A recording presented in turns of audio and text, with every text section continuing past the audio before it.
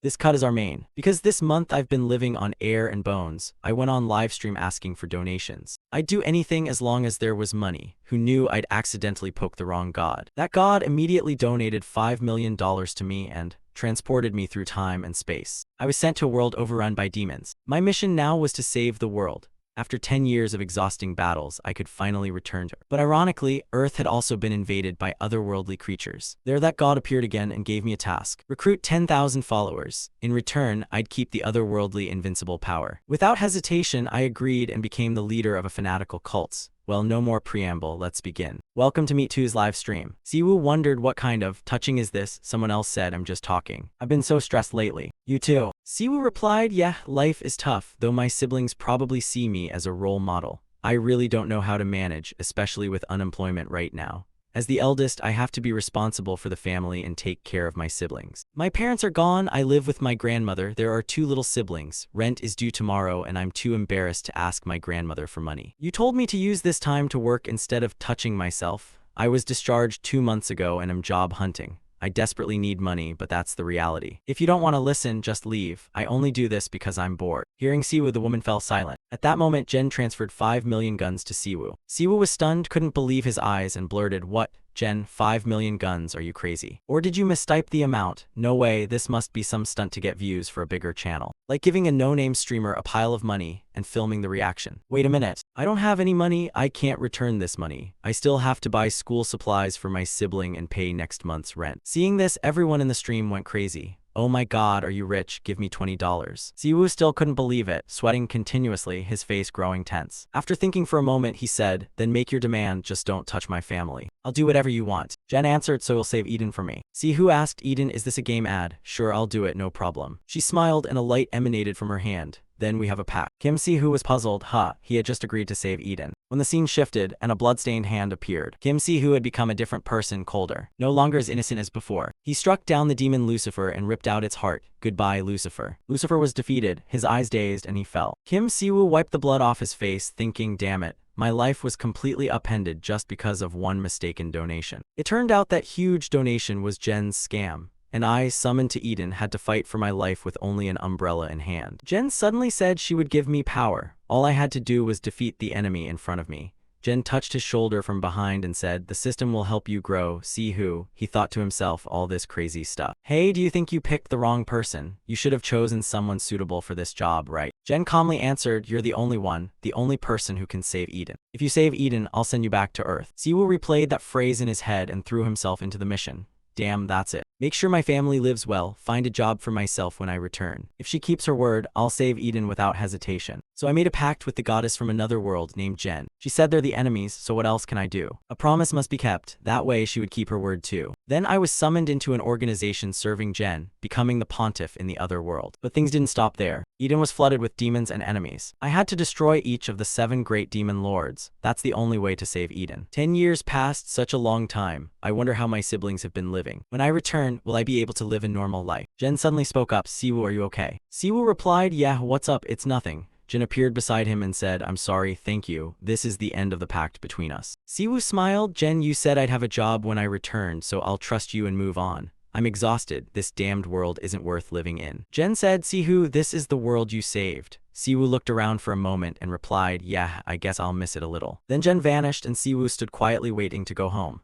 Hey Jen, next time you trick someone, have the nerve to do it instead of apologizing all the time. Goodbye. Jen replied, thanks, I'm truly sorry. Siwoo, I'm really returning to peaceful Earth. A green lush Earth, I miss Korea. Peaceful SEO. In the sky as Siwoo returned was a scene of chaos. Avon touched. Captain, reinforcements are almost here. Just hold on a little longer. Are they asking us to hold positions inside those damned Avon stomachs? Tell the reinforcements to hurry up. Damn it.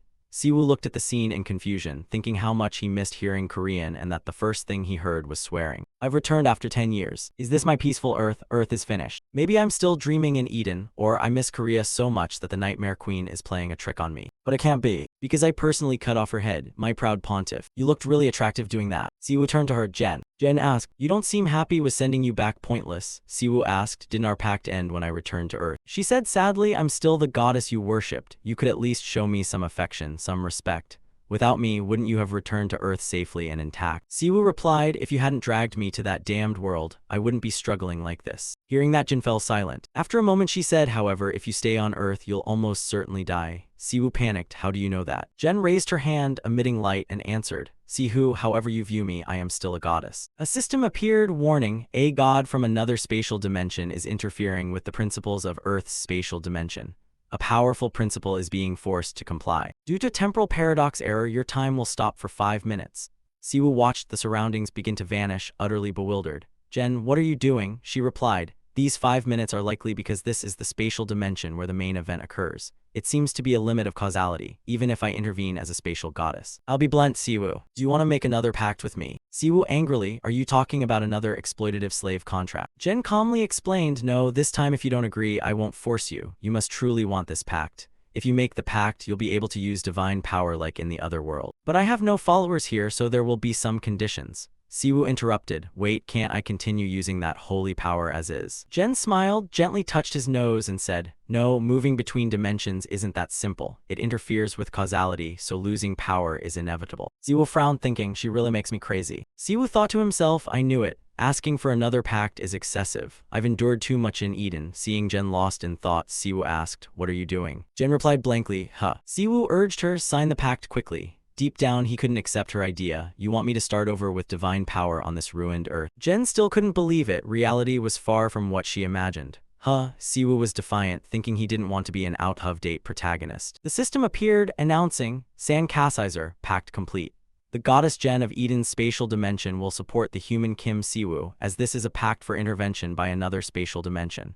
Earth's spatial dimension and the principle of causality will investigate the legitimate reasons for this. Awaiting investigation results, no issues detected. In 1 minute the timeline will resume. Jen spoke, Siwoo. Unfortunately, I have no infrastructure in this world, so I cannot stay with you long. I'm sure you have many questions, but first there's one thing you must do. Divine power is built on faith in another entity. Without faith, that power will dissipate. So to maintain the power, you must convert people on Earth to believe in me. Simple, right? You were the pontiff of the J-Men faith, weren't you? Siwoo wiped anxious sweat. The J-Men faith. Jen continued, exactly, we'll meet again soon. Don't cry because you miss me, my pontiff. Siwoo worried, not ready, wait, Jen. But Jen said nothing further, she vanished immediately. The timeline resumed. A new mission was issued. Establish a church main type.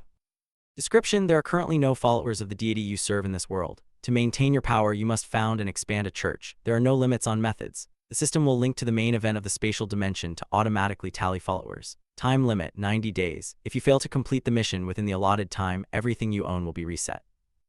The J-Men faith in Korea. You mean you want me to become the leader of some kind of cult? At that moment, suddenly a large set of jaws appeared, rushing toward them and startling Siwoo. A dragon was flying in as fast as lightning. He glanced at it coldly, and his expression changed instantly. He fixed his stare on it. Lightning crackled across his hand. He touched it just as the dragon swooped in to attack Siwoo. The dragon screamed and fled from him. Outside, the soldiers were utterly shocked. Did he tear apart one? After dispatching that dragon, Siwoo turned back with a cold gaze and blood on his face. He stood silently watching, saying nothing, only letting out a hum. That left the onlookers puzzled. Siwoo, Thon Thi letter 1EC7N smiled and asked, do you want to hear about the goddess Jen? Were they stunned? Siwoo still stood there with a mechanical smile. When the system reported follower count progress as 110000, I'm done for. Oh my god, I asked to complete 1 out of 10,000 followers. I'm truly doomed. Siwoo grabbed Convene's wing and tore it apart. He acted decisively with an icy, razor-sharp gaze, without a hint of hesitation. Siwoo fixed his steely eyes on Convene. Instantly, it was struck by lightning from all sides, immobilized and utterly defeated. Dongzich and his team were stunned by the sight and began to buzz with talk.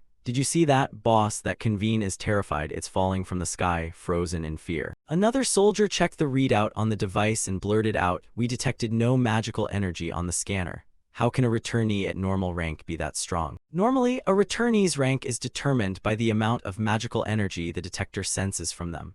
But Dongzich frowned and said in bewilderment, no way could a returnee capable of taking down Avon be only normal rank. He looked toward Shu fighting the W Horde and continued, that alone is enough to consider him as strong as a catastrophe rank. His face went pale as he grabbed the radio and announced, according to the emergency response guidelines of the Special Investigation Bureau, I request immediate mobilization of all personnel. On the other end of the radio, someone replied, is the situation at the gate that bad? He shouted back, "It's not just the gate. We've confirmed the presence of an extremely powerful returnee undetected by the magic scanner." Seeing Siwoo fighting with tremendous power unmatched by anyone, Dongzich added, "He is certainly an abnormal phenomenon beyond all our standards." Dongzich quickly advanced, not forgetting to give one last radio message. "I'll speak with him first. Send support immediately. Pleasure to work with you." The person on the other end of the radio was startled and exclaimed, "Hey Dongzich, what are you doing?" Siwoo stood in place, lost in thought. "Is that all? This fleiswater is nothing special," he wondered, turning his head to look back as he thought. But where did those people from earlier go? Just as he turned, he caught sight of Dongzich approaching him. He spoke up. Seeing Dongzich's extremely serious expression, Siwoo worried he wasn't supposed to grab that Avon.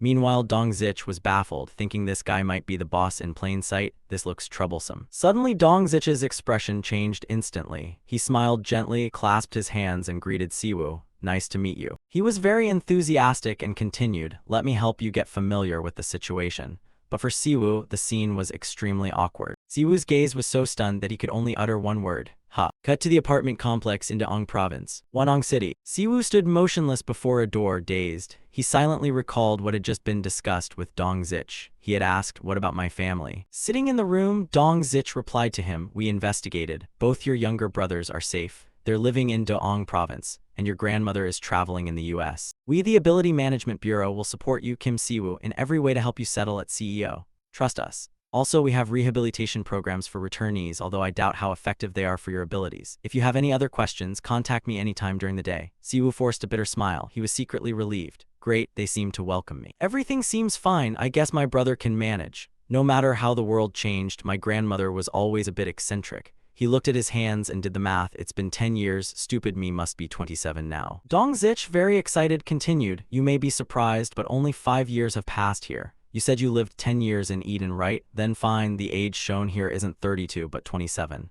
Siwoo thought, puzzled. This guy's weird. "I don't know how Earth changed over the years, but it seems people treat returnees well." Siwoo put on a relieved face, thinking it's great that they're all okay. Did Jen have a hand in this? He recalled images of his family and the longing he felt even in Eden. He truly wanted to see them again since he didn't even have a single photo of them. Standing at his door, he couldn't help but be nervous, wondering why he felt so tense. This was the most nervous he'd been since returning. Siwoo calmly reached out and gently rang his doorbell. In response, an unusual silence greeted him. After a while, nothing changed following his ringing. Growing irritated, Siwoo pressed the bell repeatedly until it rang loudly. Finally, someone inside answered. "Who is it?" Siwoo, embarrassed, cleared his throat and said, "Long time no see. It's me, your stupid brother." Immediately, joy showed clearly on his face. Siwoo continued, "How have you been?" The reply came in a very annoyed voice from his brother. Those words shattered Siwoo's current feelings. He froze, his face rigid. His stupid brother shouted from inside, "We don't follow any religion. Why go door to door like a missionary in the 21st century? Siwoo tried to explain, "Wait, I'm not here too." Before he could finish, his brother cut in and said, "You should change your clothes before you deny it.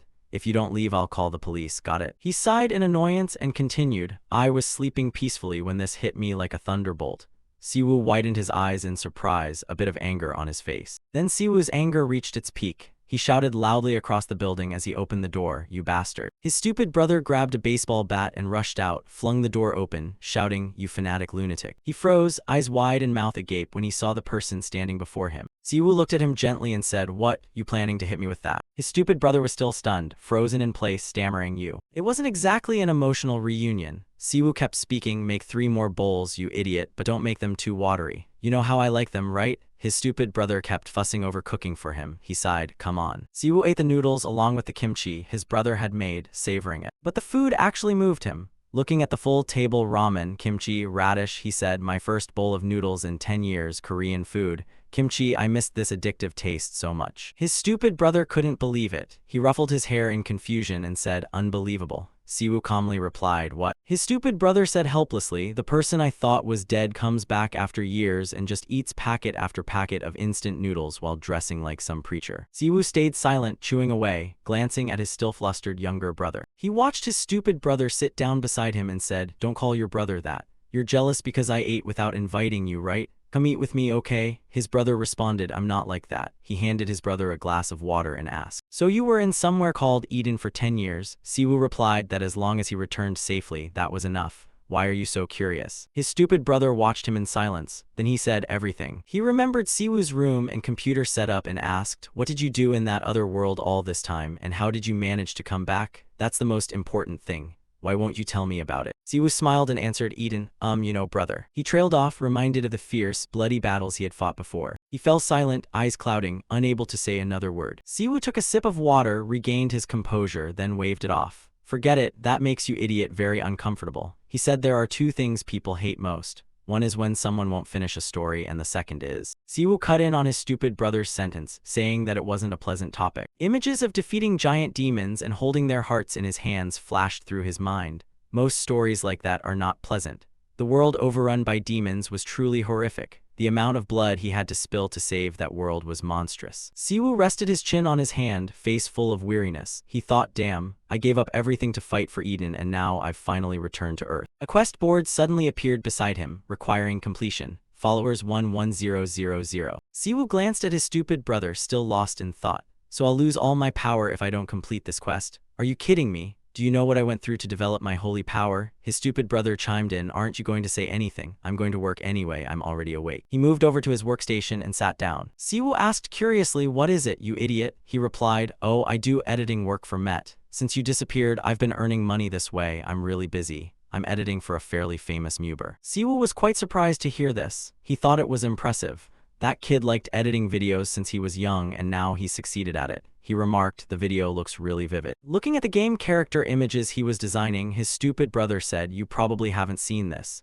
These people are popular content now. They're called players." Siwoo asked, "They handle gates, monsters, and even dungeons." He put his hand to his chin, marveling, and continued, "Yeah, they use system windows and skills." His stupid brother replied, "Ah, and since you used to read web novels, you'll probably pick it up quickly, right?" Siwoo stood motionless as his stupid brother's voice echoed, "The subscriber count keeps rising. I think I'll always have work." His eyes stared fixedly at the Met screen. Realizing something great, Siwoo slammed his hand onto his brother's chair and shouted, "Right." His brother jumped and snapped, "You scared me." A bold idea formed in Siwoo's head. If he made content on Meetup, he could promote the Gen Church and attract followers. At that moment, a notification popped up activating the Gen Church trait. This surprised him greatly, and he turned around quickly. Reading the notification, he wondered what this was. The message displayed, "Gen Zite Church. First Goddess Gen Origin, Eden, trait, no association, no completion requirements. Your goal is to attract as many followers as possible. You will gain holy points as you grow the church and complete hidden missions.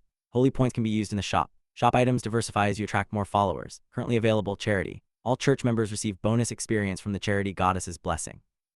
Very small chance to awaken a non-player character. Cost 10,000 holy points. Special role unlocks do not apply at 10,000 followers. This appeared because I just thought about creating a MeetoB channel for the church later. Everything is locked and useless." Suddenly he glanced at a line in the system notification. "All church members receive an additional 19% experience thanks to the charity goddess's blessing. Very small chance to awaken a non-player character." He suddenly realized, wait, this trait could be useful. His stupid brother called from behind, "You planning to open a MeetoB channel too? But there are some things to sort out first." As Siwoo heard his brother's words, he gave a strange smile. His brother here was extremely confident. He patted his chest proudly and said, "All right then, of course.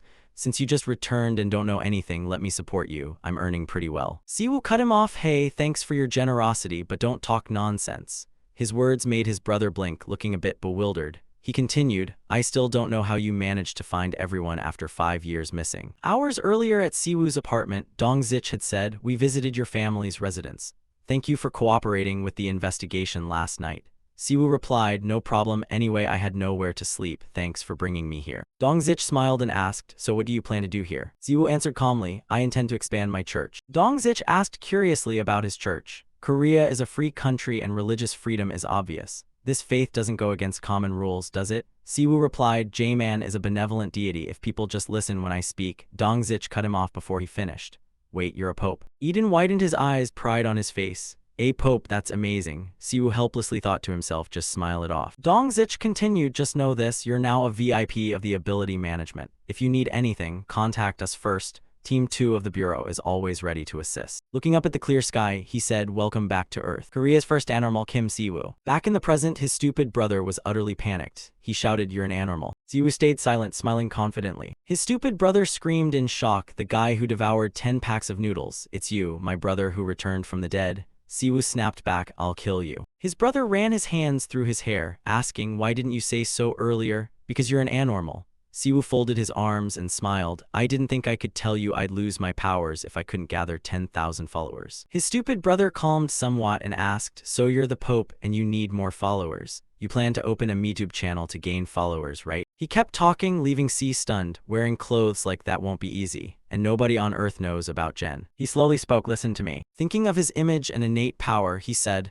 what if I had an ability that could awaken ordinary people? Siwoo continued, an ability that turns them into players. If I had that power, strong nations would compete to recruit me. His brother immediately replied, what are you talking about? There couldn't possibly be such an ability. You'd make a fortune. If there was a chance, I'd sign up first. A halo of light and the gentle presence of a pope radiated from Siwoo. He said Jen is the goddess of mercy and charity. A system panel appeared before him. Available item, charity. All church members gain 10% bonus experience from the charity goddess's blessing. Very small chance to awaken a non-player character. Cost 1,000 points. Special roles do not apply to unlocks at 10,000 followers. This left his brother utterly stunned. He stammered, players, could I become a player just by believing? Siwoo smiled affectionately and said, not right now, but if I gain more followers, I think I can buy this trait.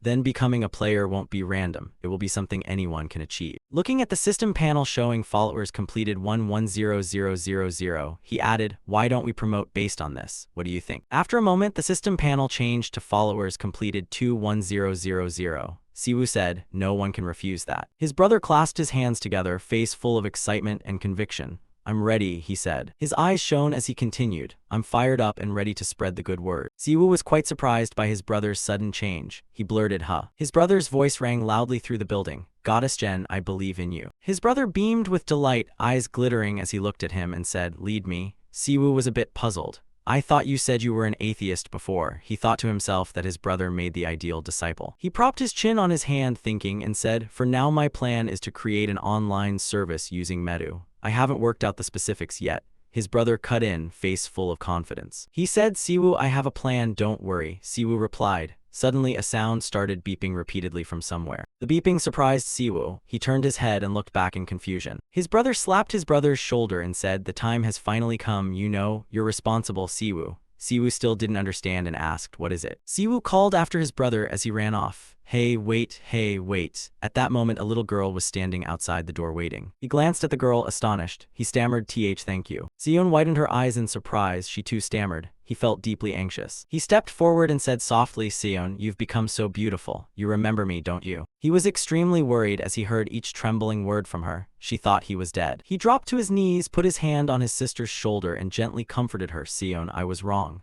I'm sorry I left without saying anything, but today is a good day because we met again, right? Immediately after, the girl broke into loud sobs, causing him to panic. Seon, that's enough. Seon's cries grew louder, echoing through the building. Siwoo called out to Mr. Kim, his brother, to go outside and help him. His brother shrugged him off, this is your karma. The next day at a certain school, Seon waved at Siwoo. She said, Siwoo, let's eat fish cake together. Today, okay? He replied, okay, I promise. The girl turned and ran, but didn't forget to look back at her brother, wave goodbye, and excitedly say, great, I know a really good place so you have to eat there with me. I'll be right back. Siwoo was happy too. He smiled and waved farewell to his sister. After a day as exhausting as a war, neighbors kept interrogating his family. Why did Seon cry? After apologizing to the neighbors room by room, peace finally returned. The scene was truly peaceful now. At a government building, Siwoo spoke up, I've talked with my brother, but for a woken person to operate properly on Mew, they need state authorization. She sat talking in the office. A man answered Siwoo, I understand. If so, we'll support you as much as necessary. He put his hand on his chest and continued, sorry for coming late to see you. The returnee Kim Siwoo, he is Minister du Conho of the Ability Management. Siwoo raised the steaming cup to his lips and pondered. An important figure, mediator for the woken groups, though he wasn't awoken himself, he never expected to meet du Nho. Well, that's the power of protocol. I guess so, since the Gen sect was the first religious order in Eden, leaders of all races had gathered. Conho asked, is missionary activity the reason you'll be operating? Siwoo stammered, yes. Conho replied, ah, right, missionary work is very good. He continued, you can reveal that you're a returnee on Metop, but please also disclose that you're an anomalous person at a press conference held by the Ability Management. Siwoo replied, of course. A video of Siwoo fighting was played. Conho asked, have you seen this video? Siwoo watched the footage and said, so this video was released. Conho replied, we imposed a ban but couldn't block it. Siwoo followed the clip, thinking his brother must be good at medu. I've seen it. Conho added, you may be upset by this, but we'll assign some agents around you for a while. I promise, in my name, no one will harm you. He continued, because an anomalous person like you hasn't appeared in Korea before, our management still has gaps, please understand. After hearing that, Siwoo thought it made sense in retrospect. He smiled inwardly, thinking it was fine, no problem. Back home, Siwoo was talking to his grandmother on the phone. On the other end, she scolded, Dan, you came back without calling grandma. Siwoo hurriedly said, sorry, I'm sorry, yes. On the other end, his grandmother continued, it's okay, as long as you're back safe, I'll end my trip. Take care of Seon and Inwook. Siwoo replied, yes, grandma, you come back safely too. After that conversation, she hung up first. Siwoo was silent for a moment. Then he spoke to his brother. Grandma said, as if she clearly knew he would return. His brother turned and answered him. She said she sometimes dreamed of him. According to his brother, in her dream, she sometimes walked steadily across an endless horizon and at other times fought winged monsters. Is that why she was certain he'd return alive? Siwoo sat silently staring at his phone screen and murmured that it was indeed interesting. His brother focused on his computer screen at work and called back, I thought you were dead. It's unbelievable that you're back and an anomalous person too. Hearing that, Siwoo fell silent and brooded for a while. He recalled some old memories. The three of them had a good relationship, especially in their final year. After their parents died in a car accident, if their grandmother hadn't raised them so cheerfully, the three of them would have faced great hardship. Sitting with his arms crossed, he brooded again. His brother had waited a long time and finally gave up, thinking he was dead. Suddenly his brother spoke up, ah, right, bro. He looked very pleased and said, we held your funeral as a burial in the forest. There's a tree with your name on it. We were going to hold a 5 or 10 year mourning, but in the end we decided not to. C made it look beautiful. Siwoo, helpless, replied, we should get our money back right away. He rolled his eyes at his brother, thinking the kid was definitely not serious. His brother remained focused on the computer screen at work. Siwoo spoke up anyway, tell me what you propose. His brother turned, took a breath and said, okay, I have a plan. Look at this first. On the computer screen was a Player K account with 5,000 subscribers. The channel makes beginner lessons for strategy dungeon running. In the video, Mino, the owner of Player K, says, monsters appear most often in dungeons and wave gates. Today I'll talk about O's weaknesses. His brother explained, a set of armor and a sword, that's why he has so many subscribers. Siwoo stepped closer to the screen, rubbed his chin and said, because he's handsome. His brother replied, you think so too, right? And he has a good personality, never any controversies, really great. He even pays me regularly. His brother switched to another channel and continued, right now we only have one channel set up. Creating an account usually takes over 2 weeks, very impressive. The computer displayed channel info, we believe in Jen. Do you believe Jen, the official channel of the Jen Church on Metapi? The official channel of the Jen Church on Metop. We believe in the goddess Jen. He turned to his brother and added, as you know, the easiest way for new channels to attract attention is with help from big corporations. His brother continued, and there are segments you can join right now in the program he's running, the Newcomer Military Academy. Playlist Newcomer Military Academy. That channel has many different videos. Rookie, why did your eye open like that? Rookie Military Academy buys a fast growth for rookies. Rookie versus Rookie T. How to identify Megabitty. Rookie Military Academy buys a fast growth for rookies. A veteran who likes to save and a young rich rookie. Rookie Military Academy Season 1 Fast Growth for Rookies consumes an OA psychologist's perspective.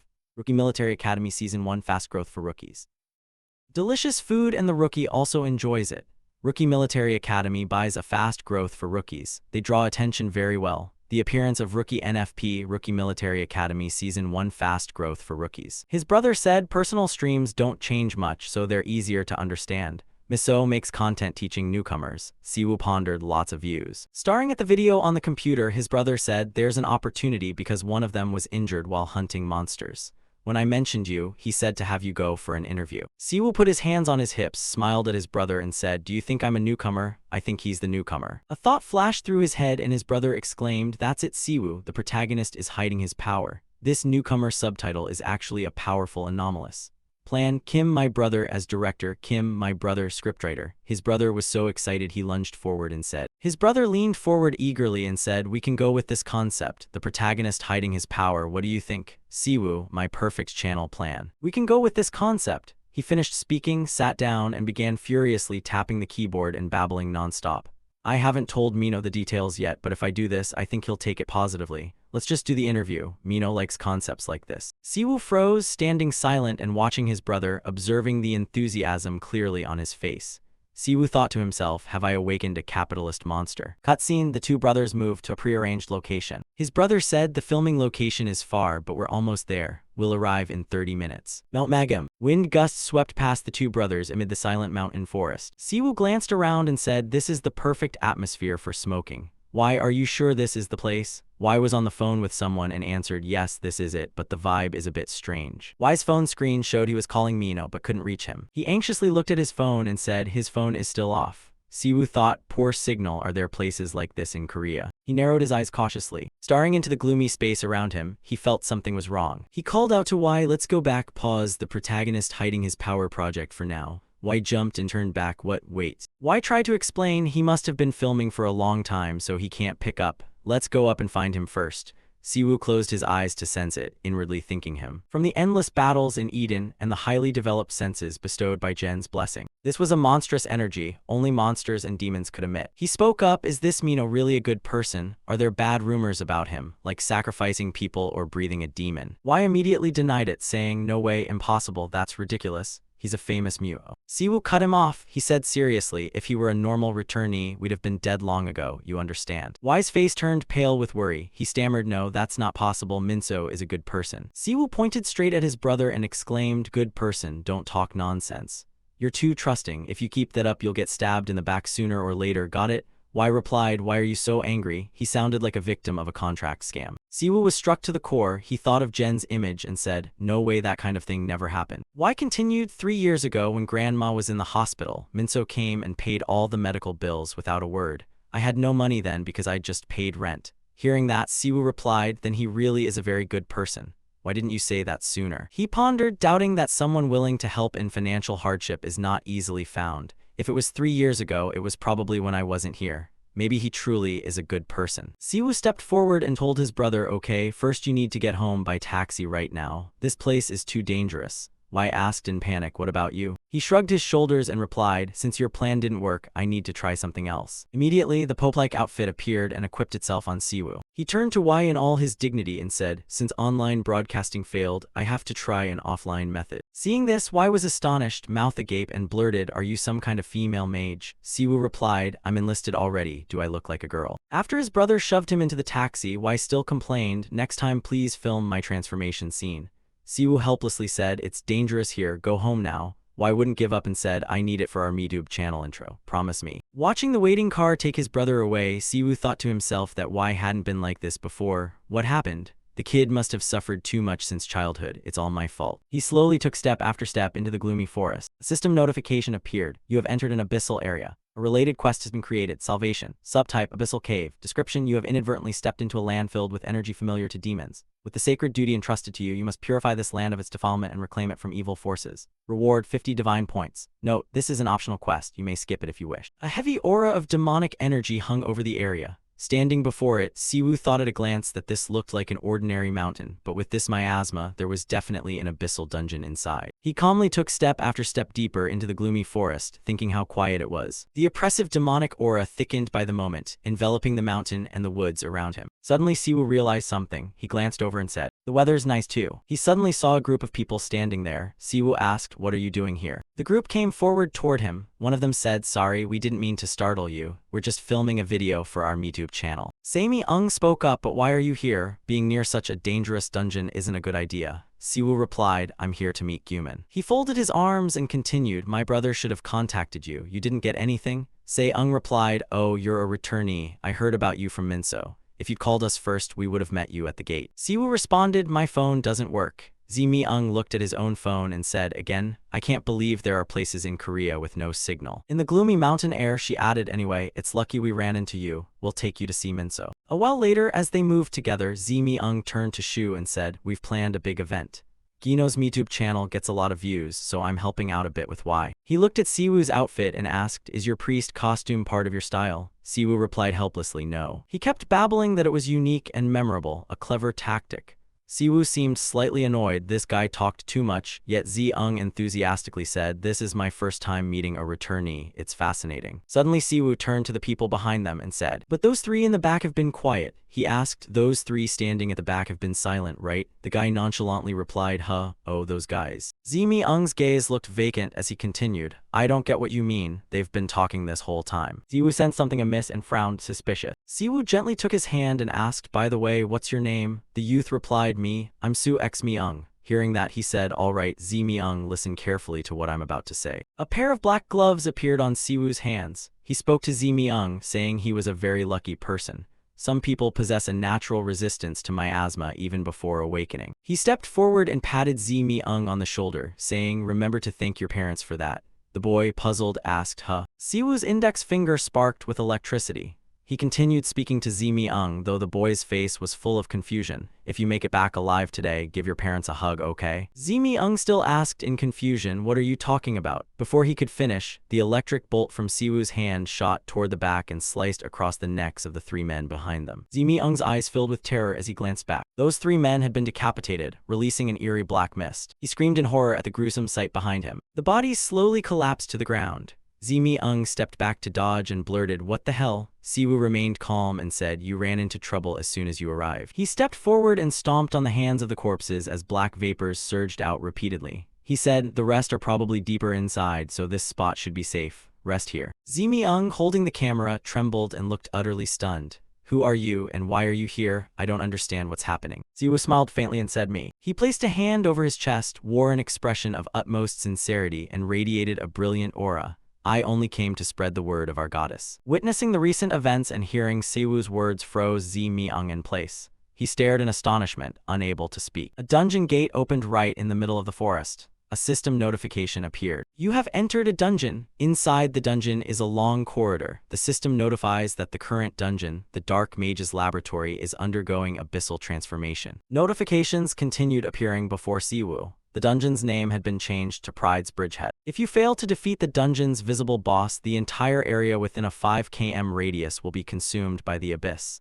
Time remaining, 2:07. He glanced around, thinking abyssal transformation. The miasma here had grown stronger. Siwoo pictured a maze in his mind and felt he could sense the spiritual energy of other players. Surely some were still trying to resist the miasma here. Siwoo stepped forward, thinking it must be nearby. By chance, he saw a few people slumped over, which made him stop. Looking at those seated there, he thought they still seemed alive, but they had no faces. This clarified the identity of the creatures he had killed before entering the dungeon. They were mimic, strange monsters that render victims unconscious, then transform and impersonate them. Mimic knock their victims unconscious rather than killing them, because they cannot impersonate the dead. As low-level monsters, mimic lack vocal cords and cannot speak, so they cannot exist independently. That meant the doppelganger of the dungeon was certainly an impersonator of a proud warrior. The system displayed, you have identified the keyword impersonator. The dungeon's twin had been revealed as an impersonator. Siwoo read the notification and said as expected, monsters like mimic that can become others are a nightmare to deal with.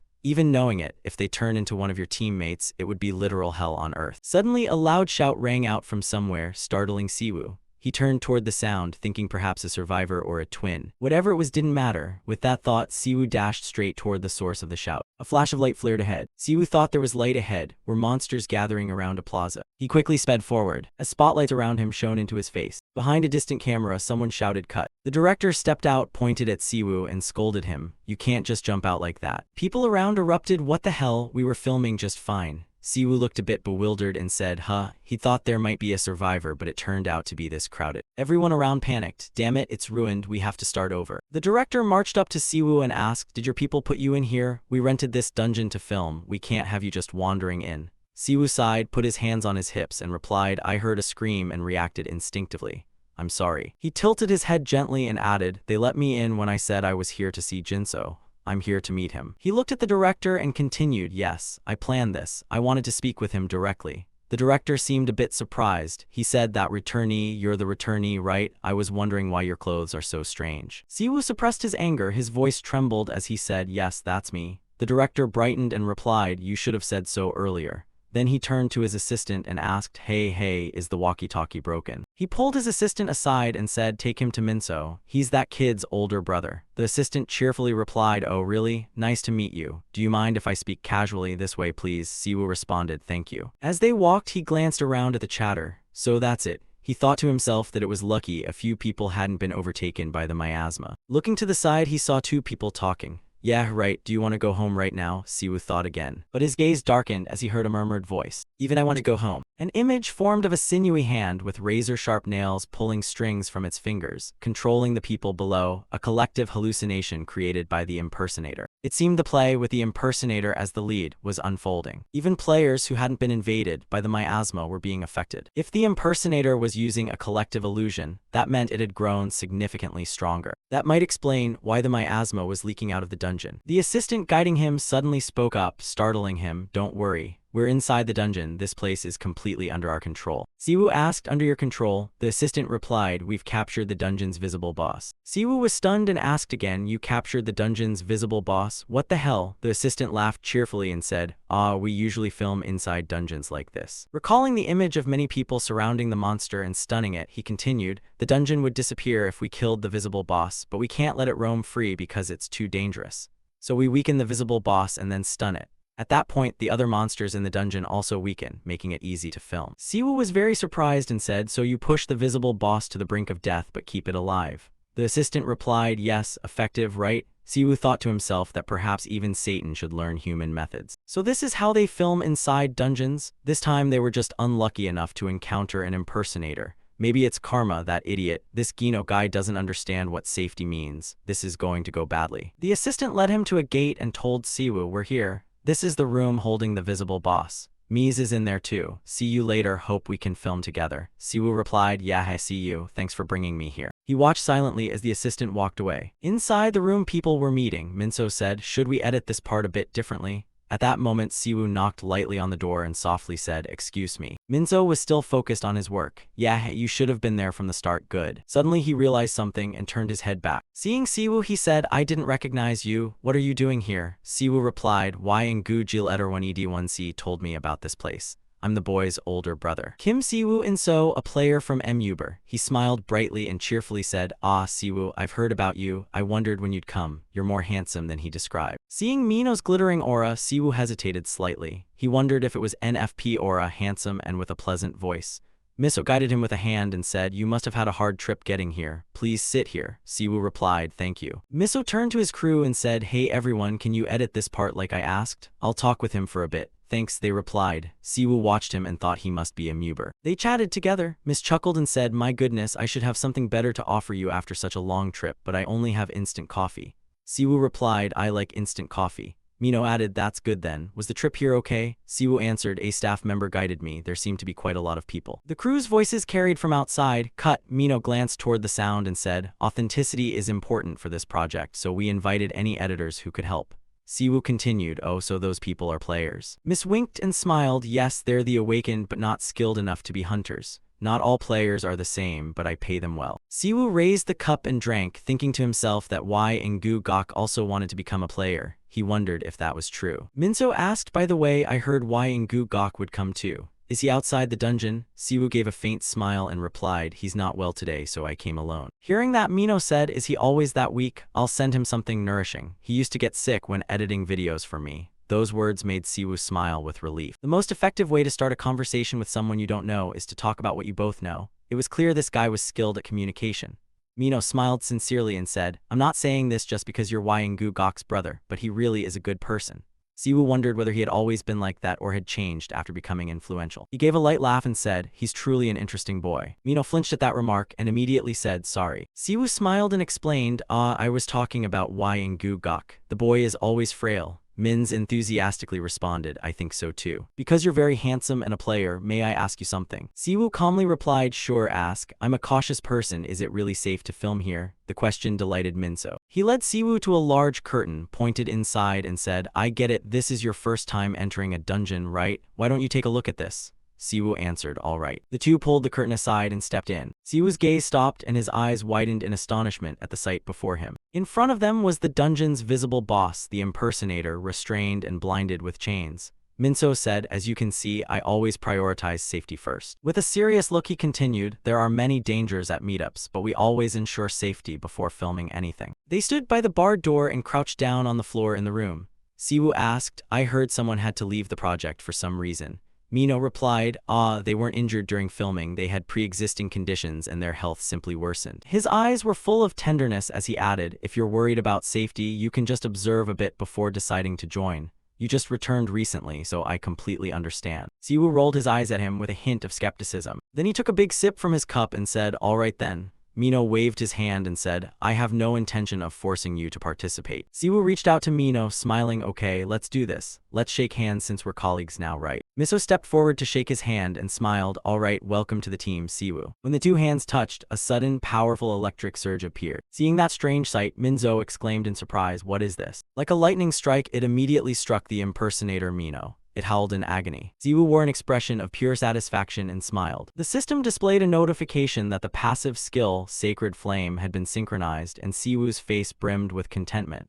He taunted the impersonator, displeased. If you guys are just deceiving us, a performance should at least have some dramatic flair. Siwoo's grip was so strong that the impersonator's hand became deformed, and the force caused it to scream in maddening pain. Siwoo said excitedly, don't you think so? He released his hold and the impersonator collapsed to the ground. He stepped close to the impersonator and whispered softly in its ear, why? Siwoo used his strength to push the impersonator down. He continued, how do you rate my acting skills? When he realized the dungeon's visible boss was an impersonator, Mino's eyes filled with tears. He thought this would be the final resting place for the entire team. Mins felt a huge hand from the impersonator clamp around his throat, causing him excruciating pain. The impersonator had taken Miso's form. Deep down, he thought that once that monster incapacitated him and took his shape, everything had been decided. It swapped itself with Minso and imprisoned him in the impersonator's form. Immediately after, Mino's film crew captured him in the impersonator's form. They happily cheered, we've caught the visible boss. Mino's consciousness tried to cry out, I'm not the impersonator, please, but no one heard. Powerless, he watched the fake Mino outside as his own mind kept screaming,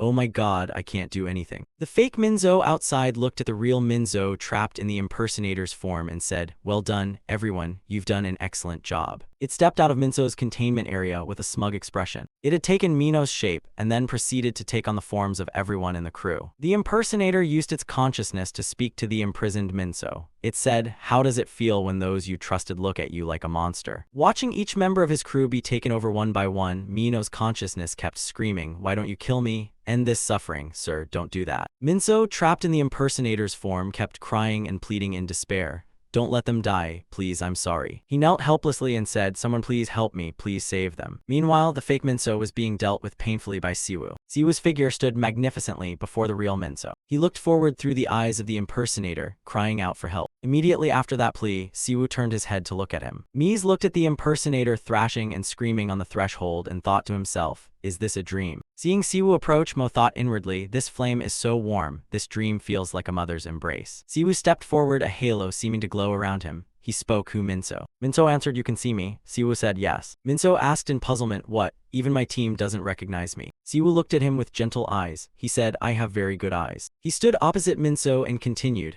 I haven't introduced myself, I'm Wyangu Gok's older brother. The consciousness of Mino inside the impersonator replied, Wyangu Gok, I care for him deeply. Siwoo listened silently as he spoke, he's really hardworking, so young yet doing everything to support his sister and grandmother.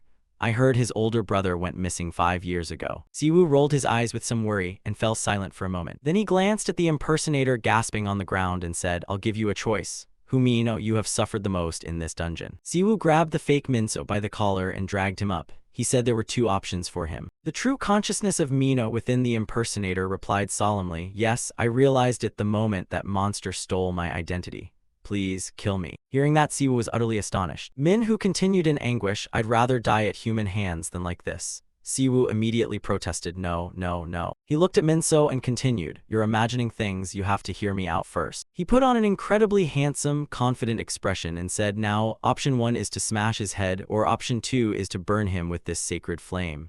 I recommend the second, it's much more painful. Minso, in the impersonator's form, fell silent and thought for a long while. After thinking it through, he mustered the courage and cried out, make him suffer, make him endure until his last breath. Siwoo winked in agreement and said, of course, nothing beats burning these demons, I'll roast him thoroughly. The sacred flame flared up and consumed the impersonator in disguise. It screamed wildly in agony. The chains around the real Minso's body began to vanish. He looked at them and whispered, "The chains have disappeared." Minso, staring at the chains, said, "The bindings that held me for so long are gone." The system displayed notifications. "You have been redeemed by the sacred flame. You have been redeemed by the sacred flame. You have completed the hidden objective, redemption. A deity from another world answered your prayer." Jen immediately appeared powerfully before Minso. She looked at Minso with gentle, tender eyes. She gently placed her hand on his face and said, "Don't blame yourself. This is not your fault." This surprised Minso quite a bit. Minso's expression gradually relaxed. He thought to himself that he had never believed in miracles. He closed his eyes to feel everything around him and wondered what else he could call this if not a miracle. System messages appeared one after another. "You have cleared the abyssal dungeon. This dungeon will self-destruct in 1 hour. You have gained 50 divine points for clearing this dungeon. You have completed the redemption quest. You have received 100 divine points." Siwoo folded his arms and looked at the notifications. He thought to himself that he didn't feel happy about this. Would things have been different if he'd arrived earlier? He turned his head to look back, thinking things could have been worse. It didn't seem anyone was severely injured, and they'd wake soon. Miss lay below, whispering to the goddess. Siwoo glanced toward the light and said, "That's it." He looked at Jen, resplendent, and said, "When we parted last time you seemed panicked, so I thought I wouldn't see you for years, maybe longer. I didn't expect to meet you so soon."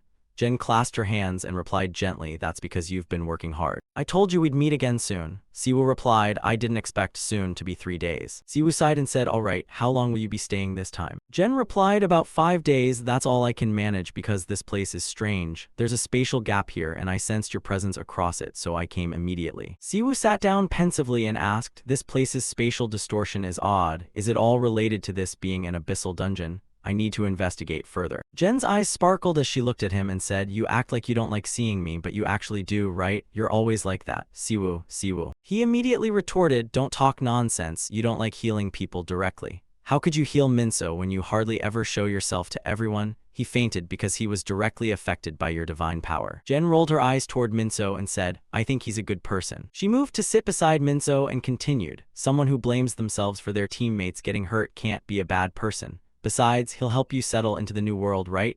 I've seen you work hard to find supporters for me in a strange land, so I have to help those who have supported you." She continued, "Siwoo, how do you feel about your homeland after all this time?" Siwoo replied, "Everything about that place is strange." Jen wrapped her arm around him, rested against his arm, and said, "I didn't have time to tell you something important, but do you remember when?" She recalled the moment. "When C first came to Earth," she said, "we made a pact on Earth, didn't we?" At that moment, a system alert appeared. It warned that a god from another world had interfered with Earth's causality. Jen spoke up, "The causality that governs all dimensions also applies to all gods." The system continued to inform, "A powerful force compels everything to obey the natural flow of the world." Jen continued, "Because of causality, I, someone from another world, cannot affect anything on Earth." Siwoo, hearing that, sprang up and asked, "You can't affect anything on Earth?" He looked at Jen and asked further, "Then what about me using powers on Earth? Also, you just healed Minso with your power." Jen replied, "Yes, that's why you have to be careful." Siwoo. An image of a large scale appeared. Jen continued, "Causality is like a balance. Earth allowed an agreement between you and me, which means there must certainly be something heavy on the other side of the scale." Siwoo was still bewildered. He said the heavy thing on the other side was Jen, who smiled at him but did not respond. He added that she couldn't speak. This left Siwoo silent as well. He couldn't say anything further. There was something he didn't know that transcended the rules of causality. Siwoo scratched his head, sighed, and continued, "I can't even rest a bit. I guess it's strange that monsters are starting to appear on Earth. All right then." Jen looked sad and asked, "Aren't you angry?" Siwoo turned to her and said, "Why would I be angry with you?" Seeing Jen's puzzled expression, he explained, "It's not your fault that Earth has become like this. I have no reason to be angry. I'm not that kind of person." Hearing Siwoo, Jen smiled happily out loud. Siwoo was startled and shyly said, "What are you laughing at?" Jen turned away and said it was nothing. Siwoo then asked, "Are you leaving?" He fell silent in thought. Perhaps he had grown close to her over the past 10 years and didn't want her to go. Siwoo looked at Jen's retreating figure and said, "Next time let's take a photo. Maybe just seeing her picture will make followers come to us on their own." Jen looked back and replied, "I'll take that as a compliment. Thanks, Siwoo. I want to meet you in a brighter place next time. You know what to do, right?" Siwoo was surprised and exclaimed, "Wait, what do I have to do?" Jen intertwined her fingers and prepared to leave. She didn't forget to say her final words to Siwoo. "You need to build a shrine for me so I can manifest more easily and to attract more followers. See you. Siwoo. After a while, Minso suddenly woke up. Siwoo looked at him and said, "You're awake, how do you feel?" Minso turned to Siwoo and blurted, "What about the goddess?" Siwoo replied, "She's just left." Hearing that she had just departed, Minso blushed slightly and silently looked at his hands. He asked Siwoo, "Do you think I can meet her again?" Siwoo smiled and replied, "About that, don't you want to know more and hear good things from our goddess?" On a fine morning, traffic bustled along the streets. A system notification suddenly appeared for Siwoo. The system reported that a task requirement had been met. Followers 410000. Siwoo pondered for a moment and then thought to himself that the incident with the impersonator at the Gam Mountain dungeon in Gudu 2 days earlier had ended without casualties, with only 12 people injured. None of them were physically injured, but they all suffered psychological damage from the imposters and the imitators because they had been brainwashed. Yumino, who was healed by Jen after falling victim to an imitator, was hospitalized in the Gazu area. C is currently on his way to visit him with the naive kid. Then suddenly the naive kid spoke up, interrupting his train of thought. He said, "Fortunately Minso wasn't seriously hurt. He'll be discharged in a few days." I wonder what would have happened if the imitator had succeeded. Hearing the naive kid ask that, Siwoo replied, "Well, if I'd been a day late, it wouldn't have been just a few people getting hurt." On receiving Siwoo's answer, he panicked. What? Then Siwoo continued, "They would all have disappeared or died. It seems demonic gates aren't widespread here yet." The naive kid asked back, "Demonic gates?" Siwoo answered that it's a type of dungeon that summons demons ranked above abyssal gates. There's a reason the imitators are called the Proud Vanguard. When he was in Eden, an imitator sacrificed an entire village to summon a colossal demonic gate. The Proud Legion invaded Eden through that gate. The imitator who appeared in Korea probably intended to use those in the dungeon as sacrifices to summon a high-ranking demon.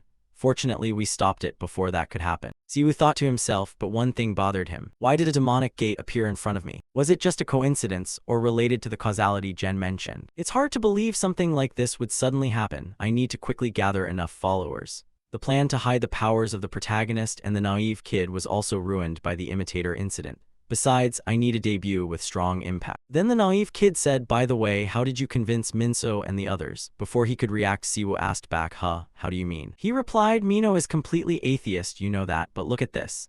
Then the naive kid showed Siwoo something. It read, "Minso, naive kid, the Pope is proof that the goddess loves this world. Let's all try to serve her well, okay?" He continued, "Did you blindside Minso and brainwash or psychologically manipulate him? You did that because he's an influencer with 5.4 million followers, right? That's a crime."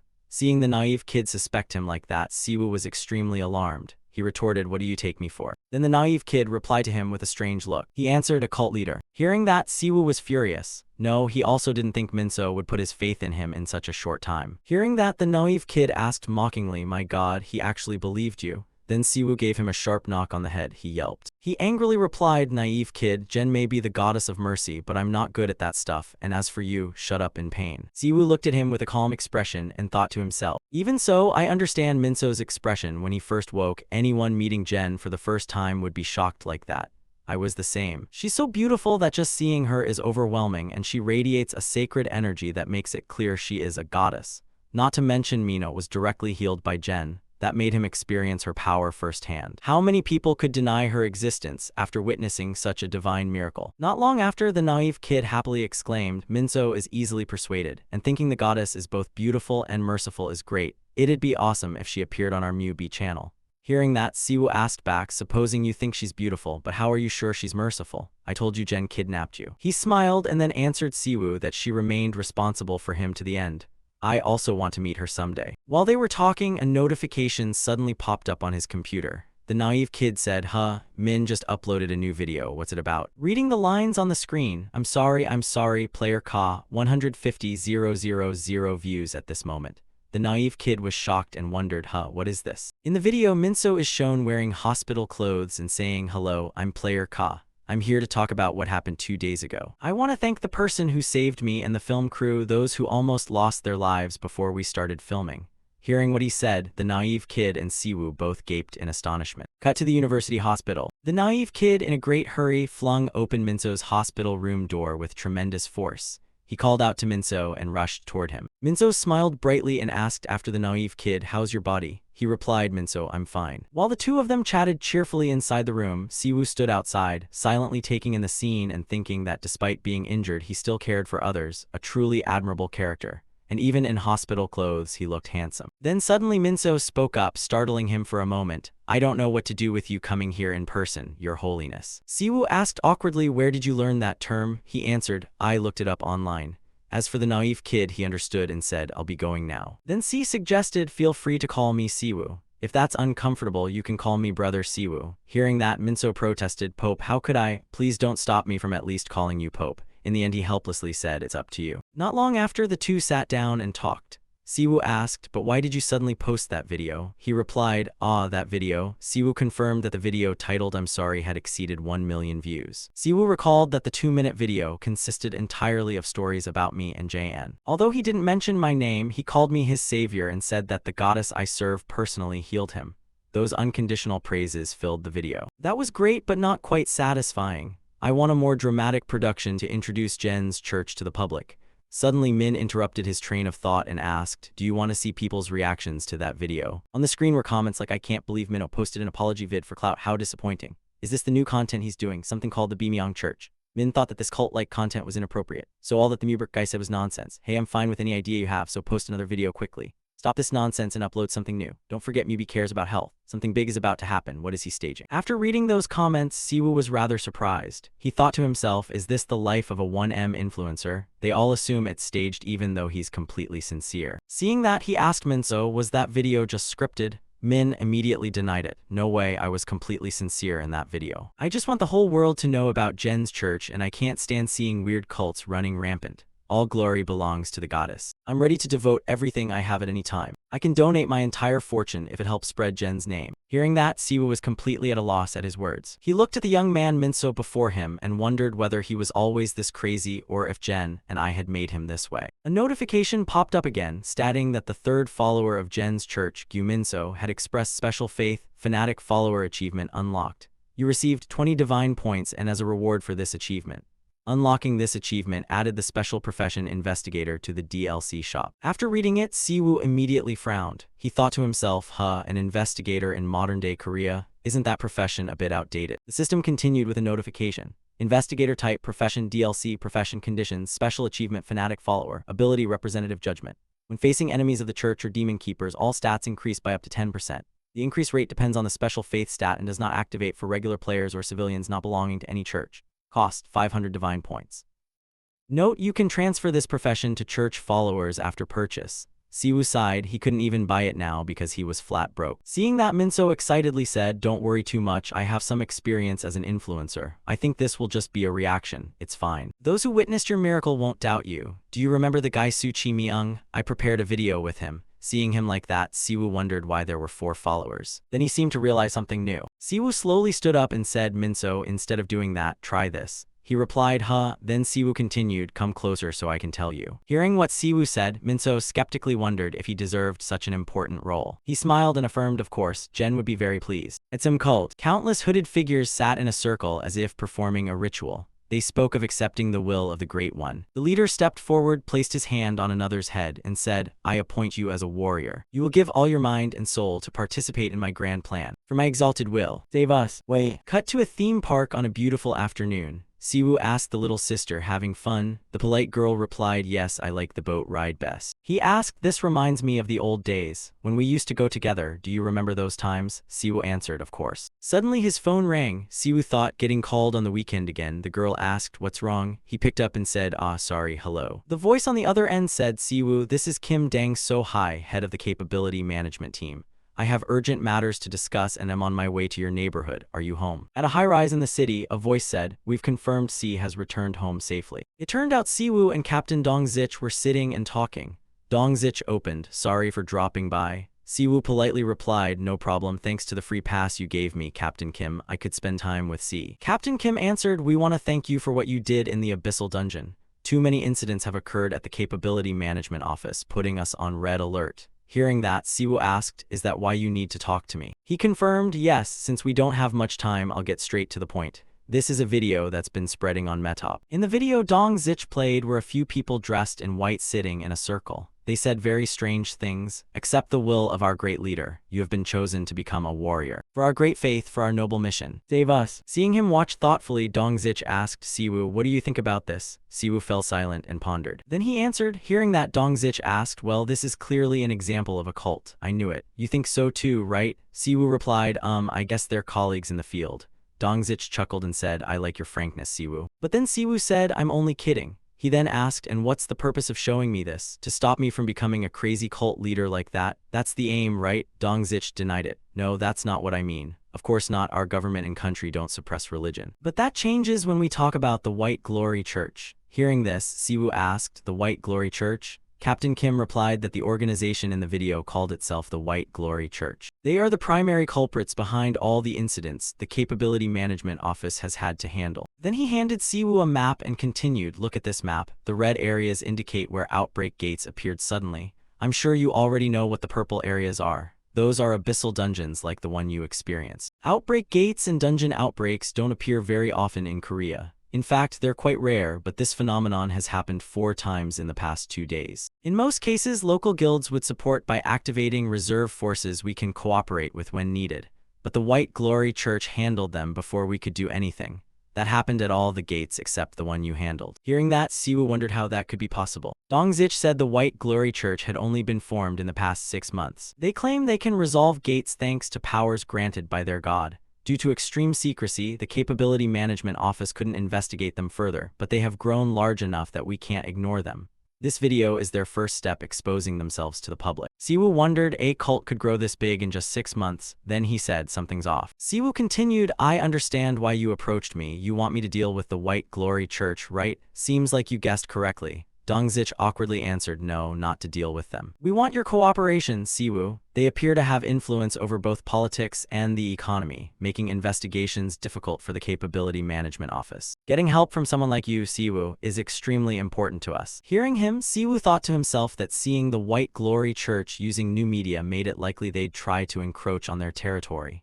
However, with the government on his side, he'd make sure that church would regret coming above ground. He said all right, he'd cooperate with them in investigating the White Glory Church since abyssal dungeons and they might be connected. He would look into it himself. Master Siwoo agreed and Dongzich burst into joy. Really? If you can help us with the White Glory Church and the sudden outbreaks, we'll fully support you. Although we haven't fully understood your abilities, your presence in Korea gives us renewed hope. Thank you. Siwoo flusteredly replied, no need to thank me. Seeing Dongzich act like that, Siwoo wondered, is this something to be excited about? I can hardly sympathize what happened in Korea over the past year while I was away. Cut to where Shu lives. He was probably reading something on his phone that said a nameless player used a passive skill to tear apart the convene, not a specific skill. Then someone replied, I agree. There's no sign of magic or skill delay. I believe the flame in his hand is sacred fire. Even ordinary monsters near the immortals seem to suffer tremendous damage from it. Now I'm sure everyone is curious who this person is. That's why we'll invite the mysterious person from the video in the next episode.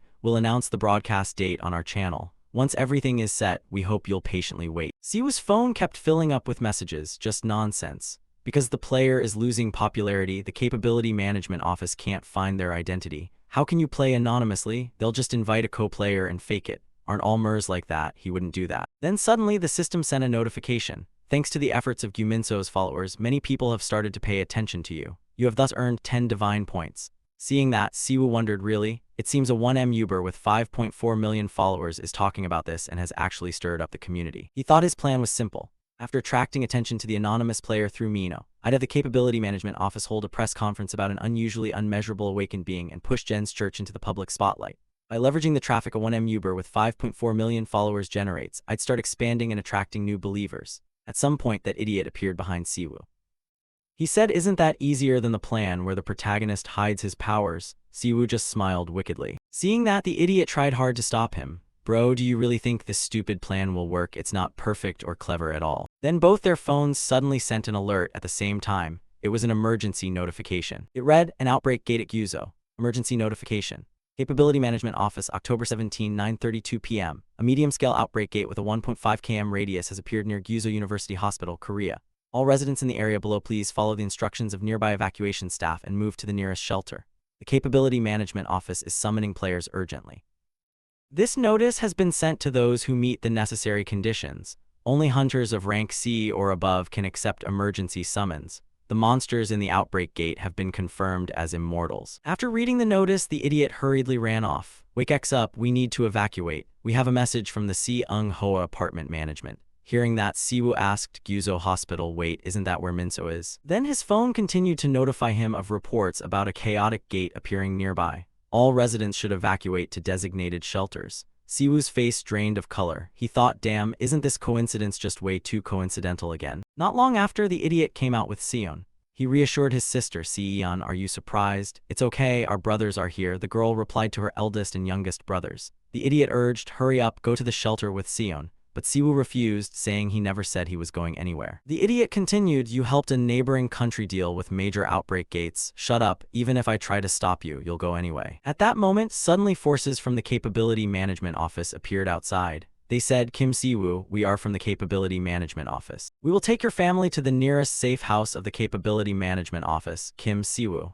Please meet Captain Kim when you are ready. Hearing that, he fell silent for a moment. Looking around, the capability management personnel said, the monsters are mainly immortals. The gate core has not yet been found, and we have restricted movement into the area to hunters of at least rank C. It's been 3 years since the Busan tragedy when the last outbreak gate appeared in the city. Not long after they arrived at the destination, they said, we've arrived, Siwoo. Siwoo observed for a while and saw scenes of misery everywhere, a mother holding her child and crying. Sob, sob, mom, yes, doing, mom's here now, everything will be okay, we need treatment here. Then thousands of apologies echoed, sorry, sorry. Then came the loudspeaker announcement, warriors participating in the gate suppression plan, please follow the others. Thank you for cooperating with the evacuation. Players were now assigned to rescue teams and planned to enter soon.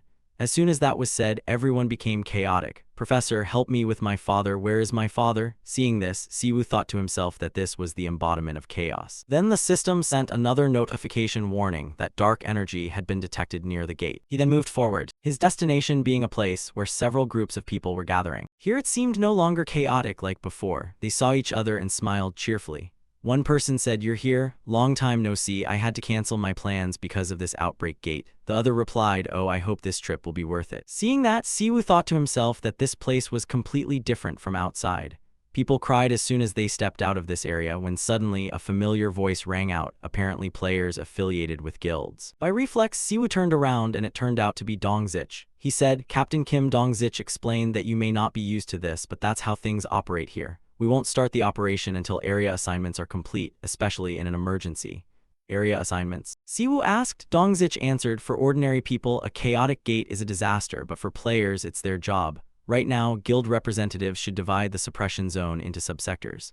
Siwoo replied, this world gets more interesting by the day. Hearing that, he denied it. No, actually this makes me nauseous. Then Siwoo asked, remember our conversation yesterday about you supporting my decision if I helped with the White Glory Church? He replied, yes, I remember. Then Siwoo continued, I'll handle this gate by myself. Hearing this decision, Dongzich was extremely surprised and blurted out, what? Siwoo added, let everyone else focus on rescuing victims. I'll handle all the combat-related matters. But Siwoo didn't give Dongzich a chance to stop him and immediately began to act. He placed a hand on his shoulder, and then his clothes suddenly transformed into a neat black outfit. His whole body radiated a halo that made those around exclaim, what the hell is that? A beam of light rose from around Siwoo up to the sky. Everyone who looked at that beam gasped, look, the sky is beautiful. Mom, look, what the heck is that? Then the system continued to announce that the active skill, Sanctification, had altered terrestrial conditions. When activated, the effects of Sanctification would apply to the surrounding area. Monsters and immortals would be weakened. Weaker immortals would be erased immediately. Manager of the title space, fate is watching you. Then Siwoo knelt down and began to pray. O Jen, please godly punish those who try to disturb the peace of this land. For the duty of defeating those who stand against us, I will offer this body. Terrifying roars echoed throughout the building. The immortal creatures charged in majestically, angrily howling to intimidate. Everyone in the building was terrified and fled in a hurry.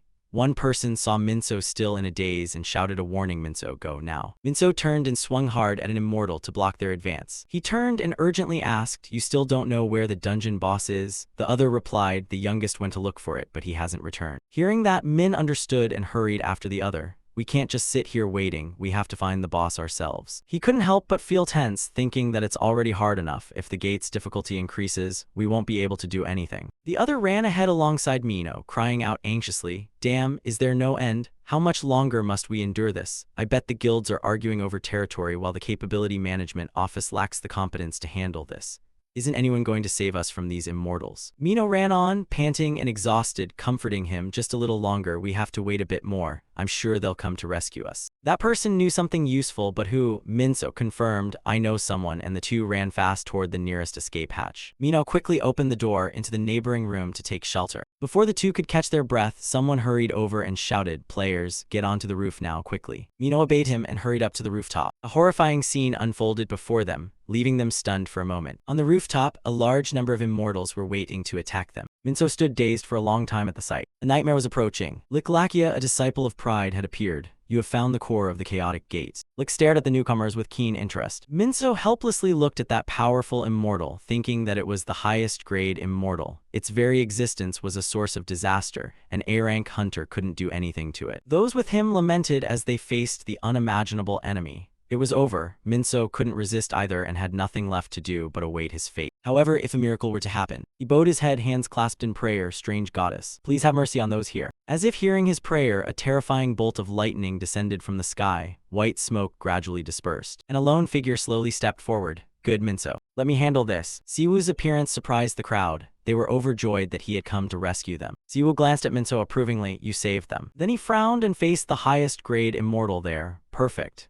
As Minso had prayed, he had reached the roof instantly. The Earth's dimensional system was conducting a destiny synchronization test. The chaotic gate, formed for unknown reasons, was disrupting the unity of destiny. The system requires you to balance the destiny of Earth's dimension. 3, 2, 1. The result of the destiny synchronization test showed no issues. The system's announcements made Siwoo involuntarily exclaim. Lick also showed some hesitation when facing Siwoo. You possess a troublesome power. I don't know where you borrowed this power from, but with this alone you cannot defeat me. This land will soon become a sacrifice to the great proud one. No one can illuminate his darkness. Siwoo felt extremely skeptical at these words. What are you saying? Information about the Holy Untouchable has been synchronized across Earth and Eden. Holy Untouchable, an active skill category described as annihilating all demonic energy within a designated range. A blinding beam of light shot forth, causing the immortals to cry out in agonizing wails. Even Lick briefly panicked at the intense light. Who are you? How do you have this kind of power? What power can so easily wipe out my entire army? What?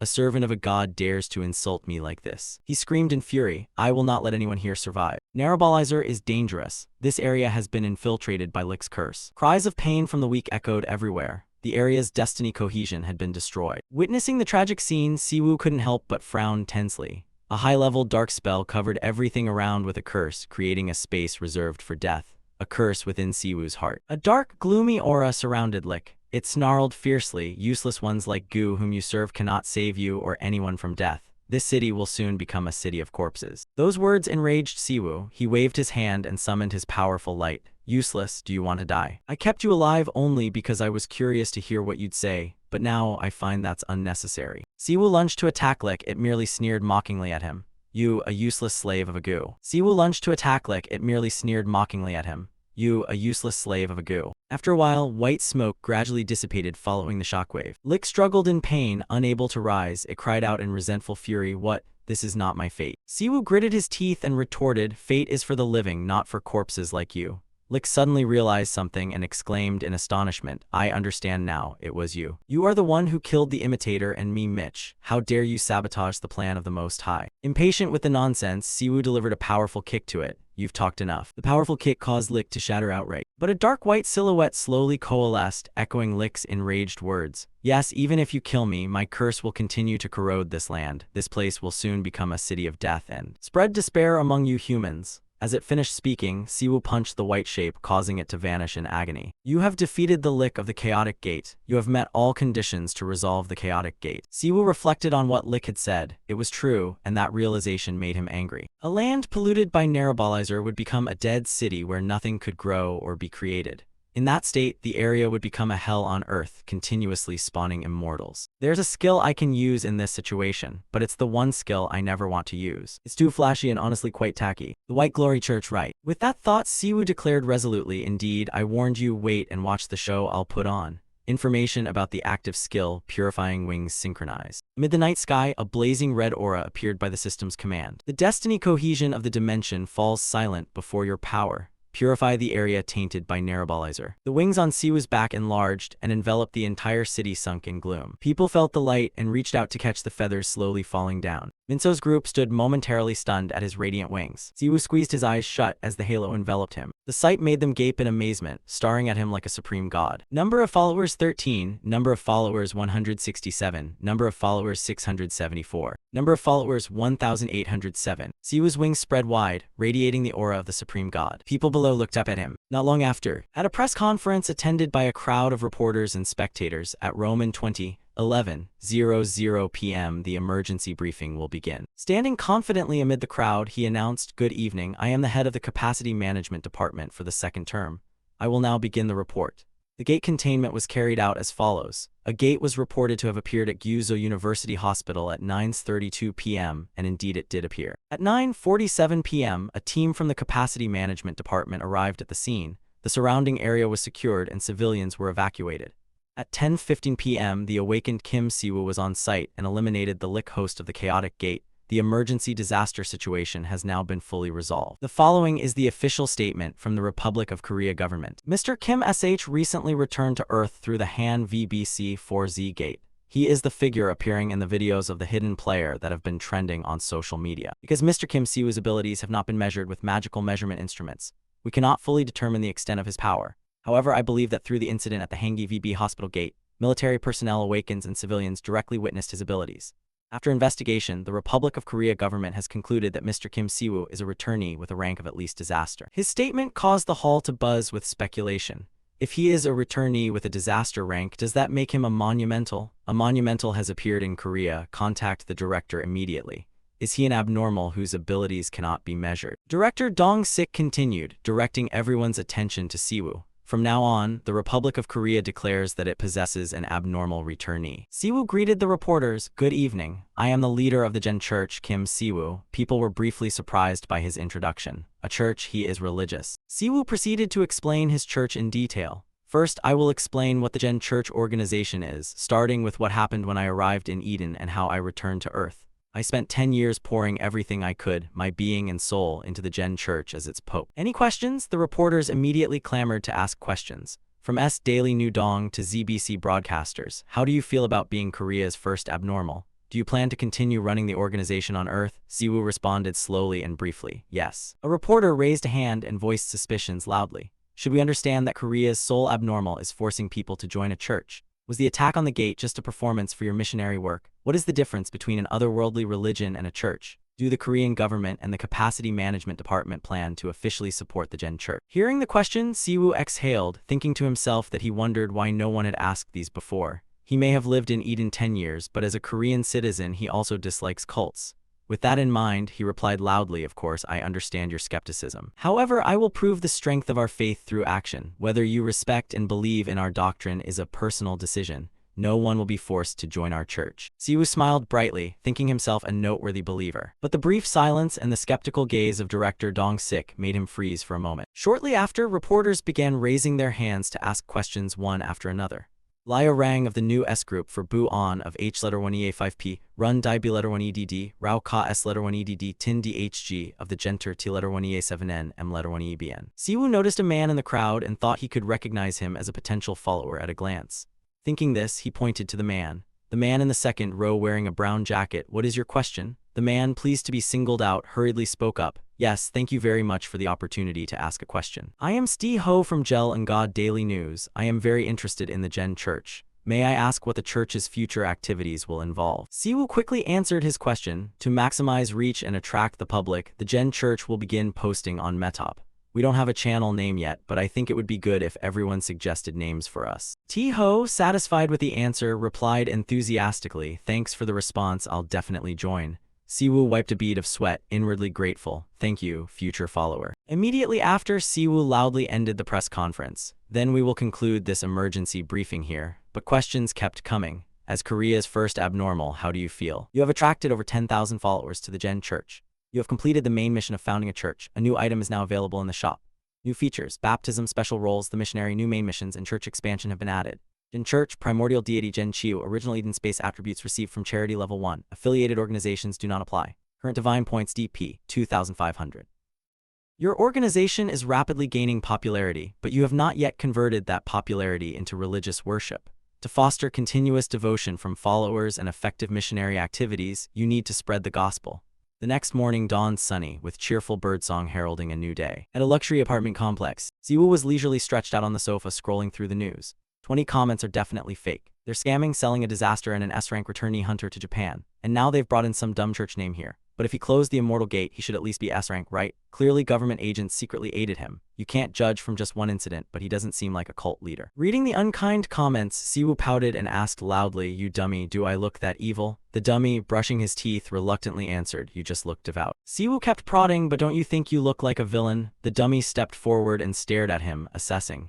"You seem to lack distance, like you're missing the sanctity of a true believer. Honestly, aside from the wings that grew, I don't see you as holy. On the contrary, you kind of resemble a heretical leader." Siwoo pondered the boy's words. "Look at this kid. He still won't admit I don't look like a villain." The dummy suddenly got excited and spread his arms in a teasing pose. "Yes, if you flap your wings a few more times, won't you attract a ton more followers?" Siwoo snapped angrily, "Shut up," but the dummy kept twirling and even performed a magical girl-style transformation. Siwoo gradually understood his point and reluctantly replied, "It would actually be quite effective, but it's hard to do that regularly." His remark surprised the dummy, who exclaimed loudly, "Why is it hard?" Siwoo hesitated before explaining he was about to use his skill. Causality compatibility test. Something called a causality compatibility test appeared. Causality compatibility is like a scale. If I try to produce holy effects beyond a certain limit, I'll have to undergo a test. And if I fail that test, I'll be punished by the system. That means I might not be able to use my abilities as I want. At best, I should postpone using large-scale holy skills. The dummy suddenly cut into his thoughts. "By the way, are you okay with the hateful comments? You seem calmer than I expected. Aren't you upset people don't believe you?" Siwoo waved it off, pretending not to care. "I was in a hurry, which is why I spoke about the church so soon. I also wouldn't want people to believe in a cult-like organization. Through ordinary activities, my credibility will increase. One day the image of the Gen Church will improve until people see it as just a normal religious organization. Slowly but surely, Korea's prejudice against religions from other worlds will disappear." Siwoo gave a satisfied thumbs up. If that's all, it's not a bad start, actually better than he expected. The dummy wiped sweat and marveled. Since returning from the other world, he's become much more proactive. The shop was updated with new items. Siwoo glanced at the system panel and exclaimed.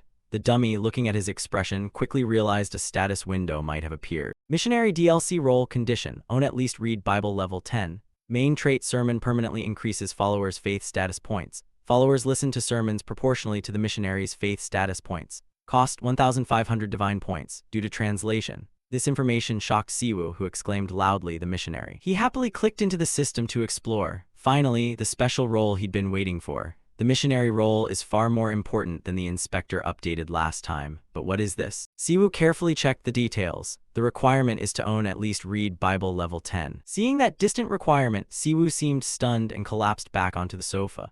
The dummy looked at him, puzzled by his sudden oddness, and asked curiously, "Does anyone in Korea besides you know the doctrine of the Gen Church?" Siwoo, discouraged, replied slowly, "I'm really down right now, don't talk to me." Doctrine is the identity of a religion. A missionary who spreads that doctrine plays the most important role in expanding the sect. They are the people I need most right now. The dummy suddenly excitedly spread his arms. "You have wings, flap them a few more times." Hearing that, Siwoo grew even more irritated and snapped loudly, "Shut up, go outside." While he was feeling dejected, another notification window popped up. Because the number of Gen Church followers has increased, the range of causality affected by your deity's holy power will expand.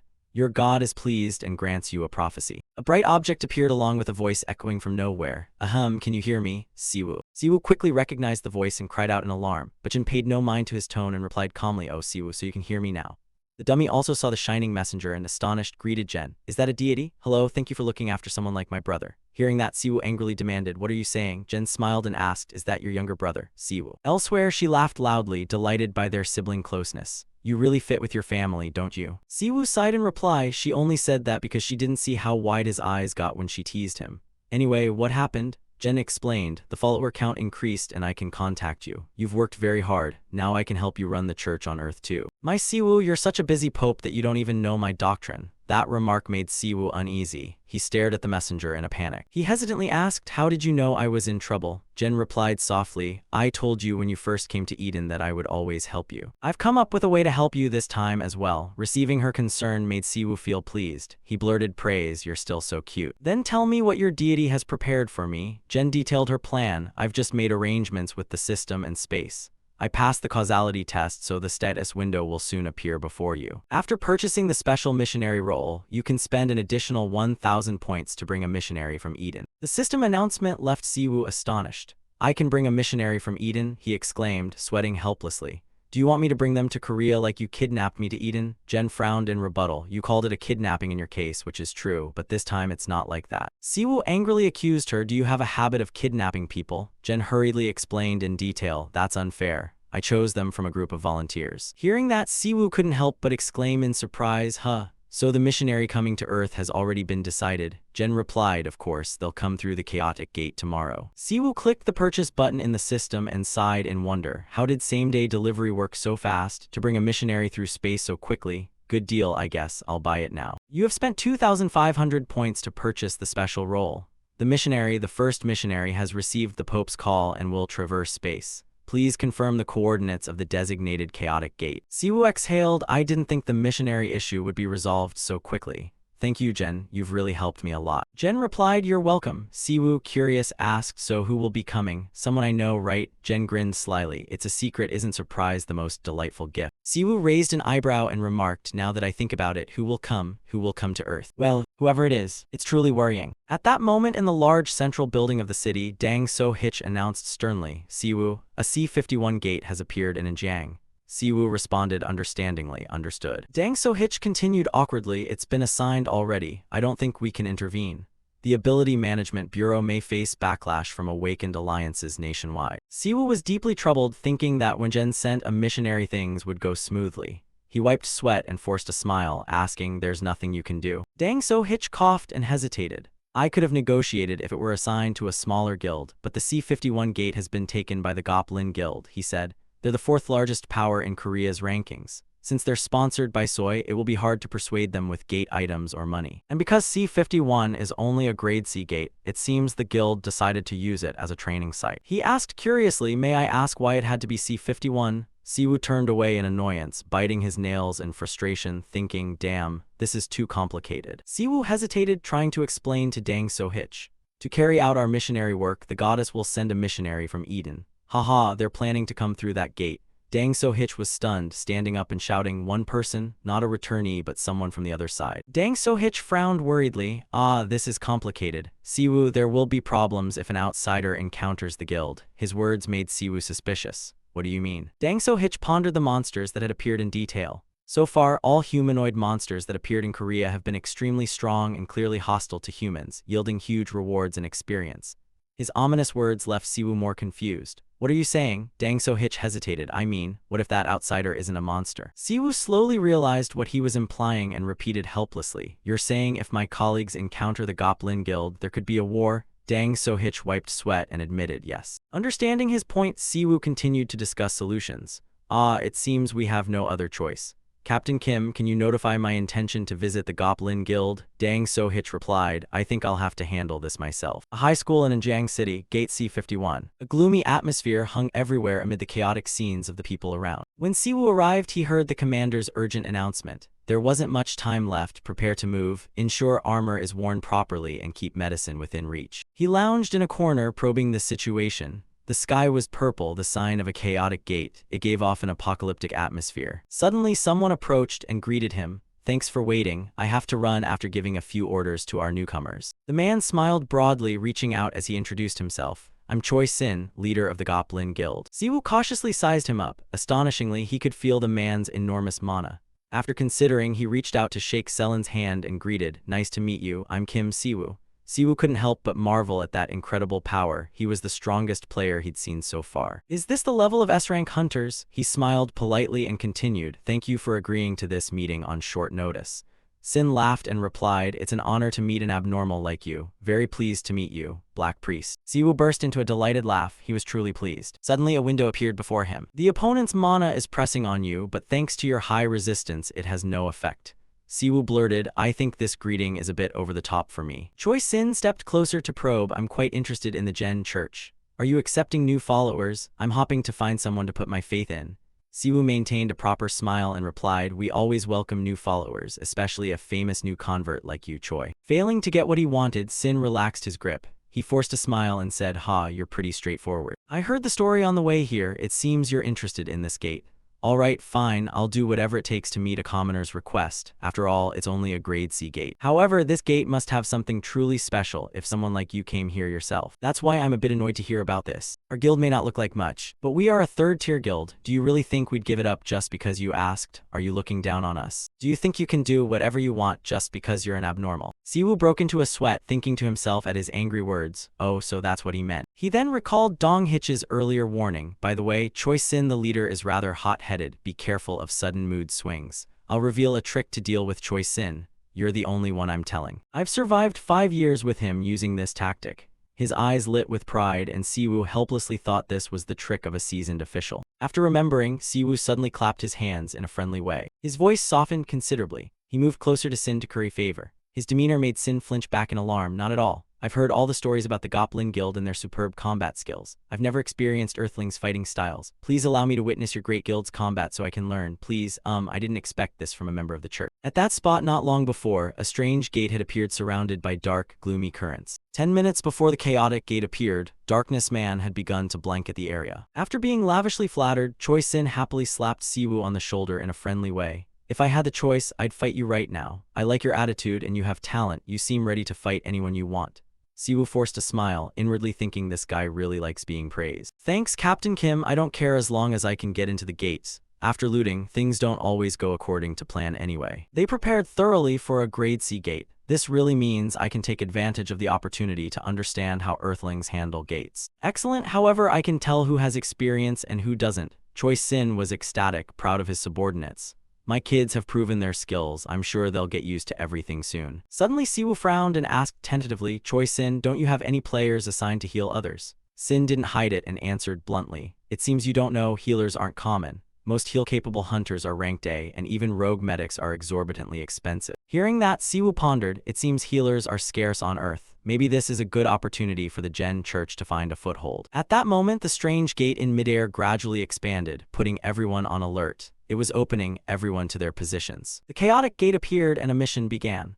Welcome type, sub description. According to the agreement between Earth and Eden, a missionary from Eden has been sent to the Gen Church. Meet the missionary safely and escort them out of the chaotic gate. Completion condition, the missionary's survival. Reward unknown, Gen's sacred relic token. Everyone tensed and stared at the gate where the ferocious monsters were emerging. There they come, Chos. Siwoo quickly recognized them and murmured in admiration, they are Chos. Everyone hurriedly took battle positions, focusing on the heads of the Cho. Hey, focus on fighting. What are you thinking in the middle of a fight? Are you the top student from the academy? Did the academy only teach you to stare at enemies during battle? Siwoo glanced at Sejin and asked curiously, don't you think you should observe and assist them? Sejin remained unperturbed. He had immense confidence in their abilities. I'm sure my elites will overcome everything.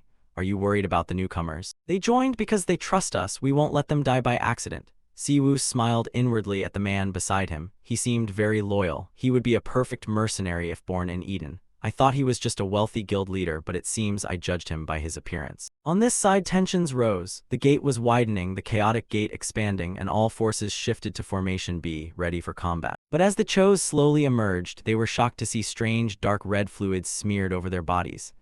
Blood. Those nearby quickly sensed something off and shouted a warning. The Tro looked like something was chasing them. Something's wrong, they seem in a hurry. The Tro rushed forward in pain, panicking as if trying to flee something. Someone noticing the oddity approached and reported to Selen, Sir, there's something wrong with the Cho. I think they're being chased by something. Siwoo, sensing something, looked toward the gate with suspicion. Oh, don't tell me Sejin is furious now. He shouted, Kim Siwoo, is that what you've been looking for? Siwoo hesitated and admitted, I think so. Seojin felt the brutal power approaching and excited unleashed all his mana. Such terrifying strength. It's been a long time. Unbelievable that last time you intended to face this alone. I apologize for this, these are my matters. Siwoo hurriedly stepped aside, wanting to explain fully but unable to speak.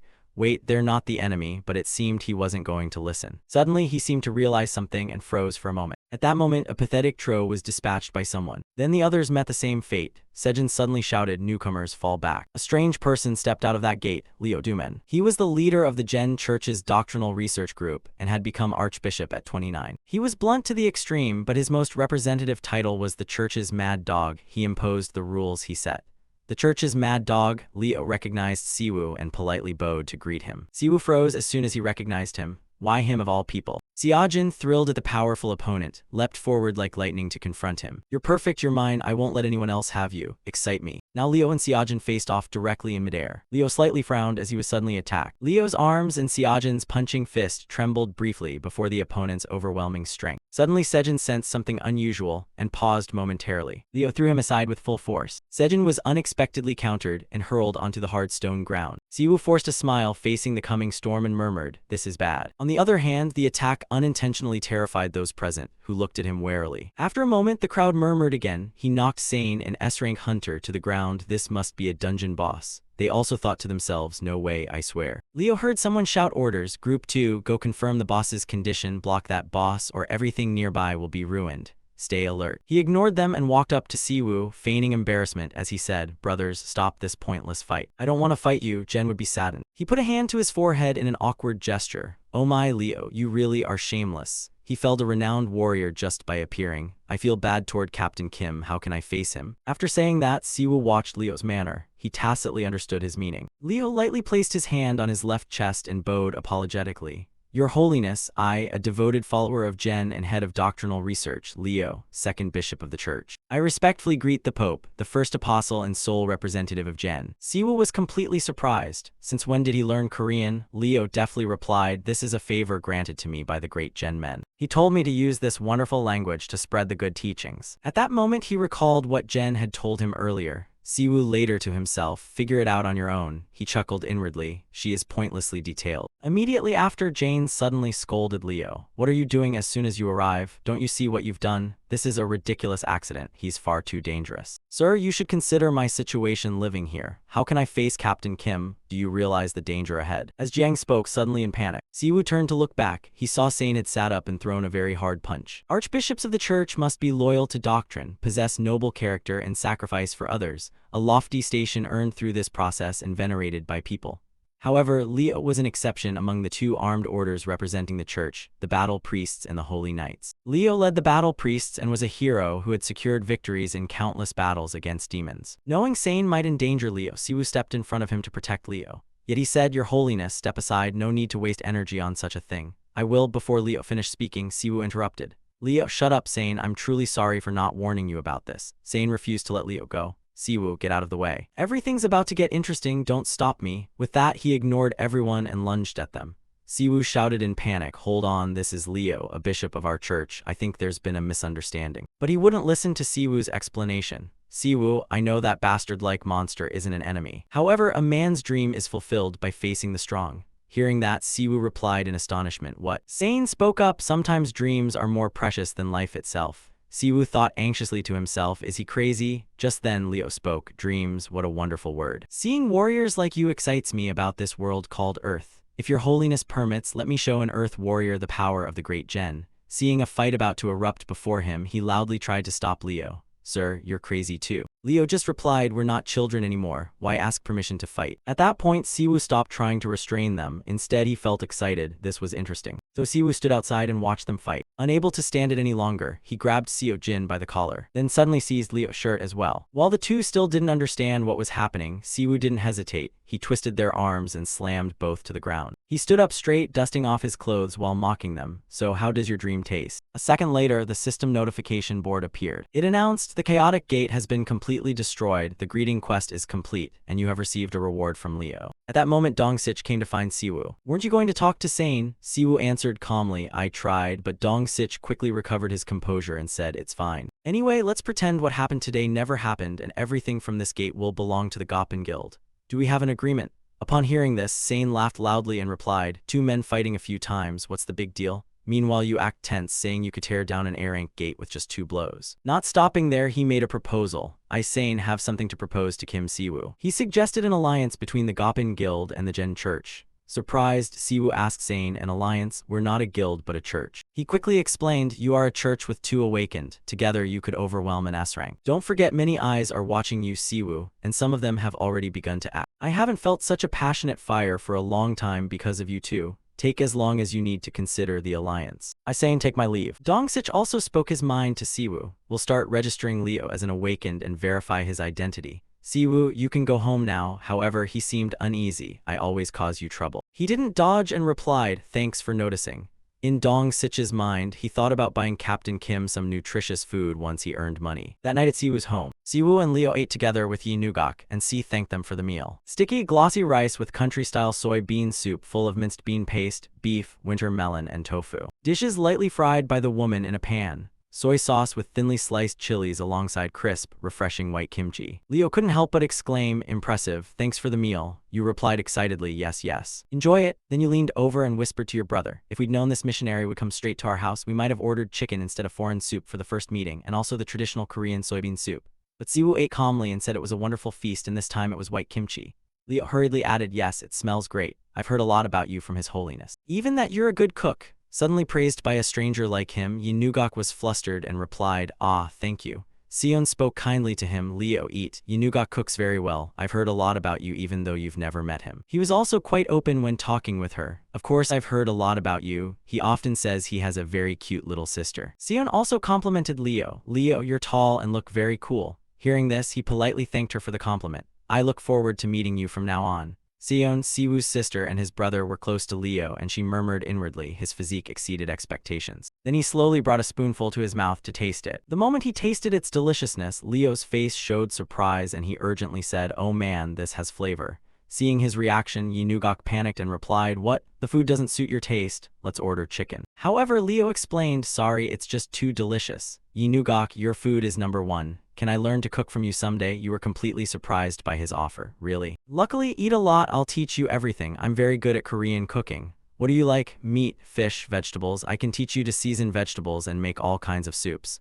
Leo smiled and said that sounded great. And so they had a meal filled with laughter and conversation. My family from Eden and Korea meeting felt surreal. Because housing is hard to find in Korea, Leo decided to stay in the woman's spare room. I contacted her for permission and she said she made friends in the US and will be there a while longer. I also want to introduce Leo to her. The next morning, the relic of Jen, a necklace with a memorable seed-colored stone. This is one of the notable blessings personally bestowed by Jen. Siwoo muttered with some puzzlement. This is the relic Leo brought to Earth. Jen's intention in giving it to me through Leo became clear. The system then provided Siwoo with additional information about the main quest, expand the church. Expand the church, temple, main type, description. You have acquired a new relic imbued with the goddess's power through the missionary of the Pope.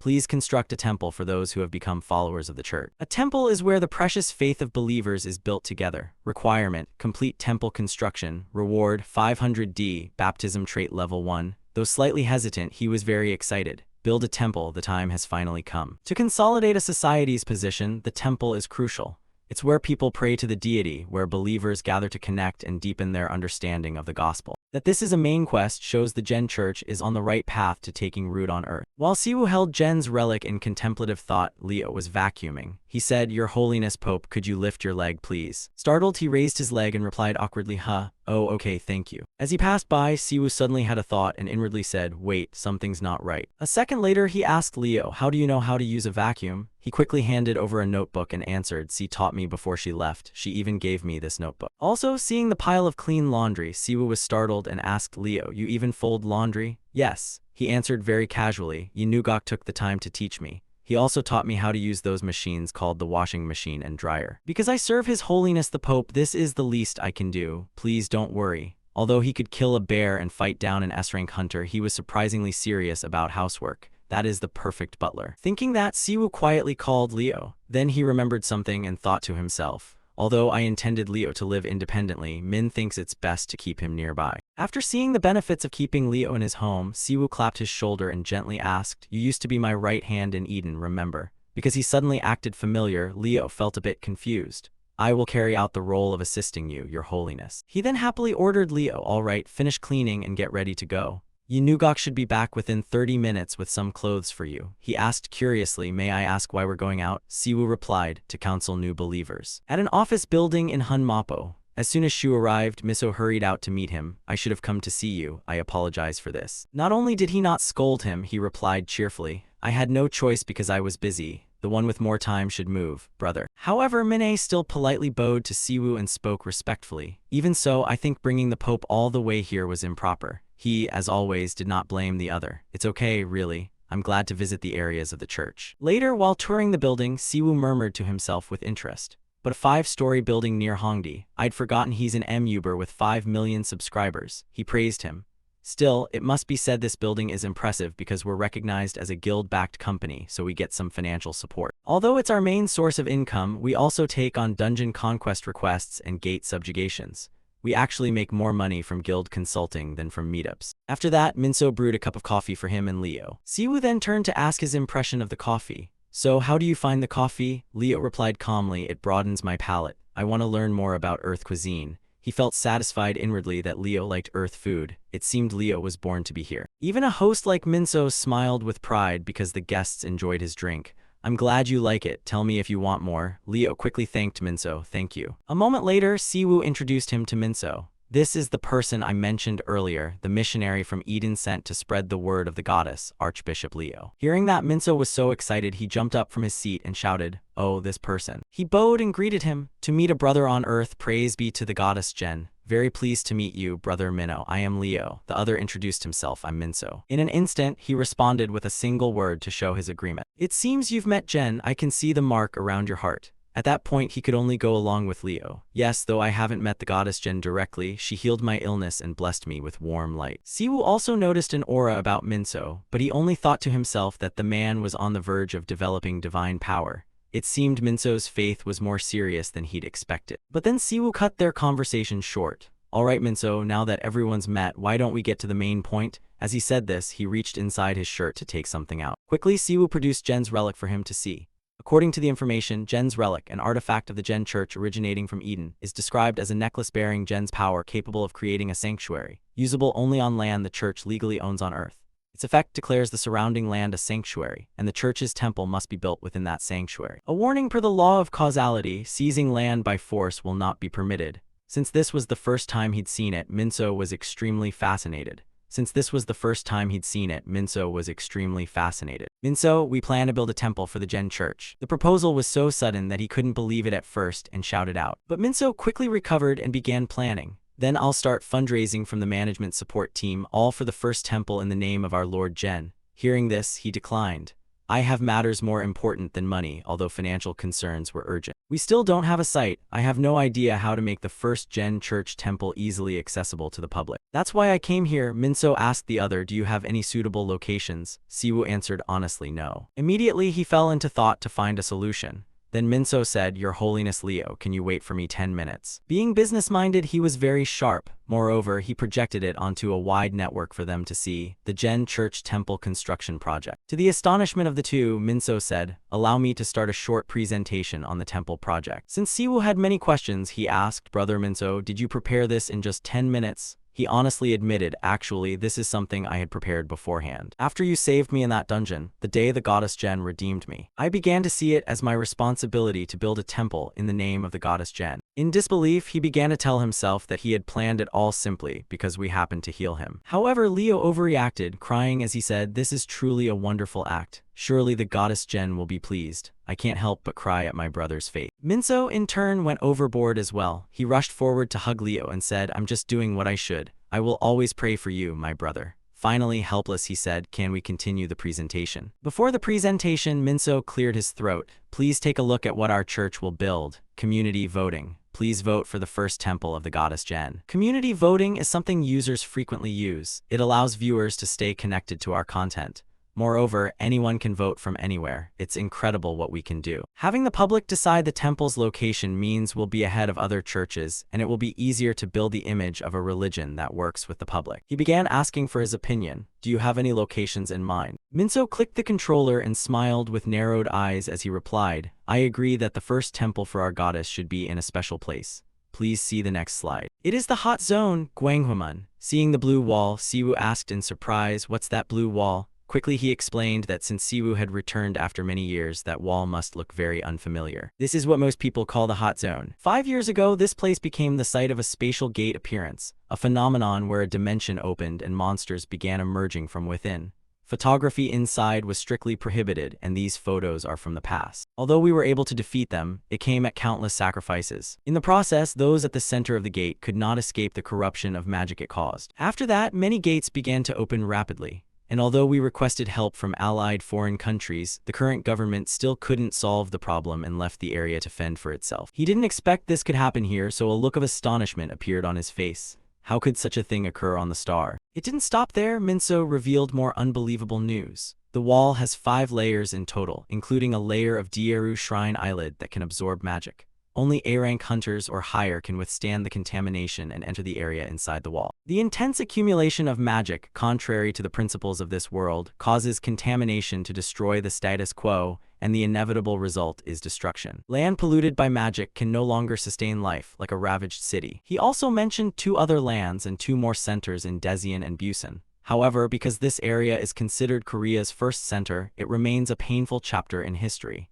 Everyone surely remembers the day it happened. You're smart. Upon hearing this, Siwoo quickly confirmed his meaning. We should build a shrine here, right? Not keeping him waiting, Miso replied, yes, if we can build a shrine in the center, the Gen Church will gain many benefits, such as salvation, hope, consolation, and symbols like that. However, Siwoo still had a concern and bluntly asked whether it was possible to build a shrine on polluted land. I thought they said we couldn't.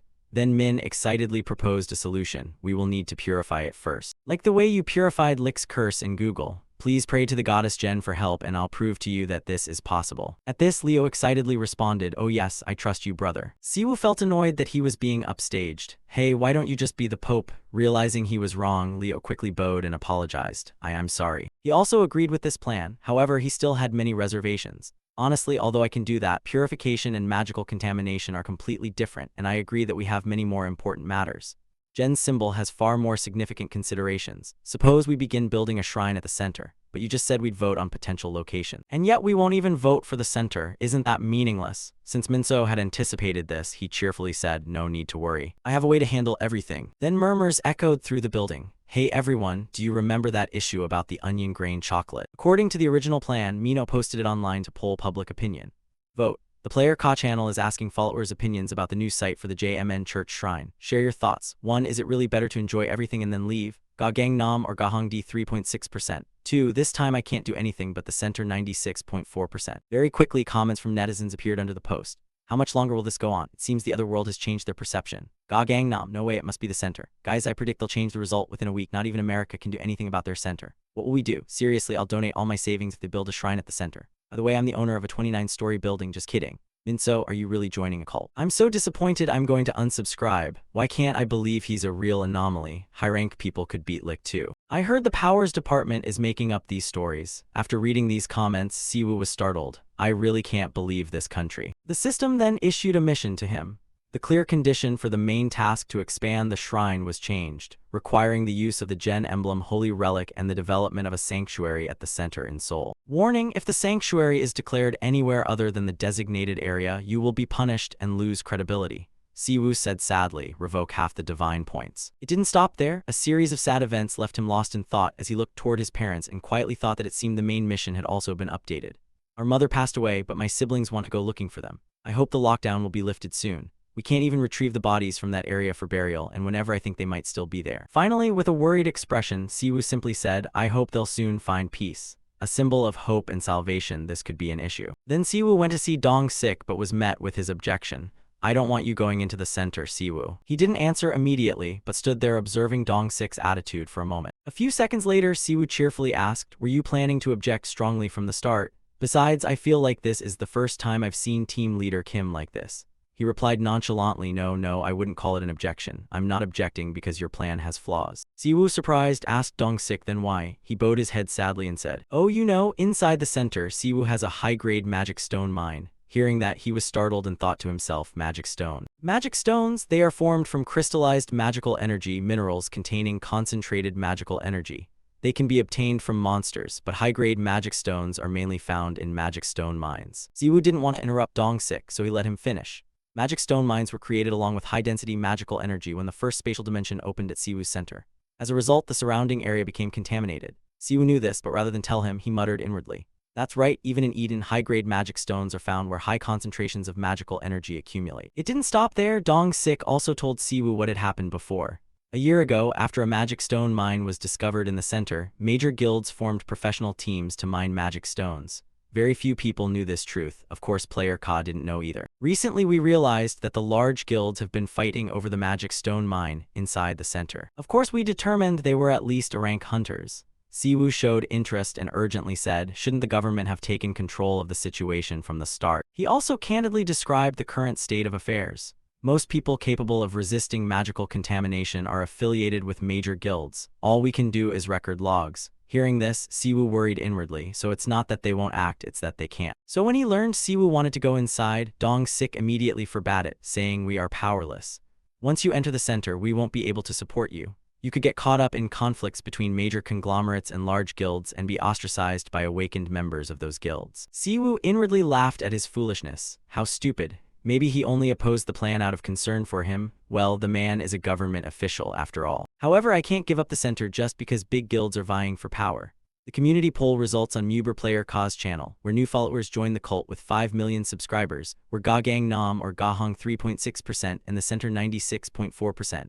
I've already attracted so much attention that I can't withdraw from the vote. Seeing Dong-sik's good intentions, he made a proposal. Then let me handle this troublesome situation for you. Surprised, Dong-sik turned and asked, how? Siwoo calmly sat on the steps and replied, isn't the government struggling because the center is lawless? Dong-sik didn't hide it and spoke the truth to him, that's right. Then he cheerfully said, when in Rome, do as the Romans do. In a lawless area, I just need to become more lawless. After Dong-sik brought Leo and Siwoo to the place, he showed him Seo Enho's letter. With at least 2 S-rank hunters, refusing entry on safety grounds was unreasonable.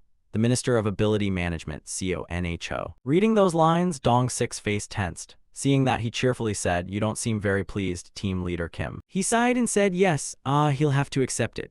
After all, this wall is truly tall. This wall is called the Ark Box, like a Noah's Ark. It is the final stronghold of civilization. But are you really only going in with 2 people? What if a fight breaks out? Siwoo quickly explained to him, we would never start a fight, I swear. In the name of Jen, Dong-sik clasped his hands reverently and said, thank you very much. Outwardly, Siwoo said that, but inwardly he was thinking and smiling. However, there's no way I can just walk away if another player provokes me, right? Dong-sik reminded them, we've arrived, this is the door. He hurriedly took out a card to open this door. In an instant, cracks slowly appeared in the wall. Finally, after a soul said, please be careful, Dong-sik's warning, and then the wall collapsed right before their eyes. Before going in, Siwoo reassured him, don't worry, Leo, let's go in. Dong-sik replied, yes, your holiness, esteemed Pope. Inside, poisonous mana rose thickly in the air, but Siwoo strode in undaunted. He was stepping forward 1 step at a time into a place full of danger. Leo looked around and said, your holiness, he hasn't finished. Soul, Siwoo interjected. I know. He murmured to himself that he could sense the toxic mana here. Also, the system issued a warning, mana detected. Siwoo quickly shifted his gaze in one direction, following the system's alert. Outside, Dong-sik still stood there waiting for the 2 of them. At that moment, someone approached from behind and loudly said, well done, team leader Kim, startled him, didn't you? The newcomer was Minister Nho of the Ability Management Department. Dong-sik responded respectfully, Minister, you're here. He praised him, you've worked hard for the hunters. I heard you couldn't return on time. Receiving Nho's praise, Dong-sik beamed with delight and said, not at all. Since joining Ability Management, there's been nothing more satisfying than this.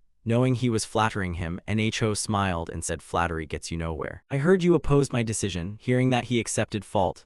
Sorry, sir. Not stopping there, he asked Dong-sik for his reasons. Team leader Kim, can you tell me why you objected? He honestly explained everything. Has Siwoo told you? Then Nho spoke bluntly. Immediately after, Dong-sik stated his reasons. 5 major guilds are fighting over the center. There are too many unpredictable risk factors. I believe we'd encounter unnecessary trouble if we sent Korea's first anomaly into such a place. We've been eagerly awaiting the appearance of an anomaly. If Siwoo or his family were to be harmed, he understood Dong-sik's concerns and said cheerfully, team leader Kim Lian. Min, the national hunter where these major guilds are the central figures, requested verification of Sanhu's anomaly rank. The battle has already begun. This came so suddenly it's hard to believe. But the Yi Island Gate and Gyuzo District Gate were enough already. Seo Nho quickly explained everything in detail. They claim possible forgery because both those places are under government control due to our lack of authority. The only way to counter illegal actions funded by major guilds is through regulation and lawmaking. But they've long begun cooperating with political groups. Recently, Parliament started discussing dissolving the Ability Management Department. Dong-sik panicked and shouted, what? Don't let him speculate wildly. Did Nho tell Dong-sik a secret? I met the chairman of the alliance on the way here. He said because I deceived the nation with fabricated claims, I should be determined to turn myself in. mentioning that man made him feel uneasy, that bald old man, and he added that they concluded it was all our fabrication. Dong-sik, displeased with Seo En-ho's words, objected. But that's not so, he also agreed with Dong-sik's view. That's why I told that old man that Siwoo would enter the center today. Hearing this, he urgently said, but there's a chance Siwoo will be attacked inside the center. Nho predicted this as well and replied that it wasn't just a possibility but a certainty. However, there's no way an anomaly would become the victim of such a plot. Aren't you curious how this will end? This old heart of mine feels like it might burst with excitement. Dong-sik worried he might be misunderstood and said, that's true, but will the Sanhu worker feel exploited once they learn of this? He quickly dismissed the concern and cheerfully replied, we've already agreed. Dong-sik asked in surprise, what? Finally Nho added, no matter how it looks, I'm a man of conscience in trade. Cut to Siwoo recalling the unexpected encounter with Seo Nho while he was jogging in the park. Upon seeing him, Siwoo stopped and asked in surprise, what is someone in your position doing here? They sat together on a nearby bench and Seo Nho explained everything to him. There's a magic stone mine inside the center and major guilds are fighting over it. I heard that from team leader Kim. I realized the government has less authority than I thought. It seems hunters will follow whoever pays the most. Siwoo also guessed why Seo Nho had come to see him. So what's your proposal for me, minister? He watched Seo Nho's demeanor with his eyes, and Seo Nho was looking at Siwoo. So their gazes accidentally met. Without hesitation, they spoke seriously. For everything you obtain in the center, the ability management will vouch for you. In return, could you lend us some of your power? Quickly, Siwoo asked him. Then allow me to be blunt, I will purify the center for you. The proposal was made and Siwoo agreed so quickly that Seo Nho was very surprised. But Siwoo had a counter condition. I want ownership of a parcel of land within the center. Please allow a temple for the Gen Church to be built there. Of course, I'll ensure people can come and go freely. Many people have fond memories of that place. Besides, the Gen Church will strengthen its position as a timely supporter of the ability management. And unlike before, the ability management will be able to accept anomalies with the power to counter the major guilds. At that point, he sincerely told him that area is already beyond our control. You could call it lawless. Whatever happens there, the government can't do anything. If you can purify that desperate land known as the center, no one can contest the legality of claiming a piece of land there. Agreed, and so the two sides shook hands. Agreed, and so the two sides shook hands. A second later, the system issued a notification detecting clear hostility aimed at you. Siwoo also sensed the danger and thought to himself that about 30 people really made him feel shortchanged. Immediately, he loudly asked Leo, I wasn't warned that my life would be blatantly targeted like this. What do you think we should do? Leo suggested, I think it's best to try to resolve it through dialogue. Siwoo found this puzzling and said it was strange he would say that. However, Leo himself changed his tone. Violence must always be the last resort. He asked in confusion, okay then, so shall we try talking to them like you said? Friends, let's talk a bit, but nobody answered him. So Siwoo cheerfully lifted one leg high. He then stomped down hard on the ground, creating a huge explosion immediately after. In the end, the smoke made it hard to breathe, so everyone crawled back outside. Seeing this, Siwoo excitedly said, wouldn't it have been better if you came out while I was still speaking nicely? That would have been beneficial for both sides, right? Maybe you were shy, you're all wearing masks. We only came here to survey the land to build a temple. The goddess Gen cherishes peace, so I would be very pleased if you could make way, my dear brothers. Amid the thick rising dust and smoke, the masked men suddenly heard cries of everyone move back from behind, which startled and unnerved them. Siwoo laughed loudly and said, have my calls for peace worked? Leo, standing beside him, chimed in. Are you serious, your holiness? Finally irritated, one of the masked men named Z-Bill removed his mask arrogantly and said, I expected more when I was ordered to take down a sect leader. Turns out it's just a kid. Hearing the taunt, Siwoo didn't get angry. He squinted and smiled. Just a kid? Well, you must be proud to be older. Brother, he thought to himself, he's underestimating me. Besides, is this guild's so-called top-tier fame and this guy, are S-ranks really that common? Immediately, the man threatened Siwoo, I hope you can still talk like that when your limbs are chopped off. We were ordered to do this. At that he turned serious, adjusted his glasses and said, your holiness, I think. At those words, in an instant Leo left his position, and of course Siwoo did not stop him. He moved with such speed that they panicked and shouted, ah, what? A moment later, Leo had gently hoisted one of them onto his shoulder. He then twisted the man's body, making the opponent scream in pain. After punishing him, Leo casually tossed him down. Seeing this, Siwoo joked, Leo, will you give him a chance to repent? People die when folded in half, you know? He replied nonchalantly, I leave their mouths intact so they can beg for mercy. Then Z-Bill angrily cursed at Leo, calling him crazy. That was followed by the other screams, hit him with everything you've got, attack all at once. At that moment, the butcher assassin Z-Boo wondered to himself where this guy had come from. While his men charged at Leo shouting, die, you monster, he observed and mumbled inwardly. They said this crew's credentials were fake. Did they trick me? There's nothing about that big guy in the report. That monster is at least S rank, a high tier. Was he secretly trained by the government? That monster just bowed to Siwoo, didn't he? If I capture that unaware guy as a hostage, I can surely figure something out. With that thought, he immediately sprang into action and flew toward him. His speed was not inferior to Leo's. Very quickly, Siwoo saw the opponent flying in his direction. And as he neared, Z-Bill smiled smugly, thinking, here we go. However, moments later, both his eyes and mouth began bleeding. Z-Bill suffered this because Siwoo used a special skill, the will to destroy evil, which detected his wicked intent. While he continuously coughed blood and groaned in pain, the system also displayed information listing Z-Bill's evil acts. Murder, kidnapping, robbery, killing minors, and many other crimes, 582 offenses. Based on that information, Siwoo stepped forward to question him. How many people did you kill to become an S rank? You're worse than I thought. At that, Z-Bill collapsed at his feet. Finally, he cried out begging, I beg you, spare me. Siwoo, angry, asked Z-Bill, do you want a quick death? No, that's not fair, he said. One of my skills is the will to destroy evil, which exposes all the crimes of those who enter the domain of my sacred presence. It activates when the entrant is truly a villain. Siwoo stepped forward, stomped on Z-Bill's hand, making him scream, and then the man confessed everything to him. I'll say the guild tricked them into paying me to do it. Still, Siwoo angrily scolded him. Clearly they sent you here to test me first. You must have realized that. If they were truly certain I'm a fraud, they'd have sent a real S-rank hunter, not trash like you. Not stopping there, Siwoo grabbed Z-Boo's hair, pulled him back, and asked, does it hurt? At that, he hurriedly begged, I'm sorry, please. A second later, Z-Boo looked at Siwoo with a pitiful expression, but Siwoo only returned his gaze with anger. Unable to contain his rage, Siwoo grabbed Z-Bill's hair again, making him moan. After a while, he threw Z-Bill aside and said, forgiving you is not my job. Putting you on the scales of justice before God is my duty. The system issued a notification, first synchronization from the Eden dimension completed.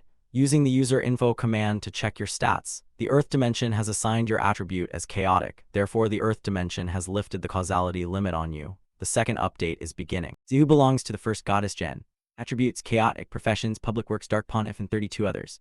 Player stats: strength level, agility level, endurance level, faith level 7, magic level 0. Special stats level, evil resistance level. Skills include passive ability beast enemy level, blessing of J level, holy fire level, interpret doctrine level, active skills level, and 42 other skills, wings of purification level.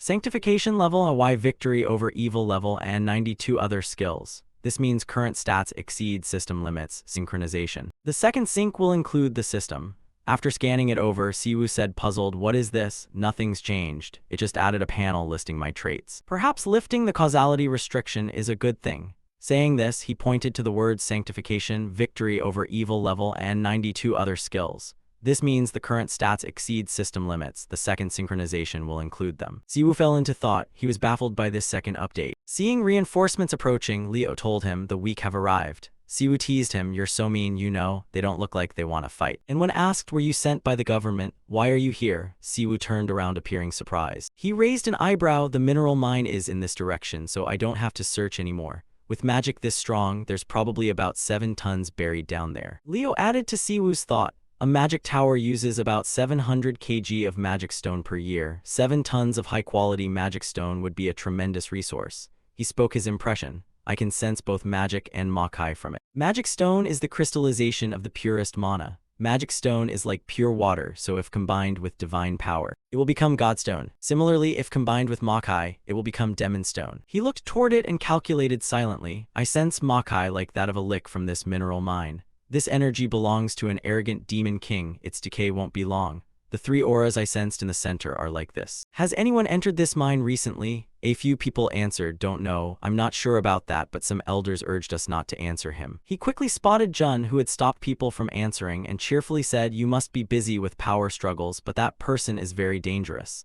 Noticed by the opponent, Dai grew anxious. Then he told Jun he should have ignored this during their infighting. Right, I've heard this area has no law. If I beat you guys, I could take this mine, right? Siwoo thought that the man must be among this group. Could they be white marked? Frightened, Jun bowed his head in silence. He then took Jen's token and grinned challengingly. I'm not here to fight. This lawless land just intrigues me. I'm curious to see if I can actually do anything here. At that moment, Jen's token suddenly began to glow. Siwoo also noticed the unusual sign and grew concerned. Jen's sign was reacting to the makai. Finally, he decided to use his spiritual power. A light flashed from Jen's token resting on his chest, causing them to panic and ask him what he was going to do. A second later, the system announced, you may proclaim a sanctuary using the Jen's signet item. "Do you want to proclaim a sanctuary?" He raised it high and shouted, "I proclaim a sanctuary." The system confirmed it. This area is now a sanctuary. Then a radiant halo suddenly appeared in the sky, followed by streaks of white light falling downward. People below reached up and caught them. Meanwhile, Leo concentrated on praying. The entire area where they stood became bathed in multicolored magical lights. Siwoo felt pleased with what he'd accomplished. Finally, he cheerfully told Leo, "I've decided to dedicate this land to Jen. Jen wants this land. As a servant of hers, I cannot remain idle." The system provided information. A sanctuary has been declared using Jen's relic token.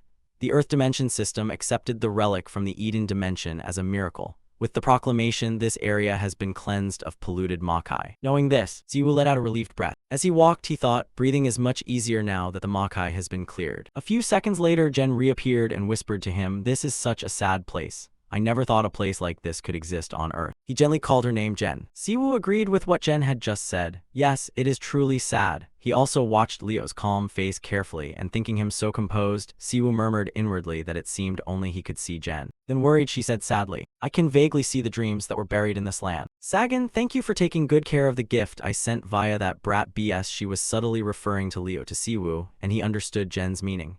However, Siwoo teased him. She was the only one who called that mad dog a child. But she cheerfully replied, "To me, he's still a child. Did you know how cute Leo was when he was little?" Siwoo wasn't very interested and replied indifferently, "I'd rather set him free than keep him." The next moment, Jen took his hand and said sincerely, "Still, I prefer you." Unfortunately, instead of being moved, he suspected she had another motive. "Oh, come on, stop acting. Why did you appear without warning?" Quickly, Jen replied, "I wanted to personally give you a gift because you did very well. There are things I can do only when I'm here." Hearing those words, Siwoo hesitated at the idea of a gift. As soon as she finished speaking, Jen immediately cast a spell right in front of them. She gathered some stones from the nearby pool and brought them together. Seeing this, Siwoo was very puzzled, not knowing what she intended to do. After creating a gravestone, Jen gently said, "Feels warmer now, doesn't it, Siwoo?" He agreed with a single sound. Meanwhile, he thought this place couldn't be regarded as an ordinary gift. He could feel Jen's love and sincerity. Siwoo stared at the gravestone before him. Not stopping there, she said, "I only hope the remaining dreams here will have a warmer place to rest.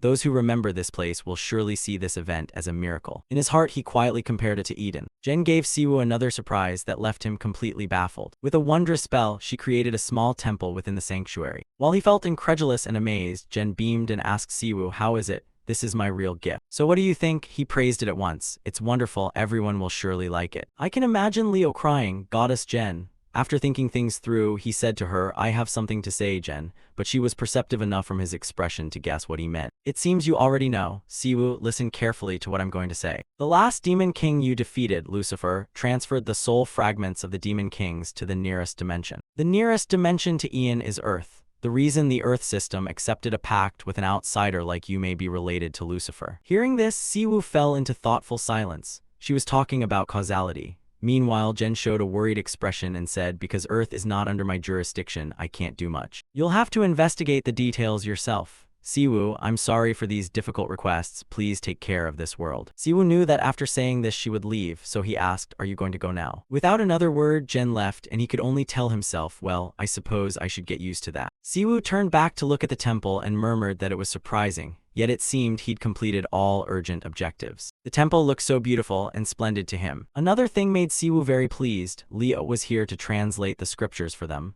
Now there was a shrine for the faithful to pray at. After he completed the quest, the system confirmed it. "You have completed the main quest, expand the church, rewards granted. The baptism attribute has leveled up and you received 500 DP. Congratulations. By creating the first temple for the church, you have taken a step toward establishing it as a major religion. From now on, you can manage the shrine using the shrine management command." Siwoo felt proud, as if he had truly accomplished something. At the same time, the system issued another message. "Through the interdimensional pact, you can purchase various facilities with divine points. A DLC facilities shop has been added. To make the temple more widely known to the public, they decided to put on a small program for it. Thus, Minso organized a live stream with the participation of Leo and Siwoo. On the live broadcast, he cheerfully said, "We're at the core zone for a special episode. It's an honor to be the first to introduce the new core area to everyone. You probably know who I'm with today. Mr. Siwoo, Korea's first unusual and the head of the Jen Church." Quickly, he placed his right hand over his left chest, bowed to greet everyone, then smiled broadly and said, "Nice to meet you. I'm Siwoo of the Jen Church. It's an honor to introduce our church's first temple to everyone." Within seconds, several netizens left comments. "I thought they were filming at the core zone. Looks like they're in a studio. Streamer, if you need money, at least try to scam more cleverly. Damn, I knew it. The streamer is too handsome. I thought he wouldn't scam anyone. Seems the church rumors are affecting him. I'm unfollowing. Good luck. Seeing this, Siwoo happily murmured to himself, this is exactly the nature of chat. Then there was another surprise. Mr. Guai donated 1,000 gun. His comment read, who's behind him? Don't tell me he hired mercenaries. Streamer, if a cult kidnaps you and films it, wave a carrot. Because he's not from Earth, Leo doesn't understand internet slang. So he whispered into Siwoo's ear, Holy One, why are they telling Minso to wave a carrot? Soul's question left him unsure how to answer. He only thought to himself that it was because of him. After a while, Minso thanked everyone before ending the broadcast. Thanks to your active participation, we've built the first temple in the core zone. Thank you, everyone. However, negative comments started appearing. He should admit he's lying. Unbelievable. What studio is this? So beautiful. I'm an expert. The core zone is a Makai polluted area where life can't thrive, yet this place is full of flowers and grass. I'd bet the rest of my hair this isn't the core zone. Seeing that comment, Siwoo prayed, Goddess, do you see that? Please take that man's hair away. Then he held up his phone and guided people. From now on, anyone can use the CEO City app or register through their local community center to enter the core zone at CEO. You can find details on the Competency Administration website or on our Mito channel soon. They also deployed a flight cam to film from above. The fly cam circled to capture the best shots. Netizens suddenly commented, why does the streamer still look handsome even from above? Huh, it's flying up. Are you crazy? Aren't those the walls around the core zone? What is this, folks? Isn't this from KBC? Announcement. Minister Seonho of the Competency Administration reports that the awakeness Siwoo has succeeded in purifying part of the CEO core zone.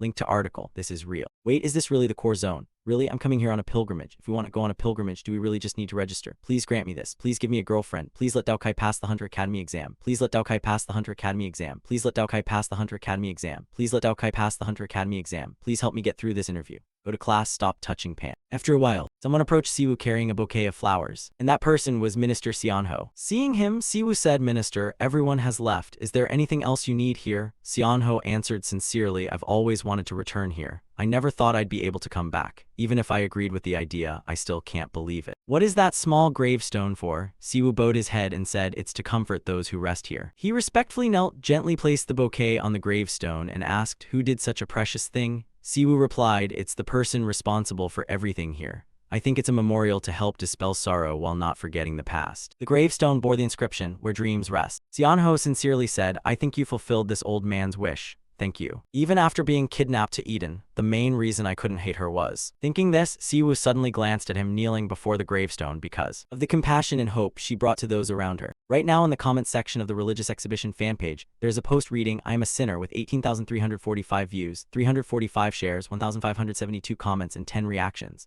I'm sorry for being a foolish person who spread false rumors about the holy ones.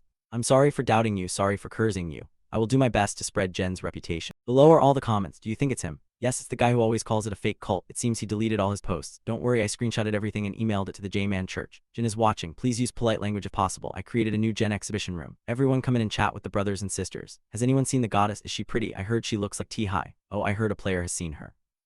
How dare you speak about the goddess like that? All of you, Siwoo and the government are just playing you. Seriously, this is just the government using power to distract you. And you believe it. Fake one, stop looking at fake news. It's hilarious. Even other countries are reporting this, so stop the conspiracy theories. This is so funny, stop typing before I delete all the filters on you, dying of laughter. I think this page perfectly reflects our current situation. Seems some people still think I'm a scammer. Minso suddenly shouted, unbelieving, how much more do we have to prove? They still doubt us after such beauty, which made Siwoo startle and silently exclaim, oh my. Minso said sincerely, even though I never doubted your sanctity, I didn't expect this place to be so beautiful. Goddess Jemen is indeed a miracle. This place is proof of that. He didn't respond, but inwardly acknowledged his point. Right, this is what this land was meant to become, just as Jen wrote on the monument, where dreams rest. To carry out the goddess's wish, I plan to open this space to the public so grieving families can visit their relatives. Later, while walking, Minso told Siwoo, I'm sure everyone sincerely thanks you and the goddess Jen. I agree, I just hope we can comfort them and that's enough. At that moment, Siwoo seemed to think of something and fell silent for a few seconds. After a while, Siwoo called to him, Minso, I heard there are craft guilds. Do you know any? He replied cheerfully, I know a few, some acquaintances run them, I should talk to them. A mineral vein, looks like he has a plan. Siwoo didn't hide anything from him. When the malefic aura from nearby magical energy sources and mineral veins was removed, some magic stones at the focal point absorbed Jemen's holy power and turned into sacred stones. That means there's a sacred stone deposit inside this sanctuary. Siwoo decided to mine it. Then he turned to the other and asked Minso, have you ever produced goods before? He responded in surprise, goods. Meanwhile, the system also informed you can buy sanctification houses in the shop. DLC type facility description uses sacred stones. You can craft sanctification relic bars that grant blessings. The higher the relic level, the more blessings granted. Price, 5,000 divine points. Seeing those lines, Siwoo was very pleased and thought, perfect. With those sacred stones, NZDNH could give the Gen Church a steady income source. At that moment, Leo arrived. Your Holiness, we have uninvited guests. 3 others followed him. Then the visitor introduced himself. Nice to meet you. Siwoo, I'm Baeon Ong-soo, CEO of the National Awakening Alliance. I'm here to speak with Siwoo. It's an honor to meet you. Surprised, Siwoo looked at him and fell silent. He instructed him, Leo, take them to the reception room and don't cause trouble. Yes, Your Holiness. He asked Siwoo about Leo. Is that him? The one rumored to fold people like paper. I'd love to witness that if I get the chance. But then he shifted topics. I still clearly remember when the National Awakening Alliance sent an assassin to kill me. Why don't I send them a gift to thank them? However, Baeon's you, no need, I'm really not interested in handicrafts. Afterwards, I want to pray to the goddess for helping purify this area. The land we once protected, this phrase made him uncomfortable. Once protected, proceed, he didn't like his choice of words. Thinking that, Siwoo bluntly said, you deny sending assassins, yet you dare come here to cause a disturbance. You're really thick-skinned. So those things you claimed weren't core zones, but magic stone deposits. I'm sure they're far more beautiful. However, did you know they're no longer magic stones? They're sacred stones now. At first I didn't realize until I happened to see the magic stones in the shrine. He seemed surprised by this, but Byung-soo calmly replied, thanks for pointing that out. This makes things easier. I'm sure you have information about magic stones from the Competency Administration. Therefore, we concluded you entered the core zone intending to take those magic stones. I'm sure you know that the growth of guilds in our country is evidence of the nation's development. For alliance guilds like ours, magic stone deposits are an important resource for development. It's regrettable that you seized them from us. Siwoo began to challenge him.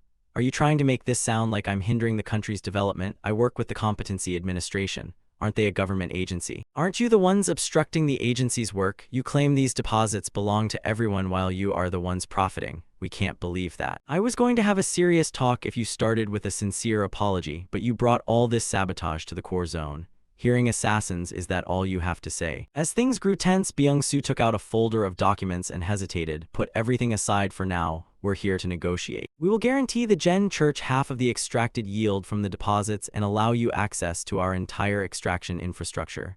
Additionally, we'll donate a large sum to the church. I'm sure you'll be more than satisfied. However, he crumpled the paper and angrily said, do you really think a peace negotiation can be done with a single piece of paper? First you tried to kill me and now you're acting all noble. Want to be friends? Do you really think this will work? Unbelievable. Immediately, Siwoo used magic to summon a bolt of lightning that struck them, leaving them terrified. At the same time, his hand moved toward Byung-soo's group. Very quickly, Siwoo grabbed his throat, squeezing until the man struggled for breath and shouted, let me go. He glared at Byung-soo with a look of righteous fury and tightened his grip. Then the man coughed up blood and trembling said, we gave you a chance. We have the power to oppose you. Siwoo, if we could cooperate. Maybe. Then he tossed Byung-soo aside and mockingly said, I'm so scared. Tell those bastards they'd better come here and apologize or I'll come get an apology myself. Meanwhile, the system announced that follower numbers had surged, updating the main quest.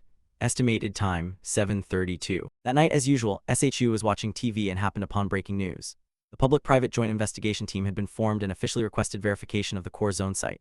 Hearing this, Wang-gu-gok suddenly asked, what's the issue? How do you know? They need to calm down. The announcer added that the Gen Church had drawn global attention after their leader, the Awakened Siwoo, purified the core zone site. However, the White Radiance Church continued. Then, seeing his panda-like eyes, he asked in surprise, Wang-gu-gok, you look like a zombie. Tomorrow is the Gen Church channel launch. Are you working overtime? At the same time, Siwoo was present and asked Wang-gu-gok, is Leo at that beautiful place? Isn't he coming here anymore? You bowed your head sadly and asked. Yeah, that's Leo's workplace now. Go visit him. She smiled and praised, it looks so beautiful. Tonight I'll sleep early and visit him with my brother. I wonder if he'll have time. On the other hand, Siwoo spoke up first. Seon, ask me if you want to know anything. She obediently replied, yes, I also know a few things. You're the pontiff leading the Gen Church. You purified the core zone. Siwoo was surprised that Seon knew so much. She knows everything? Wang-gu-gok marveled. Kids are better with phones than you. You've been there 10 years, right? You're old. Before you even finish Seoul, you'll get hit on the head by me. With that, his head swelled into a big bump. Meanwhile, CEO quickly left and said, I'll sleep early tonight. See you this weekend.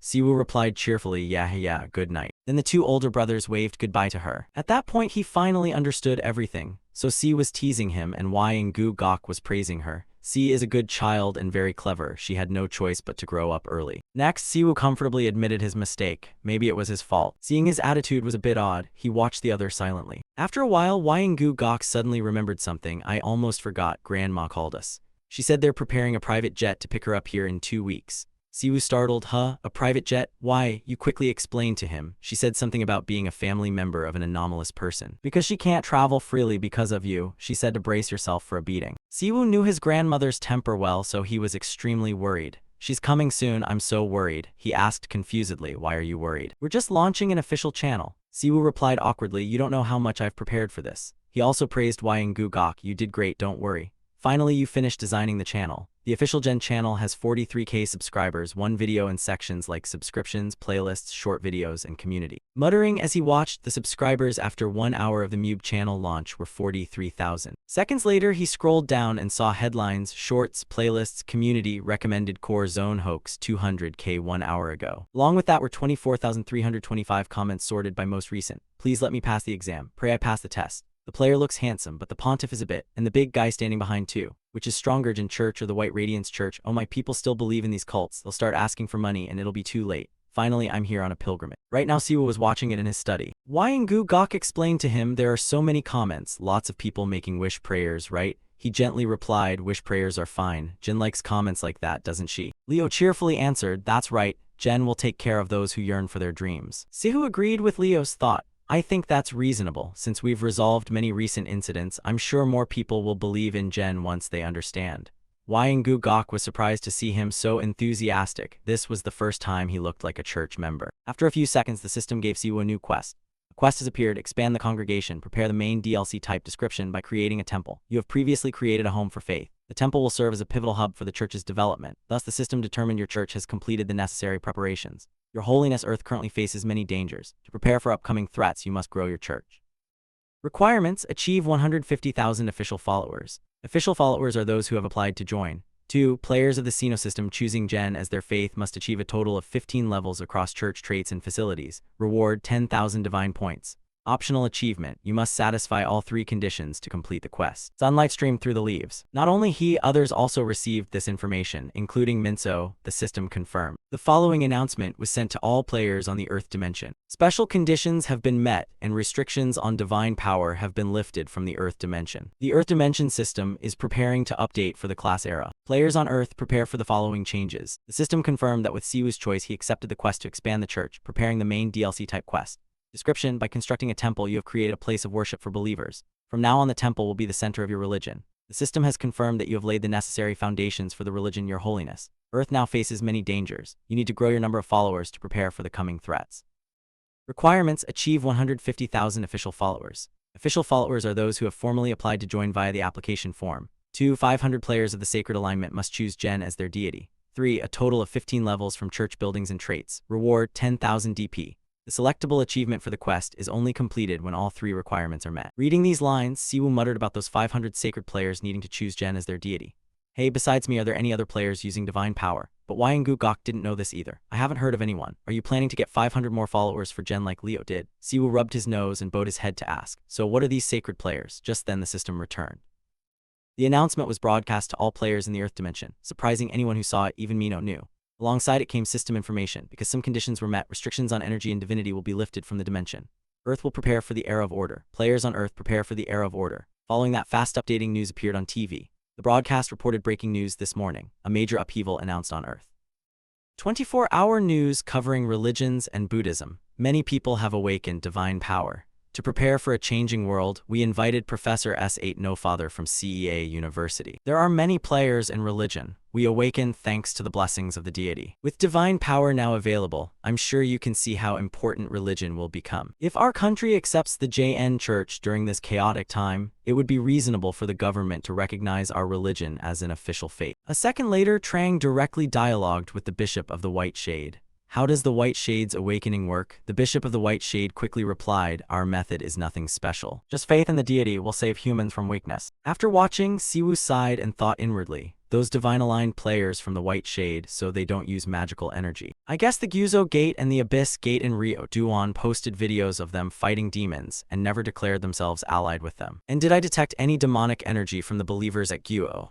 No. So there may be organizations other than the White Shade that are linked to demonic energy. When the issue hit a dead end, they appealed to Jen. Then she appeared. It's been a long time since I've seen you this worried. You honestly told her everything. Is manifestation in the shrine any easier? Sorry for calling you suddenly. However, Jen wasn't angry with Siwoo. It's okay. You had many followers yesterday. You worked very hard, Siwoo. Next, Siwoo told Jay about the current situation. The whole country is in chaos and now there are players of the sacred alignment. Although I don't know if that's true. What is divinity? It is a power not only Jen's followers can use, but the ability to create miracles by anyone with faith. The stronger the faith, the stronger the deity, and in turn the deity can grant believers greater powers. Based on these foundations, after a while Jemen began to explain very thoroughly to him. It's like a player's will is directly linked to their spellcasting ability. Divinity is closely tied to the strength of faith among believers. Those who awaken in turn use power to create miracles. A god's value depends on the level of faith they can awaken in followers. A god without followers will vanish. He still had parts he didn't fully understand. So the era of order is all about gods. Why was there no divinity on Earth before? She answered honestly. Just as the reason Earth wasn't granted mana, the system had placed limits on the potential of Earth's humans. Hearing this, Siwoo felt some regret. They should have removed all restrictions with mana last year.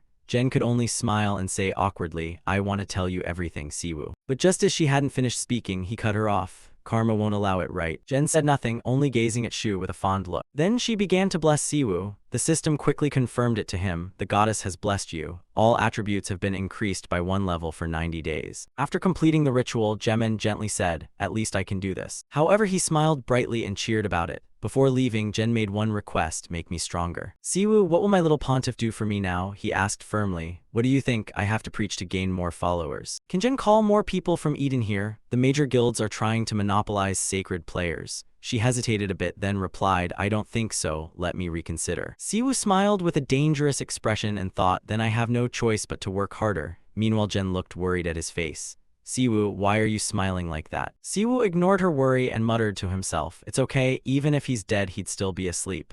Jen continued to advise him, calm down, Siwoo. Because Leo couldn't see Jen, he found Siwoo's expression puzzling. After she returned to Eden, he stared out the window, lost in thoughts about the church's era. If that message is broadcast to all players, the Earth dimension will likely undergo major changes. What I can do right now is maintain the temple well and continue preaching. But I don't know where to go next. Just then his phone vibrated, making Siwoo a bit anxious. He then read the urgent message sent to the power department.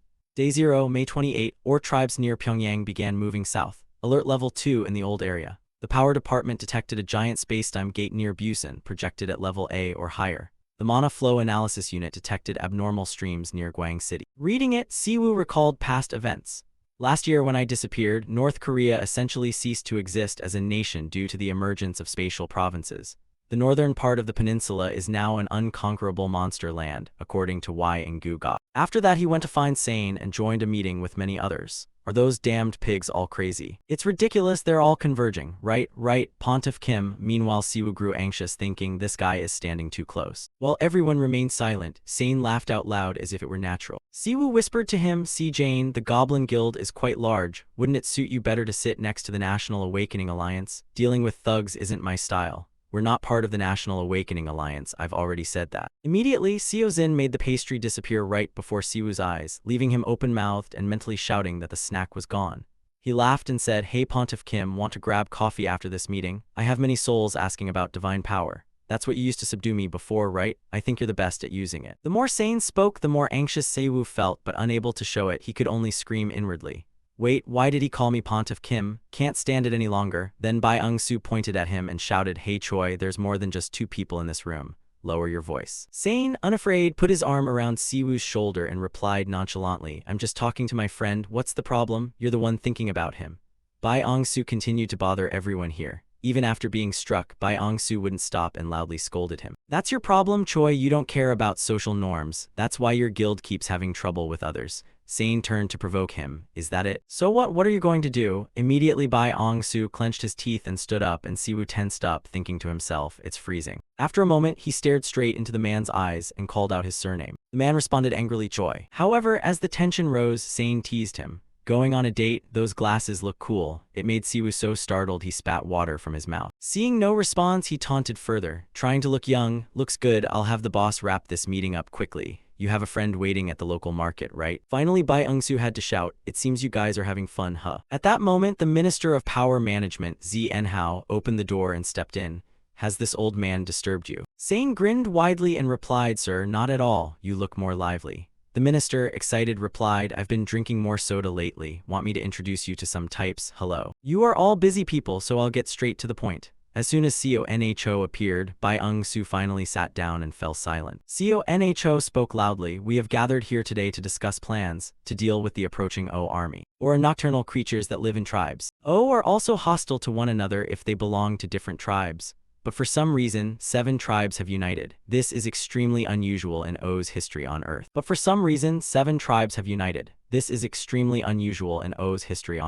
he spoke, Siwoo thought to himself that he guessed it didn't originate on Earth. He had seen this several times in Eden. A being born with dominative power over all, a monster existing to lead O's unrestrained fury with a single goal. Next, he blurted out, an overlord SCNHO. I suppose it's called an overlord. According to reports, this overlord has gathered over 100,000 O under it, so the alert level has been raised to 1. Hearing this, the entire meeting room shouted, what, 100,000? CONHO revealed more, they tattoo their arms with tribal markings. Our intelligence agents discovered 7 different O tattoo types or flags. After hearing it, Siwoo said, the Great Overlord has overwhelmingly higher stats than other OR. I fought one like that before. Once they appear, they break all tribal hierarchies. That's why O with different tribal tattoos are gathering together. As soon as the Great Lord appears, O's instincts make them swear allegiance to it. However, Bu opposed his view. Even as a returnee, he seemed rather smug about his knowledge of Earth's monsters. Leave this to the experts and stay quiet is the correct choice, Your Holiness Siwoo. Being dismissed, Siwoo could not stand it and retorted, so you're only saying that now? So I guess you must be such experts that you can illegally occupy state-controlled core zones, right? Saying that, he clenched his fists. Seeing this, Seo Zin whispered into Siwoo's ear, look, Pontiff Kim, they're pretty bullying, huh? Hearing this, Bai Eungsu angrily said, Sejin, I can hear you. And you Kim Siwoo, they are a real threat. They destroy everything in their path, praying and flapping your hands won't make them disappear. The more he spoke, the angrier Siwoo became. Does that impress you so much? The only reason I haven't pummeled you yet is because the minister is here. On the other hand, not only did he not stop me, he egged me on. Oh, are you planning to fight? Lucky me, I showed up. Seeing everyone tense, CONHO cleared his throat and said, this is a serious situation. Please remain calm. Siwoo, in that case, do you have any solution? He spoke in a tone as if asking, what's for lunch today? Simple, we just need to kill that great warlord. Facing 100,000 would cost us too many sacrifices. Civilian losses would be too high, it's best if we can eliminate that warlord. The moment it dies, the others will go berserk and start fighting. Their tribes are natural enemies. However, Bai objected, what nonsense are you talking? That unique entity is surrounded by 100,000 A. Even if your reasoning is correct, to reach an army of 100,000 we'd have to break through them. Do you have no limits to your arrogance? That's true if from the ground, but do we really have to approach from the ground? He quickly explained, we have helicopters and fighter jets, so why worry? If we launch an airstrike with helicopters over that area, can't we just drop bombs on them? Then the representative of the Great Tiger Guild, a top Korean guild, loudly defended him. There's no guarantee that killing that unique entity will stop the monster assault. Are you asking us to deploy hunters without such guarantees? Sounds like you're asking us to sacrifice ourselves for you, Pope Siwoo. Siwoo looked at him and smiled. He immediately offered a rebuttal. If you have no countermeasures and only want to posture to avoid losses, then don't open your mouths. When did I ask you to deploy hunters? I will be the only one to carry out this operation. I've heard the media has deliberately exaggerated or fabricated my power. Either way, I'll take this opportunity to prove it clearly. If anyone has complaints, speak now, just prepare a helicopter for me. Siwoo conveyed his determination with his eyes, while mentally devising his first and strongest strike. After the meeting, he prepared a helicopter to move out. Before leaving, someone asked Siwoo, are you really okay going alone? Don't worry, I'll handle the situation in a flash, he replied. He felt pretty good breathing fresh air for the first time in a long while. It had been ages since I'd ridden GFON. Hearing that, Bitch Hun exclaimed in surprise, gone. Meanwhile, Dedung cried out in admiration. Siwoo told them that although the riding experience wasn't great, helicopters were much better. Bitch Hun honestly replied, actually, I'm more worried that you refused large anti-air guns. Do you have anything else? Siwoo answered him, yes, I have a few skills. Let me touch this helicopter a bit. A second after he used the magic, the system announced that the active skill sanctification had been activated. A powerful blessing was applied to the designated object for a set duration. Siwoo's action made both of them gasp in amazement. Once he'd enhanced the helicopter, he gave a thumbs up and excitedly said, "The effect should be pretty good. No monster wants to charge into certain death."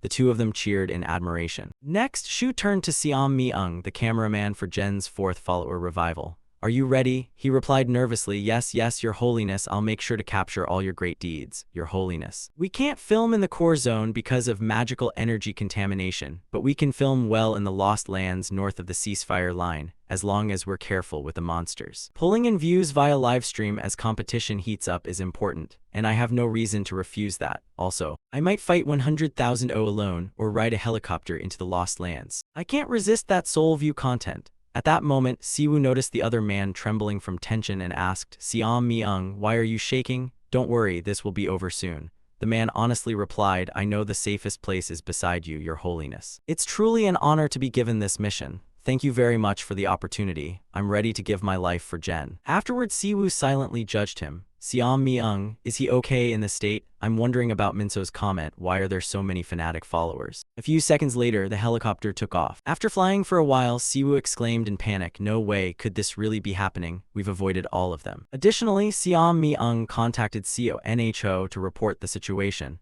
They'll reach the designated location in 5 minutes. Just as he said, the awakened Siwoo noted that the flying monsters weren't approaching us at all. He replied while watching the screen, "I'm watching. Imagine that you're live streaming an aerial attack on Meet 2. I may have to file an apology for this." Knowing he was embarrassed, Siam Mi-eung said, "Minister, if you're worried, I can end the stream right now." After he cut the stream, CONHO turned to Dongzich. "I wonder." He stopped halfway through his sentence and looked up at the plan displayed on the screen. Plan A, an aerial attack will be carried out under the order of the awakened Siwoo. The unique entity, the Great Warlord, will be annihilated and the monster assault dispersed. Plan B, if Plan A fails, the Great Tiger Guild will establish defensive lines at the ceasefire border to prepare. They will cooperate with the reorganized 30th Mechanized Infantry Division to repel the monster assault. Watching with concern, CONHO said Siwoo insisted on live streaming to prove himself. And because of his special status as an anomaly, he can make unreasonable demands with confidence. However, he didn't do that. Last time he even led us to the criminals the power management was chasing, calling it a gift. Dongzich shared his feelings, so he said frankly, "Minister, if the awakened Siwoo fails in this solo operation, we'll bear the consequences of broadcasting a failed mission. This will make the power management look worse." On this matter, he was rather optimistic and simply replied, "If he can't stop them, we can't do anything about the monster assault. Who cares about our usefulness? We're useless whether we broadcast or not. If awakened Kim Siwoo fails, the end result will be the same. In that case, isn't escalation preferable? It's been a long time since the awakened forces of large private guilds surpassed the state's awakened forces. The state lacks the power to control the awakened alliance and absolutely lacks the ability to defend itself from being controlled. Many large guilds allied with NC have been involved in illegal territories." After hearing this, Dongzich raised another issue. The awakened SH isn't affiliated with the power management, but he said he's not affiliated with N either. "Do you know why each country separately classifies returnees, especially the disaster class ones, even though they could be categorized like we categorize S-rank hunters?" He honestly said, "No, I don't know." CONHO began to explain in detail to Dongzich. Disaster class returnees are those who left a notable legacy in their world before returning to Earth. Whether good or bad, they are beings capable of affecting the order of an entire world. If these people return to their homeland Earth, what do you think the probability is that they'll submit to the current government? Of course, there will be individual differences. Conflict is inevitable. That's why they're called disasters. Among disaster class returnees, the power of those we can measure is at that level. So what do you think will happen to the higher tier, the abnormal class? Conflict is unavoidable. Our mission is to navigate that conflict in a way that aligns as much as possible with our interests. Dongzich gradually understood a bit and said, "You mean using the awakened Siwoo to control?" And he disagreed with that phrasing. Using him, didn't the awakened Siwoo say he would help us, not N? We're weak, all we can do is our best. Do you think we have the option to refuse? Since CONHO was right about everything, Dongzich fell silent. Then they also read the online comments. "Is this really live? Is this the monster assault? What if they head straight for the ceasefire line like that? I heard the Pazu area prepared for the worst and started evacuating. They're not the type to make things up. It's okay. N's heroes will handle it. Don't worry. Have faith. The goddess Diamond will grant us salvation. Don't be fooled by these fanatics. We still love you all. We're done for. We're done for. We're done for." After reading it, feeling a bit unsettled, he asked team leader Kim, "Did you see that? They're saying we're done for." As a sole official pressed him, Dongzich answered uncertainly, "Minister, we've already rolled the dice. So all we can do is humbly accept the outcome. In any case, at the same time, upon arrival, Siwoo resumed broadcasting. We had reached the helicopter operation zone. The unique entity called the Great Warlord was now in view. Can everyone hear me? That huge one is the Great Warlord. He's very dangerous and different from ordinary. Oh, I'll descend now. As C said this, he stood at the helicopter door facing downward. Meanwhile, as he jumped down, Siam calmly filmed and said, "This channel is the official YouTube of the Taimin Church. Please like, comment, subscribe, and hit the bell. Thank you very much. Goodbye." At the same time, Siam Mi-ung shouted, "Guide Pope Siwoo's is flying high in the sky like a shining star." Very quickly, the Owers detected a strange object in the sky and felt perplexed. Immediately after, he used his magic to produce a huge explosion. Siwoo cast his spell to create a massive blast, sending smoke and dust high into the air. Then he stepped out from that billowing smoke. After a few steps, Siwoo groaned in pain. "My knee hurts, maybe I'm pretending I'm young." Immediately after, he heard the "Oh sirs" roar. A second later, Siwoo met this overlord heir. "Is this our first encounter? You're bigger than I thought, you also look strangely familiar." Hearing that, it replied angrily, "I don't understand, there was never any mention of a human warrior like you in our future. I sense a disgusting energy from you, an energy opposed to us." Siwoo replied firmly, "I've heard this before. It seems overlots like you don't appear naturally but are created through someone else's demonic chi. There was one before, along with Dapper Gainer and Lit. Now I get it, all your demonic chi comes from Lucifer, previously the arrogant demon king, now the wrathful demon king. Why are the demon kings trying to come to Earth?" When pressed, the overloader shouted, "I don't have to answer your soul questions. What must happen is fate chosen. I will kill you here." As soon as it finished speaking, it swung the hammer in its hand towards Siwoo's head. At that moment, he fixed his gaze on the opponent, and Siwoo leapt high to evade the overloader's attack. While leaping, he thought to himself that the destructive power of demonic chi converted into physical force wasn't something he could easily withstand. However, used bolts of lightning to strike back at it. Next, Siwoo attacked with his fists while the overlord O used his hammer to block. A second later, he stepped back and said cheerfully, "You're pretty good at defense, huh? Better than I thought. Looks like we'd need at least 6 S-rank hunters. He'll be considered one of the stronger ochre overlords in Eden." On the other hand, it quickly commanded, "Our work has begun. We draw our bows to start the battle. Human warriors cannot resist our fate. O warriors, bravely follow me." Siwoo mentally considered countermeasures, recalling that demonic chi is closely linked to the desperation to survive. This could work to his advantage. "I can deal with them before they become more dangerous." Wouldn't this be perfect for the net, like getting 10 million views on the spot? Thinking that, he took out his phone and told it to pose for a shot. But then the overlord heir angrily roared, "Come here, anonymous human warrior. I respect your courage for standing in my way. I am the overlord of the OR. I will deal with you myself." In this glorious fight, Siwoo showed no fear and looked it in the face. "Actually, I'm busy filming. I like long, spectacular action scenes, but that's not today. All of you are neither cool nor attractive. And above all, I don't mind being a coward because I'm not a warrior." The overlord grew even angrier and shouted, "What?" He ignored it and raised his magic orb high. The system also confirmed to Siwoo that the following skill exceeded karmic limits. He felt pleased and thought, "Told you so." It didn't stop there, the system further notified him. "Therefore, the following skill was adjusted by karma permission for you. The active Holy Spear class summoning skill has been deployed." Thus, an immense source of power from the heavens was transmitted to his location. Immediately after, an explosion equivalent to the blast of an atomic bomb occurred. Now the Holy Temple had also recognized this source of power at Siwoo's position. That power struck directly at the overlord heir. Someone at the sanctuary was watching it via the live stream on a laptop. The viewer was Wang Gugok. He was astonished and muttered, "Unbelievable." At the same time, netizens left comments on the live stream. "What's happening? Is that magic? Insane. Is this real? Is this fake? How could this be fake? No hunter in Korea can do that. WTF, is this an anomaly? Isn't this hacking?" People would understand that everyone is equal before overwhelming power. Wang Gugok remembered what Siwoo once said, "Hey, have soybean paste soup today." But he replied, "We have no potatoes." Immediately after, he threw money at Wang Gugok and said, "Here, buy it."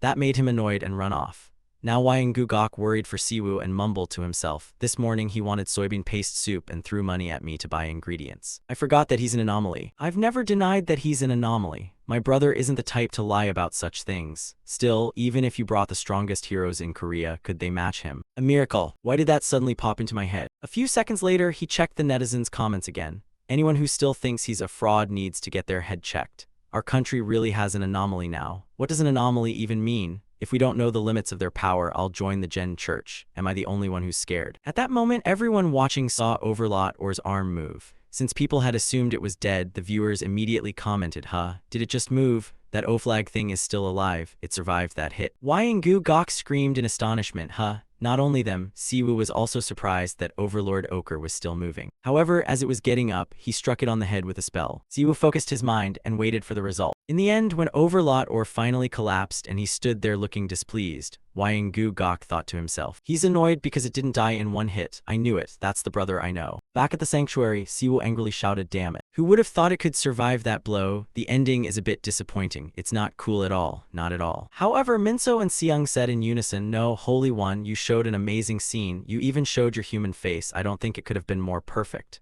Wyangu Gok, feeling annoyed, called their names, Seung, Min. Siwoo couldn't stop being angry, so he yelled at them, hey, wouldn't it have been better if the fanatics struck first? Seeing him like that, Wyangu Gok had a thought. He seems too concerned with looking cool. Minso took out his phone, watched, and said, after Overlord was defeated, the remaining O started fighting each other. The monster assault has fallen apart. Thanks to you, everything seems fine. The power organization was thanking him and N said nothing. At this, Wyangu Gok again took out his phone, handed it to Siwoo and said, hey, quickly read the news about yourself. News, headlines, politics, economy, society, lifestyle, world. The giant chaos gate in Busan has been upgraded from B to A+, mobilizing everyone in the Daeongnam area.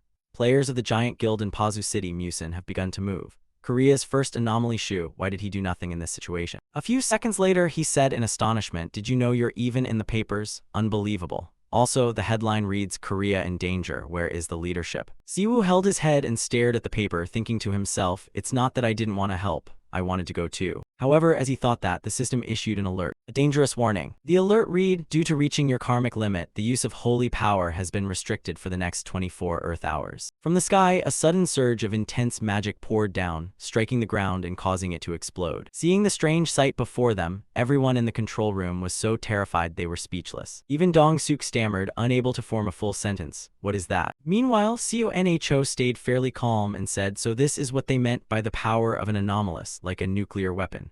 He still didn't believe it and asked again, is this really the power of an anomalous? After seeing Siwoo outside, Conho suddenly thought, our idea of an anomalous's power was vague, but this video makes it clear. Siwoo aimed for exactly this. Everyone watching the livestream must have felt it. Then when the screen displayed the line, subscribe, comment, like, and turn on notifications to really help the goddess, he suddenly gave a thumbs up and cheerfully said, Minister, about the livestream, I don't think we need an apology statement anymore. But the minister replied, I won the bet, but the level of destruction was much greater than expected. Maybe my luck will be better in the coming years. On the drive home, Dong-suk called Siwoo. That's right, team leader Siwoo, did you watch the live stream? Dong-suk said earnestly. Siwoo, I was stunned.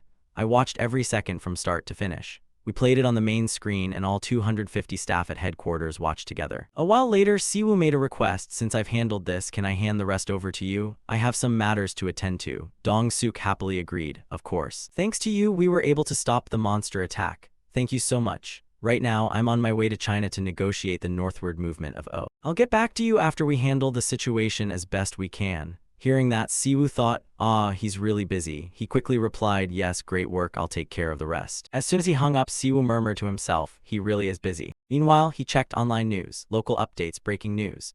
A leaderless O group revealed that the awakened Siwoo was moving north, passing Old Pyongyang with an ultimate destination in China. The danger level of the level B chaotic gate had been notified to all players in the Gyeongnam region. Major player groups in Pazumunnan began urgent movement. Korea's first anomalous is Siwoo. Why isn't he moving in such a dangerous situation? Reading that, Siwoo suddenly stopped, staring at the line and musing. The first anomalous leaves right after promoting his religion without resolving the situation, only ending once the proselytizing is done. Pope Siwoo's YouTube channel is just a show. The meeting of the Buddhist monk and the god was Allah. Just then, Idiot Yu suddenly walked up. Seeing him, Siwoo exclaimed, damn, you're falling for those clickbait headlines. Startled by the sudden appearance, Siwoo retorted, how could I not read it? Though he said that, his hands were honest as Siwoo scrolled down to the comments. He read the newest, oldest, and most liked comments. 1 hour ago, what a relief, the O group isn't coming our way. 1 hour ago, where's Kim Siwoo hiding? 15 minutes would have been more than enough, he intended to. 7 minutes ago, I heard those in guys are being mobilized. 5 minutes ago, who's trash-talking the guy who did the most? 5 minutes ago, why don't you try it yourselves? 1 minute ago, is that him? Pope turned university president, I'm leaving right after I build the shrine. I already handled the biggest problem. Bastard. And once again, Idiot Yu startled Siwoo. While Siwoo was intently reading the comments, Yu pulled out money and said, you're just a regular guy now, right? Go buy potatoes. Immediately, Siwoo warned him, extending a fist as he said, Idiot Yu, watch your language. It's just some limited divine power, I can still hit you. He added, I bought potatoes yesterday, let's make potato pancakes today. At that, Yu reluctantly agreed. While cooking, Idiot Yu brought up those matters again. You were torn apart in those articles I read earlier. You're going to live a long life. But Siwoo replied cheerfully, those political players need to sort things out their own way. They have to save face, so they'll try to do your job for you. Out of curiosity, he kept talking. Oh, I heard the Great Tiger Clan auctioned off also had a monster attack. They're probably busy dealing with that. However, Siwoo was very indifferent. As he fed C a potato pancake, he replied, it's not that they did anything, at least they were able to contain it. Just then, Siwoo suddenly realized a positive point and thought to himself, actually, this is good. I should start preparing the shrine. The system also gave him a quest. Hidden quest, monster attack wave. Complete the monster attack wave, hidden type. Description, you defended allied forces against hundreds of thousands of OR troops on Earth. Facing a threatened update, you will receive the hidden quest reward. Reward 5,000 DP. Although there was a lot to do and everything was busy, the good news was the hidden quest had been completed. A day had passed since the penalty, but there was still time. At the same moment, the system issued a red alert. Due to reaching the causality limit, your use of divine power has been restricted for the next 24 Earth hours. Siwoo grew worried and mentally calculated. I should check the church status window. Fortunately, I earned DP before the restructuring. Has anything changed? The system answered his question. The Gen Church worships the primal goddess Gen from the Eden dimension. Current official adherents and own traits are Charity Level 2, Baptism Level 2, no affiliated organization, current God points, 12,700. Reading this, Kim Siwoo became urgent, thinking, we're still far from the main quest goal of 50,000 followers, but with the 255 skip, many followers joined while I was absent. Suddenly, Idiot Yu shouted, Siwoo, look. Siwoo followed the prompt and looked ahead. He saw Leo talking with a group of people. Quickly, Siwoo called out Leo. He immediately turned and replied, Your Holiness, welcome. Many people have asked to become official adherents because of the monster attack. I'm very proud that we have more brothers and sisters on Earth. Siwoo candidly told Leo, I came because of that. Seconds later, he stepped in front of everyone. Many whispered, oh, that's the Pope. Pope, I watched the live stream yesterday. You were incredible. I'm a relative of someone helped in the epicenter disaster. I owe Gen my thanks. Seeing the crowd's goodwill, Siwoo pressed his hands to his chest and excitedly said, thank you for choosing us. From now on, I entrust you all. Gen will be very happy. He turned to Leo with satisfaction, thinking, yes, Leo, this is the moment I bring you to Earth. I'm not good at teaching others, but we have someone who will be a perfect missionary. Then Siwoo introduced Leo to everyone. As you know, this is Leo, the Archbishop of the Gen sect. From now on, he will teach doctrine to our brothers and sisters. If you have any questions, ask him. I have great faith in Archbishop Leo. The unexpected proposal made Leo a bit flustered. Siwoo leaned in and whispered to him, you know how to teach them the doctrine, right? Leo replied, yes, Your Holiness, but there are so many people. Siwoo abruptly asked, so many, you'll have to teach that number 200 more times. The remark left Leo both puzzled and astonished. He tried to explain to Siwoo, Your Holiness, under South Korean labor law, the usual is 8 hours a day, 5 days a week. Before Leo finished, Siwoo cut in with a promise. Gen said they'd send more people from Eden to help train new adherents, so just hold on a bit longer. At that, Leo reluctantly agreed. Yes, I hope they arrive soon. Siwoo reassured Leo, I told you I'd make sure aid would come. Do you trust me? Leo could only answer, it would be great if they really come. Meanwhile, Idiot Yu thought to himself, I think my brother is truly a schemer. After only the two of them remained, Idiot Yu asked honestly, Siwoo, aren't we short on money? More and more people are joining. And with living expenses and running the sect, we'll need a lot of money. Medub won't be enough. However, Siwoo replied, I don't intend to make a profit from Medub. Idiot Yu asked in surprise, so are you planning to fund this through donations like other religions? Siwoo answered honestly, I'll accept offerings at first. That's already been decided. Hearing that, Idiot Yu fell silent and pondered. After a moment, he said with concern, Siwoo, I don't want to say this, but do you know how expensive C's tutoring fees are? Siwoo looked at Idiot Yu's face, then leaned in and whispered in his ear. This Idiot Yu, this is an absolute secret, but I'll tell you specially. Curious, he leaned in to listen closely to what Siwoo was about to say. Upon hearing it, Idiot Yu panicked and shouted, Are you allowed to do that? Man, is that okay? That's not proselytizing, that's just business. No, it's like a cult. Immediately, Siwoo stopped him. Hey, don't blaspheme. I'll snap you in half if Leo finds out. Shut up. At that moment, the two of them were standing in a very beautiful garden. Then the system displayed information. You can purchase a sanctified house in the shop. Sanctified house level 1, facility type PLC. Description, using holy stones you can craft relics. The sanctified house item will bless those relics. The higher the sanctified house level, the more blessings it can grant. Cost 5,000 DP. So construction of the sanctified house began and the system confirmed. Building sanctified house, you have spent 5,000 DP. Level 1 sanctified house, you have entered the level 1 sanctified house belonging to your shrine, displaying the list of relics that can currently be crafted in your sanctified house. Seeing it, Idiot Yu exclaimed in amazement, this is where they're made. He even thought with satisfaction, the church's health bracelet. Meanwhile, Siwoo gathered the holy stones and brought them to CEO Kang XX. At first glance, the CEO was very excited. Holy stones, I've never seen them before. Because they're a new mineral, we're very curious about them, the guild production leader said. And he deftly replied, I met a great person thanks to Mins, and holy stones don't detonate mana like magic stones, so they're very safe. CEO King grew even more enthusiastic. Excellent. So you want me to craft what you requested from these stones, right? Yes, make this round design and set the stone here. Also, you can be confident in your craftsmanship. With that skill, it will be as easy as turning your hand. And we can produce 100-200 a day. It's an honor to be the first production guild to partner with the famous Gen Church. I'll show you great results because you trusted us. Very quickly, the Holy Stone production contract between Siwoo and CEO Kang was successfully signed. Everything proceeded so smoothly that he laughed and said, things are going very well. However, Idiot Yu suspected he was running a scam and irritably asked, hey, are you seriously planning to become a swindler? After some time, the Holy Stone bracelets were brought to market. A bracelet with a holy stone set into grooves. Depending on the rank of the holy stone used in production, each bracelet has different effects and is very helpful for the wearer's natural recovery.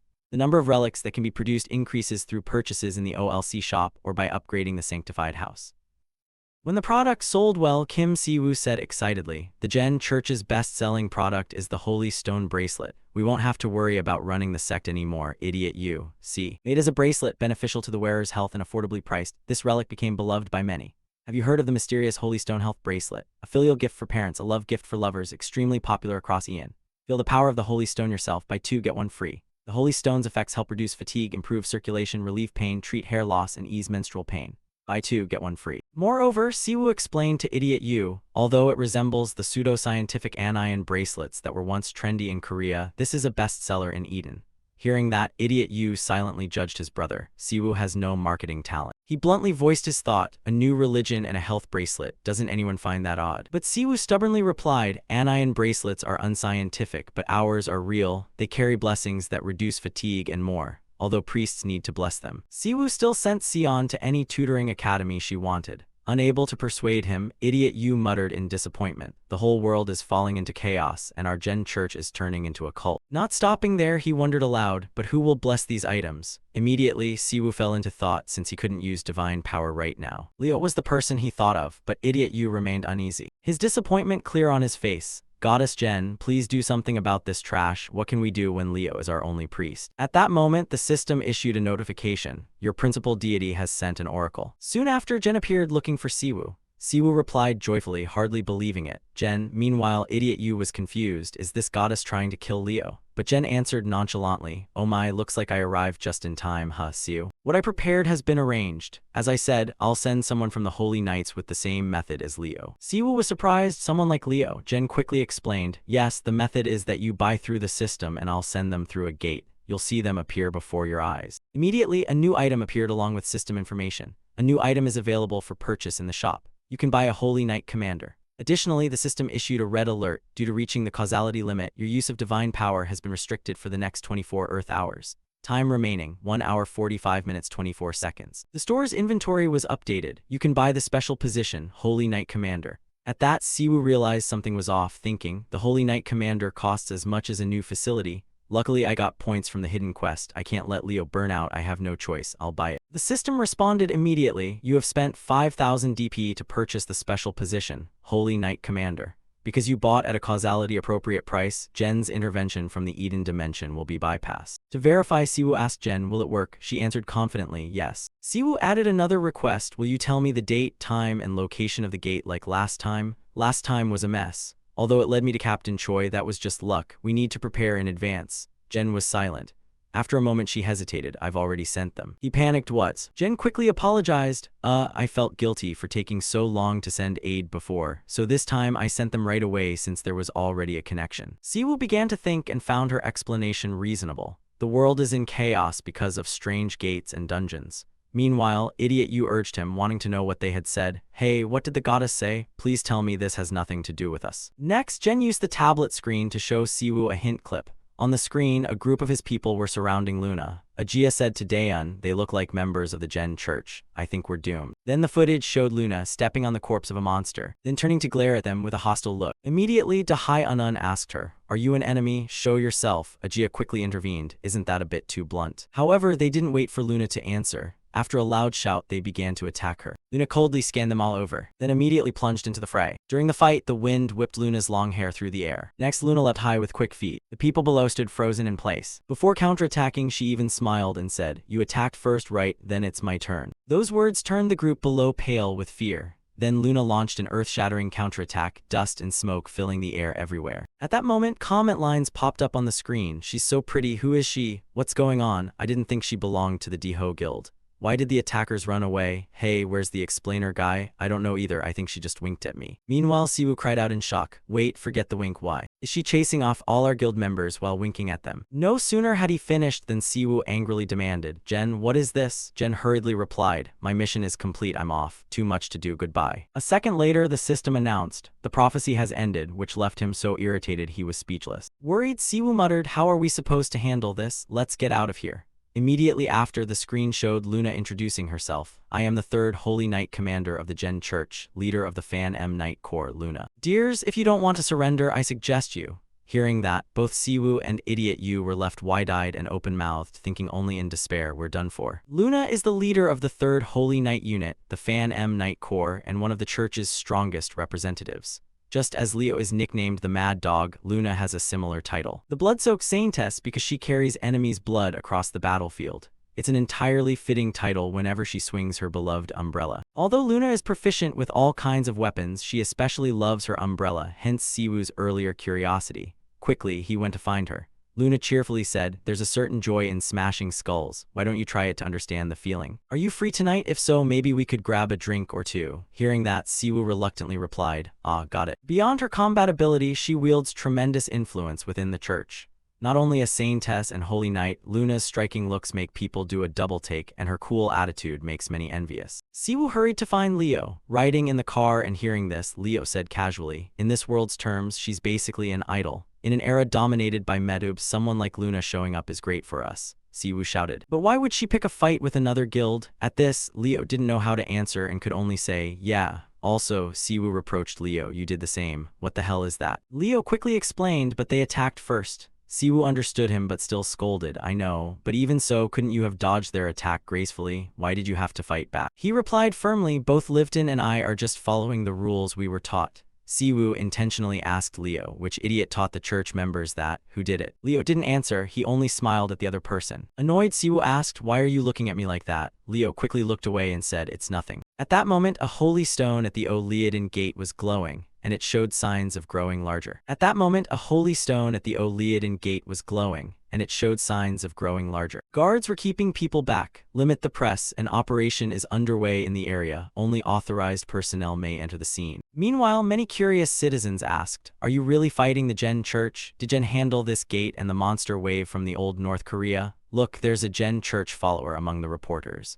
The public needs to know the truth." Amid the chaos, Leo told Siwoo, "It looks like they're arguing because this is a matter of honor." Diho is one of Korea's representative guilds. Not only were they embarrassed on live broadcast, but the person who caused the scene made sure everyone knew she was a Gen Church member. Siwoo thought to himself, what would happen if I showed up now? Top 10 scandalous moments of Gen Church leaders. The shocking confession of a Gen Church follower, the truth behind that bastard shoe. Every conspiracy site online would tear me apart. It'll destroy all the good first impressions. I'll disappoint Captain Kim and Minister Seo Nho. He told Leo, "Now go into the barrier Diho's guild created to block Luna and we'll quietly take Luna out. That's my plan." However, he warned Siwoo, "There's no way Lifton will leave quietly. How do you plan to get past the barrier?" Siwoo replied cheerfully, "What other choice do we have? We'll just go straight in." Just then the system gave him a reminder. Passive skill Sacred Protection maxer level nullified all magic. The following magical skirmish accumulated heavy damage and the integrity of the barrier has been significantly reduced.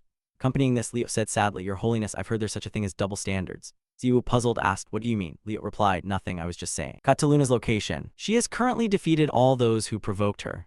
After entering the barrier and seeing this, Siwoo murmured to himself, everything about Luna should have been perfect. If not for the scene she caused, unbelievable. Just then, someone else suddenly rushed in to ambush Luna. Although taken slightly by surprise, she was still safe after that attack. Luna immediately counterattacked, and the opponent stepped back to dodge. Seeing this, Siwoo was surprised and thought, it seems there's still an S-rank hunter standing firm. Maybe that's the remaining pride of Diho Guild. Meanwhile, Leo observed that it looked like Liv Vuitton was testing her opponent. But Siwoo retorted, "Leo, most people would say she's toying with him. He can't even land a single hit." He still didn't believe it and replied, "Is that so? Maybe she's bored. Immediately after, Luna grew excited and readied her next move. At the same time, Junhoo was also sprinting toward the opponent. As the two were about to collide, Siwoo arrived in time and pushed them apart. He said, "We can stop here. I think there's been a misunderstanding." Junhoo was extremely surprised to see Siwoo, while Luna excitedly shouted, "Your Holiness." Quickly she straightened her clothes and smiling said, "Your Holiness, it's been too long. I've missed you." Siwoo, flustered, replied, "It's not been that long, only 2 months since I came to Earth." She quickly introduced herself, "I'm Luna. I answered the call of Goddess Jen and came to Earth to help you, Your Holiness." Immediately, Siwoo felt guilty and hurriedly explained, "Luna, I know it's my fault for making you arrive late, but how am I supposed to handle this situation?" "Why did you make such a big deal out of it?" He said that because there were people lying everywhere before them. However, Luna just laughed loudly and confidently. "It's all thanks to your teachings." What do you think? Hearing that, Siwoo could only panic. What this? Life doesn't always go according to plan, but sometimes surprises bring good things. At that moment, Siwoo saw Sungmin angrily scolding Junhoo. "Team leader Junhoo, what did you just say?" He replied immediately, "I'm saying we need to take some responsibility for this situation." However, Sungmin countered, "We were only following the special law on abilities. All we did was attack a strange entity that appeared from the gate. Why should we apologize?" Still, Junhoo maintained his argument. "We were the attackers first, despite receiving many warnings. That's why we must apologize to the Jen Church. The entity from the gate clearly said it didn't want to fight, even speaking Korean. Even with an opportunity for dialogue, we ordered an attack." Hearing that, Siwoo grew more determined and thought, "This is the excuse I'll use." Then Siwoo asked Luna, "Luna, did you hypnotize that person or something?" She honestly replied in surprise, I don't have that ability." But Siwoo still didn't believe it. "Really? Then why did he side with us?" Luna joked, "If I had hypnotic powers, I'd have used them on you already." This made Siwoo snap angrily. "What did you just say?" She calmly replied, "I just think what you think." Just then, Leo stepped forward to stop her. "Miss Liv Von Tun, you shouldn't do that." At the sight of Leo, Luna excitedly covered her face and cried out, "Leo, oh, I'm your sister, don't call me miss anymore."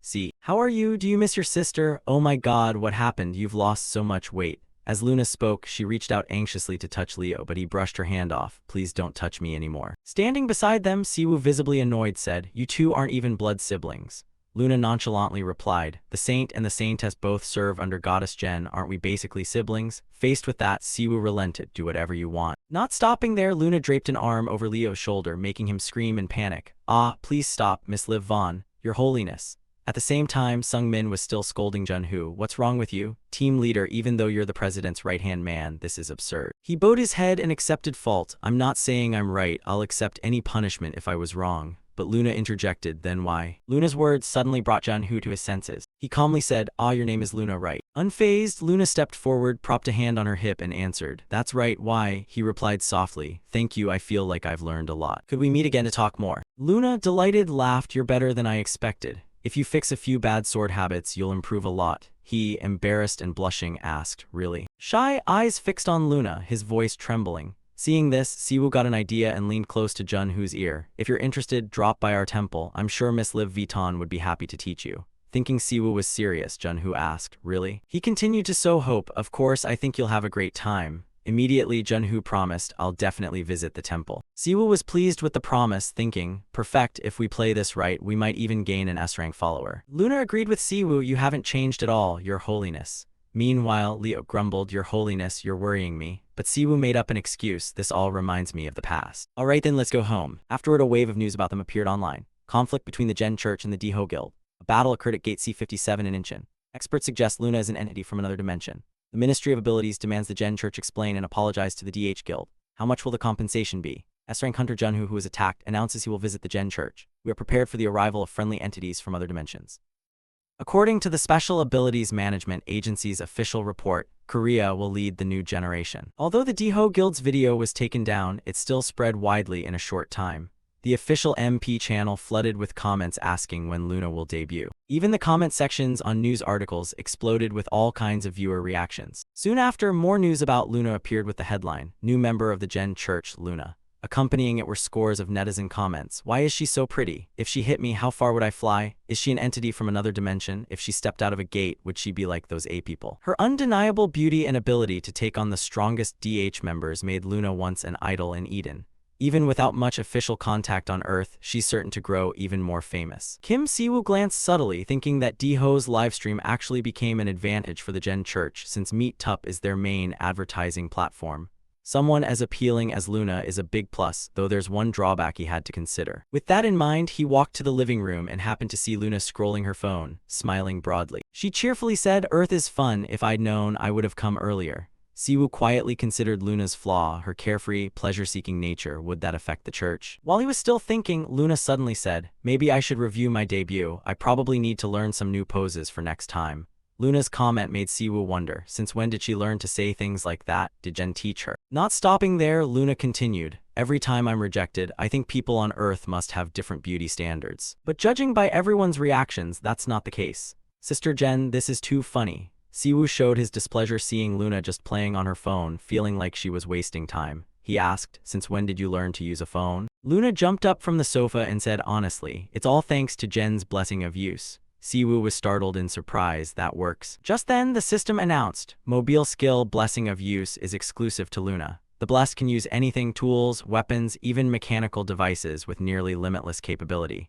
Luna excitedly told Siwoo, "I guess so." He inwardly felt annoyed. "I knew this skill was overpowered back in Eden. I didn't expect it would work on phones on Earth too. Damn, she's just too lucky." Suddenly, Luna asked Siwoo, "Are you serious, Your Holiness? Are you happy I came?" He panicked and replied, "Huh." She misunderstood and asked again, "You don't want to see me?" Siwoo didn't say it aloud, but thought to himself that actually meeting her wasn't so bad. But if he kept avoiding her, she'd waste his time again. With that in mind, he cheerfully suggested, "Of course, why don't we go to the military base when we get the chance? I'd like to see if your blessing works on helicopters or fighter jets." Luna smiled and answered, "Don't be shy, you're as charming as ever." Seeing her so excited, Siwoo quickly looked for a way to escape. Just then, Leo entered and asked, "Miss Livon, is there any problem at the sanctuary?" Luna thought for a moment and replied, "We ran into some issues." Siwoo grew worried and asked, "What kind of issues?" Without beating around the bush, Luna quickly explained, "Since Your Holiness returned to Earth, monsters hiding in the northern continent have begun reappearing. We've even heard the Demon King is somewhere in the southern isles. Because of that, we've been very busy." Hearing this, Siwoo began to think seriously.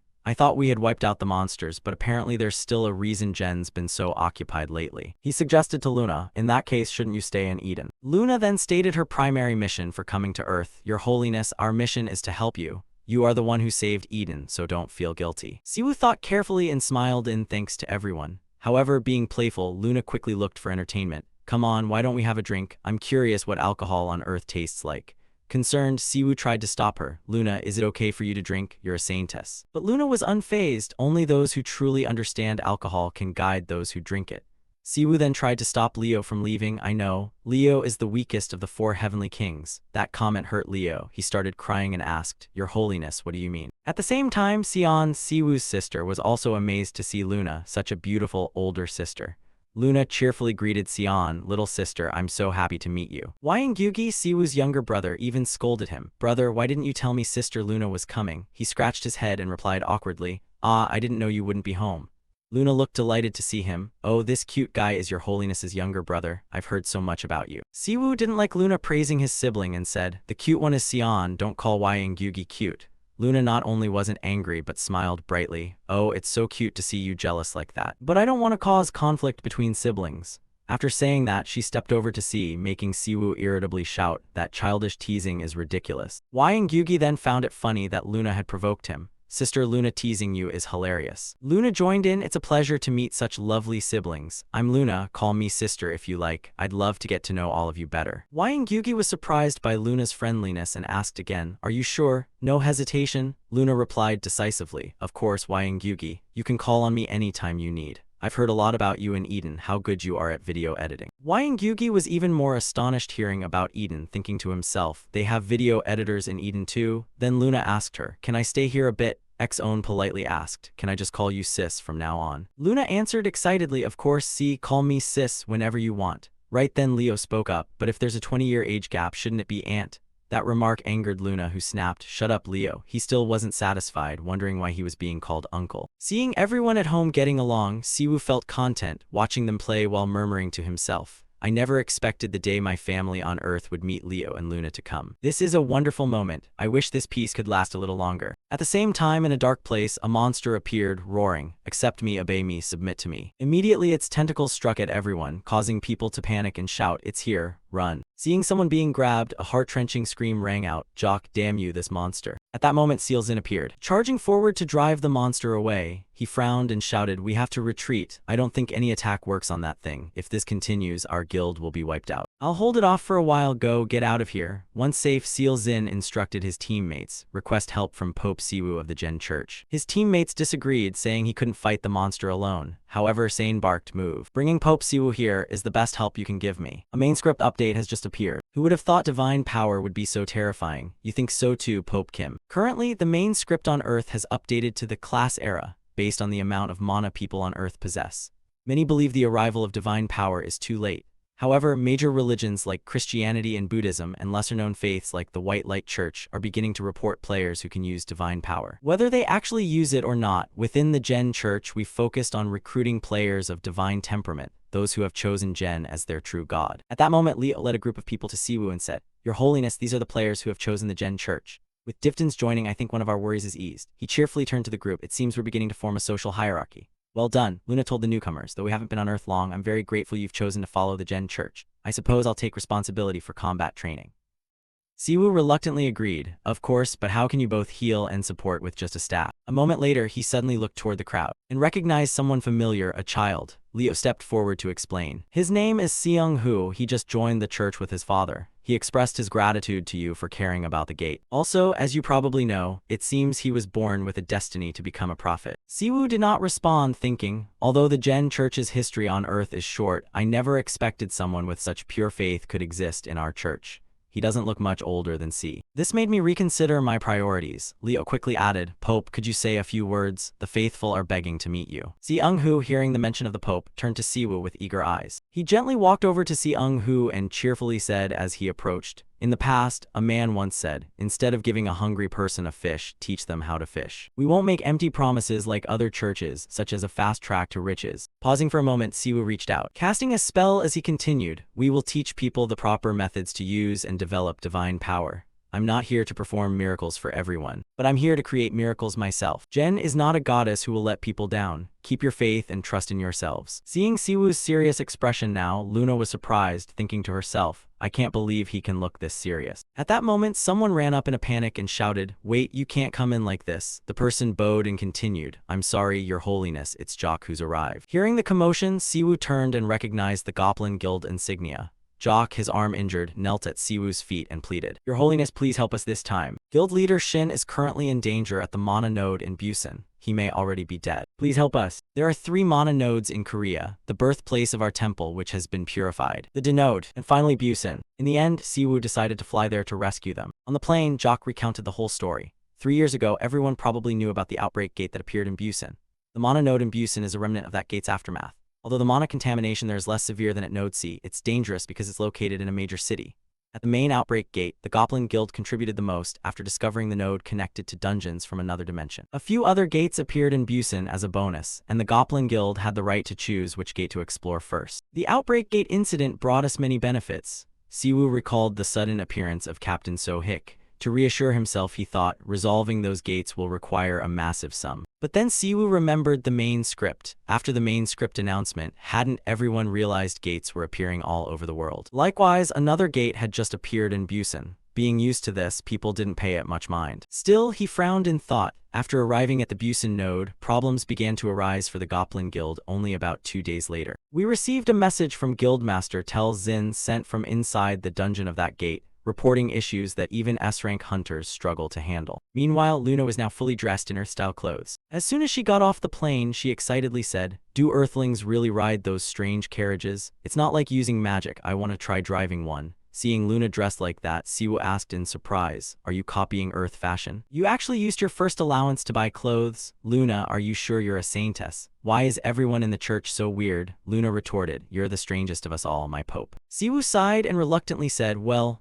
I think the outfit suits you. How did you manage to find clothes that fit like that?" Luna beamed in response, "I welcome more compliments from you with all my heart." Then Siwu turned to Jock and asked, "Where is the gate you mentioned?" He quickly replied, "Let me lead you. Here's the dungeon entrance." The moment they arrived, both Siwu and Luna were astonished. A familiar yet new sensation swelled in Siwu's chest. Now he understood why Representative Choi had requested his help. Lost in thought, Luna suddenly spoke up, "Your Holiness, I believe this is..." Before she could finish, Siwu cut in, "Yes, you're right." Immediately after, Luna cut him off and said, this is a heretic sanctuary. Siwoo shared his impression. I can feel a very unpleasant divine power coming from here. At that moment, the system gave Siwoo a hint. You have discovered a chaotic dungeon, the sanctuary of fallen faith.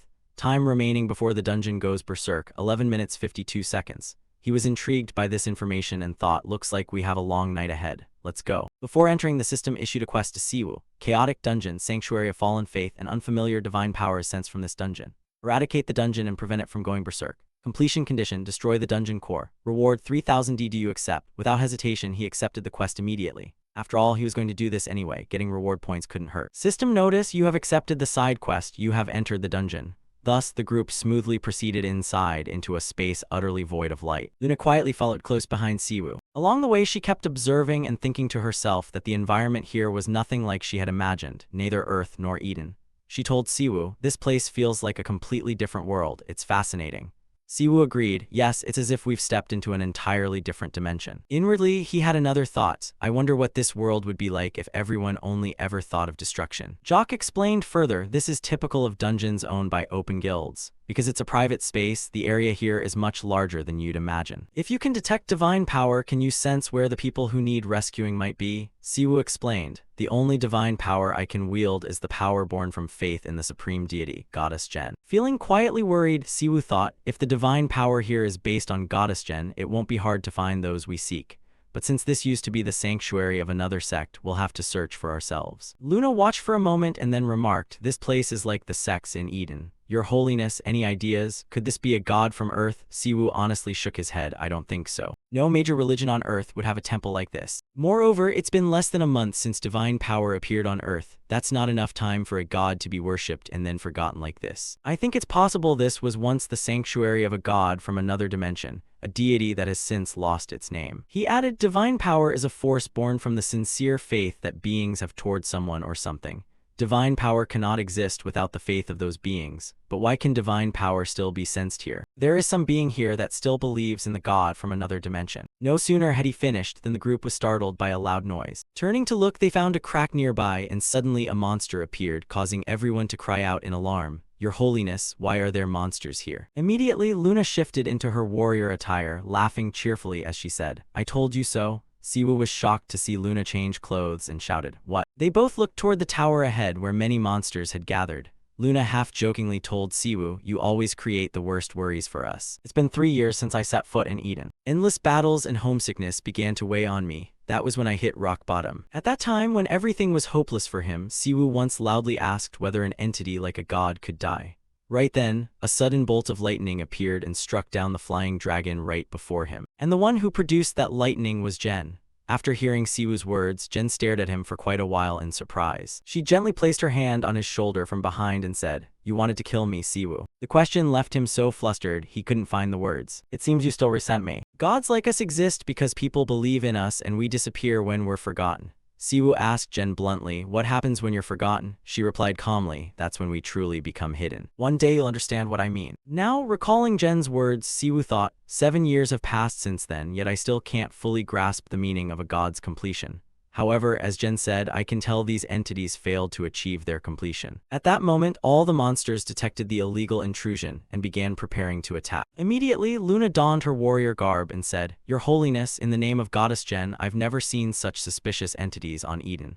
It's infuriating that they look grotesque yet possess divine power. Siwoo quickly corrected her thinking, judging a book by its cover is a bad habit. Luna retorted with his earlier words, but you once said the ore looked ugly. He was momentarily at a loss for an answer. Luna also asked Siwoo, don't you think Jen would shake her head if she saw them? He answered honestly, I don't think so. Jen might be angry, but in the end she'd feel pity for these entities. This temple has stood long enough to become ruins, but souls that should have passed on are still trapped here, imprisoned by the strands of divine power woven by their god. He still had one question, how dare they torment the people who believed in them? They can no longer be called divine. Can we even call the energy they possess divine power? Luna sprang forward and shouted, disgusting. Clearly, if these things showed up on Earth, it would be far worse. After a loud shout, they saw Luna standing atop the pile of monsters, with a resolute, fearless look in her eyes as she raised her staff high. Before striking, Luna let out a battle cry to rally herself. Immediately after, the OR souls began to drift and hover in the air. Luna turned to Siwoo and asked, all right, Your Holiness, do you permit me to purify the departed souls as I see fit?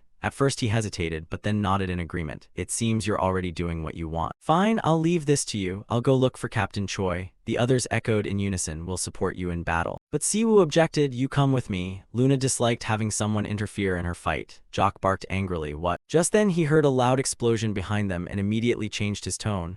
Ah, got it. Siwoo couldn't help laughing. Then he said, let's start searching for Captain Selen. I think we have a chance if we head to the dungeon's center. They went to another crumbling tower, but found no Ower there. Jock asked Siwoo, your holiness, do you sense something wrong? Siwoo asked back, what's the matter? Jock said bluntly, there's no sign of Captain Choi beyond this pit, but I can sense Captain Choi's mana from this pit.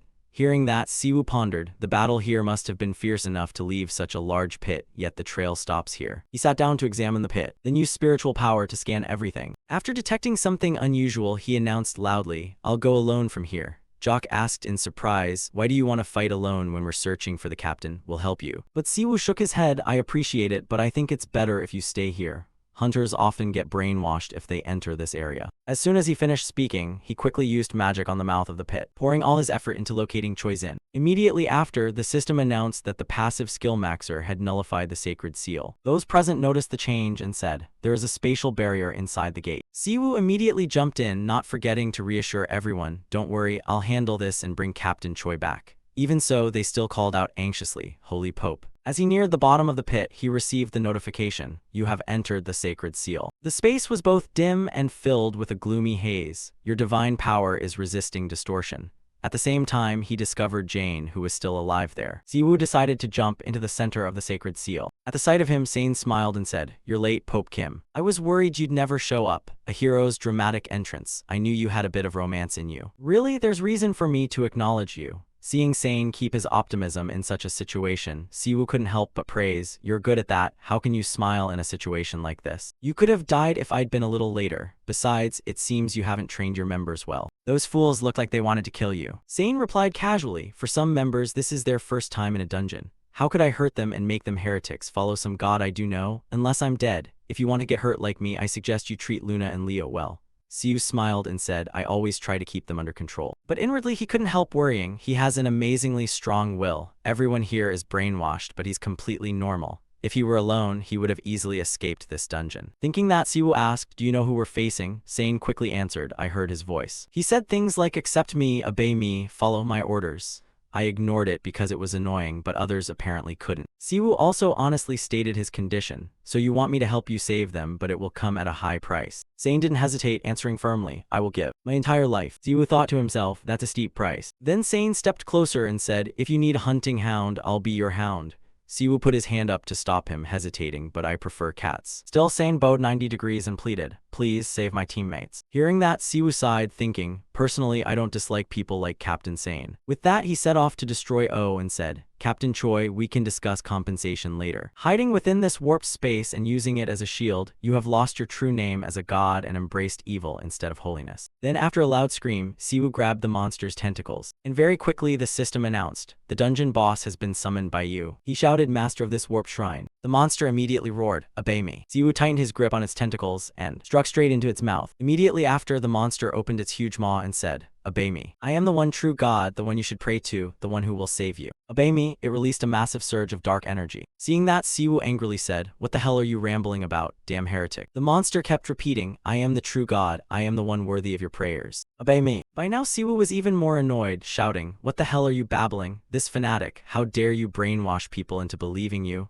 All you want is to turn them into heretics to sustain your so-called divinity. He thought to himself, even a god on the verge of being forgotten is still a god. To people from Earth who have never experienced divine power, they wouldn't be able to resist. At that moment, Sane spoke, Pope Kim, wait, don't kill that squid yet. If we kill it, will my teammates return to normal? I have to bring them back. Hearing this, Siwoo bowed his head, smiled, and muttered, Captain Choi really is on another level. He explained, Captain Choi, stopping people's faith in the leaders of a cult and their god isn't that hard. With that, Siwoo threw his full strength into fighting the monster before him. After a while, the monster was subdued by him, screaming in pain. At that point, Siwoo said to Sane, You just need to use overwhelming divine power to erase their existence. And true to his word, he quickly followed through. By then, the monster screamed in agony, "Get out, disappear, be gone." Nevertheless, he did not stop and continued fighting with divine power. Now the monster could only groan in torment. At the same time, Sane used divine power to protect his people and turned back to ask, "Pope Kim, are you okay?" Siwoo quickly replied, "I'm fine." He also encouraged himself inwardly, just a little more, the Godstone isn't far now. When he grabbed it, he exclaimed excitedly, "Found it. The symbol of divinity, the sacred relic." As soon as he got it, Siwoo raised it high. The monster roared in fury. The system immediately provided information about the item. Saw origin stone, a sacred relic originating from another dimension, a stone containing the origin of a god, though once a profound hope for humanity that no longer exists. The sacred relic from another dimension, the origin stone, has been reinitialized by the system. You have found the dungeon's core, the sanctum where faith has decayed. With the Saw origin stone in hand, Siwoo stared at it for a moment. Finally, he crushed it without hesitation. Seconds later, the system announced, by destroying the core, the dungeon, the sanctum of the decayed faith has been eradicated. Dungeon quest complete, you received quest rewards. Pope relic content has been updated. Details: the Pope can now use relic points. Relics have been updated. You will earn points each time you collect relics from other dimensions and can summon Gen Church relics using these points. However, at that moment, Siwoo noticed a change. I've never seen this status window before.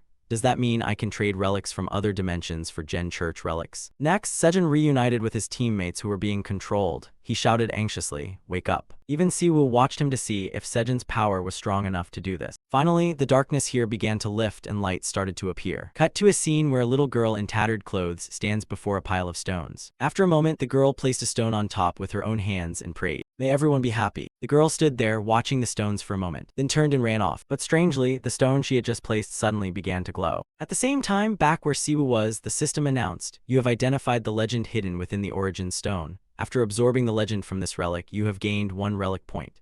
Using 1 relic point, you can summon a Gen Church relic. You need 5 points to unlock the next Gen Church relic." At that moment, he also realized the girl's prayer, which was likely the moment her god was born. Meanwhile, Sejin's people, upon waking, were terribly startled. One even pointed a sword at him, prompting Sane to cry out in shock, guys." His man, confused, said, "Why am I pointing my sword at everyone? Are you okay? What did we do?" A second later, Sejin, looking pitiable, said, "My god, I feel like I'm about to die." Seeing this, people kept asking, Captain, are you okay?" Sejin ordered them, "Everyone hurry, check for injuries." A member replied in fear, "Captain." Then he ordered again, "Help me up, I'm dying, move it." Meanwhile, Siwoo suddenly heard Luna's voice behind him. She was rushing over to hug him, but because Luna jumped up too quickly, Siwoo couldn't react in time and they both fell.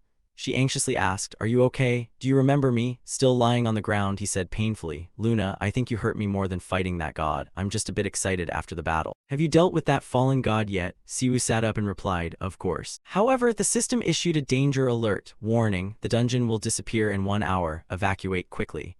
Siwoo felt uneasy at the news. "I'm not thrilled about how a god from another dimension was born." Saying that, he looked at the remaining fragments of the origin stone in his hand. Siwoo felt awkward. The truth that this place had once been a sanctuary full of human hopes and dreams, now ending so cruelly. That night, Siwoo went drinking with Sane, Luna, and his group. He was in high spirits and laughed. "Pope Kim, want a drink? Nothing tastes better than a drink after fighting for your life." Luna drank for him with Sane. Cheerfully, she said, "You really know how to enjoy a drink. Captain Choi, this wine is perfect. Earth wine is pretty good too." Hearing that, Sane got even more excited. "Drink up, Luna." "Hey, you guys, go to my car and bring the VCA crate here." Sejin's men answered, "Yes." Meanwhile, Siwoo thought it was funny. Drinking in the park after a battle were model citizens. A while later, Sane thanked him. "Thanks to you, all members of my guild got out of the gate without anyone being killed. Of course, we must celebrate."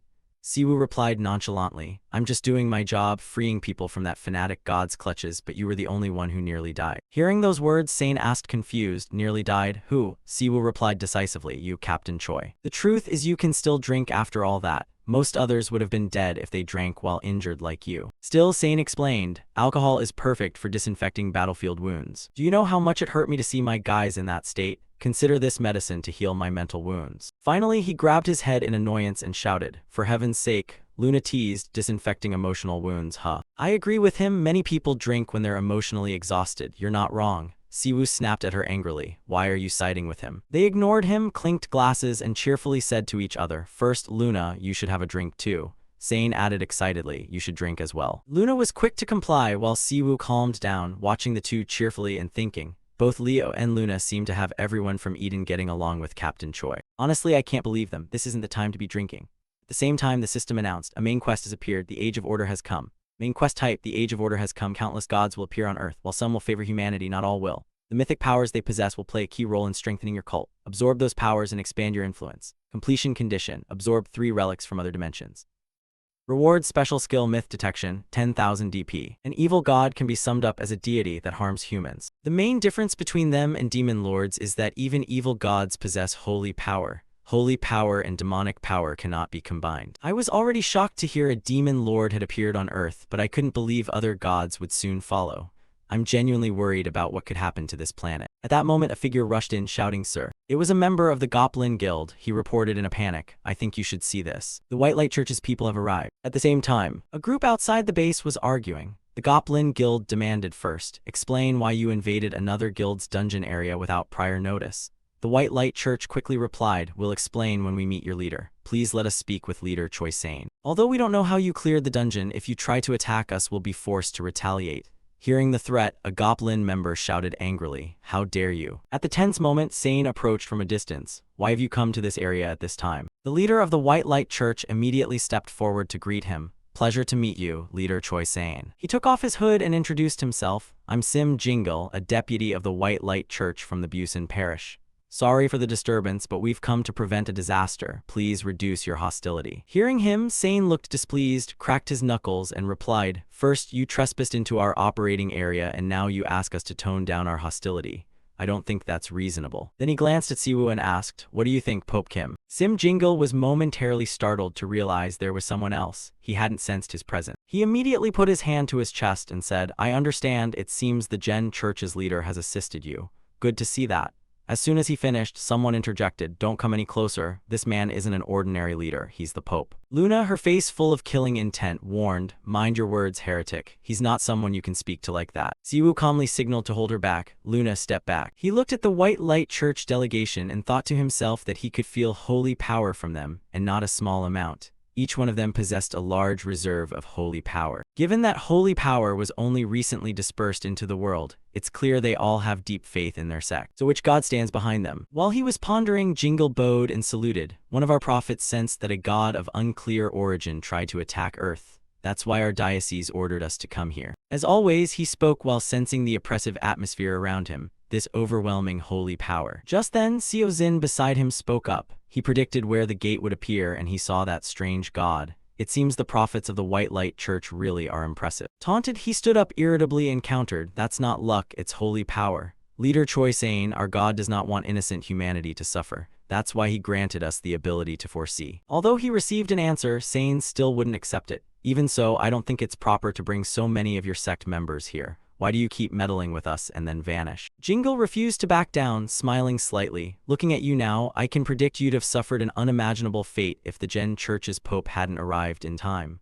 All we've done is organize forces to prepare for the next outbreaks." Siwoo quietly observed them, thinking, "They act like they came out of concern, but I wonder if they really needed to bring so many skilled holy power users here. Without Luna and me, Leader Choi and the Goblin Guild might have been lost in the dungeon. If that had happened, what would they have done with the god from that dimension?" At this, Seo Zin was furious, anger flaring as he growled, "Maybe you don't know, but only guests invited by our guild may enter our operating area. And you are not official guests. Do you understand what I'm saying? You are all intruders." He erupted like a continuously spewing volcano and continued, "Do you really think I can't see the plot to seize our dungeon after we were defeated? Since you confirmed that the secret dungeon has been cleared, return quickly." Hearing that, Jingle had no choice but to compromise and accept leaving. "It seems this isn't the right time to talk. We'll leave right now." Saying that, he pulled his hood back on and glanced off in another direction. Jingle then turned to approach Siwoo. "Our diocese is very interested in you, your holiness. Do you intend to arrange a meeting between me and your diocese?" Jingle, not understanding, asked again, "Pardon?" He immediately spun around, making his meaning clear. "I don't want unwanted attention. Heretic." He hurriedly retorted, "We are worshippers of the same god. Shouldn't we have common ground? Our diocese wishes to meet you as soon as possible." Time passed, and on a fine morning in a lavish palace, someone urgently called out, "Your Holiness, have you seen this article? This is news about the two groups we hate. In particular, the National Awaken Alliance just signed a contract with the newly formed White Light Church organization." Reporter Du Hammond. With the arrival of the Age of Order, the number of Awakened continues to rise, so the importance of those who can foresee grows, especially as the White Light Church expands. This is the White Light Church organization. Those fools published this article and claim all they want is attention. The National Awakened Alliance also announced that players who choose the White Light Church as their fate will receive many benefits, including points and items, reported by Du Hammon of the news portal. Kim Siwoo's face showed disbelief and annoyance as he read the lines. I was wondering what the National Awakened Alliance would do about the growing holy power demand, but I didn't expect them to side with the White Light Church. I don't like their cooperation at all. While Siwoo was thinking, someone suggested, we should definitely cooperate since we're in the same boat. He looked at the scene helplessly and muttered, damn, they're so noisy. Beside the desk, Luna was advising Sane to rest after those injuries, but he confidently assured her, I'll be fine after a good meal and a peaceful sleep. After answering Luna, Sane announced his plan. Since I've decided to be a loyal dog guarding this temple, I think it would be a good idea to learn more about this palace. Kim Siwoo didn't hesitate to refuse, no need, and besides I prefer cats. But Seo Zin wouldn't give up, smiling brightly. Dogs are loyal animals, they never betray their masters, and aren't they just cool? Seeing him so stubborn, Siwoo felt helpless, thinking, this old man is really annoying. Honestly, I never intended to form an alliance with the Goblin Guild. Last night on the way home after everything, Leader Choi drove very fast and chatted. Tomorrow I'll go to the Gen Church Temple. Siwoo asked in surprise, why? Sane immediately replied, what do you mean why? We need to discuss how to optimize the alliance between the Goblin Guild and the Gen Church. Hearing that, Siwoo panicked and shouted, wait, what? Sane folded his arms with determination. I already said I'll be a loyal dog protecting the temple. Siwoo felt 3 parts helpless and 7 parts amused, exclaiming, why are you obsessed with dogs? Ending the recollection, Siwoo turned to the person in front of him. Actually, I was pretty surprised when you proposed an alliance with the Goblin Guild. Mies chuckled a few times and replied, oh, I think you could more easily access additional holy stones with the Goblin Guild's help, Your Holiness. Before he finished speaking, Sane jumped into the conversation. Allow me to properly introduce us. His action made Siwoo shout while Sane grinned with satisfaction. After the teasing, Seo Jin also got to the main point. Pope Kim, do you know the SYN conglomerate? Hearing him ask, Siwoo immediately answered. Of course, they're the country's largest conglomerate, famous for their electronics. Right, SYN is famous for electronics. Although my grandfather still runs the electronics division, thanks to my brother's business talent, he's now the logistics director of SYN. So if you have any products to sell, as long as they're legal, we can look into them. Siwoo, slow to grasp it, nodded slightly, then suddenly gasped and shouted, oh, so your brother is an executive at SYN, that's a considerable background. Wait, Yan conglomerate, you said Yan. If I'm not mistaken, the Yan conglomerate is one of the 5 largest in the country. Impossible. So this muscular dog is a member of that conglomerate family? While stunned, someone spoke up. Leader Choi Sane, leader of the Goblin Lin Guild and the 4th generation of the Yan family. That's why the Goblin Lin Guild could grow strong without shouting. Luna, dead serious, commented, he's very likely a member of that conglomerate family and may have been involved in a murder. Hearing that, Siwoo froze, wondering why he was chosen for that. Immediately, Sane declared passionately, I'm not saying my family didn't help, but the Goblin Lin Guild is something my brothers and I built from the start. Please, I hope you don't make that mistake. Moved by those words, Siwoo didn't think twice and agreed, I won't. Let's cooperate, whether as a guardian dog or as a friend. Let's maintain a good relationship. No one can resist the temptation of money, and of course Siwoo is no exception. The rich are amazing, I'll stay close to him. Seo Dean looked at the fickle person before him and couldn't help but smile wryly. I know I've said this before, but this really isn't very holy. A while later, Leo pushed the door open and entered. Do you need me? Pope Siwoo nodded slightly. Yeah, it looks like everyone's present, now that we're all gathered. Why don't we officially start the meeting? Saying that, he set his expression seriously and announced, I, as Pope of the Gen Church, intend to declare the White Light Church an enemy. The others were shocked and exclaimed in unison, an enemy. A heresy, true to the word's meaning, refers to those whose faith runs counter to ours. Because Eden has many gods, the Gen Church has allied with several other churches. Because they all share a common enemy, the Demon Lord. At that moment, Siwoo recalled his conversation with Jen. She once said that faith does not come from oppression or fear, that is merely submission. I do not want my people to endure that. Therefore, our church has decided that coexisting with other churches, except for certain aggressive heresies, will benefit everyone. However, heretical groups that harm civilians have been suppressed by the Holy See's legates.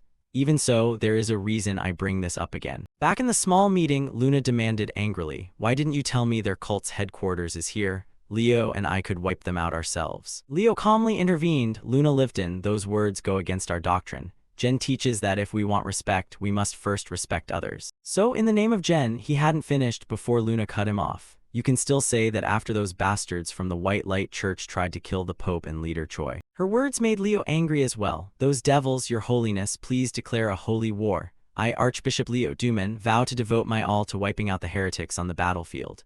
Kim Siwoo quickly rejected their proposal. Enough, don't embarrass me in front of Leader Choi. But he didn't expect Sane to be even more excited, cheering, fantastic, can you let me join this holy war? This is our chance to wipe out those fools. Feeling a bit exasperated, Minso reminded him, the Gen Church is also a religious organization. Prompted by Minso, Sane realized his slip. All right, but the Gen Church is a glorious exception. His correction satisfied Minso more, thank you. I look forward to working with the Goblin Guild, the Gen Church, and Player K. In the end, the scene before Kim Siwoo turned chaotic, one side pushing for war, the other eager to help. Fine, a holy war, huh? All right, let me arrange the timing. At this point, as the meeting's chair, Kim Siwoo only let out a few faint chuckles. Right after, he sprang to his feet and slammed the table, silencing everyone. With an icy gaze radiating a frightening might, he declared, as the leader of the Gen Church, I hereby declare the White Light Church an enemy of our organization.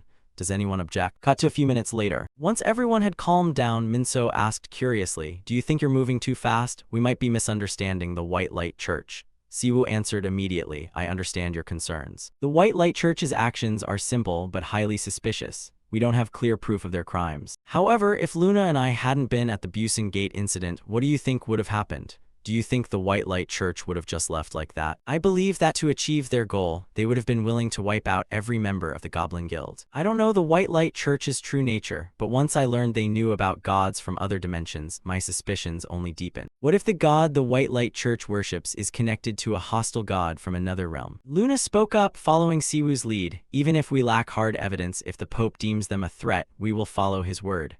The Pope is the first believer of Lord Gen and his sole representative. Hearing that, Minso felt guilty and stammered, I'm sorry, I thought staying neutral would be better for creating content later. I'm ashamed of what I did. Seeing his expression, Luna gently comforted him. There's no need to be embarrassed, your caution will sooner or later be a great help to us, brother Minso. And since you're handsome, we can forgive everything. It's fine if you don't know all the doctrine, we can teach you from now on. So what's there to worry about? Taking in the scene, Kim Siwoo thought to himself, Minso is never going to attend lessons with this bunch again. He tried to compose himself and returned to the meeting solemnly. The White Light Church is our enemy. All contact, including trade, will be cut off completely. Any organization that sides with the White Light Church will suffer the same fate. That's it, remember this well. The four, Luna, Leo, Minso, and Sejin, stood at attention after his declaration and answered in unison, clearly. After saying that, Siwoo began calculating inwardly. The Gen Church needs to expand its followers aggressively to keep up with the White Light Church. This is the right time to talk with Leader Choi about the batch of bracelets, since this expansion will also improve the church's finances. He thought as he spoke, assigning a task. Leo, from the last sanctification, how many bracelets do we have left? He replied quickly, 500. Hearing that, Siwoo exclaimed with satisfaction, perfect. On the second topic, a box with a glittering bracelet was immediately presented as the question was asked. Your Holiness, is this what you want to sell? Leo, Luna, and Minso waited outside. Siwoo nodded slightly and answered, yes, this is a bracelet crafted from the temple's superior holy stone. Outwardly, he was presenting it, but inwardly he whispered praise. The finished product was much more beautiful than he'd expected. This item can help cure chronic illnesses. Siwoo smiled broadly and revealed a surprising use. It seems it also helps prevent hair loss, and for those suffering from baldness, faith may even surpass science. Hearing this bait, Sane asked with interest, oh, Pope Kim, would you mind if I tried one? Siwoo agreed at once, go ahead. Sane pulled out a small knife and tried to slash his arm. Then he watched the wound he had just made. When it seemed like nothing would happen, suddenly the wound on his arm miraculously closed by itself. Sane was astonished and shouted with excitement. Compared to the low-quality remedies from those fake Mage Kims, this bracelet was truly on another level. Amazing. Sane couldn't hide his excitement. Kim Siwoo quickly explained, it only amplifies the user's natural regenerative ability. This credit goes to you, Leader Choi. Once the divine energy is depleted, it will revert to a normal bracelet. Even so, Sane still praised it enthusiastically. In any case, it's an incredible item. But then his expression turned serious. Pope Kim, I'm afraid it will be difficult to help you distribute these bracelets. Siwoo panicked, really? Before he could say more, Sane proposed, if you don't have specific buyers, we'll buy the entire batch. This surprised Siwoo even more. What? Sane smiled brightly, studying the bracelet and analyzing. This is an item that can help players survive longer. Such healing ability is extremely rare, especially since players with holy attributes have only appeared for a week. Raising player survival rates is a major concern for many guilds. Even if there are promising players, if they die on the battlefield, it's pointless. Moreover, it's not only rare but hard to produce in quantities enough for many to use. Hearing that analysis, Siwoo was still astonished. I never thought it would be so important. Most people in Eden can self-heal. Thinking that, he turned to Seo Zin and asked, how many do you want? Seo Zin answered immediately, I can't take them for free. At that, Siwoo came back to his senses, stroking his chin in thought. Free? Now that I think about it, I never set a price. What if I sell each for 1 million gold? 500 would be 500 million gold. That should cover expenses for a year, right? Still, I don't intend to sell them that high. After a moment of calculation, he was about to offer a price. How about 1 million? But before he could finish, Sane cut in. What about 100 million gun per piece? I'll pay 100 million for each bracelet and buy your entire batch. However, you must promise that if more are produced, you'll continue to sell them to us. It took a moment for Siwoo to process what he just heard, but we only have 500. Seo Zin wasn't bothered. That's fine. Once the contract is signed, I'll transfer the money directly into your church's account. Siwoo hesitated. You're not offering such a high price just because I rescued you in the dungeon, are you? Sane raised the box. As guild leader, I can attest to this. These bracelets are worth far more than you realize. I'm certain countless people would pay 100 million gun if it increases their chance of survival. At that claim, Kim Siwoo fell silent, his mind racing with calculations. So that's 50 billion gold. I've never seen that number in practice. Why didn't I think of selling to businesses sooner? Treasure was right in front of me and I kept looking elsewhere. Thinking that, he looked at Leader Choi with shining eyes and said, Leader Choi, thank you again for cooperating with the Gen Church. All right, let me get my calculator. No, I mean let's strengthen our friendship. And just like that, a business partnership formed. Sane laughed excitedly. Perfect, I'll go gather the money. The morning passed quickly, and dusk began to fall over the shrine. Minso reported at Siwoo's table. It seems Leader Choi has left. Siwoo replied immediately. He said he'll need some time to arrange 50 billion gun. Luna looked at the bracelet on her hand and exclaimed, it seems we've unexpectedly solved our financial problem. But if this keeps up, making these bracelets will take up all our time. At that, Leo offered a suggestion. Your Holiness, we should have kept some high-grade holy stone. As long as gods from other dimensions exist, I believe stockpiling some quality holy stone is a wise choice. Siwoo looked at the two of them and, a bit exasperated, scolded. All right, why didn't you two stay this calm from the start? Anyway, I think it's time to find someone more financially savvy than us. The White Light Church has far outpaced us in expanding influence. With the Alliance and N, they are our biggest threat. However, at the moment we still hold the advantage. We have the edge, they do not. Saying that, he turned to ask, Brother Minso, how's the Gen Church's Meet Tup channel doing? Minso reported immediately, it's truly astonishing. Since Luna's appearance and her confrontation with the Great Tiger Guild, online traffic has surged. Many people are searching for information about Luna. Hearing this, Siwoo was elated inwardly. Luna's debut was spectacular. She completely dominated Guild DH. With Luna Lifton and Player K, we have brains, power, and looks. Thinking that, his face grew more determined as he declared, we'll not only be more famous than the White Light Church, we'll crush them online.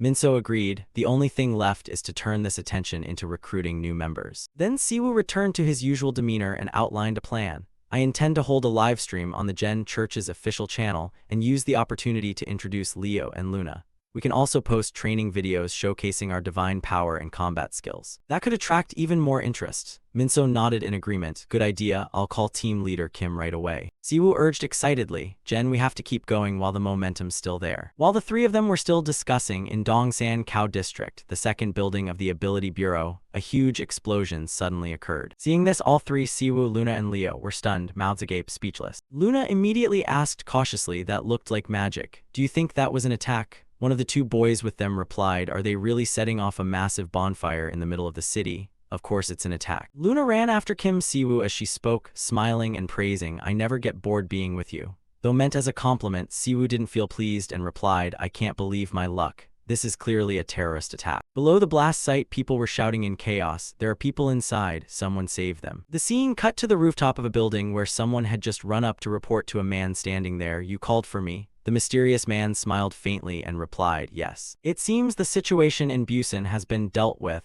They must have realized the existence of divine creatures from another dimension. On the 38th floor of the Ability Bureau's second building, there's someone who might become the incarnation of a demon king. He must be brought to me. Saying that, the mysterious man turned to the person standing behind him. I will grant you power greater than what you currently possess. You will reach a realm you've never before touched. If the White Light Church has approached Kim Siwoo, shouldn't we act as well? The scene returned to the explosion in Dongsan Cow District at the Ability Bureau's second building.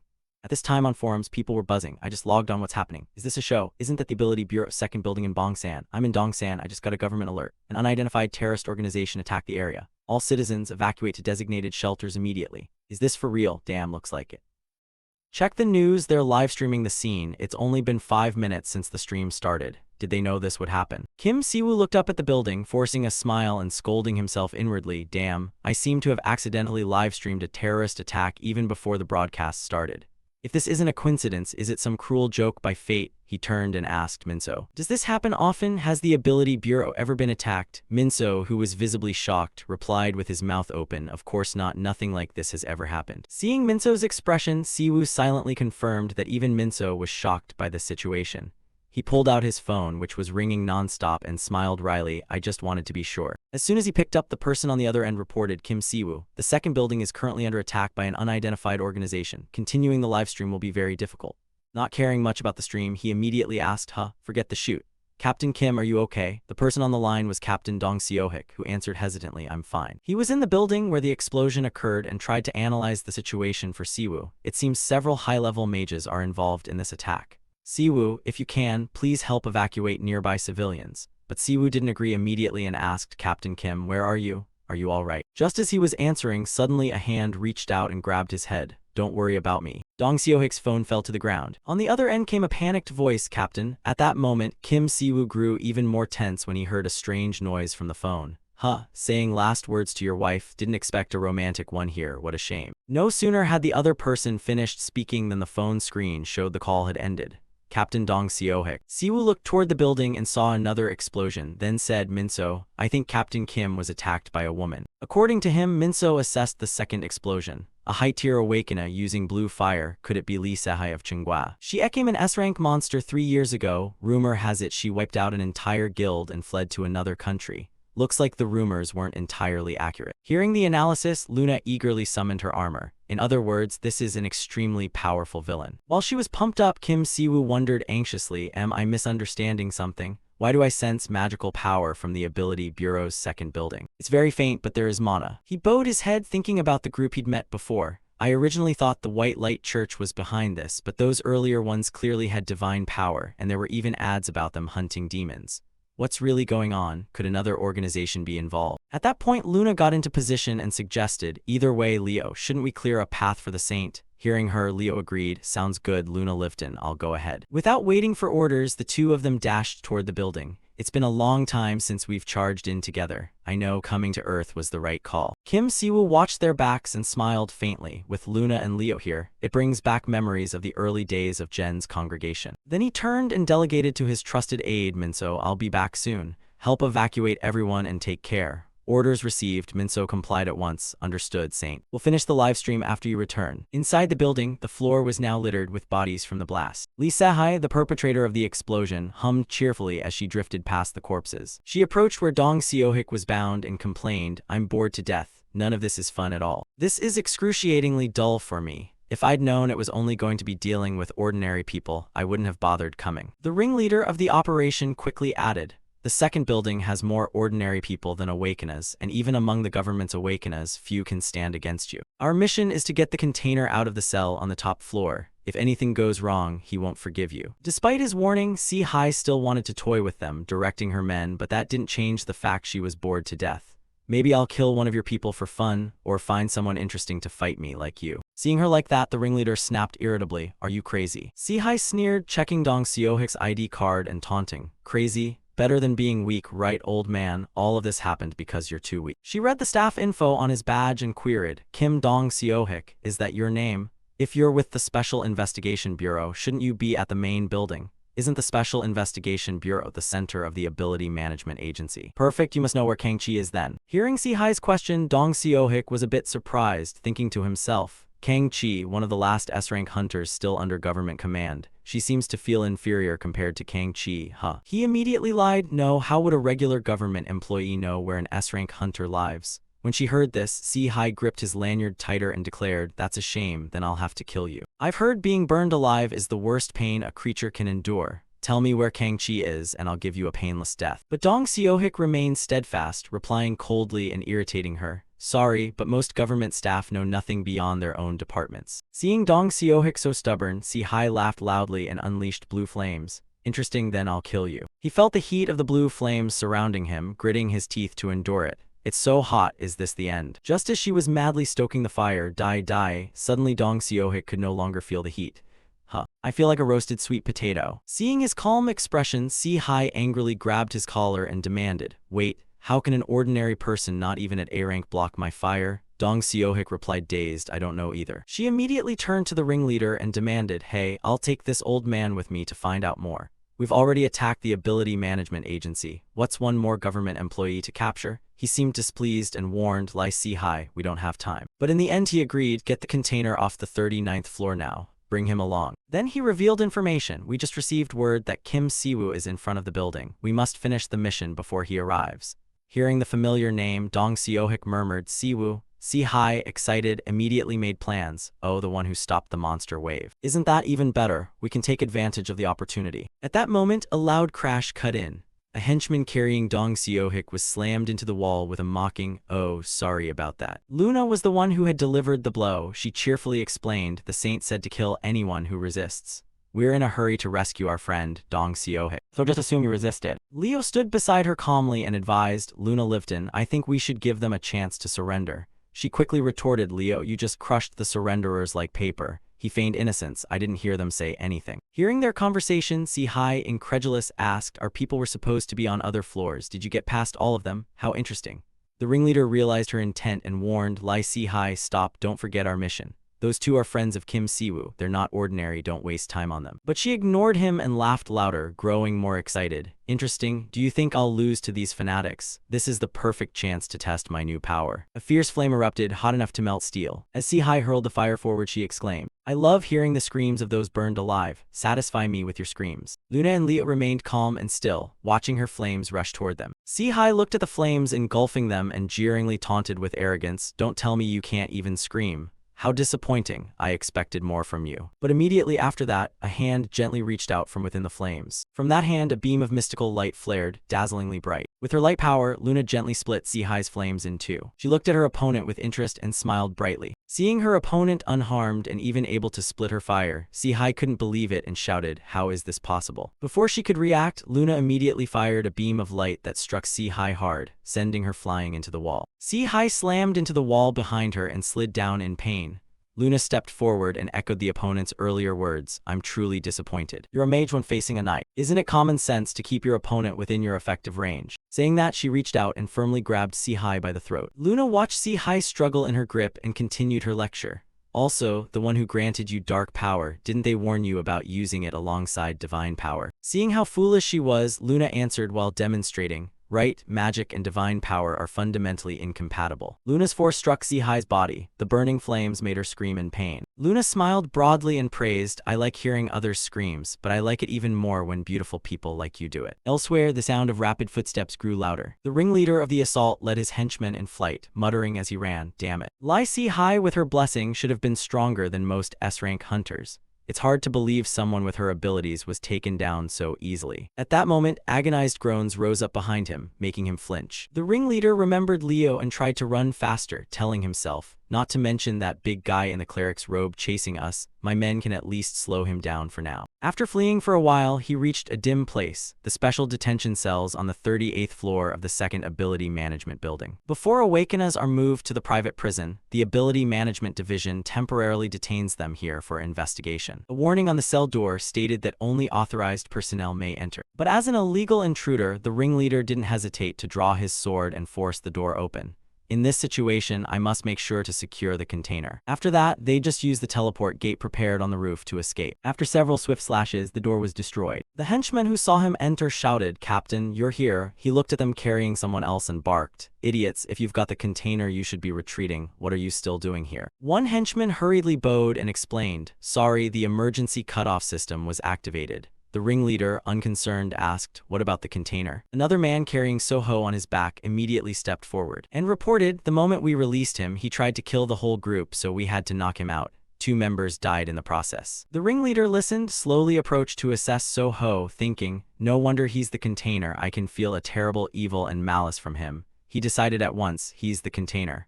I'll use the teleport scroll to take him to the leader. Hearing this, some henchmen asked in confusion, "Captain, aren't we supposed to rendezvous with that girl who handles the bombs? How are we getting back?" The ringleader, taking on the task of carrying Soho, didn't care much and urged, "Everyone to the roof, there's a magic array there, move." Following orders, the henchmen answered in unison, "Understood." But the ringleader had another plan in mind. 3 minutes, I only need them to hold on for 3 minutes. The array on the roof was actually a self-destruct formation. Once they stepped into it, a massive magical explosion would occur. In truth, they were all expendable pawns except Lai Si-hai, but it seemed even she couldn't stop Kim Si-woo's followers. He frowned tightly and glanced back warily, then gripped the scroll tightly. "As long as I return safely, the rest can be dealt with later. The Gen lineage will always obstruct our path. Therefore, we must eliminate them all for you." Just as he was about to pull the cord on the scroll, a small bolt of lightning suddenly struck, cutting him off. Kim Si-woo, who had appeared there without him noticing, said calmly, "Using your men as bait to make your escape. Even for a villain, don't you find that unbearably cliché?" Seeing Si-woo, the ringleader stepped back warily. Kim Si-woo looked at Soho on his back and said, "It seems the child you're carrying is the vessel of the Demon King, a container meant to summon the Demon King into this world. Now I understand why you're here. But you should have been more careful, shouldn't you?" No sooner had Si-woo finished speaking and the ringleader was about to reply than Soho on his back suddenly lashed out. "What the hell are you talking about?" He immediately sank his teeth hard into the ringleader's shoulder, and in an instant the man became a tasty meal for Soho. Si-woo stood to the side, observing the blood-soaked scene, thinking to himself, "Those chosen as vessels for the Demon King often gain power by eating their own kind. At first I thought it was unlucky to be live-streaming a terrorist attack on the ability management building, but maybe I'm lucky this time to witness it all firsthand. If they really escaped with him, the consequences would have been terrible. Why was such a dangerous person imprisoned here?" After dealing with the ringleader, Soho quickly shifted his target and lunged towards Si-woo. Si-woo stood calmly in place, watching the crazed charge. Without a moment's hesitation, Si-woo reached out and grabbed Soho's arm, then gently tore that arm off, causing him to scream in pain. Soho's cry rang out, synchronizing with the building's third explosion. The Demon King's reincarnation, a human nearly turned into a fiend, manipulated by the Demon King. He is the vessel that allows the Demon King to enter this world. To initiate the reincarnation process, he must show signs of gradually losing his humanity, one of which is cannibalism. The more crimes he commits, the stronger he becomes. Thinking that, Kim Si-woo studied Soho before him, exactly just like him now. At that moment, Soho's severed arm began to twitch, blood cells forming, and shortly after a new arm was formed. Witnessing that, Si-woo murmured, "Was it because he just ate his fill? Even not fully awakened, your regenerative ability is formidable." At this point, Soho no longer growled but spoke aloud. "Die, die." Before he could react, Kim Si-woo grabbed his head. "However, you haven't killed enough people yet to become a true demon. Maybe this is only the first time. Judging by your state, it seems you haven't even learned to control your power." As soon as he finished, the system announced, "The passive skill Will of Destruction has identified the target as evil." The player back Kyo Soho's crimes are listed: assault, murder, cannibalism, leading school violence, and 17 other charges. After hearing the system's report, Kim Si-woo said calmly, "You've been a terrible person from the start. I wouldn't be surprised if you were sentenced to life imprisonment." He began to unleash his power, interrogating the criminal before him. "I wonder if you're the son of some high-ranking official in the bureau." The hand on Soho's head began releasing bolts of lightning that made him curl up. "What's wrong? Scared now?" Kim Si-woo gave him a deadly look and pronounced, "It seems you still retain a bit of reason. My divine power is always stronger against the wicked. That's why you should have run when you had the chance, kid." Soho's eyes widened, revealing a pair of sharp fangs. Kim Si-woo continued to cast his spell on him. "That's more like it." Then he clenched his hand and he launched himself forward. Kim Si-woo leaped into the air, ready to strike Soho with a punch. "You're smarter than I thought." His punch surged forward but was blocked by the barrier Soho cast. Still, he took damage from that blow. A second later, Si-woo's punch tore through the barrier, knocking Soho backward. But he quickly recovered his stance. Kim Si-woo said, "It seems being the Demon King's vessel serves you well." No sooner had he spoken than Soho lunged to attack, raising his claws to swipe at him. Then he suddenly froze, surprised. Si-woo looked at him confidently. "Your feeble claws can't even leave a scratch on my holy ward." Instantly, Soho was numbed by his divine power. He looked at him and said, "Divine power is the bane of demonic power, and the gap between us is vast." He then squeezed Soho's throat, channeling power that left his body motionless. Si-woo said coldly, "Perhaps you need to be taught a lesson, how about that?" Suddenly, a purple energy began to coalesce, forming into a pliant substance like tentacles that rapidly lunged towards Soho. This strange energy entered him, seeming to siphon away his vessel's power. Kim Si-woo couldn't help but wonder, "What? Are you just stripping away his power as a vessel?" Still gripping his throat, he said, "You should have picked a more worthy opponent. Didn't you learn anything after I beat you in Eden, the demon king of wrath, Satan? Wait, I should have dealt with whoever sent you to the mortal realm instead." He concluded, "Very well, I'll end this right here. A notification appeared. With the surge of divine power, the passive skill Holy Flame has been activated. Soho began to dissolve, screaming in despair and agony. A moment later, Soho had completely vanished into nothingness. Outside the building, a blinding beam of light shot forth. Leo stood outside, staring at the building, as the demon began to dissipate. As for Kim Siwoo, he felt a trace of mana left behind, and strange fragments of matter fell to the ground. He declared, "All evildoers will ultimately bring about their own destruction." Suddenly a voice called to him, "Pope, we're looking for you." It was Leo. He approached Kim Siwoo and said, "We stopped those heading to the power core and disabled the dark magic arrays." Kim Siwoo turned and added, "Leo, you made it." Leo looked at the runes on the ground and said, "This array used a human body as a conduit to trigger a massive explosion. Had it been activated, this entire building could have collapsed." Kim Siwoo thanked him. "You did very well, Leo. You saved countless lives." Leo looked at the traces left on the ground and asked, "But Pope, who was this person?" Siwoo asked back, "Leo, do you remember the demon king of wrath, Satan?" He replied, "Of course, I could never forget the battle with the demon king in Eden." Kim Siwoo looked at the ashes in his hand and said, "These ashes contain a fragment of the Demon King's reborn soul, a means to summon Satan into this world." The reason the Ability Management Bureau's second building was attacked was this: the reincarnation of the Demon King. Leo said in a grave tone, "Pope, if the Demon King's reincarnation has appeared, then..." Siwoo cut in, "That's right, which means there are likely quite a few cultists of the Demon King hiding among humans." He thought of the defeated Soho. This reincarnation acts like a prophet within a cult. There are 7 Demon Kings and Satan is only one of them. First it was the White Light Church and now followers of the Demon King. It's hard to believe. In any case, we need to investigate those who follow the Demon King. He continued, "So Leo, tell me the truth. How many of them are still alive? We need to gather intelligence from them." Leo pushed his glasses up, turned away and said, "I've captured 70% of them. The others died because their bodies were too weak."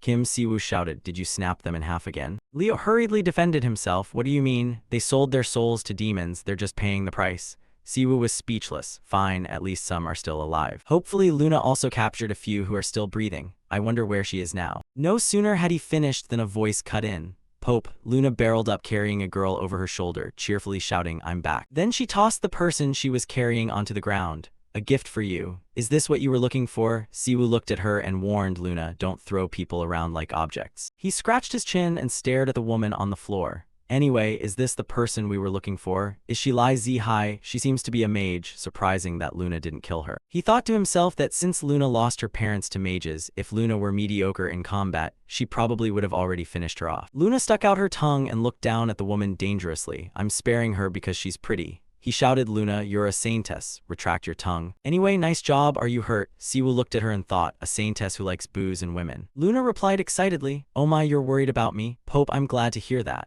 Those words only mean something if you say them with some shame. How could I face you if I were hurt by those lackeys?" He shot back immediately. "To be honest, I never worried about you. I worried about Captain Kim and his teammates." Then he turned and asked Captain Kim, "Are you all right?" Team leader Kim answered, "Ah, yes, thank you. Even though Lai Zihai attacked me, for some reason I'm still unharmed." Siwoo emitted the Pope's radiance and gently said to him, "That's good. Lord Jen truly favors you. When we met before, I bestowed a blessing on you." Team leader Kim exclaimed in surprise, "Oh, is that so? Is that the reason?" Then he bowed his head and kept thanking him. Thank you so much." Siwoo waved him off. "No need to thank me. Without your strong faith, my blessing wouldn't have had much effect." He smiled faintly. "From what I see, your faith is stronger than you think." Suddenly a shout rang out. "I knew it. I was wondering how I'm still alive." Zihai lay sprawled on the floor, shouting with joy. "So it was all thanks to that holy ward. No way could a frail civil servant have blocked my attack." She rolled her eyes and screamed, "The weak deserve to die. The useless and incompetent should be wiped from this world. Yet you keep stopping us, Kim Siwoo." She turned and hurled insults at Luna and those nearby, screaming madly, "How long will you keep interfering with us? Purger, sooner or later when he arrives, you won't stand a chance." Siwoo stepped closer to her and asked with curiosity, "The Purger? That name sounds fitting for scum like you." No sooner had she finished than Luna kicked her clear across the floor several meters. Seeing Luna boot someone like a soccer ball, Siwoo just shook his head. "Luna, I didn't even get to ask anything yet." But she didn't care, grinning. "Pope, I just had a feeling you'd order me to toss her, so I did it first. After all, this kid belongs to me anyway." Siwoo recalled some silhouette. Strange, she reminded him of someone, but who? He returned to the main topic. "Anyway, you mentioned the purifiers. What's their goal?" Zihai replied nonchalantly, "Ordinary citizens without abilities and regular players are no different. Their aim is to eliminate all of them." She lay back, propping her head with her hand, looking utterly indifferent. "Why should we care about the powerless? They're weak and need protecting in this world. They mean nothing. We'll create an oasis just for the awakened." She got up, crawling. "We are chosen, therefore we are stronger. To build a better future on this land, we must purify the world of the inferior. Hearing her, he could only remark, "Oh, so that's why you call yourselves purifiers." Zihai continued, "Yes, we can sacrifice the powerless to accelerate humanity's evolution." Hearing that irritated him, and he gave her a kick to the hand. Siwoo began casting a spell and said, "You lot couldn't even give Leo and Luna any trouble, so what's the point? I can't believe I'm facing a demon-worshipping supremacist cult. They're a real headache." He turned to Captain Kim's, not to mention they knew about the Demon King's reincarnation. "That means," Team Leader Kim averted his eyes, "there's a mole in the Ability Management Bureau. We realized it early on." The prisoner on the 38th floor was Bak Kyo So-ho. He awakened as a player around March last year at only 16, and at that time he attacked and killed 2 other awakened trainees. This kid had long been suspected of involvement in multiple cases. We only took him in 2 days ago after ordinary facilities confirmed they couldn't contain him. So the information must have leaked then. Zihai asked in surprise, "Then he should have been sentenced to life in the prison for the awakened, right? Does he have someone backing him?" Team Leader Kim bowed his head. "I have no excuse." Zihai continued, "I had to take him out during the fights. Is that okay?" Team Leader Kim replied, "It's fine. We plan to announce to the public that the prisoner on the 38th floor was one of the attack's victims and release related information about the case. They all deserve punishment." So-ho spoke up, "There's no turning back. Since he became the Demon King's vessel, I believe Captain Kim can handle the rest cleanly." Team Leader Kim answered, "Maybe it's better if he died. I don't know what I'd do if things went another way. If this kid truly becomes a Demon King, who knows what will happen." Luna crouched and toyed with Zihai's hair, asking, "Pope, she's passed out. What should I do with her?" He replied, "Do I need to be asked? She's a valuable hostage. We'll take her back to the temple for interrogation." Cut to another development. Cyan Ho video called him, "Mr. Siwoo, from what you say, you believe demons or forces influenced by them are behind this incident." He sat in his office and said thoughtfully, "Though it sounds hard to believe, I think so." The man continued, "It's not as far-fetched as you think, Mr. Siwoo. 5 years ago, after the space gates opened, everything in this world became possible. We accepted that truth and kept adapting, while those who wouldn't accept it were left behind. I'm the same, nothing to worry about." Siwoo smiled with satisfaction, thinking he was quite surprised that someone powerless like him could survive this era of change. It seems he possesses a certain aura suited to the director role at the Ability Management Bureau. He said, "With people like you, Minister, the terrorist supremacist delusions just come off as a joke." CONHO asked, "What did you say just now?" He replied, "Oh, it's nothing." He continued, "Our order intends to interrogate Lai Zihai, one of the terrorists involved in the recent attack. One of our reporters, Luna, is also working on a piece about the incident. However, Minister, I have a favor to ask of you. From now on, if the Ability Management Bureau obtains any information related to demon kings or nobles, such as the reincarnation of a demon king, I hope you can share that information with the Gen Order, not only domestically but overseas as well."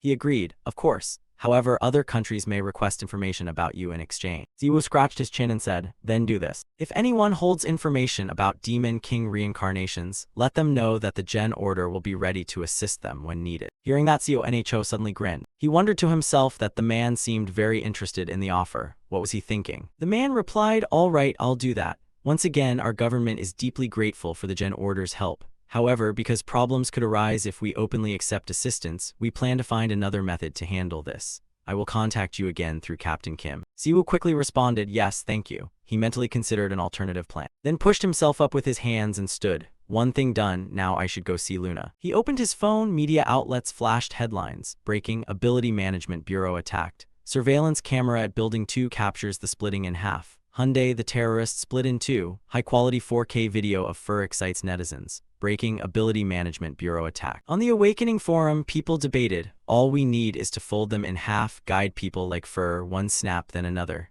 Total comments, 120. "Whoever keeps using that meme will get folded in half." "Are you crazy? There's just been a terrorist attack in the city. Do you think that's funny? Thousands could have died. The person in that meme is the one who saved thousands. Can't they be appreciated at all? I just watched the Gen Order's live stream and decided to join them. They're our only hope. They said they'll accept you. Yeah, just apply to join. I heard they'll accept you. If you join their forum, they'll guide you on how to become a member." Look at this, Lord Gen, can they really fold people like that? What the hell is N doing? Are they all dead or passed out? At least their spines are injured. Can someone help me up? I'm sure this will attract more people to the Gen Order. Gen isn't a heresy. Gen is so beautiful. He read and thought they'd leaked the video showing the use of force on the way to the interrogation room. Apparently that's what Minister CONHO wanted. Siwoo suddenly looked away, thinking silently that the recent terrorist attack had left 12 dead and 52 wounded. "We were truly lucky," the broadcast continued through it all. "It's incredible they ultimately minimized the damage to this extent. As he walked, he wondered whether the Gen Order already knew. Siwoo closed his eyes briefly. Jen, we prevented a major catastrophe. Can you hear me? He paused for a moment with no response. It seemed she was busy in Eden. Cut to the interrogation room. Pope Siwoo asked those there, how's the interrogation going? Luna replied, we haven't done much. You could say we've gained a bit of her trust. Although she knows how to use mana-based enhancement magic, she won't reveal any useful information. She added, as for the one who accompanied her, the man in the black mask who claimed to be a captain or something, have you seen him anywhere? He spoke up, oh yes, he was swallowed by the Demon King's avatar. At that, Luna gasped while Zihai sat tightly bound to a chair. Luna continued, at least we now know she has the ability to sustain mana from abroad. He asked suspiciously, abroad, where? She replied she mentioned Shanghai, China. Within Chinese territory there's a precursor group of the Purifiers. Their identities are unknown and they possess extraordinary abilities. So that means she received mana from someone. Luna continued, however, it seems even branch managers don't know much about their whereabouts.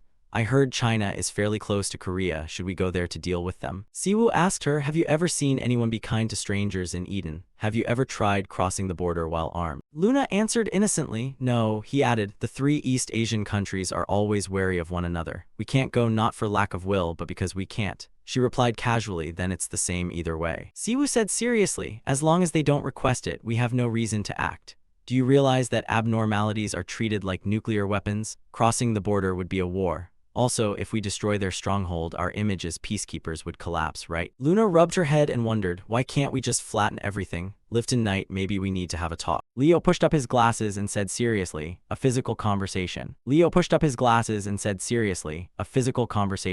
he turned to the person who'd been tied up. Lazai, wake up, I know you're not unconscious. From now on, you'll be demoted to a civilian, no longer an awakened. After that, you'll be handed over to the Ability Management Bureau. At that, she suddenly jumped up. What? No, you can't. Siwoo looked at her and said, even though I could purge the demon from you, I really don't want to do that. She cried out, get away, I refuse to do anything. With no other choice, he activated the will to defeat evil effect. The player would be duly judged upon her. Zihai cried out in fear, sir, please don't. A notification appeared. The player has lost system privileges. Then Zihai coughed up a few mouthfuls of blood. A notice showed, thanks to the will to defeat evil, fate will not intervene in your decision and there will be no consequences. Using his power, Siwoo said, you once said the powerless have no place in this world, right? So how does it feel to become one of those inferior creatures? She could only moan in pain now. A few days later at the church, the trio Siwoo, Luna, and Leo walked together. Leo said, first it was the white light cult, now the purifiers. I feel busier on Earth than I was in Eden. Siwoo replied, I feel the same. He thought to himself that at this rate, the Gen Church would face many difficulties if it kept confronting bizarre organizations like these. We need to expand our influence. Siwoo told everyone, soon we'll have new candidates for priests and knights. By then, Luna will handle knight training and Leo will instruct the priests. Luna and Leo answered in unison, all right. He scratched his chin thoughtfully. To get more people to join the church, we need an item that boosts growth, but those aren't easy to find. I wonder if anything can be obtained through abilities or items. Suddenly he realized something. Oh, that reminds me, we have a relic obtained after defeating that god in the other dimension. I almost forgot about it. A system notification appeared. The relic summoning command is now in use. The Gen Church can summon a random relic to Earth. He exclaimed in surprise, what the hell? Siwoo stared at the system in confusion. The relic is chosen at random. The system announced, the relic summoning command is in use. Summoning a specific relic is determined to affect causality, so randomness is necessary. He muttered angrily, the system really? Stop explaining everything with notification windows. The Gen Church has countless relics. Then the system listed a pile of items like Saint XX's dusting brush, Saintess use back scratcher, and the Holy War Knight XX's training dumbbells. He thought to himself, admittedly, there are a lot of relics that make me raise an eyebrow. So that means I might get stuck with some random junk too. I'm the Pope, can't I catch a break? A voice cut into his thoughts. Pope, why are you frowning and staring into space? Quick thinking, Siwoo turned to everyone and said, everyone pray to Jay, we need to win the lottery. The other two asked blankly. Now, he shouted, just do what I say. Luna and Leo stood behind him and clasped their hands in prayer. Siwoo touched the screen and said, all right, I hope these prayers work. He shouted, summon the relic, system notice, using relic points. The Gen Church has summoned a random relic to Earth. Causality has accepted the summoning command. He prayed silently, please, please. Maybe it's the holy shield used by the first Holy War Knight, or even the Covenant bracelet bearing Pama's power. Siwoo pressed his hands together and pleaded with all his heart, just please, nothing weird. System notice, relic, the origin branch has been summoned. As if it were a joke, a withered, dry branch fell into his hands. Siwoo was not pleased, we're done for. He stared at the dry branch in disbelief. The church's archives should have been full of rare relics. Luna stood to one side, unsure whether she was consoling him or mocking him. This toothpick, no, this stick, I've never seen it before, not even in the cathedral. I can sense a bit of holy power in it, but are you sure you actually summoned this? Siwoo shouted, I didn't want this at all, and yet this is what we got. Leo, examining the branch closely, suddenly cried out, unbelievable. The noise was so sharp Siwoo covered his ears and yelled. Ow, Leo said excitedly. Pope, am I dreaming? I never thought I'd see a relic like this in my lifetime. He suddenly dropped to his knees, crying out, Mother Tree. Siwoo asked in confusion, what's going on? Leo said, Pope, this is the church relic that's been missing for 500 years, the origin branch. Siwoo looked at the dry branch in his hands in stunned silence. The origin branch, is this the relic that disappeared 5 centuries ago? Leo began to tell the story. Long ago, when Gen first descended upon this land, he promised blessings and prosperity to humanity in exchange for their faith. To prove that promise, Gen gave humanity an ancient tree, which later became the church's sacred tree. But then, one day 500 years ago during the Holy War, the Demon King's armies set the sacred tree on fire. Faced with that sudden disaster, no one could do anything but watch. Even the tree's guardians tried to put out the flames and failed. Fortunately, a brave guardian managed to break off a living branch from the sacred tree, that very origin branch. Leo added excitedly, the sacred tree can purify holy energy in the surrounding land and make it more fertile. Near it, your recovery rate increases. Because of that power, rumors spread that it was stolen by thieves who snuck into the sanctuary. Siwoo looked up at the notification screen, his expression relaxing slightly. The origin branch, a holy relic of the Gen Church from the original Eden dimension, is a branch of the sacred tree that once symbolized Gen's promise. Though the sacred tree was burned by demons, its will and holy power still linger in this branch. According to legend, a holy beast guards this branch. Activation effect.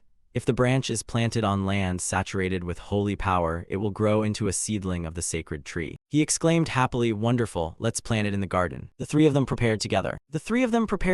Luna excitedly said, let's dig a hole right here. Siwoo agreed, yeah, I didn't know what to do with this empty patch of ground either. He gently planted the branch into the soil. As the branch was set into the earth, a gentle breeze swirled around it. Immediately, a surge of power shot up from the ground toward the sky. The branch began to sprout leaves and rose to about hip height. Leo, moved, said, is this a sacred seedling? Luna chimed in, it's not just a weird stick anymore. Leo thrilled, even as a sapling, I can see why it's called a holy relic. Suddenly, a source of energy appeared in the sky, and then condensed into a pure white cat, which gently landed in front of Siwoo. The cat let out an adorable meow. Everyone was amazed. A cat. Luna stepped forward, eyes wide. Pope, this cat must be the holy beast, it's so cute. Siwoo scratched his chin. I prefer dogs. The holy beast is a cat. At that moment, the notification screen appeared. The holy beast has recognized you as its master. The holy beast will grow alongside the sacred tree. As the sacred tree develops, the holy beast will grant various beneficial effects to the church. The sacred tree will grow when the church's faithful perform good deeds or complete main quests. Siwoo picked up the cat, smiling. In other words, the sacred tree will grow with the church. Perfect, Leo asked, delighted. Since when did you pick it up? The cat rubbed its head against Siwoo, and Leo added, why Jiu Gok and Si Yoon always wanted to keep a cat, but both are allergic. The holy beast shouldn't cause allergies, right? He laughed. Yeah, I think so. Besides, the sacred tree isn't far. If we come back here often, it'll be fine. Siwoo hugged the cat, unable to hide his joy. All right, we go to the temple every day anyway. We obtained the sacred tree. Even if it's not what we expected, it's still a great addition. Luna asked excitedly, are you going to take the holy beast home? So can we leave now? Siwoo nodded. The system notified again, there are still divine points and relic points unused. It is recommended you use them to make progress smoother. He turned to the other two. Luna, Leo, make sure everything around the temple is stable. The two asked, huh? He raised his hand to use his power and read the notification. You have spent 10,000 divine points to purchase the Knights Headquarters Level 1 construction. The Squire rank of the Holy War Knights has been unlocked. Immediately, a surge of energy flowed through the temple. The system notified, you have spent 7,000 divine points to purchase Monastery Level 1 construction. The Squire rank of Priests has been unlocked. A new building instantly rose within the temple grounds. When he finished, he told the two, I told you, Luna will train the knights and Leo will guide the priests. Leo stammered, what? And this starts today? Luna panicked, Pope, I like rookies, but this is. Siwoo, still holding the cat, said in a very dangerous tone, we don't have time to rest, get to work. Leo asked, what about you? He replied nonchalantly, I'm off duty. Leo and Luna cried out in unison, "You monster." Siwoo smiled faintly and waved to them. "Then why don't you two become the Pope? See you later." Suddenly his phone rang, and he answered, "Hello Waijiu Gok, what's up?" Immediately, Siwoo's expression turned serious. He stammered, "What?" Far off in the sky a plane streaked by. He asked softly, "Is she returning to Korea soon?" Some building within the autonomous city, notably the Special Vehicle Division. In a conference room inside that building, the room was dark except for a faint glow from the projector. Minister Seo Nho met privately with the president of South Korea, Seo Sin-hu. He reported the current emergency. A disaster-class monster had appeared off Mia's coast, a development reported by both Japan and the US. The creature's codename is Jamatachi. They have requested that South Korea send a so-called awakened individual to assist. President Seo Sin-hu listened intently, his face clouding as he said, "A disaster-class monster, yet it appeared on foreign territory. It's strange they'd ask us for help. I'm sure they've attached some conditions." Minister Seo Nho continued the briefing, his expression grave. Aiden HW, also known as the Savage, is one of the people the Americans plan to send. The Savage, Aiden HW, specializes in a two-handed axe. He returned to Earth 3 years ago after being a regressor and spent 20 years fighting continuously in another dimension. His most notorious nickname is the Mutant Hunter. After mutant ranks were established, those who claimed to be mutants began appearing everywhere, and Aiden HW hunted them down one by one. Braggarts about their power were crushed by the Savage. President Seo Sin-hu propped his chin on his hand, eyes thoughtful, and said quietly, "The US is sending him to Japan and simultaneously requesting Kim Siwoo." Seo Nho cut in, his voice firm. "There's no doubt about it, they want to test South Korea's first mutant." The president immediately asked, "What's your personal view on this?" He replied calmly, "I don't think my personal view matters." Fatigue showed on Seo Nho's face as he continued cautiously, "Unlike the US or China, we don't have the means to control our mutants. I think we should consult Kim Siwoo first. If we can't control them, negotiate. Isn't that the method we've always used?" President Sin-hu laughed heartily and praised him frankly. "That's exactly why I like working with you, Minister Seo Nho." He rearranged papers on the desk and said slowly, "Perhaps I should go see him in person and say I merely want to express gratitude to the hero who protected our country. That should be a perfectly valid reason." Afterwards, President Seo Sin-hu and 2 bodyguards walked solemnly toward the main door. He hesitated briefly but finally decided to speak. "I also have a very personal question." Minister Seo Nho, unsurprised, nodded quietly and said in a calm voice, "Ask." The president did not hesitate and asked immediately, "If the Savage fought Kim Siwoo, who do you think would win?" The question made Seo Nho pause. He thought for a moment, his gaze drifting into the distance. Then answered decisively, "I have no doubt, Kim Siwoo would certainly win. The Savage wouldn't even be able to touch him." Meanwhile, in Kim Siwoo's living room, he had just woken from a long nap, hair tousled, yawning intermittently, remote control in hand. The 9 p.m. news played as Siwoo sat dazed on the sofa, eyes glazed, the TV's sound filling the room. Yesterday, the 10th, a disaster-class monster suddenly appeared off Miyagai's coast with the codename Yamada Nazachi, sending shockwaves through the media. The Japanese government ordered evacuations and asked neighboring countries for assistance. The US government agreed to send mutant Aiden HW, also known as the Savage. Experts say this move is intended to create an opportunity for the US to test South Korea's first mutant, Kim Siwoo. The report hit Siwoo like a thunderclap. He startled, his eyes going blank for a moment, unable to believe what he heard on TV. He blurted, "What?" The TV continued, "Aiden HW is famous as the mutant hunter." Siwoo, stunned and sweating slightly, yelled, "What the hell is going on?" Just then, Wyangu Gok walked in carrying a tray of fragrant food. Puzzled by the commotion, he asked in surprise, "Huh?" The broadcast kept playing while the Japanese government. Wyangu Gok gently set the tray of food on the table and said optimistically, "But if Captain Kim still hasn't contacted you, aren't we fine?" Siwoo gradually calmed down. The golden sandwiches piled with meat, eggs, and fresh vegetables in front of him caught his attention. He complimented, "I guess so, did you make these? Impressive." He quickly grabbed a sandwich and took a big bite without hesitation. Suddenly a sound rang out as Snow leaped down from midair. Siwoo gently stroked its head, the kitten nuzzled back happily, let out a little sound, eyes half closed in contentment. He asked it softly, "I know, Snow, did you sleep well?" Si-yoon was delighted at the sight of Snow, hugging it tight and exclaiming with joy, "Are we keeping this cat? And I'm not even allergic, awesome." At that moment, Siwoo went to the kitchen for a glass of water. Si-yoon kept smiling in the living room. "Can we name it Snow? It's a white cat like Snow. Snow, you'll live with us from now on." He chuckled as he enjoyed the delicious breakfast, and thus the holy beast was named Snow. After that, Siwoo returned to the living room. Wyangu Gok, seeing him, said happily, "Looks like no one is allergic to the holy beast, right? Even when Si-yoon and I held it, we were fine." Chewing, Siwoo replied, "That's good. When the cult grows, Snow will grow with it." While the two were talking, Snow slipped over to the plate of sandwiches, sniffing and inhaling. Siwoo suggested, "I think you and Si-yoon could use a bodyguard." Gu and Gok exclaimed in surprise. A bodyguard, you mean Snow? Right then, Snow opened its mouth wide and grabbed a sandwich. Gu and Gok stammered on, you can't be serious, are you going to command a cat? Look at our lord's devoted follower, a goddess who treats animals like tools. Siwoo calmly explained, Snow can handle any awakened below mutant rank. Seeing Snow devour the sandwich, Gu and Gok's eyes widened in astonishment. Can cats eat sandwiches, or are holy beasts a different species? Siwoo replied nonchalantly while continuing his meal. Let it eat. If it can't digest it, it'll use divine power to process it or throw it up. It's a holy beast after all. Suddenly, Siwoo remembered something and told Gu and Gok, oh, right, don't forget that grandma's coming soon. He hurriedly answered, I'm busy today, so I can't pick her up. Are you okay going alone? By then Snow was full and curled up sleeping on Siwoo's lap. He replied, who do you think I am? Also, our channel seems pretty lively. Siwoo looked at the official Gen channel on his phone. Subscriptions had reached 1.2 million.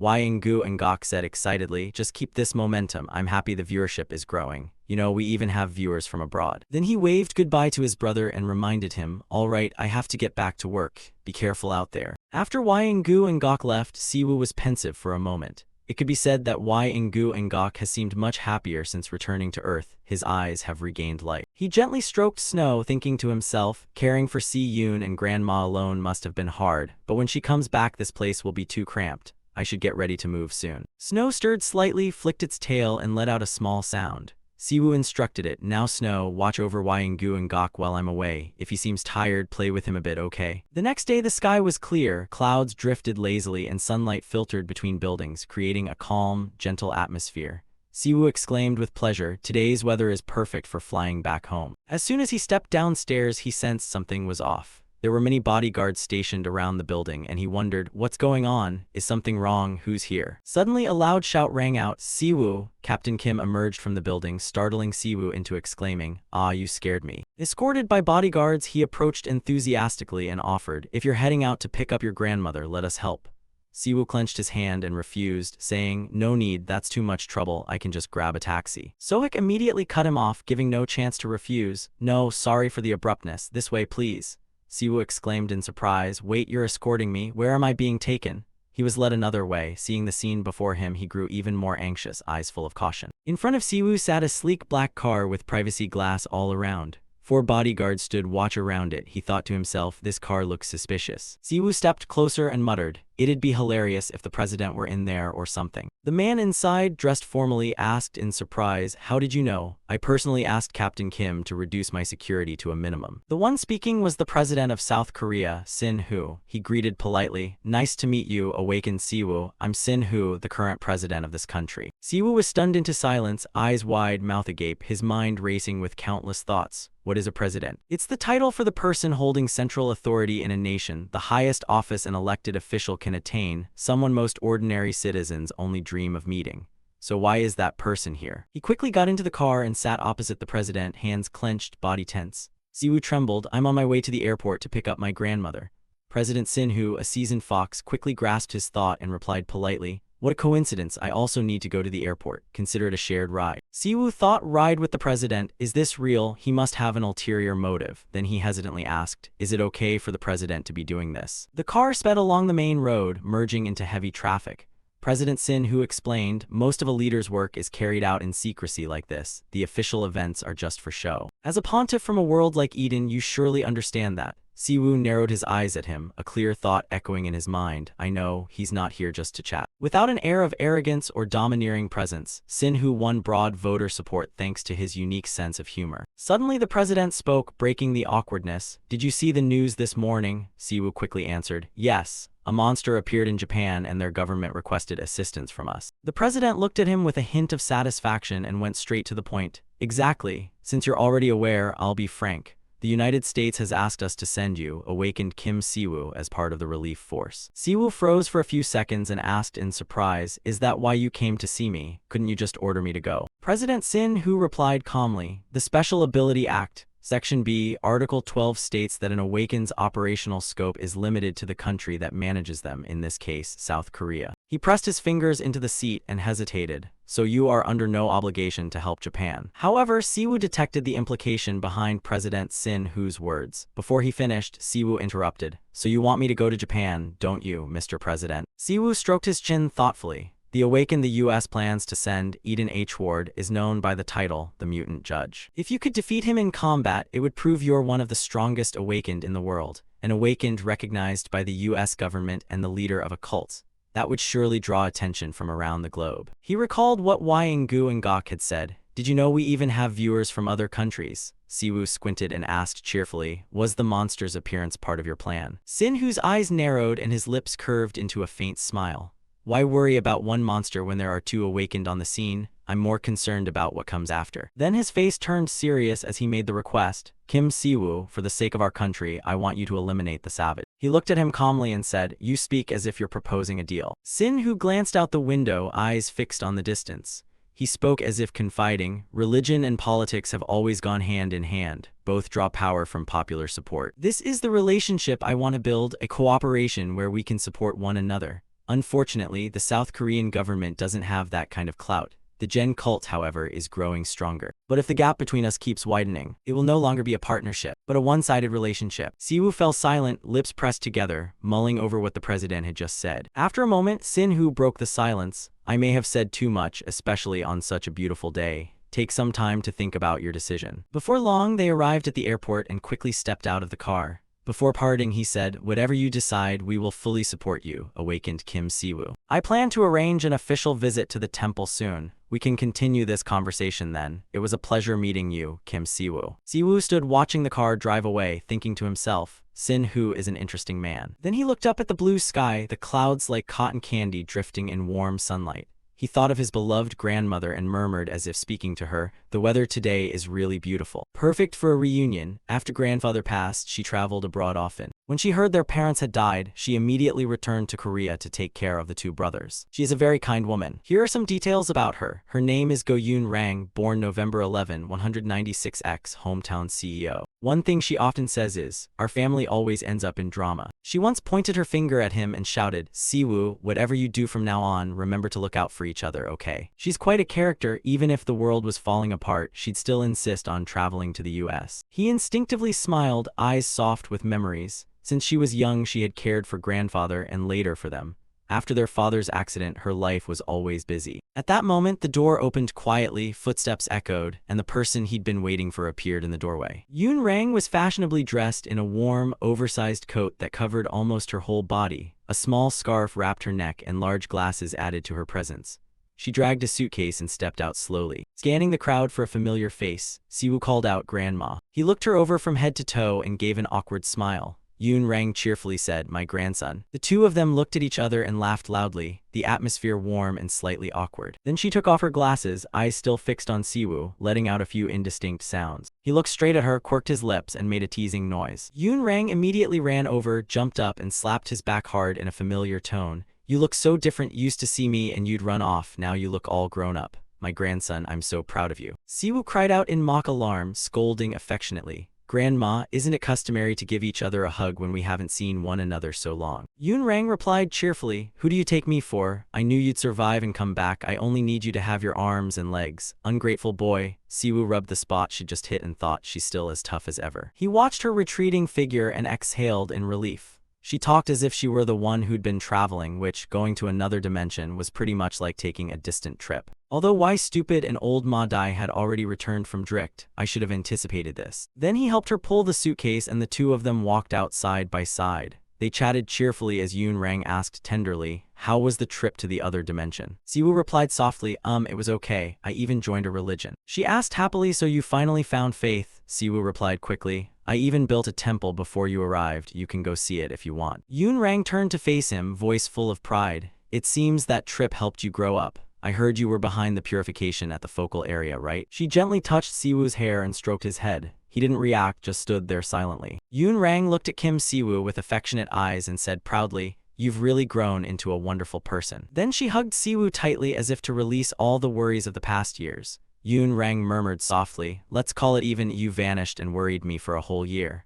Thank you for coming back, my little boy. Siwoo hugged her gently as Yoon Rang kept talking. When I heard you hadn't returned even after I came back, I thought you didn't want to see me anymore. Suddenly she let him go and cheerfully switched topics, but the tickets were booked as a tour package. It'd be a waste to cancel.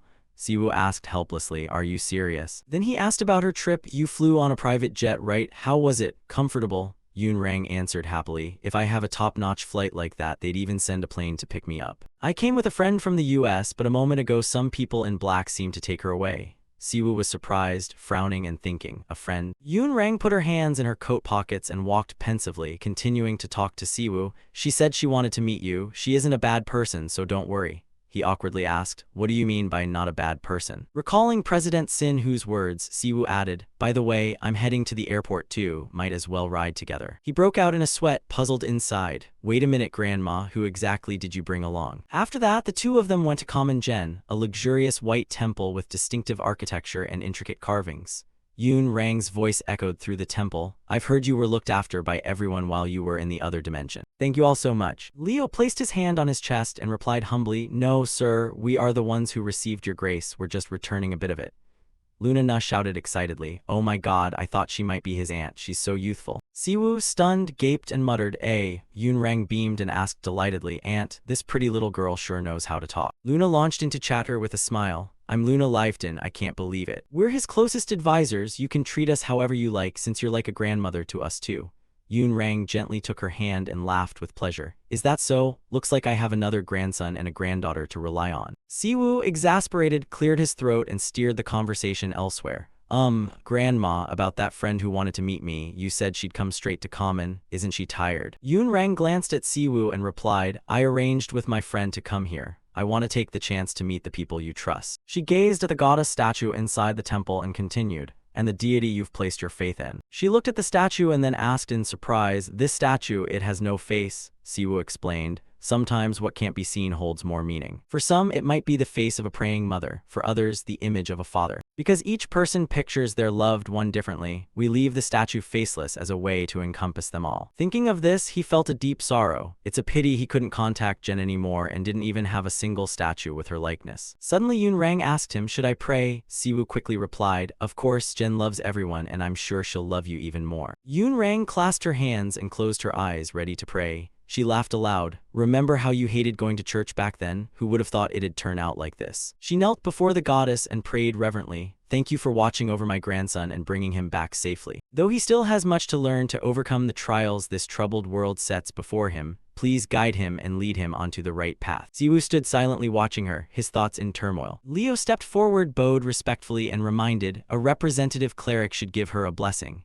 Siwoo exclaimed, oh, almost forgot, I'm serving as the temporary cleric here. Then he quickly used his awakened power. Green-blue lights shimmered in the air, and before long Siwoo's clothes had transformed into a cleric's robes. He sat before her as a radiant halo appeared around him. He formed the blessing seals with his hands, praying that Jen's protection would always be with her. Yoon Rang looked gently at her grandson, her lips curling into a soft smile. After the prayer, Siwoo slowly helped her to her feet.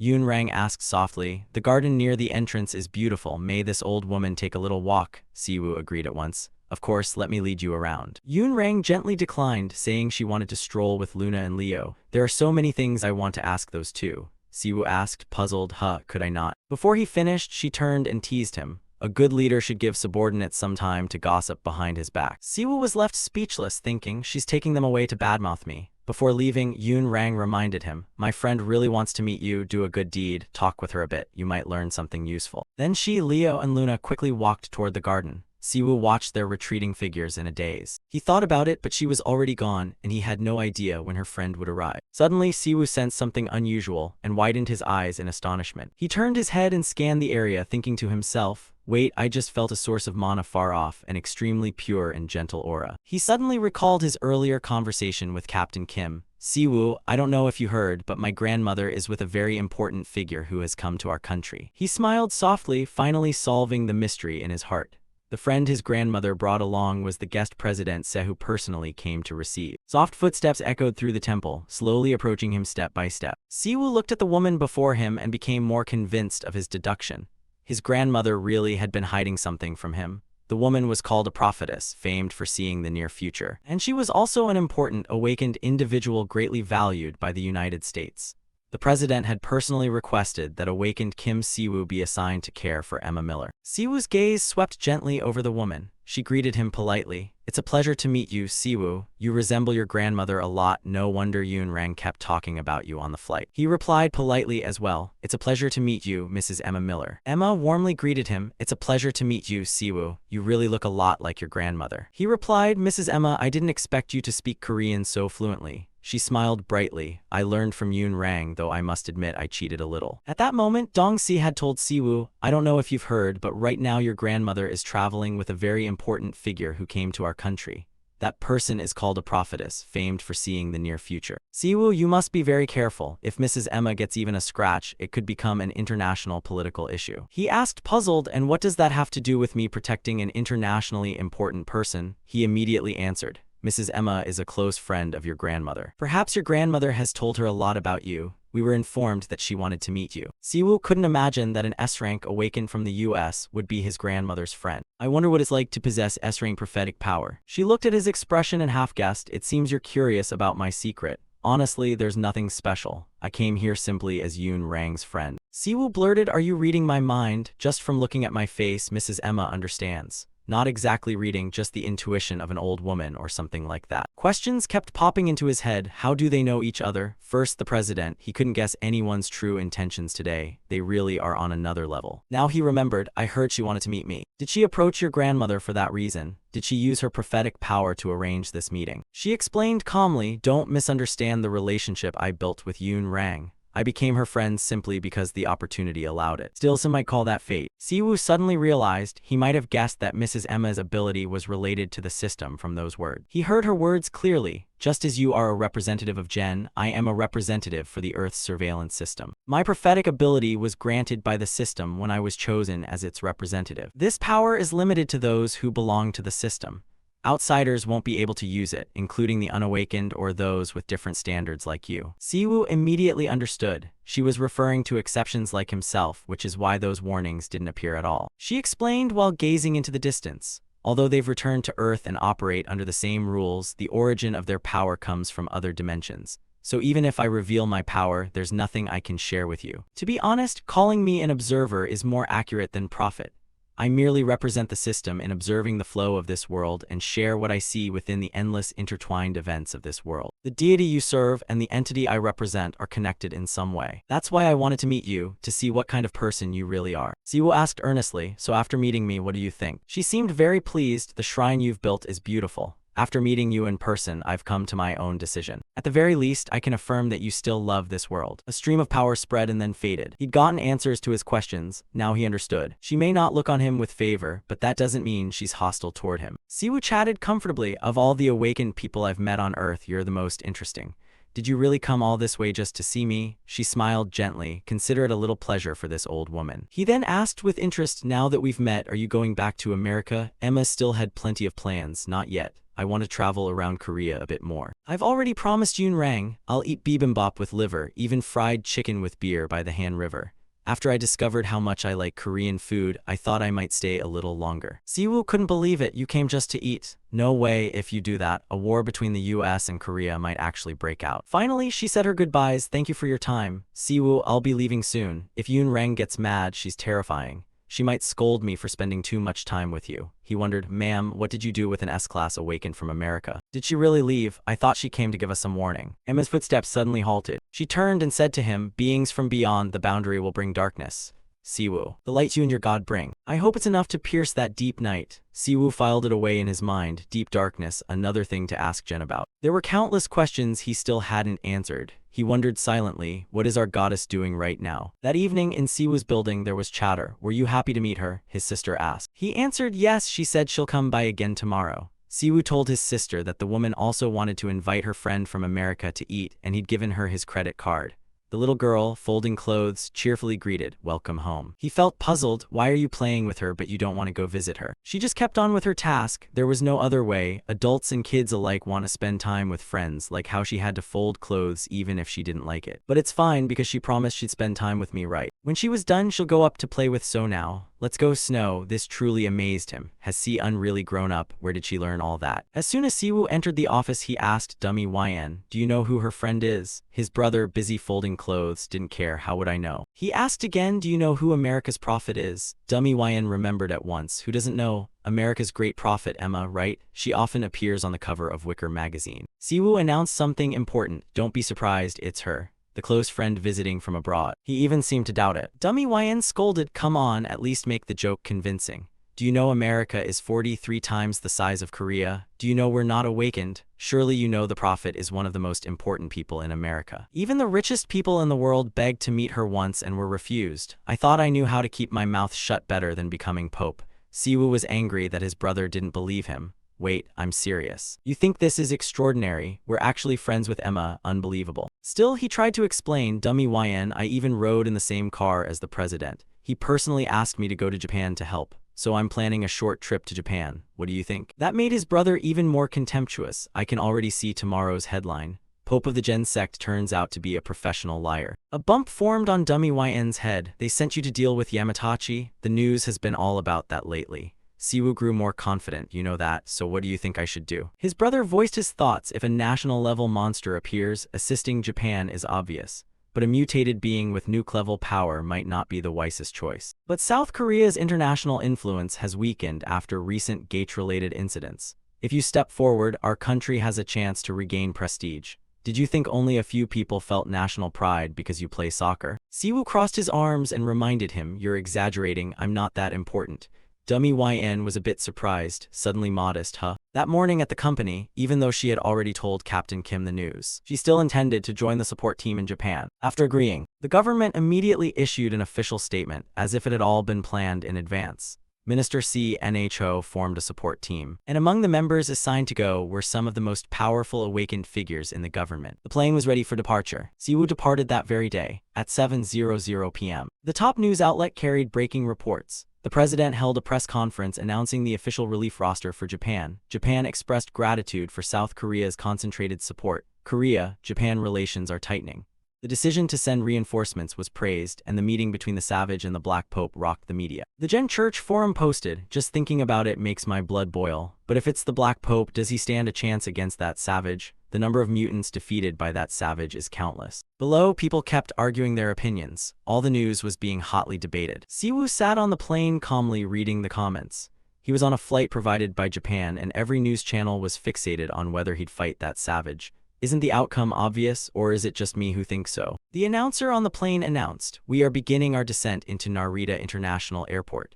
Upon arrival, we will move to the mission site under the guidance of Japan's Abnormalities Bureau. He wondered to himself, who is this Jin Rang person? At that moment, Captain Kim came over to check on Siwoo. Is everything okay? Siwoo replied, Captain Kim, everything's fine. You're going alone? Captain Kim asked awkwardly. Apparently, Luna and Leo wanted to stay at the shrine to guide new followers. They're also making more wristbands. So can I have one? I heard they help with baldness. Expecting a serious question, but getting his humor instead, Siwoo laughed. I'll definitely save one for you, Captain Kim. He flashed a bright smile, shrugging off awkwardness. I'm just nervous. Thanks. I need to confirm a few things when we arrive, so rest while we wait to land. Siwoo settled into his seat, letting his worries ease. He wondered if Luna was okay, but even if he wasn't there, Min would manage. He pictured them facing hardships and welcoming new followers. It would be a great chance for them to care for the new group.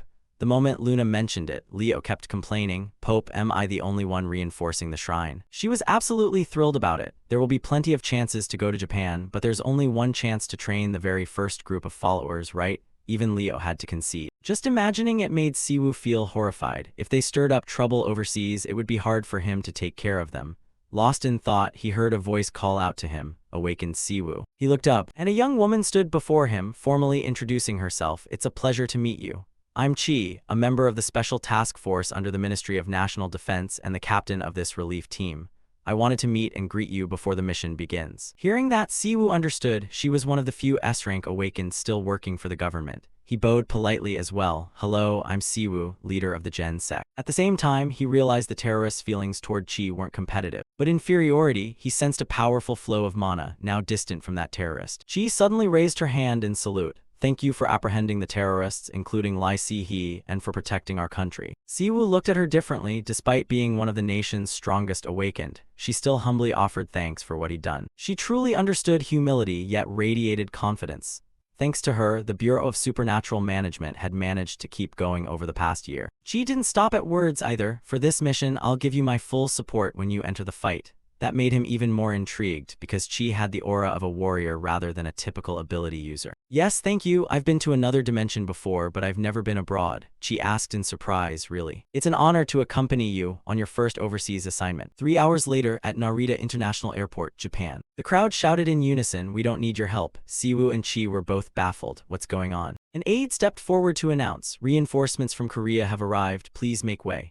Hearing that, the crowd started arguing back. Whether you're from the US or Korea, withdraw. Japan can and will defeat Japan's monster on its own. From the way they were acting, Siwoo could tell. It looked like they had no intention of moving as planned. They chanted together, we don't need Koreans. He saw their true colors. He hadn't expected Japan to oppose foreign intervention this strongly. Chi nodded in agreement. They're dead set on handling it themselves. Captain Kim quickly told Siwoo there must be some misunderstanding. I'll go check. He stepped forward to speak. All business. I'm Captain Kim from Korea's Ability Bureau. I'd like to meet and confer with the Japanese awakened representatives. But all he got in return was dismissal. I already told you, go back. Siwoo and Chi helped him back. Captain Kim thanked them, embarrassed. He had considered the potential risks. There were surely areas where civilians had been injured or suffered damage from the monster. Yet even under these circumstances, the Japanese awakened insisted on handling it themselves. To them, even a major disaster was just part of the job, or maybe it was a matter of pride.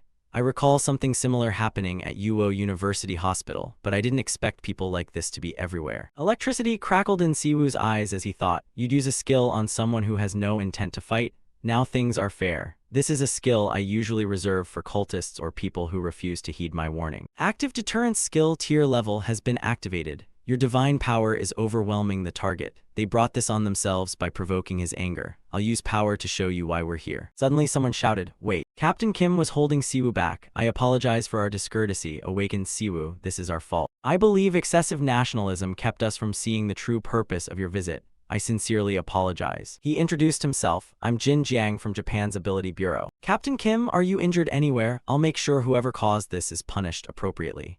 Captain Kim hesitated and replied, yes, I'm fine. Siwoo suddenly realized Jin Jiang's Korean was very good and wondered where he was born. Jin Jiang politely told him, AI Den and the awakened from the US have already arrived at the main camp. Let me take you there. Everyone rode in a vehicle, chatting happily as if they hadn't seen each other in a long time. Jin Jiang said, it's good to see you again, Captain Kim. I'm glad you're all right. He seemed genuinely remorseful. Mr. Siwoo, again I hope you'll forgive our mistake. Honestly, you shouldn't take this to heart, you didn't cause it. Watching the two talk, Siwoo guessed they were close to Captain Kim. Is Jin Jiang the person who showed up in recent articles? People labeled him a traitor and a troublemaker. But looking at Jin Jiang, he didn't seem irresponsible at all. Jin Jiang moved, thank you for understanding. She looked out the window and asked, is your mother still well? Jin Jiang replied coldly, she's fine, probably on Rima Island by now. Since moving to Japan, she's been out there, saying she can see the Busan coast from afar. From their conversation, Siwoo realized Chi and Jin Jiang were close enough to know each other's family details. While they talked, Siwoo curiously asked, what are these flowers? And so the questions began, like will the sun rise? Will the sun shine on my day? This left Siwoo astonished. What the heck is this? Has this turned into a musical? What is happening? He suddenly felt like he'd missed something. What if Jin Jiang had no choice but to come to Japan? He'd have to ask Captain Kim about this later. They finally arrived. The main camp was an empty school. Yes, we'd evacuated nearby residents and borrowed this building. Jin Jiang led the way. Please this way, we'll start the planning meeting soon. I'll coordinate with the US team for this mission.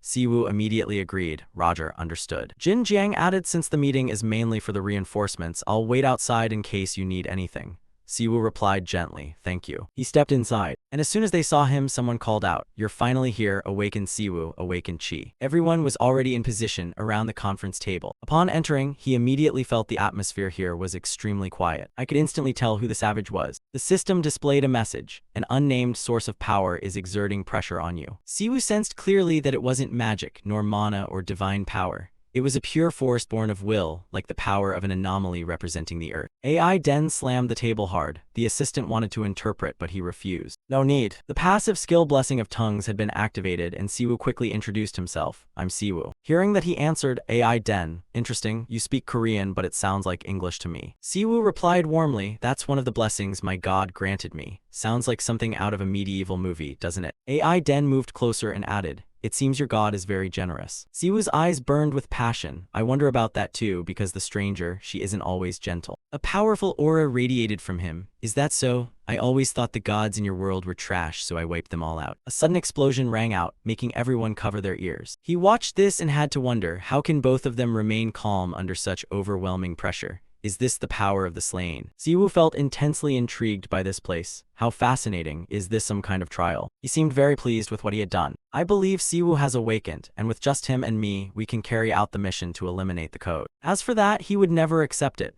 Thanks for proposing the idea, but this is Japan. It's natural for each nation's awakened to take part. We'll do our best to support. AI Den felt this was too dangerous, but I wonder if we need to sacrifice others' lives when we already have enough firepower to destroy the enemy. I don't want to carry guilt if a Japanese awakened dies unnecessarily. So he proposed an alternative. If the US representatives insist on this plan, I won't intervene further. Other issues we can resolve diplomatically. Proceed with your plan. He had no objection. Of course, we basically already have 2 weapons of mass destruction here. Sending weaker awakened into the battlefield would only be wasteful. You made the right decision. We can continue the meeting. He watched that figure and wondered, why did he speak for me and I didn't object? Killing an entity at the threshold of divinity isn't easy, especially beings like Gemin. Those who have reached a certain divine level are almost impossible for mortals. However, like gods from other dimensions, near-divine beings can be slain when they're on the verge of vanishing. It's very possible he wiped out the gods in his own dimension. In any case, among the awakened I've met on Earth, he is clearly the strongest. Dawn was breaking. She volunteered for the mission. I'll have them prepare the helicopters. Can you 2 coordinate together? She turned to ask, are you sure you don't need any more information on Ozachi? Siwoo replied, I think that's enough. The meeting already provided full details on the Ozachi designation. First appeared in Japan and hasn't yet been recorded in the International Monster Database. The designation is taken from a creature in Japanese legend. Like all national-level disaster monsters, it caused severe damage. Reports say it resembles a dragon. People say it controls flying dragon-like monsters. 5 hours earlier, the creature stopped moving and entered a dormant state. That bought us time to evacuate civilians. She wanted to help more and asked, awakened Siwoo, are you sure you don't need support? He thought it over carefully and answered, yes, please don't worry. Focus on saving as many people as possible. Siwoo didn't forget to reassure them, hey, don't worry about me either. Captain Kim wailed pitifully, begging, Siwoo, please don't smash the savage's head into the ground again, please. Chi replied, bored, I understand. The helicopters were ready to take off. I heard the flying beasts make movement in the surrounding airspace extremely difficult. This mission won't be easy. AI Den even praised Siwoo, you have many useful abilities. He anxiously looked outside, we'll be fine if I get on the helicopter. He suddenly remembered, also I heard some reporters want to come along to film the battle. Most anomalies don't like exposing their fighting style to the public. You're a rare case. Speaking of which, Siwoo thought of a friendly reporter. Those reporters had faces like eager hawks pleading for his cooperation. He's passionate. I'll make sure to record your cool battle with this camera. I won't miss such a good opportunity. AI Den saw his cheerful demeanor and seemed worried about something inside. Siwoo deliberately taunted, only weak or insecure people fear revealing their powers, right? Or are you afraid? He didn't dare meet his eyes. I just realized you're even more arrogant than I thought. He shot a warning look. If you knew how to hide that ambition, it would be better. Besides, I haven't been hiding anything, so there's no need for us to keep up pretenses. He didn't dare argue back. We're approaching the target, the warning system blared, and the passive skill maximum support body neutralized the dense toxic gas in the air. You are consuming a large amount of holy power. Siwoo had a direct look at that monster. Now it was clear why this creature was classified as a national disaster. Its black flames and the massive clouds of toxic gas it produced. This dense poison not only harms the awakened, it also makes the area uninhabitable for ordinary people afterward.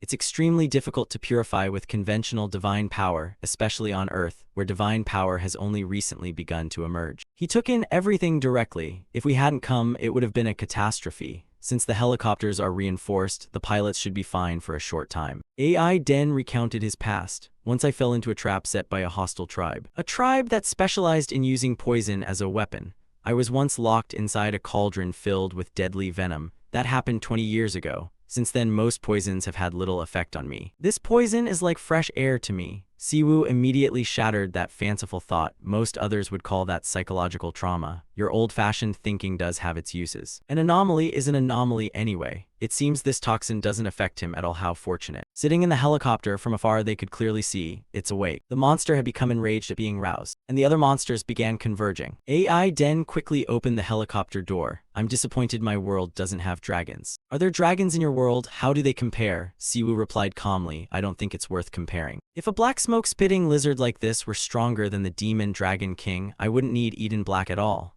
His laugh echoed. I knew it. People from other worlds really are different. I'm even more looking forward to fighting you after dealing with this one. Consider that your real intention revealed. AI Den gripped his axe and said, look closely, this dino chicken is the real fighting force. Siwoo was surprised at the name, Dino Chicken. A blinding light radiated from the helicopter. A mysterious blue light began to converge. The monster began to enact its scheme. A stream of blue energy shot toward the helicopter, and a chain of powers was unleashed. AI Den lunged out quickly. I'll strike first. Now he faced it at very close range. The monster's inner fury had ignited. AI Den confidently gripped his weapon. Both of them wielded their own powers. Siwoo watched from above, assessing the situation. Good, you anomaly, this battle is truly dramatic. Perhaps thanks to the growing number of believers, there are no status windows and causality doesn't seem to interfere. If you think I'll jump down like before, you're mistaken. He once again used his mystical power. The active skill Holy Spear had been activated. Ozachi lay motionless below. Hope you can avoid it in time. Siwoo's power fully subdued it. The monster writhed in agony as it was tortured by electricity. Its body seemed unable to withstand it any longer. Siwoo snapped his fingers, signaling his power. Everything shattered under this mystical force. The sound of helicopters filled the sky. Ozachi shows no more biological signals. Total combat time, 1 minute 12 seconds. The national disaster class monster designated Ozachi has been eliminated. No allied casualties. Thanks to the abilities of the Korean anomaly Kim Siwoo, the situation was brought under control. The Japanese Prime Minister watched from afar, full of concern. Prime Minister, what did we just witness? What did that anomaly just do? Prime Minister, the battle has started. The anomalies are fighting each other. He shouted angrily, those idiots. Siwoo snapped his fingers to trigger his technique. Everything shattered, a blinding light so intense it was hard to look at. AI Den kept chastising. You coward, how dare you use long-range attacks? Do you have no honor as a warrior? Kim Siwoo watched amused from above, feeling he'd heard those words before. Could he be connected to Organization O, honor of a warrior, huh? Siwoo decided to go down and confront him. Unable to understand the man, why don't you just use long-range attacks? Fine, you want close combat, right? Then why don't we just settle this now? But AI Den immediately stopped him. Wait, my job is only to verify whether you truly are an anomaly. My orders are to confirm your identity and get closer. Now that I'm certain you are an anomaly, we don't need to fight anymore. Siwoo thought this man was cowardly. I thought you insisted on fighting me, he quickly explained. I only said that because I believed a sincere duel is the fastest way to understand someone, but it's no longer necessary. Although the gods in my world are pathetic, I can feel that the goddess you serve is a great being. Allow me to show respect to your goddess. I'm convinced she is a true deity. And I, AI Den, an anomaly from the United States, officially acknowledge you, Siwoo, an anomaly from Korea. I am sure we will become great friends. I have sensed our potential. Hearing that, he found it strange. Had his personality really changed completely? He looked happily at the spear in Siwoo's hand. So, my new friend, why not put down the spear and join me in my tribe's traditional hot spring bathing ritual? Siwoo's voice carried a hint of menace. Fine, let's be friends. Of course, if you survive. AI Den's face suddenly showed fear as he realized the danger approaching. Siwoo deliberately taunted, come here. The fight erupts once more. The observer on the screen reported to the Prime Minister. The anomalies have started fighting. More like one guy is pounding the other to a pulp. Saki couldn't contain himself watching this. Those damn fools. Unbelievable, did the US really want to test someone like that, using Japan as the testing ground? In the end, only one person took part in defeating Ozachi. Not only did our Awaken do nothing, Siwoo felled it with a single strike. In a way, Japan inadvertently gave Siwoo an international opportunity. Not just Japan, but the whole world witnessed this live on television. Clearly, the South Korean president anticipated this, which is why he proposed a live broadcast. A Korean anomaly even stronger than AI Den. The situation is bad, but at least we've seen his capabilities firsthand. Therefore, we must act quickly. He ordered everyone to call President Zin, who immediately and, moreover, to prepare the best possible arrangements before Cardinal Siwoo arrives. Watching the fight, people couldn't stop talking. AI Den getting beaten to a pulp by the somber Pope. I never expected our Pope to be so strong. Your Holiness, please don't hit that barbarian too hard. Careful you don't break him. I never thought I'd be worrying about a barbarian. If you break him, will it cause a diplomatic incident? Everyone is cheering for Siwoo. His gaze lifted upward, his eyes closed as if sensing something. A truly pleasant atmosphere, as if angelic wings had descended here. AI Den was enjoying that feeling as well. The helicopter continued to fly across the vast sky. Reporters swarmed the shelter earlier. Did you spread those wings to purify the nearby contaminated land? Is the skill you used against the monster affiliated with the Gen Order? The mission only required killing the monster, so why did you decide to purify the surrounding area as well? Was that an additional request from the Japanese government? Please share your thoughts. Why did you suddenly choose to fight AI Den? He enthusiastically answered that AI Den and the anomaly from Korea, Siwoo, have decided to become bosom friends. From now on, my friend's enemy is my enemy, and I'm planning to visit Pope Kim in Korea in the name of building trust between us. He leaned in and whispered to him, I thought you won the tribe's leadership with brute strength. So you climbed to the top with politics. AI Den signaled to him, don't say that, don't get the wrong idea. These are just habits I cultivated over 20 years as leader. Reporters pressed again. So does that mean relations between the US and Korea are closer now? Is that what you mean? How will Korea-US-Japan relations develop in the future? Siwoo raised his hand to signal everyone to stop asking. Please stay calm. I will answer all questions at the upcoming press conference. Right now, there's something more important than international politics or personal circumstances. The Ozachi incident claimed many innocent lives. The first thing we must do is pray and hope for the best for them and their families. Although Ozachi was defeated, there are lives we couldn't save. If their deaths are forgotten because of us, that would be heartbreaking and tragic. Jen doesn't want that to happen. Let's pray together. May Jen guide them to a warm place. And so, the Ozachi incident officially came to a close. The system then warned, if you continue to interfere in this world, karma will punish you. You are approaching the limit karma allows. Kim Siwoo tried to steady himself, sensing the danger clearly. Perhaps because he was abroad and live on air this time, he might have gone too far. The contaminated area was much larger than he thought. Captain Kim's voice sounded, Siwoo, I'm proud of you. Thank you for not sending AI Den to his death like you did Selen. When you fought AI Den, it was truly impressive. Chi-A has realized everything. Now I understand why you don't need reinforcements. Once again, on behalf of Korea and the Capacity Management Agency, I extend our sincere thanks for your support.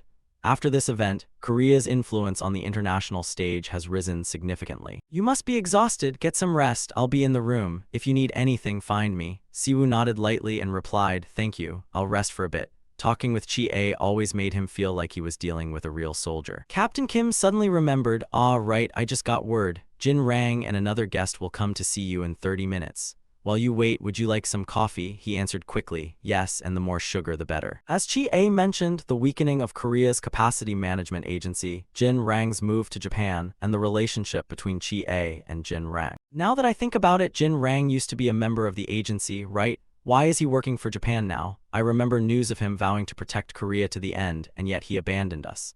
Still, he doesn't seem like the sort of person who would betray so easily. He poured coffee as he replied, your gut feeling is completely correct. Jin Rang is highly focused and deeply responsible. He would never lie just to hide the truth. Jin Rang has never once betrayed his homeland, Korea. Jin Rang is someone who returned from a disaster-class realm. He spent 15 years in another dimension called the Tangled Thread.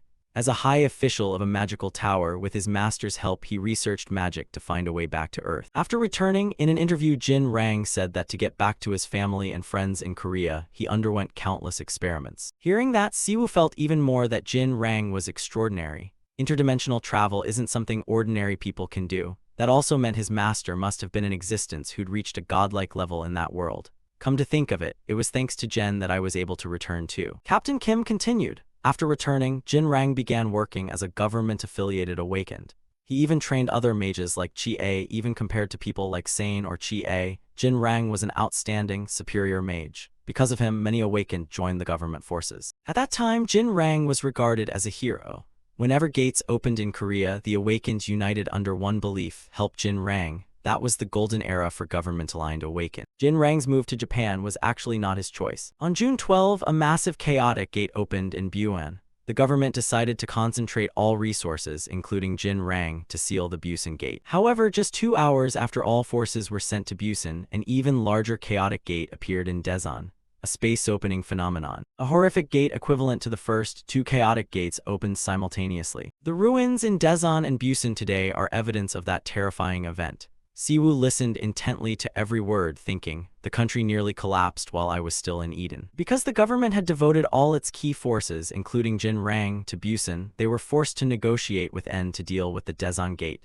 Calling it a negotiation sounds mild. In reality, it was a threat. In exchange for N sending its main forces to Daesan, they demanded that the South Korean government expel Jin Rang. Captain Kim continued. In the end, Jin Rang was forced to relocate to Japan. Very few people know the truth behind it. N's real goal was to defeat a pillar of the government's awakened force. Toppling Jin Rang meant weakening the South Korean government. You can guess their intent, and they accepted those terms. Captain Kim confirmed, because at that time they felt they had no other choice. Jin Rang asked that everything be kept secret and quietly left for the sake of the country and his family. N's goal was to create a new order, a new power, a new leadership. They were so deranged they'd do anything to satisfy their ambition. Recalls of what N did to me make this unsurprising. The government back then could only helplessly watch what failed with me succeed with Jin Rang at that time. He felt some regret. If only you had coordinated with the media and press back then. Captain Kim just shook his head. Truth means nothing when faced with overwhelming power. I'm sharing this truth in the hope that one day people won't forget that loss. Consider this a kind of confession. Siwoo, you're the Pope, right? I didn't expect you to speak about religion so sincerely. I suppose when faced with unsolvable problems, faith can become a support. He turned back at the voice. Pope Siwoo, I'm Jin Rang. Outside, a heavy rain was falling. A voice called out, making Siwoo turn his head. Pope Siwoo, it's Jin Rang. Japan's Prime Minister Sasaki also appeared at the door. Hello, sorry for arriving so late. It's an honor to meet you. Pope Siwoo, my name is Sasaki, Prime Minister of Japan. He stood up at once and looked straight at him. Is this really the Prime Minister of Japan? Not long ago I was riding in the same car as the President of Korea, and now the Japanese Prime Minister comes to see me in person. Siwoo placed a hand on his chest and politely bowed. I'm Siwoo, head of the Gen Order. I can understand Japanese just fine, so please speak in whichever language you prefer. He shook his hand cheerfully and complimented him. An impressive ability, truly.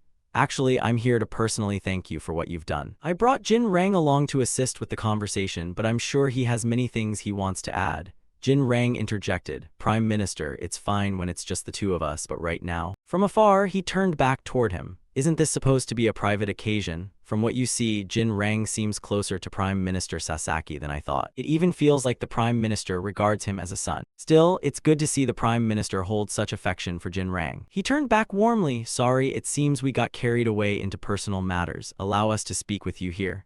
Jin Rang also said, sorry for the abruptness, I'm not a difficult person. Siwoo smiled. It's okay, I don't take offense. With the Prime Minister visiting in person, Captain Kim took the chance to return to his room. Prime Minister Sasaki was courteous. Arriving so suddenly, I apologize for disturbing your rest. Siwoo shook his head. It's all right. He bowed and spoke politely. Pope Siwoo, on behalf of Japan, I offer our thanks for eliminating Ozachi. Because of you, we defeated that monster with minimal casualties. You even purified the contaminated area. I don't know how to properly repay you. Siwoo folded his arms and gave a faint smile. There's no need. Whether Korea or Japan, I can't stand by and watch the unawakened suffer for no reason. However, borrowing President Zinhu's words, leading a nation means the important things happen in the shadows. Prime Minister, you came to make a proposal, didn't you? What is the real reason you came here? His face looked nervous from the moment he entered the room. The cup of coffee remained on the table untouched. I find our Pope sharp. First, Jin Rang recounted what happened at the airport. The Prime Minister said, I want to apologize for that incident. His expression was somewhat displeased. Although no one was hurt, the situation had been quite dangerous. You surely noticed at the airport that if even a few extremists awakened had spoken up, relations between Japan and Korea could have quickly soured. Jin Rang's move to Japan was the starting point of it all.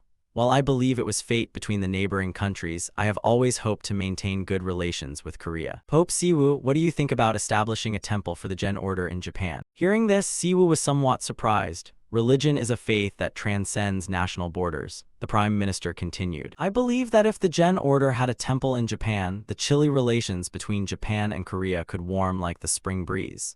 If people of shared faith begin to appear, wouldn't mutual hatred naturally fade? Only a few hours have passed since your name was announced to the Japanese public, so I think this is the best time to make this proposal. After those remarks, Siwoo understood why he had called him Pope from their first meeting. There was intent behind the title. Outside, there was still no sign of the rain letting up. Before leaving, Prime Minister Sasaki didn't forget to promise, tomorrow when we meet again will be the first official meeting.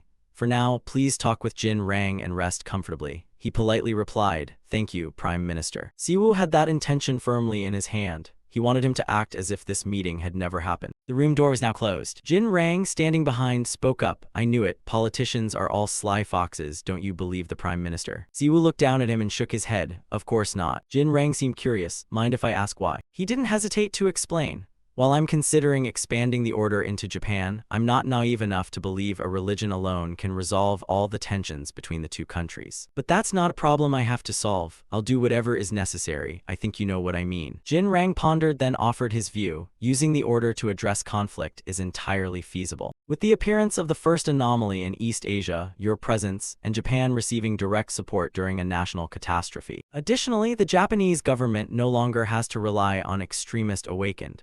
We can use reason and politics to quash opposition and begin rebuilding relations between the two countries. Prime Minister Sasaki is not a dreamer, but a natural-born politician. From what I've experienced, Pope Siwoo is certainly underestimating his current influence. He said frankly, I think that's true of others as well. Jin Rang, Siwoo had been watching you closely. I sense trust and responsibility in your eyes. People like you are easy to read when they lie, so it's better to make you tell the truth from the start. He decided to move closer. May I ask you directly? Actually, I heard about your naturalization to Japan from Captain Kim.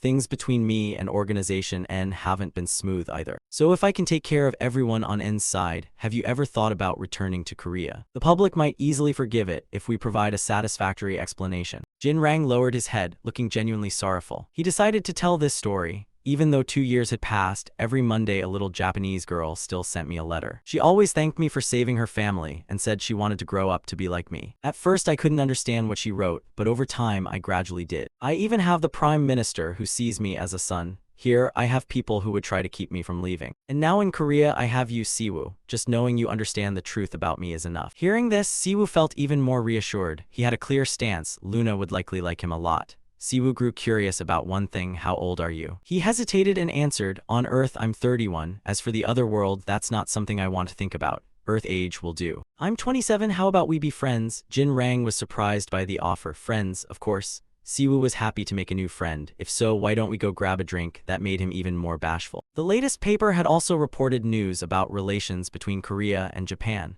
Jen would surely be pleased to see Japan and Korea gradually reconciling. Siwoo comfortably held his phone and read the news. She always cherished peace. I'll tell her when we can get in touch again. She used to drop by to check on us. Now it's a bit sad that she visits less often. Chi-A interrupted his train of thought. The awakened Siwoo, it's time to board the plane. He's returned to reality. Yes, and you and Captain Kim are staying behind, right? Chi-A nodded. Yes, we've received orders to prepare negotiation terms with Japan's Awakening Bureau. We also plan to assist with recovery after the Sendai disaster. Siwoo felt quietly pleased to see everyone had their own duties. He recalled the story Jin Rang had once told. Chi-A and I were in love, but in the end we couldn't be together. She became a symbol for the awakened in Korea, and because we knew each other so well, we had to accept each other's choices. Siwoo managed to call Chia back before she left. Lately I drank with Jin Rang, but he kept looking at his phone the whole time. He said he hadn't dated anyone since moving to Japan, as if he was waiting for someone to call. I'm curious who he's waiting for. You probably don't want to know, right? Chi-A, though curious, looked away out of shyness. The boarding gate is right here. He didn't forget to say goodbye. Then Chi-A, see you soon. That earlier conversation stayed on her mind. I hope so too. Thanks for telling me, Siwoo. He smiled gently upon receiving her thanks. Siwoo sat on the plane feeling relieved. Wish you both the best. Jin Rang, if things go well, you owe me a drink. 3 hours later in Korea, Incheon International Airport. As soon as he got off the plane, there were countless people waiting. Pope, over here, long live Jen. Siwoo was astonished at the sight. What the? It's really terrifying, my Pope, I love you. The bustling city had turned to evening. Elsewhere, Black AI asked, from what you see, do you think the Black Pope will be useful to us? Is that what you mean? This fit his thinking. The Purifier was definitely behind the terrorist attack on the Capacity Management Bureau in Korea. It seems they've started clashing.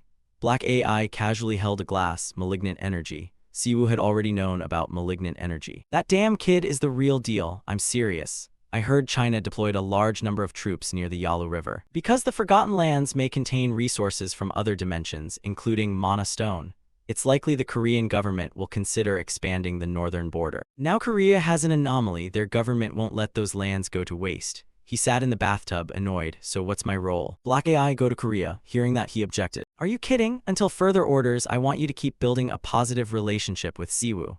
I'll provide more information on influential figures in Korea. How you use it is up to you. There will also be info related to the Purifier. AI, looking at the tablet, grew angrier at the proposal. You want me to be a spy and cozy up to Jen? Hey, I'm currently representing the US government. Don't you realize anything I do will affect the entire government? Before hanging up, the other end didn't forget. Nothing is more important than diplomacy these days. Good luck. He ignored that nonsense and cheerfully poured himself a drink, raising it to his lips while thinking. In other words, everyone connected to the Gen Society, including Shu, which he deserves. Just thinking about him gives me the chills. But truly, like-minded people are naturally drawn to each other. I'll be your friend. At Incheon International Airport, everyone had been waiting for Siwoo here, all fans. Pope, look this way, please look this way. He couldn't believe the scene before him. Siwoo's steps suddenly stopped. Everyone present gasped in amazement. The Saintess, Leo, and Luna had appeared. Siwoo could no longer remain calm at the sight of the two of them. Everyone bowed in unison to welcome the Pope's return. Siwoo still felt bewildered. Is this really Korea? I wouldn't be surprised if they started calling me Master's friend next. Only one person could come up with something like this. He was screaming inside, "Hey Luna, what the hell is this? Is this your fault?" She warmly explained to him, "Once you've become a member of the Pope's service, representing His Holiness Gen is natural. Even in Eden, it's not easy to achieve that." Siwoo didn't want things to get more complicated, but was it really necessary to this extent? Luna really explained a lot. You must have 1,000 questions about what happened while you were away. Over the past 3 days, we've followed the new saint's guidance. What do you think? Were you happy without me in Japan? What did the monster in Japan look like? Have the Japanese people been influenced by Gen's teachings? You have countless questions to answer. One of them is a personal question, right? Siwoo suddenly turned to admonish Leo. You should have stopped her. Leo adjusted his glasses. Your Holiness, you should have anticipated this when you handed everything over to me. Siwoo found it ridiculous. Was he a child or what? They even rented vehicles to bring everyone here. Where did you learn to rent cars like that? Let's go back to the temple. I'm tired. One of our followers is a commercial driver. Let's head home. I didn't expect coming home to be this exhausting. The president of South Korea, Jin-Hoo, handed him a bouquet. Congratulations on your return. Fake awakened Siwoo, you are a hero of Korea. And they even printed a poster just for Siwoo. The two of them happily posed for photos together. The president reminded him, Pope, look into the camera. That's right, look there. Siwoo was still dazed. Why was the president at the airport for this? I know politicians try to build a good image, but this looks staged at the request of outsiders. Jin-Hoo whispered, thank you for accepting my offer. He gave a wry smile and shook his head. Saving people is my duty. No offer was necessary. The president of South Korea was genuinely pleased with Siwoo. I know you think that's the right thing to do, but most people wouldn't be able to act like you. Thanks to you, Korea can enact new political decisions. The changes you bring will affect everyone. Pope Siwoo. I will do my utmost not to disappoint you. He didn't seem to fully trust that promise. We'll see if he keeps his word. Jin-Hoo also asked, do you plan to return home to see your family? Siwoo replied politely, no, I have urgent work to handle. I'll return to the temple. The man kept a faint smile. Is that so? Hope to see you again soon. Siwoo turned away, still remembering his mannerisms then. He was an odd man, but I liked his bluntness. Suddenly something stopped him. The system issued a mission to expand followers in Japan. That put him in a difficult position. Why would such a mission appear now? I need to focus on reorganizing the order first. Back at the temple, a crowd stood with heads bowed. Welcome home. Pope Siwoo couldn't understand what these people had done. Luna behind him was ecstatic, showing love and compassion, the qualities needed in the Gen Society. All right, everyone may step back. She held the paper in her hand and resumed. Then let us give a brief report on the new followers. Your Holiness, the total number currently in training is 142. All of them are being taught the responsibilities and rights of an awakened person. And thanks to the Bible I translated, they are learning the ideals of the church. Siwoo found this reasonable. 142 people is neither too many nor too few. I believe the number will continue to grow, but this is a very good start. Before he could savor the moment, he heard surprising news. The White Light Church now has as many as 190 awakened members. Siwoo was astonished. There are 48 people ahead of us. Did they team up with N to recruit? Luna remained confident. There will surely be a wave of new arrivals once word of your heroic deeds spreads. We'll just have to wait and see. Since the growth of the Gen Society depends on you, the new followers will become stronger under your guidance. So what do you plan to teach them? Siwoo fell silent to think. Let's see. A new item in the papal menu had unlocked. From now on, he could use the education catalog. This catalog lets you steer the development of church followers, choosing between scripture and combat tracks. Now it felt like playing a strategy game. The stat sheets were even more detailed than when I was in Eden.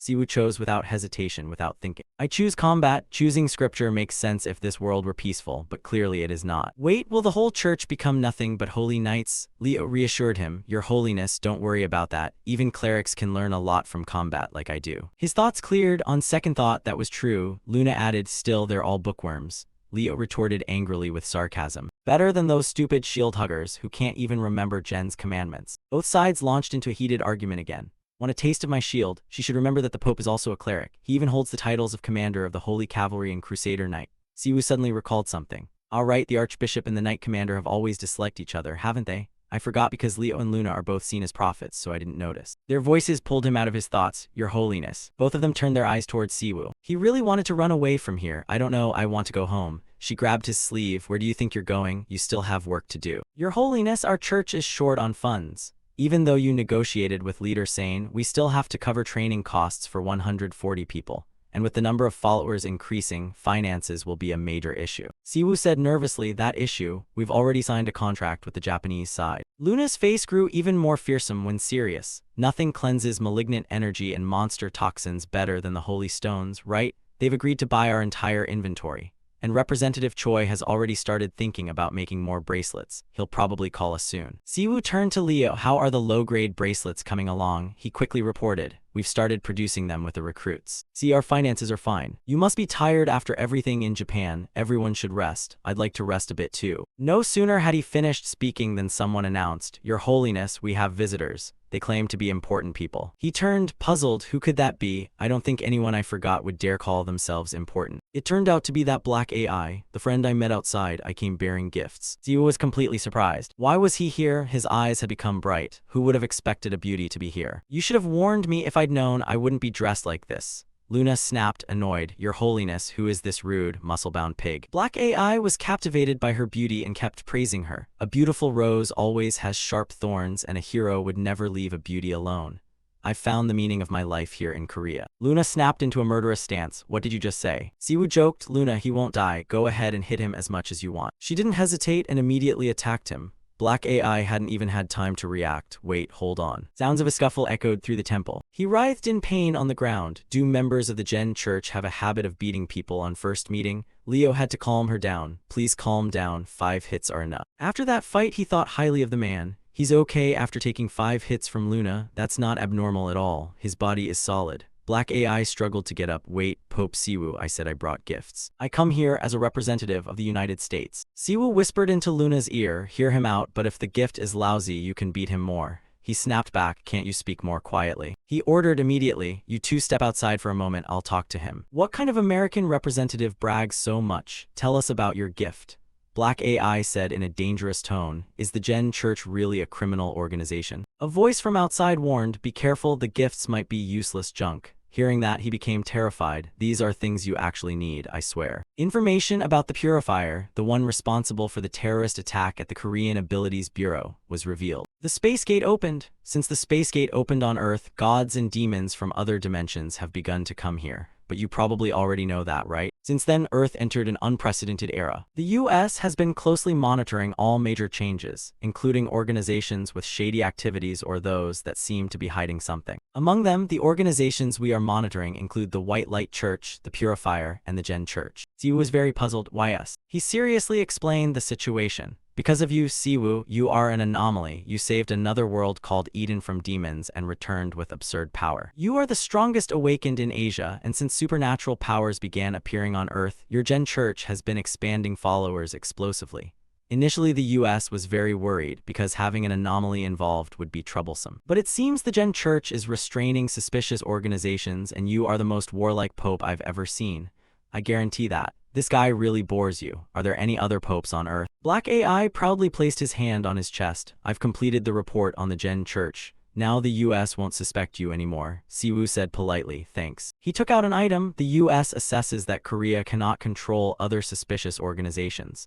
Siwoo didn't understand why. What do you mean? Black AI produced a report prepared before I appeared. Don't you want to check whether the gift from the US is real or fake? So this is the information the Korean Abilities Administration has. He read carefully what was written there. It bruised his pride, but the information from the US largely matched what he knew. Almost everything checked out. The White Light Church, the Purifier, and even N, the organization with shady ties to the two above. So far I know the White Light Church is linked to gods from other worlds and confronts demons coming through the space gate. The Purifier uses hosts to summon demons or demon lords, then destroys the weak under the pretense of purging the world. Siwoo analyzed it clearly. The data on these organizations is still very limited. Some powerful people in the country are also tied to the Purifier. I guess they wanted me to investigate directly, expecting to manipulate the information like always, but handing this to me must be Emma's intent. Why give this to me like this? He didn't forget to thank him. Good, thanks for the gift, goodbye. Black AI looked puzzled, but I don't have a place to sleep here. He thought this guy was truly a comedian, but still pretended to be annoyed. So sleep in the subway, he cried out in panic, how can you be so cold? Evening at Siwoo's building, I'm back. I'm exhausted today, Gugok. As soon as he stepped into the house, there were fireworks bursting everywhere. Gugok was the one who set this up, you just threw the whole world into chaos. Big brother. Siwoo couldn't understand, are you crazy? He kept praising his brother, I saw the photo you took with the president, that's no joke, are we about to be famous worldwide? The press came swarming like the whole neighborhood. Do we need to hire bodyguards? What if we can't walk outside like celebrities? I forgot about that, it's possible. Ju Daithan, the kid still hasn't awakened. Also, since she's coming over soon, I need to move to a bigger place.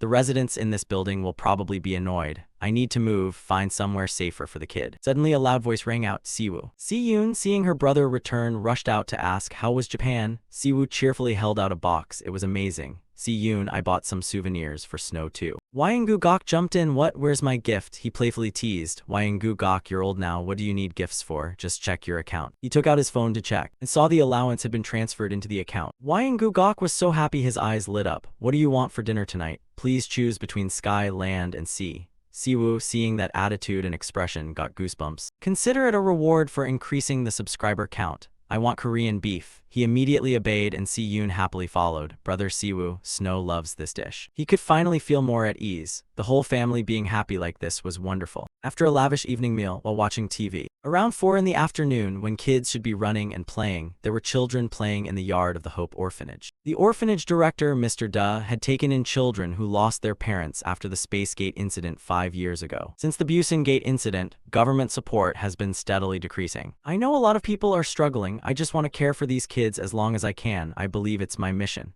He felt great sympathy for these cases. Looking at those children, probably about Si-yoon's age, he thought helping one another is essential in times like these. If possible, please help the Hope Orphanage a little. Si-yoon couldn't hold back her tears when she saw those poor kids. Siwoo felt he was still lucky. If the woman hadn't raised Si-yoon or Gugok, those two would probably have grown up in an orphanage too. That thought gnawed at him. She turned to her brother and asked, do we have any spending money left? Can't we pitch in at all? Gugok quickly answered, of course we can. Siwoo took the phone from Gugok's hand. Wait, I'll take responsibility, I'll help that orphanage. Instead of a one-time donation, it's better to provide long-term structured support. What do you think? Morning at the temple. Luna and Leo had also seen the news. What do you all think? Our church has funds to spare. Helping the kids is the right thing to do. Leo added, not helping would be weird. The goddess is always merciful toward children. Siwoo should ask everyone's opinion first. I think it's fine if you two agree. Minso, are you free tonight? They both shouted at once. What about us? He replied enthusiastically, me. I've finished the urgent shoot, so I have time. He suddenly suggested, then come watch the NC with me tonight. Minso was surprised as he remembered the place. Inai, yeah. That evening in Inchai was indeed lively. Medicines and herbs are really cheap here. There are lots of interesting items. Dragon grooming tools in every size, repair services, even selling protective armor. Come take a look. Minso was full of joy. It had been a long time since he'd been here.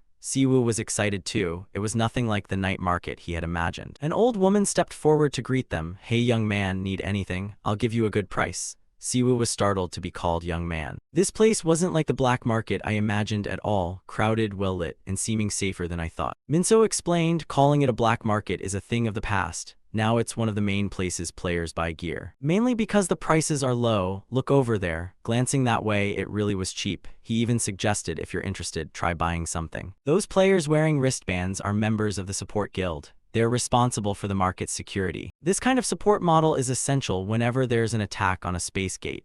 It used to be government-run, but 3 years ago it was handed over to the Alliance. Siwoo thought it lined up. 3 years ago, when Yong went to Japan, right? This place is managed by the National Awakened People's Alliance, isn't it? He answered, you could say that. Directly, it's under the DH Guild, a major guild within the Alliance. Siwoo still had questions, but isn't this still Korean territory? Why does the government have no authority? Minso explained further that shows how much the government's role has been reduced. The Alliance regularly sweeps this area to arrest criminals hiding here. Siwoo was surprised to hear, but they don't arrest everyone, right? Those who cooperate or are useful probably get overlooked. He nodded, resigned. It's sad, but that's how it is. Siwoo quietly observed the place, outside government reach, money flowing constantly, a perfect refuge for rats. The stream of mana I feel in this market. According to info from AI Den, the US detected activity related to the purifier at this black market. And the mana I sense here proves that information true. Mana reaction detected. The active skill to trace mana has been automatically activated. The mono reaction is increasing and spreading. Siwoo quietly realized, the US knows about this, but seeing South Korea as weak, they didn't bother to inform us. Apparently they regard us as expendable. Minso reported the situation immediately. Your Holiness, from this point onward even the Daechuan patrols this area is dangerous. I didn't expect you'd come this far, are you sure? He paid it no mind. Don't worry, I won't be the one in danger. He knew this too, I know, but I'm still worried. Siwoo turned to Minso, stay here. If anything happens outside, report it to me immediately. Thanks for leading the way. Minso, genuinely concerned for him inside, said, please be careful. He hurried on, afraid of losing his bearings. Damn purifiers, they sure know how to hide. This time I have to get out quickly and see what they're planning. Inside, the atmosphere changed completely. Someone who bumped into him spoke up. Hey, you look ordinary, but you came in here alone. Wrong place. That two-faced guy had a brutal face. Or are you on a mission? Did you arrange with someone to get in here? If you need anything, say it. Or do you want to sell something, kid? Siwoo had been silent this whole time, thinking they even have guides here. Looks like trade is busier than I thought. Alright, what was that line people say? Just then, the follower behind cut in, looking at the kid's face and laughing, no way. The two-faced man grabbed Siwoo's shoulder. If you made it this far, you're definitely not a rookie. Kids usually stick to the upper area. Siwoo's will to eradicate evil activated. The system retrieved the player's criminal record, charges including murder, assault, human trafficking, and 24 other offenses.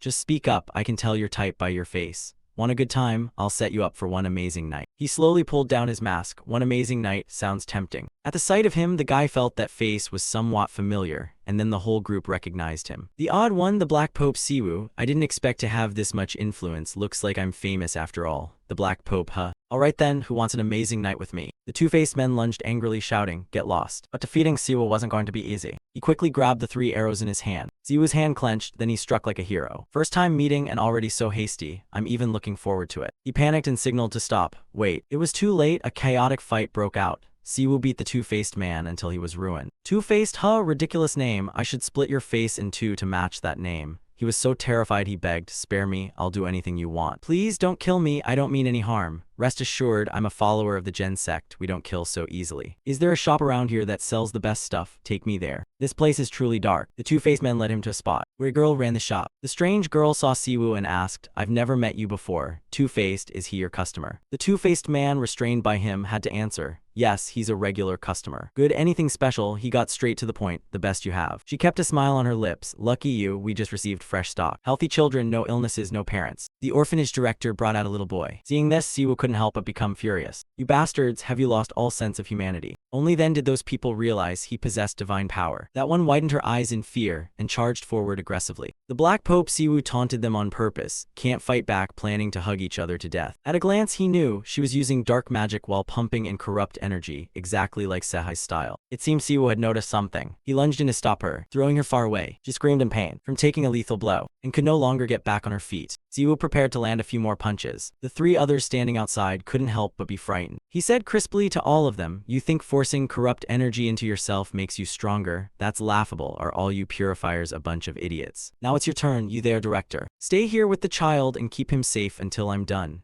If you try to run, I'll make your life 1,000 times the hell you're afraid of. Siwoo carefully scanned everything in the place. Down in the basement was the source spreading corrupt energy throughout the black market. Screams came from there, please don't kill me, dad, mom. He could hear footsteps. In that dark place, a red light was emanating, and the monsters were starting to go berserk. Siwoo calmly used his power to restrain them all. One of the creatures had become even more frenzied. He saw the situation getting more complicated. Had they summoned a mana beast? What on earth are they doing down there? Siwoo recalled the scene Aiden Black had once told him about. You know about the Purifiers, right? Under the Purifiers' command are various groups called cults. The ones that attacked Korea's Ability Management Bureau were one of them. We don't know how many cults operate in Korea, but it probably depends on you. Back in reality, many people were trapped, cries for help ringing out, please save me, someone save us. The formation had imprisoned them, and they couldn't escape. He went inside and saw the whole scene. A cult altar meant a place of sacrifice, somewhere to offer victims. Boyang stood motionless there, perhaps watching Siwoo. It had begun casting the magic formation. He ignored it and kept looking for a way to resolve things. Siwoo wondered if a demon was leading the cult. Were they planning to sacrifice humans to summon a demon king? On top of that, they had released fierce fire dragons. His gaze shifted into a state of alert. Siwoo only needed to unleash his move, and they'd all die right here. Electric currents flowed from that skeleton. It spoke to him, I heard you destroyed a cult altar and are searching for a host to incarnate into. A demon king possessing a body is the best way to retain power when summoned. What a pity. Tremendous loss. But the humans in this world have already sided with us. Slave of Lai Men, you have come far too late this time. Siwoo also recognized that the high priest had come from elsewhere. That's the title they call me in Eden. It was astonished you came from Eden too. Since you suddenly appeared, we lost our footing in Eden. If you hadn't led us here, we would have been wiped out completely. When I arrived, I realized this place is truly your home. A world full of chaos, sin, and suffering. In his eyes, it's a magnificent world. Even when unity is needed, they point weapons at one another. Stir a little greed, and they'll willingly sacrifice their own kind. Siwoo found it strange. I never saw any demons from Eden while I was on Earth. What's happened to Eden now? Where is that bastard you call him? Speak before I kill you. That skeleton seemed to fear nothing. In any case, my role ends here. Even if we lose in Eden, this world will collapse. Those fools will keep slaughtering each other for their bottomless greed. Not even that damned goddess will be able to save you again. Siwoo was deeply worried. He knew well he couldn't contact Jen. How can you be so confident? What do you know? The skeleton replied calmly, this place is not Eden. I'm the only one trying to protect people here. My faith. He showed me the future. No matter how I fight, no matter how strong I am, I cannot stop what is coming. Do you think the goddess you trust doesn't know the future of this place? It's too late. Die in despair, powerless before destruction. Such an end is fitting for one who stands alone, isn't it? Siwoo vowed to uncover the truth. He still had many questions to ask it. He carelessly got drawn into the magic circle. Siwoo immediately raised his guard. Turning around, he saw the winged beasts had flown wildly outward. They were released and flew toward the buildings. Siwoo watched them, thinking how pathetic they were. Would they willingly sacrifice themselves? Although he had dealt with most of the mana beasts, there was no way to leave quietly now. He could still hear those people's cries for help. Siwoo looked inside and suddenly realized there were still survivors. First, I have to save them. He clenched his hands tight, as if praying for something. Siwoo used his power to peer into the cells. 13 people remained alive, nearly half children. Likely kidnapped from somewhere, like the boy earlier. He quickly went in to rescue them. Are you okay? I'll get you out right now. Sorry I'm late. He looked at the pitiful children with compassion. They were certainly not all right. Seeing someone sacrificed right before your eyes. How many can keep their composure after that? Siwoo reached out to comfort the kids. It's all right now.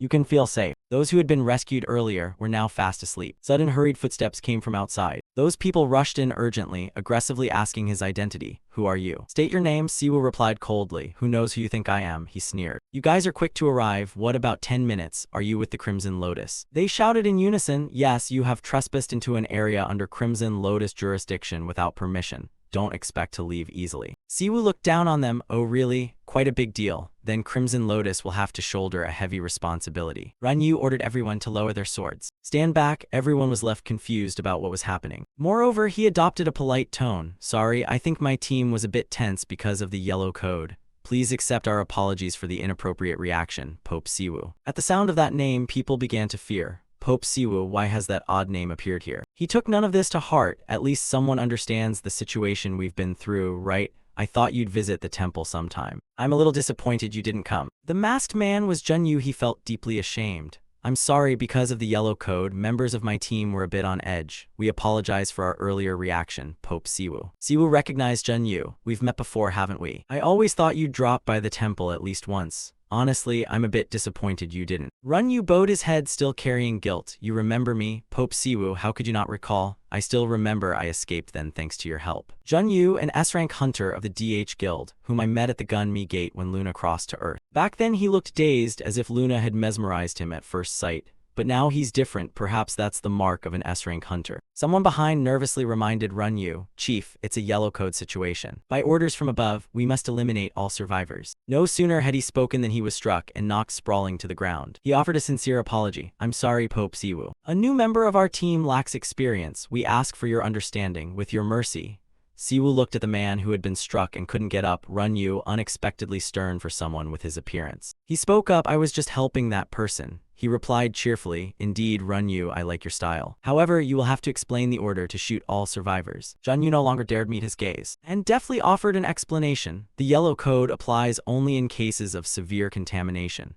It's used when enemies employ biological or chemical weapons for terror to contain spread in the worst-case scenario. Siwoo folded his arms to see how Runyu would explain. You mean the worst-case scenario? If it were me, I'd have asked immediately what happened. But you didn't ask, did you, Runyu? Or did you already know something? Is this area under DH Guild jurisdiction? Could they really know nothing about it? Junyu had now shifted into a trembling state. His hands clenched tight with anxiety. Siwoo whispered in his ear, Runyu, if you hadn't looked like that just now, my attitude might have been different. So you truly don't know, go back. He patted Runyu on the shoulder, making him jump. We'll handle things here. I've already called the Ability Management Bureau. From our conversation, I understand this man better. He isn't guilty, it's just the circumstances that made him look suspicious.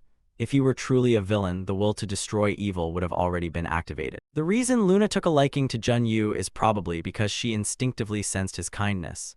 Luna always has a very trusting eye when judging people. Noticing his odd demeanor, Siwoo turned to Run Yu and asked, "Run Yu, you seem troubled. May I offer some advice?" "My previous invitation still stands. Whenever you have time, come to the temple whenever you feel uneasy. Collapse always begins with the smallest cracks. When that time comes, let's have a serious talk." Run Yu pondered those words seriously, and before leaving, he didn't forget to reply, "Thank you for the advice." Siwoo watched his retreating figure and wondered whether he would act of his own accord. Outside the building, a relief team had already arrived. It was surprising that something as insane as human sacrifice happened right in the heart of the capital region. After finishing, Siwoo reported to Captain Kim, "The death toll is certainly higher than the number of people we rescued today. We, the Gen Church, will pray for their souls." Captain Kim was deeply grateful. "Thank you. That eases some of the burden on my heart." In total, 12 survivors were rescued from the basement. Siwoo was astonished. 12 people? I'm sure when I was there I counted 13. The footsteps of someone nearby. It was unclear who, but the person was heavily concealed, and that figure even glanced back over their shoulder. "I think we can no longer keep deceiving the public. Regarding all the corruption I know within the Reap Alliance, I intend to expose it all. I sincerely thank the person who gave me the advice and the courage to stand here." Today, Hunter Jun Yu's press conference concluded. Siwoo had been following that report, expecting Run Yu to act sooner, and was surprised it happened so quickly. Switching to the next report,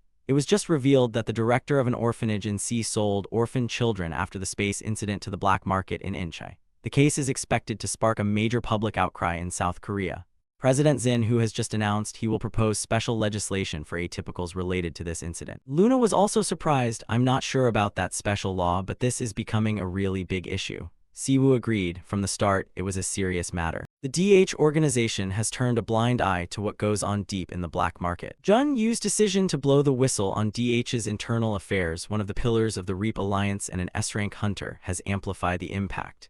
You could say that, accidental or not, one leg of the alliance is already broken. What worries Siwoo is that they seem to be conspiring about something related to the cult altar. The last man slipped away quietly. "Luna, I need you to track him down." She, assigned the task, promptly agreed. "Yes, leave it to me and Leo." There was a knock at the door. "Siwoo, it's Captain Kim." He was invited in by Siwoo. Captain Kim held a sheet of paper. "I come as a representative of the Ability Management Bureau to discuss post-incident matters. You probably already know from the news, the existence of the altar created by the purifiers has been officially confirmed." What shocked the public most was that the US had known about this beforehand while the South Korean government was completely unaware, and they only informed the Gen Church privately when the minister first learned of it. These are the additional details you, Siwoo, received from the false awakened Aiden. It includes a list of involved companies, state officials, and politicians. Minister Conho of the Ability Management Ministry crumpled the paper in his hand, humiliated, self-reproachful, ashamed, and furious. "I felt the same, but how much heavier must that feeling be for the minister?" The US assumed South Korea couldn't handle the purifiers on its own.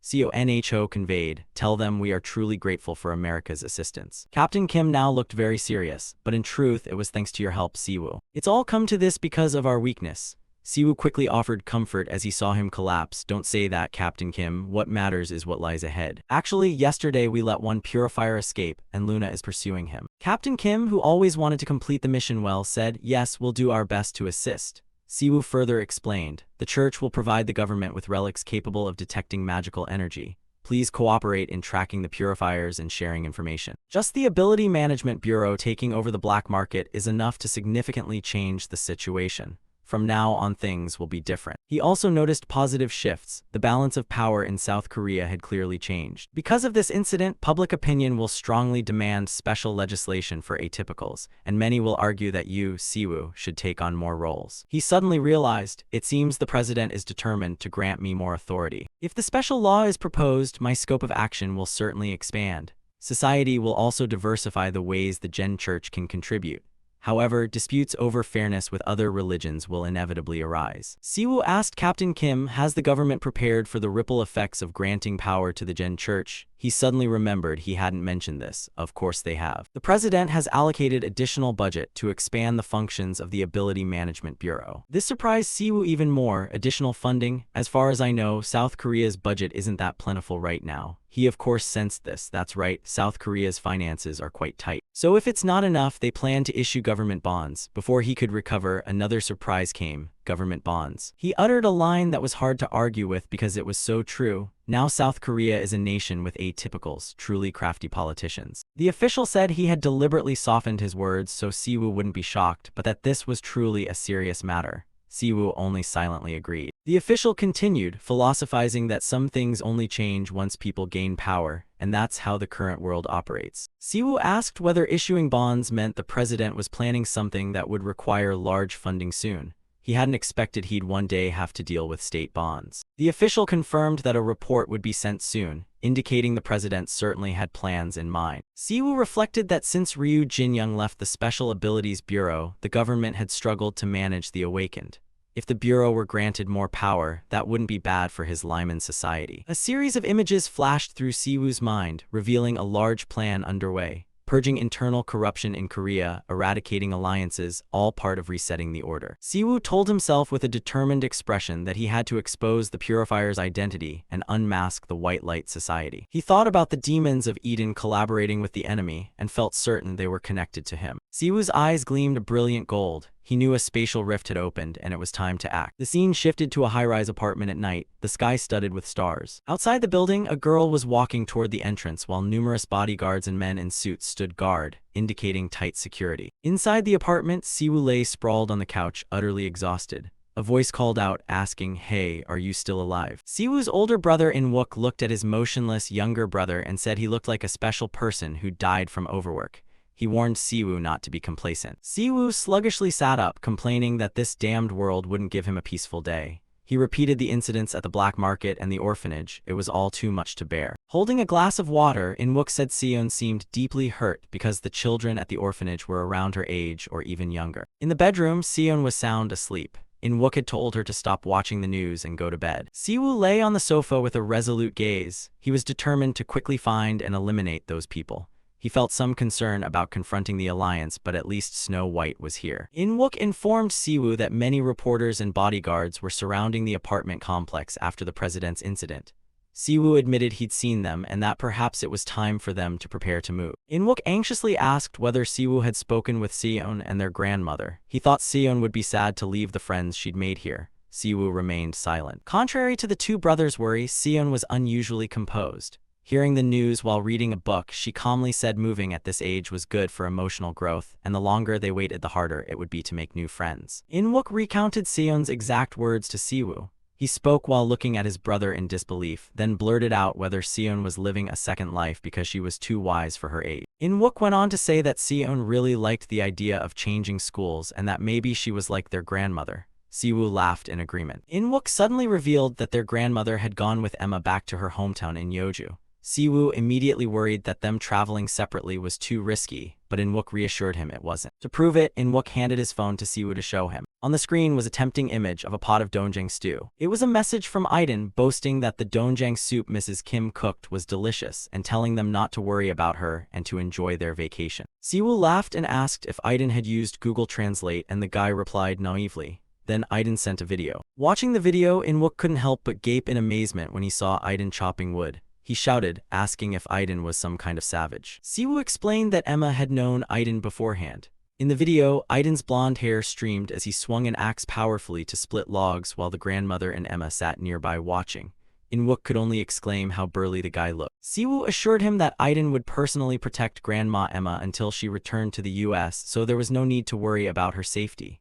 Still, Siwoo began to wonder what his grandmother actually did for a living. The house fell quiet. Siwoo looked around and said that, in any case, they would soon have to say goodbye to this home. Siwoo added that once they moved, hosting visitors would be easier. Luna and Leo could visit more comfortably. Since returning from Eden, he felt things were progressing pretty well. The camera panned outside the apartment building at night. Siwoo concluded warmly, "Wherever my family is, that's home." The scene abruptly shifted to a dark alley where gaunt, sickly people coughed, including children. Amid that setting, a mysterious red-haired woman appeared. She thought Seoul looked far more modern than Eden, and she'd believed she wouldn't have to worry about making a living, but things weren't as easy as she'd expected. She mused that a world where everyone is equal and genuinely happy couldn't exist. If that were possible, religion wouldn't even be necessary. A fleeting memory surfaced, the red-haired girl happily waving to children at a place that looked like an orphanage. In another memory, she was carefully bandaging someone's wounds. Back in the present, the red-haired woman brushed aside the sudden emotions. She thought that perhaps seeing the children here had reminded her of her own childhood. She strode decisively down the dark street. The red-haired woman approached a building that looked like a church, which radiated a purple aura of malignancy and death. Her eyes glowed a fierce red. She thought to herself that the place looked suspicious at first glance. Suddenly, a local woman stepped forward and asked who she was. The local woman explained that an unidentified contagious disease was spreading in the area.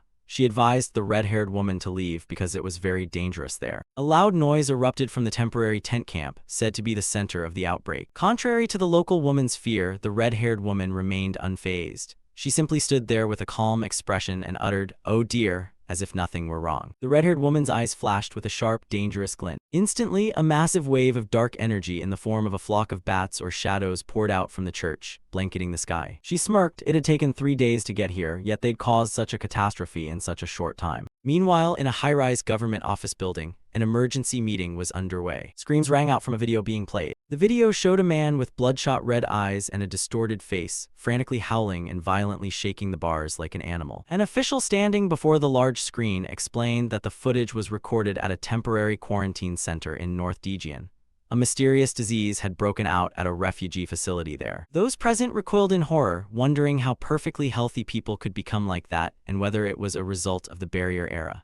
The official said the disease appeared to have started spreading about 4 days ago and that the area was now under control. Another senior official remarked that the infected resembled the undead and suggested contacting the Lyman Society. The senior official sighed, saying they'd likely have to call on Siwoo for help once again. The scene shifts to a dark, haunted place. A voice wonders what the exact connection is between the barrier era and the Lyman cult. Below, a grotesque creature with writhing tentacles convulses on the ground. From the shadows, something slimy and revolting is rising. A massive skeletal jaw is slowly forming. The monstrous being opens its huge mouth, and a swarm of bats pours out. Its jaws snap shut with horrifying force. A lick-like monster appears, its face covered with countless glowing red eyes. A voice declares, "The lick is dead." The voice continues that although the ritual succeeded, one of the altars has vanished, indicating that something went wrong. At the same time, a mission notice appears before Siwoo. A side quest named Plague has been activated.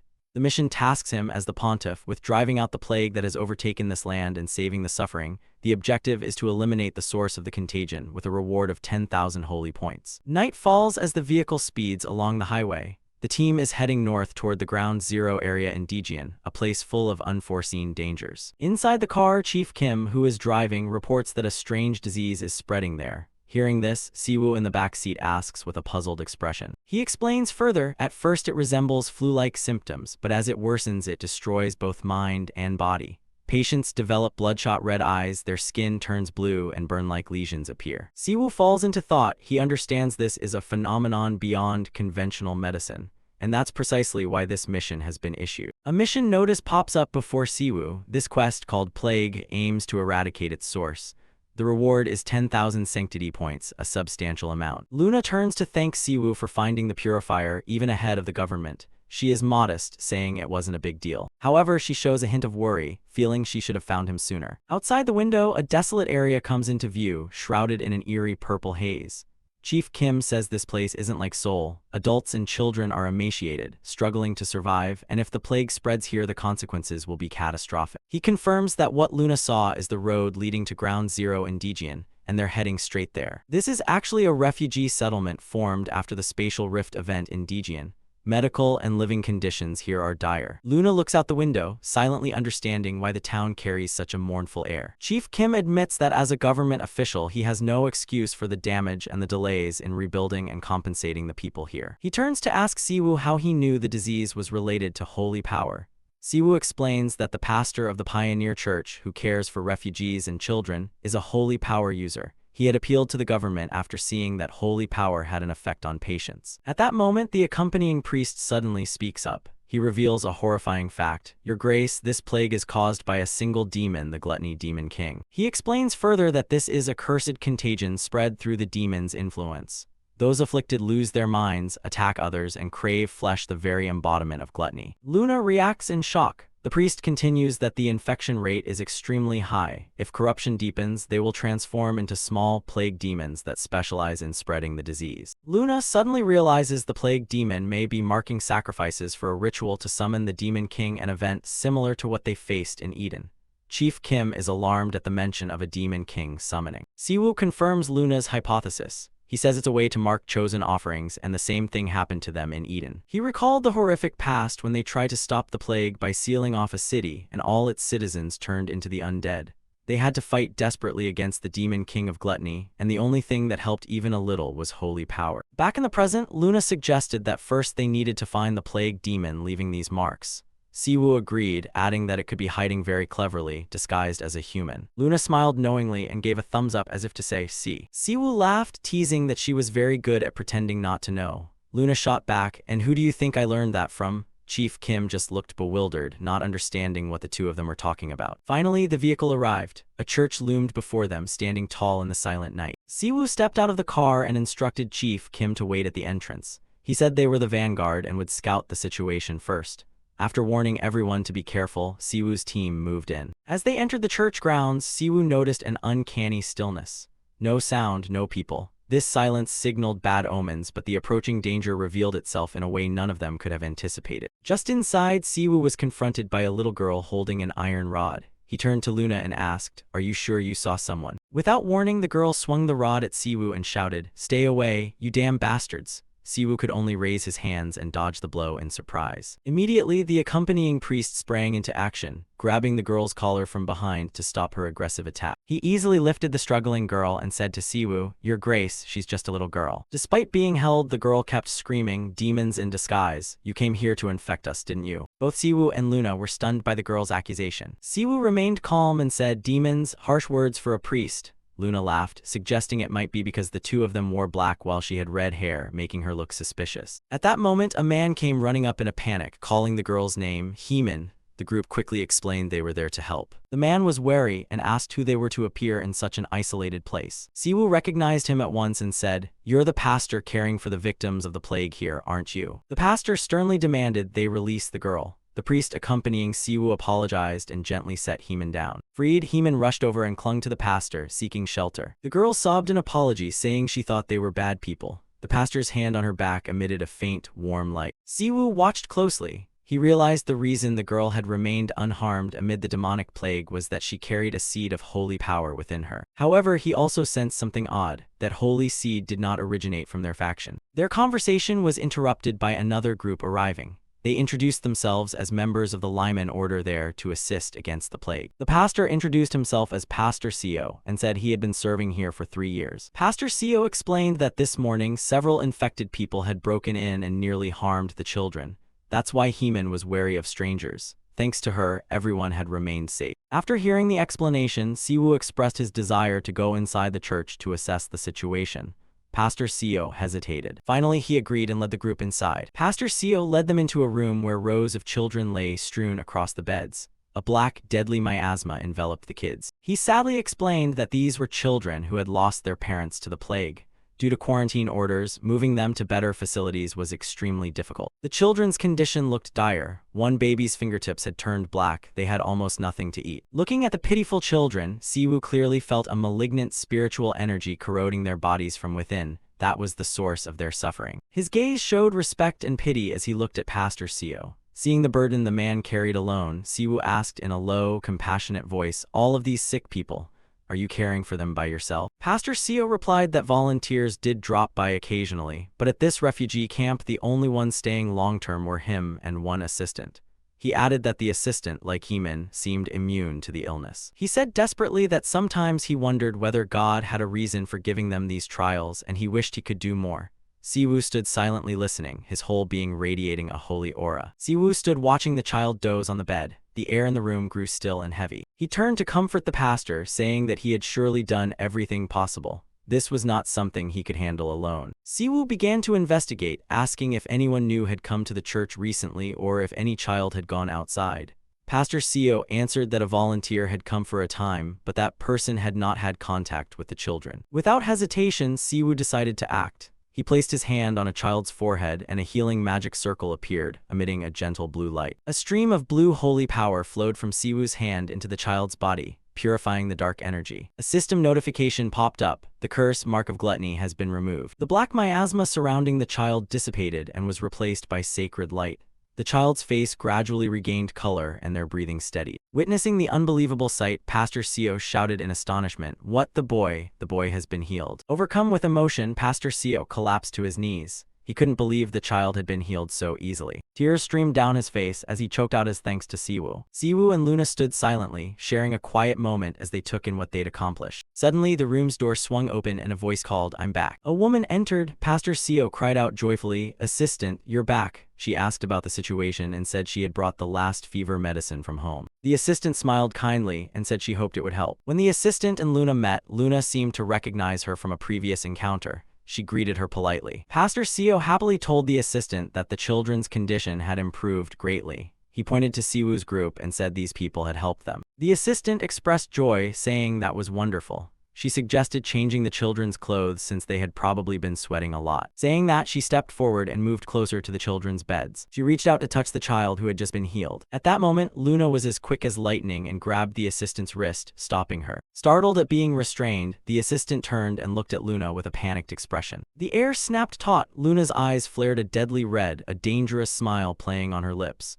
Holy power radiated from her hand as she asked the assistant in a strained voice, "Do you have something to say?" With those words, holy power erupted. Luna lunged forward, swinging a radiant fist straight at the stunned assistant. Luna's strike connected. Her fist, wrapped in holy energy, slammed into the assistant. The woman was sent flying, letting out a painful cry. Luna held her ground, her red hair billowing behind the blow. Luna glared at the impostor with contempt, her hands still glowing with holy power. She growled, "How dare you lay a hand on them?" Knocked to the floor, the assistant began to reveal her true form. A dark miasma enveloped her body and her eyes flared with demonic red. Luna spat, "Arrogant demon." The chapter opens with Luna, face full of rage, striking a woman in clerical robes lying on the ground. She screams that the opponent is an insolent demon. Seeing this, Siwoo spoke up, asking if Luna was being overly violent. Luna immediately shot back that the other had started the fight. At that moment, an older pastor with neatly tied salt and pepper hair came running in panic, calling for some deacon. He rushed to the woman collapsed on the floor, trembling as he called her Deacon Lee Hyasun.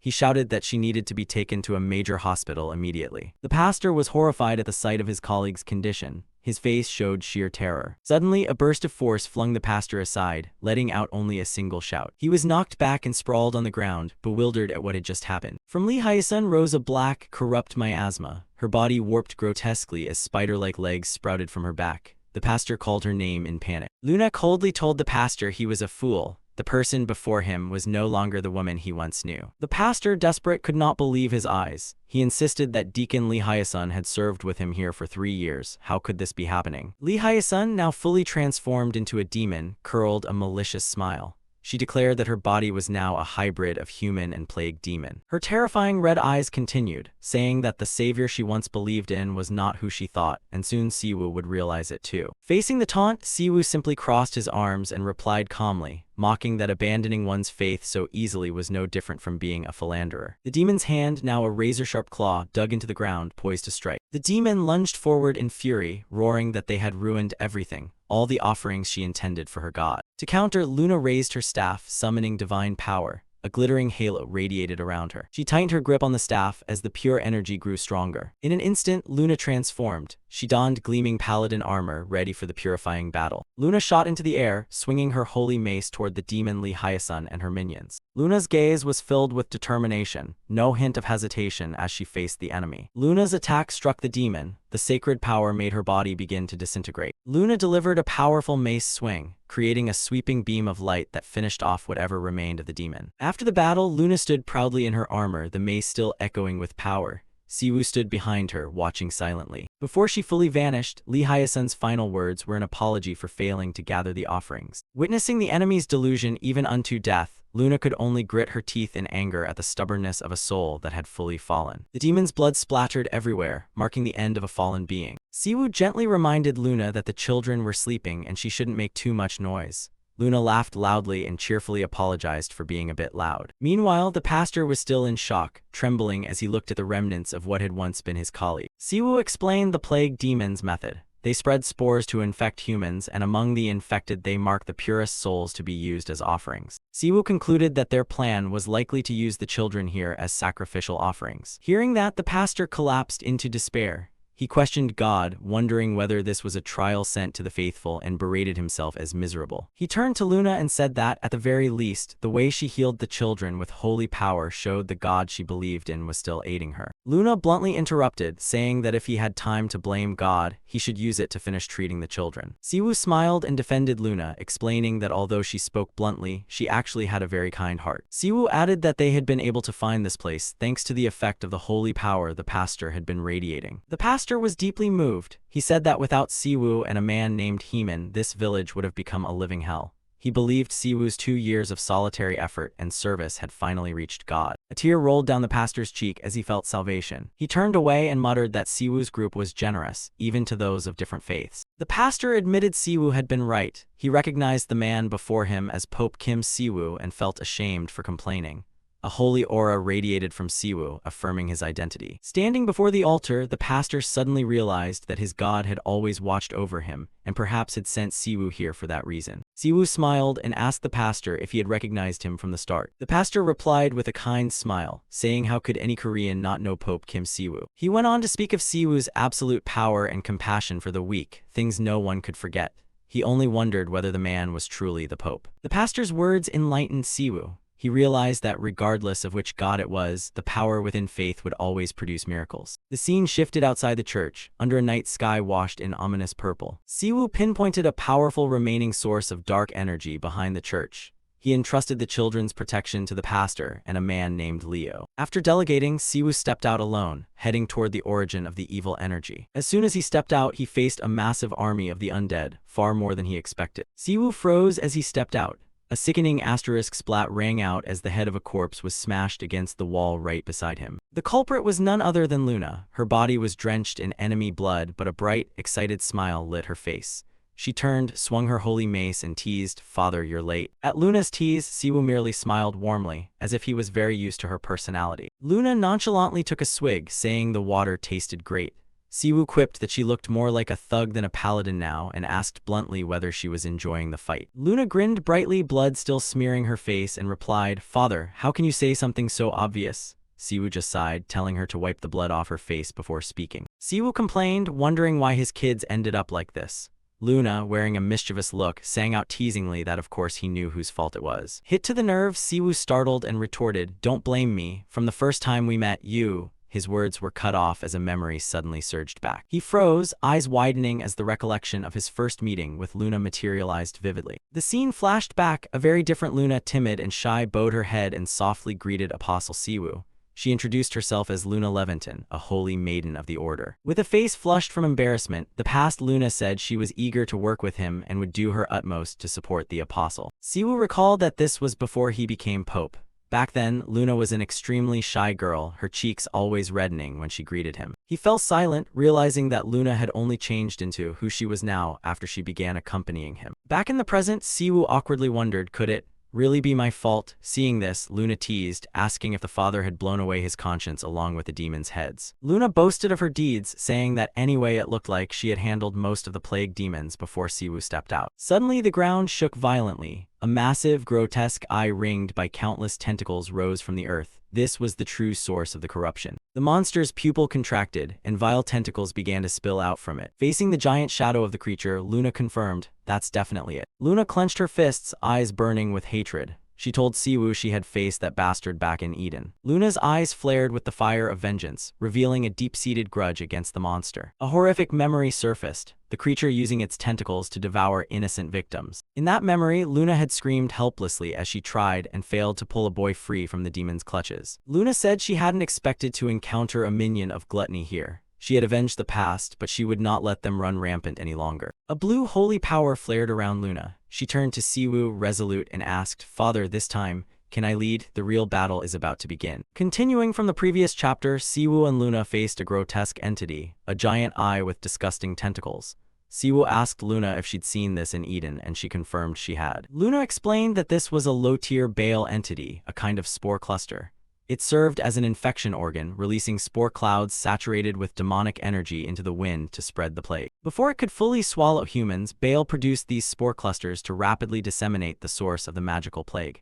Its appearance after only 4 days meant the infection spread in this area was extremely severe, possibly already beyond the village. Siwoo, in his vestments, eyes sharpening, gathered a purple demonic energy in his palm, signaling an imminent confrontation. But contrary to the initial tension, Siwoo broke into a confident smile. It seemed he already had a way to handle the disgusting thing. Meanwhile, Luna hadn't been idle. Her mace was stained with blood, showing she'd cleared a path here. She reflected on her grudge, surprised to meet minions of gluttony here. A blue halo enveloped Luna. Her eyes blazed with vengeance as she turned and requested of Siwoo once more that this time she be allowed to take the lead. Siwoo looked a bit awkward. He knew Luna was furious. Luna tried to restrain herself, saying it was just a reflex and she was perfectly calm. But Siwoo disagreed, pointing out the veins bulging on her forehead. Siwoo explained further, unlike other demons, these spore clusters exist as hosts for microorganisms. Therefore, there aren't many effective ways to attack them. Fortunately, we can use holy fire. As he spoke, Siwoo channeled power and a brilliant blue orb of sanctified energy enveloped him. Immediately, the holy fire expanded, engulfing the spore creature.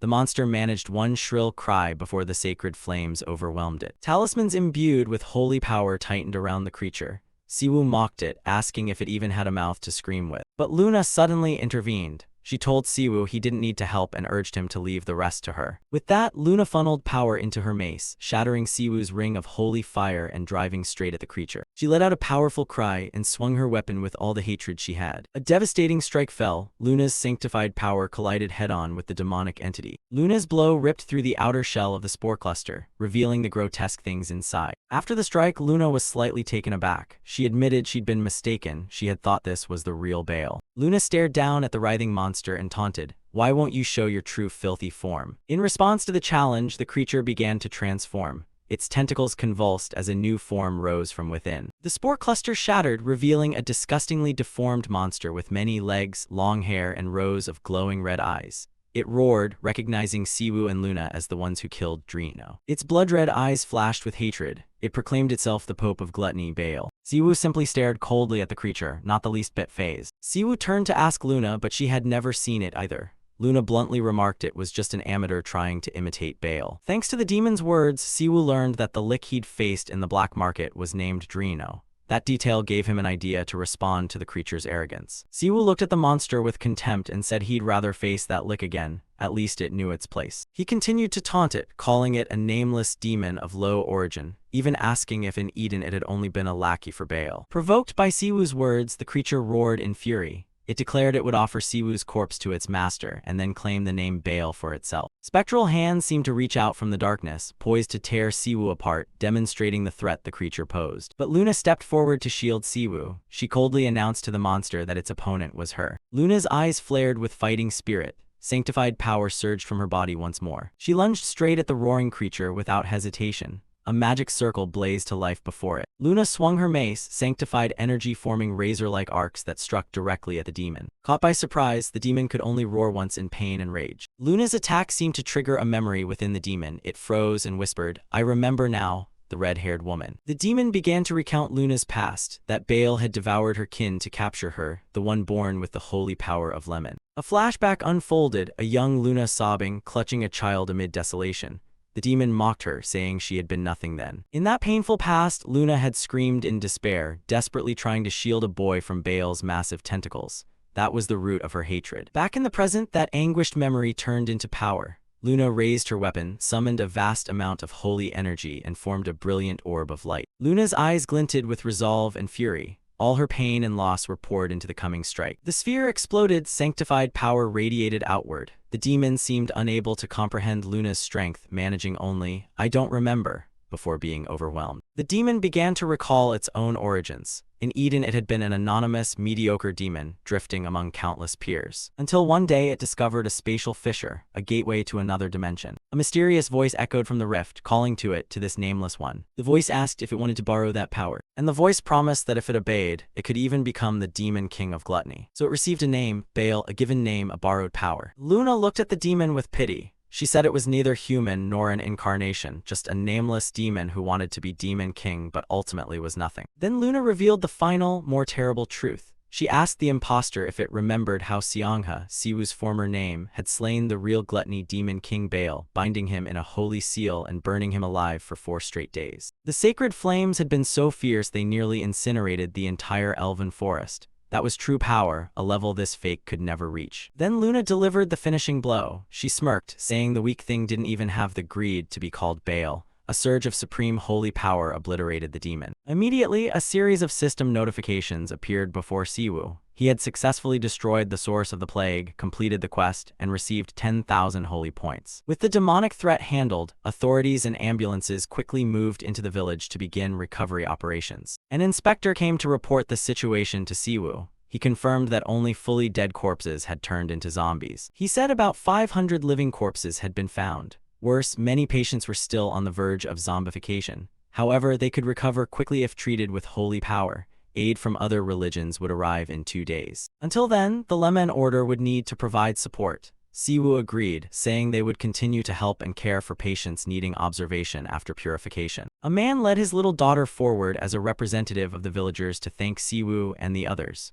Siwoo thought to himself that, luckily, the church had 2 kind saints. Luna, now in civilian clothes, excitedly boasted to an elderly priest, Lord Leventon, about how she had singled out and slain the undead amid the chaos. Siwoo smiled skeptically and teased, "Just talk," implying Luna was all talk. Embarrassed, Luna immediately demanded a reward. She coquettishly asked Siwoo what he wanted, then shouted for him to buy her 50 mobile game item packs. Siwoo looked helpless and reminded her that hadn't she already received the bounty. Luna then started to play the pity game. She put on an act, clasping her hands, eyes sparkling with a pitiable look to beg. Siwoo seemed about to give in, hastily saying he should focus on the purifications first. Lord Leventon joined in. He raised a fist and said it was Aegyo, a cute gesture. Siwoo panicked and shouted for him not to teach Luna strange things. After the playful moment, the scene turned serious again. Siwoo took in the village steeped in mourning and disease. He reflected on what Dejian had endured, perhaps even worse than Seoul. He knew the Leman Order couldn't just pass through, they had to work harder to purify and rebuild this place. Siwoo believed people could prevail if they helped one another. He clasped his hands, determined to perform a large-scale purification ritual. A system window appeared, announcing Siwoo was using the active skill Purifying Wings. A massive, magnificent pair of wings of light manifested behind him. Feathers of light gently drifted down. Luna and Lord Leventon looked up, feeling the sanctified, peaceful power spreading. The purifying light enveloped a mother and her sick child. Tears streamed down her face, but this time they were tears of relief and hope. The mother's eyes brimmed with gratitude as she felt the miracle healing her child and those around them. Siwoo, with his purifying wings, stood solemn like an angel, bestowing blessings and healing on the suffering people below. He was satisfied, thinking the purification would soon conclude. But at that moment, 2 red warning notices suddenly appeared. The system warned that he was directly intervening in the lives of many people, an action likely to destabilize the system. A new message appeared: the Dimension Earth system would perform a causality compatibility assessment. Siwoo thought, this causality always shows up right when you start to forget about it. It'll get approved, right? But his instincts warned something was wrong. Siwoo noticed this status window looked different from before. It emitted an uneasy red glow. Siwoo's intuition had been right. A glaring red message appeared with a harsh verdict: karmic compatibility evaluation, failure. Siwoo couldn't believe his eyes. He cried out in shock, "What?" The system explained the reason for the failure: because he had directly interfered with the fates of too many mortals. This miracle exceeded the karmic allowance for the current user and was incompatible with his status. And a penalty was imposed. Because his actions were inconsistent with karmic principles, his system would be partially restricted for 168 hours, 1 week. Siwoo was even more stunned. With Siwoo's desperate, piercing scream, he couldn't have imagined that his act of saving people would lead to such a bizarre punishment. Kim Siwoo, our protagonist, appeared with a stunned expression. A cold bead of sweat ran down his cheek, his eyes reflecting disbelief and suspicion. Immediately after, a red system notification appeared right before his eyes.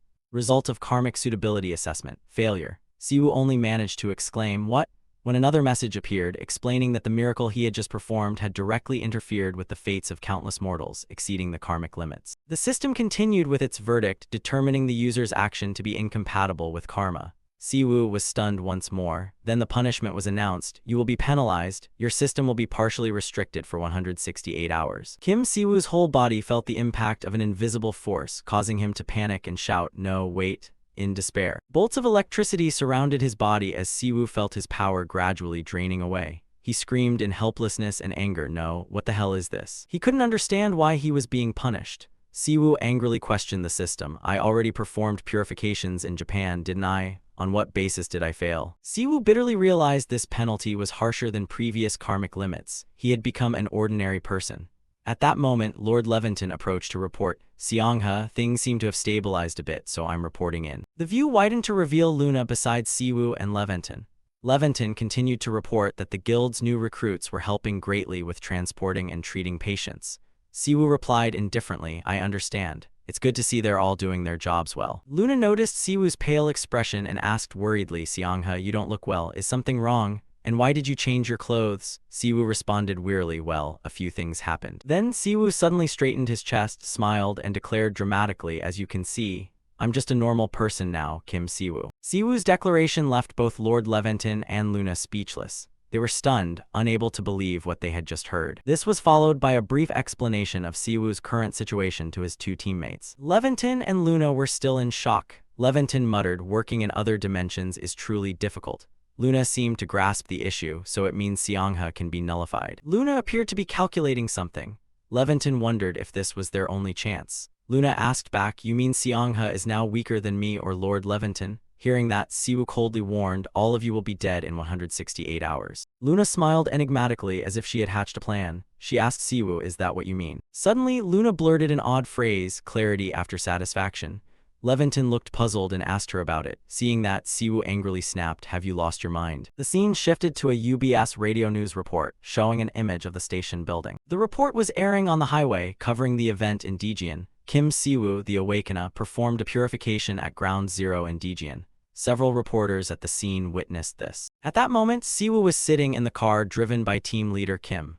The report continued, "It was an event that brought hope to many people." Team leader Kim turned to Siwoo and said, "Well done, Siwoo." Team leader Kim continued commenting as he drove. This incident was on a fairly large scale. A scene of a village completely purified appeared, glittering with magical light. He added, "It's hard to believe that an entire village, once the most contaminated place in Korea, has been fully purified. That's an excellent outcome." Back in the car, team leader Kim said, "If it weren't for the people who helped the village earlier, we couldn't have done this today." Siwoo replied modestly, "I only added the final touch." Team leader Kim praised Siwoo, "We're lucky to have someone extraordinary like you in Korea, Siwoo." Siwoo just gave a wry smile. Team leader Kim thought to himself, so this is how he survives among people like CEO Choi Seojin. Siwoo politely thanked team leader Kim for coming all the way to pick him up despite being busy. Team leader Kim modestly replied that escorting Siwoo was part of his duty. As the conversation grew friendlier, team leader Kim curiously asked if Siwoo planned to spend his time off in Yeoju alone, secretly thinking of a special someone who was also there.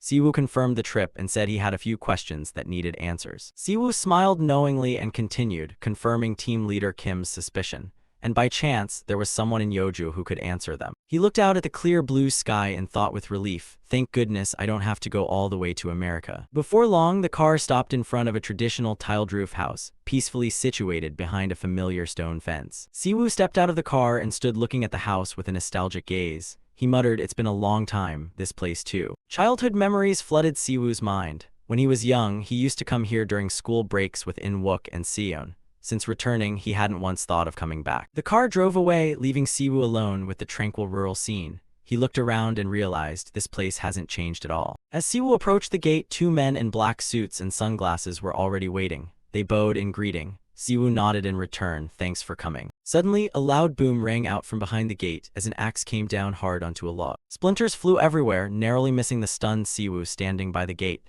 He was completely taken aback. Inside the yard, a Western man with long blonde hair and a burly build was energetically chopping wood. He cheerfully turned and shouted, "Hey, my friend." That man was Aiden. He cried out, "I've missed you, Siwoo. You're finally here." Siwoo stood with his mouth agape, thinking only, a servant. Aiden said excitedly, Yeoju is wonderful. The food here is really good. Meanwhile, Siwoo was still in shock. He was supposed to be an irregular from America. She's turned him into a full-on servant. A familiar voice came from behind, teasing Siwoo, Tusk, you spoiled kid. If you were coming, you should have told us. How can you just show up like this? Siwoo cheered with joy as two elderly women approached. He called out loudly, Grandma, Madam Emma. They were his grandmother, Madam Emma, and her friend. Siwoo broke into a bright smile, his face radiating happiness at being home. The scene shifted to the sunlit house, signaling a warm reunion about to take place. At the plentiful dining table, Siwoo's grandmother carefully served food to Aiden. Aiden happily enjoyed the soybean paste soup and praised it exuberantly. The family gathered around the meal. Madam Emma, chewing, scolded Siwoo, you never show up normally. Now you only appear when you need something. Siwoo hurriedly protested, I haven't gone anywhere I shouldn't. Why would you say that? Madam Emma and her friend expressed regret. If we'd known you were coming, this old woman would have gone to the market. Siwoo quickly said, this already feels like a feast. There's even pork. Aiden proudly boasted to Siwoo, I hunted that pork myself. A tribe leader guiding a clan must have hunting skills to feed them. Siwoo couldn't help but exclaim, a wild boar. Aiden explained, a wild boar wandered down into the field, so I caught one. Haha, Siwoo sampled the meat and had to admit it's my first time eating wild boar, but it's really tasty. As expected, Grandma cooks wonderfully. Madam Emma and her friend cheerfully urged Aiden to eat more. Aiden didn't hesitate and ate heartily.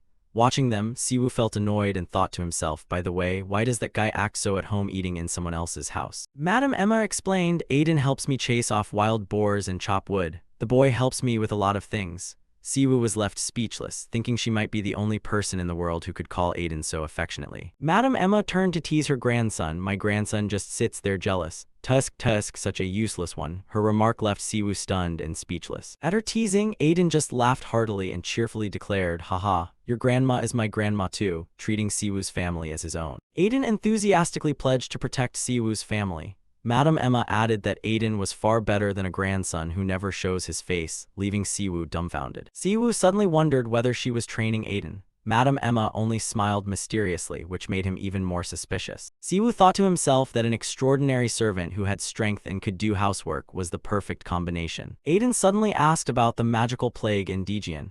Siwoo answered that he just returned from there and praised Aiden for being perceptive. Siwoo turned to Madam Emma with a knowing smile. Well, didn't you already know I was coming? Madam Emma smiled kindly and replied that she couldn't predict Siwoo's future, but she felt he had many questions. Siwoo thought to himself that talking with Madam Emma was always like solving a Zen riddle, deep and mysterious. Suddenly a smack rang out and Siwoo cried out in pain. It turned out Madam Emma had just smacked him on the head. She scolded, how many times have I told you not to talk shop at the dining table? Siwoo held his head and groaned, it's been a long time since I felt this kind of pain. The meal ended joyfully. Everyone had finished eating. Her friend said she would go for a walk with Aiden and told the two of them to chat happily, giving Siwoo and Madam Emma some private time. After the meal, Madam Emma brought out a plate of apples for dessert. Siwoo addressed her seriously, Madam Emma. The two sat on the porch. Siwoo began, I think you know why I came here. He stated his purpose clearly, I want to know about karma. More precisely, about the vague criteria the system uses to judge karmic suitability. A vision of a chaotic world appeared, with monsters flying everywhere.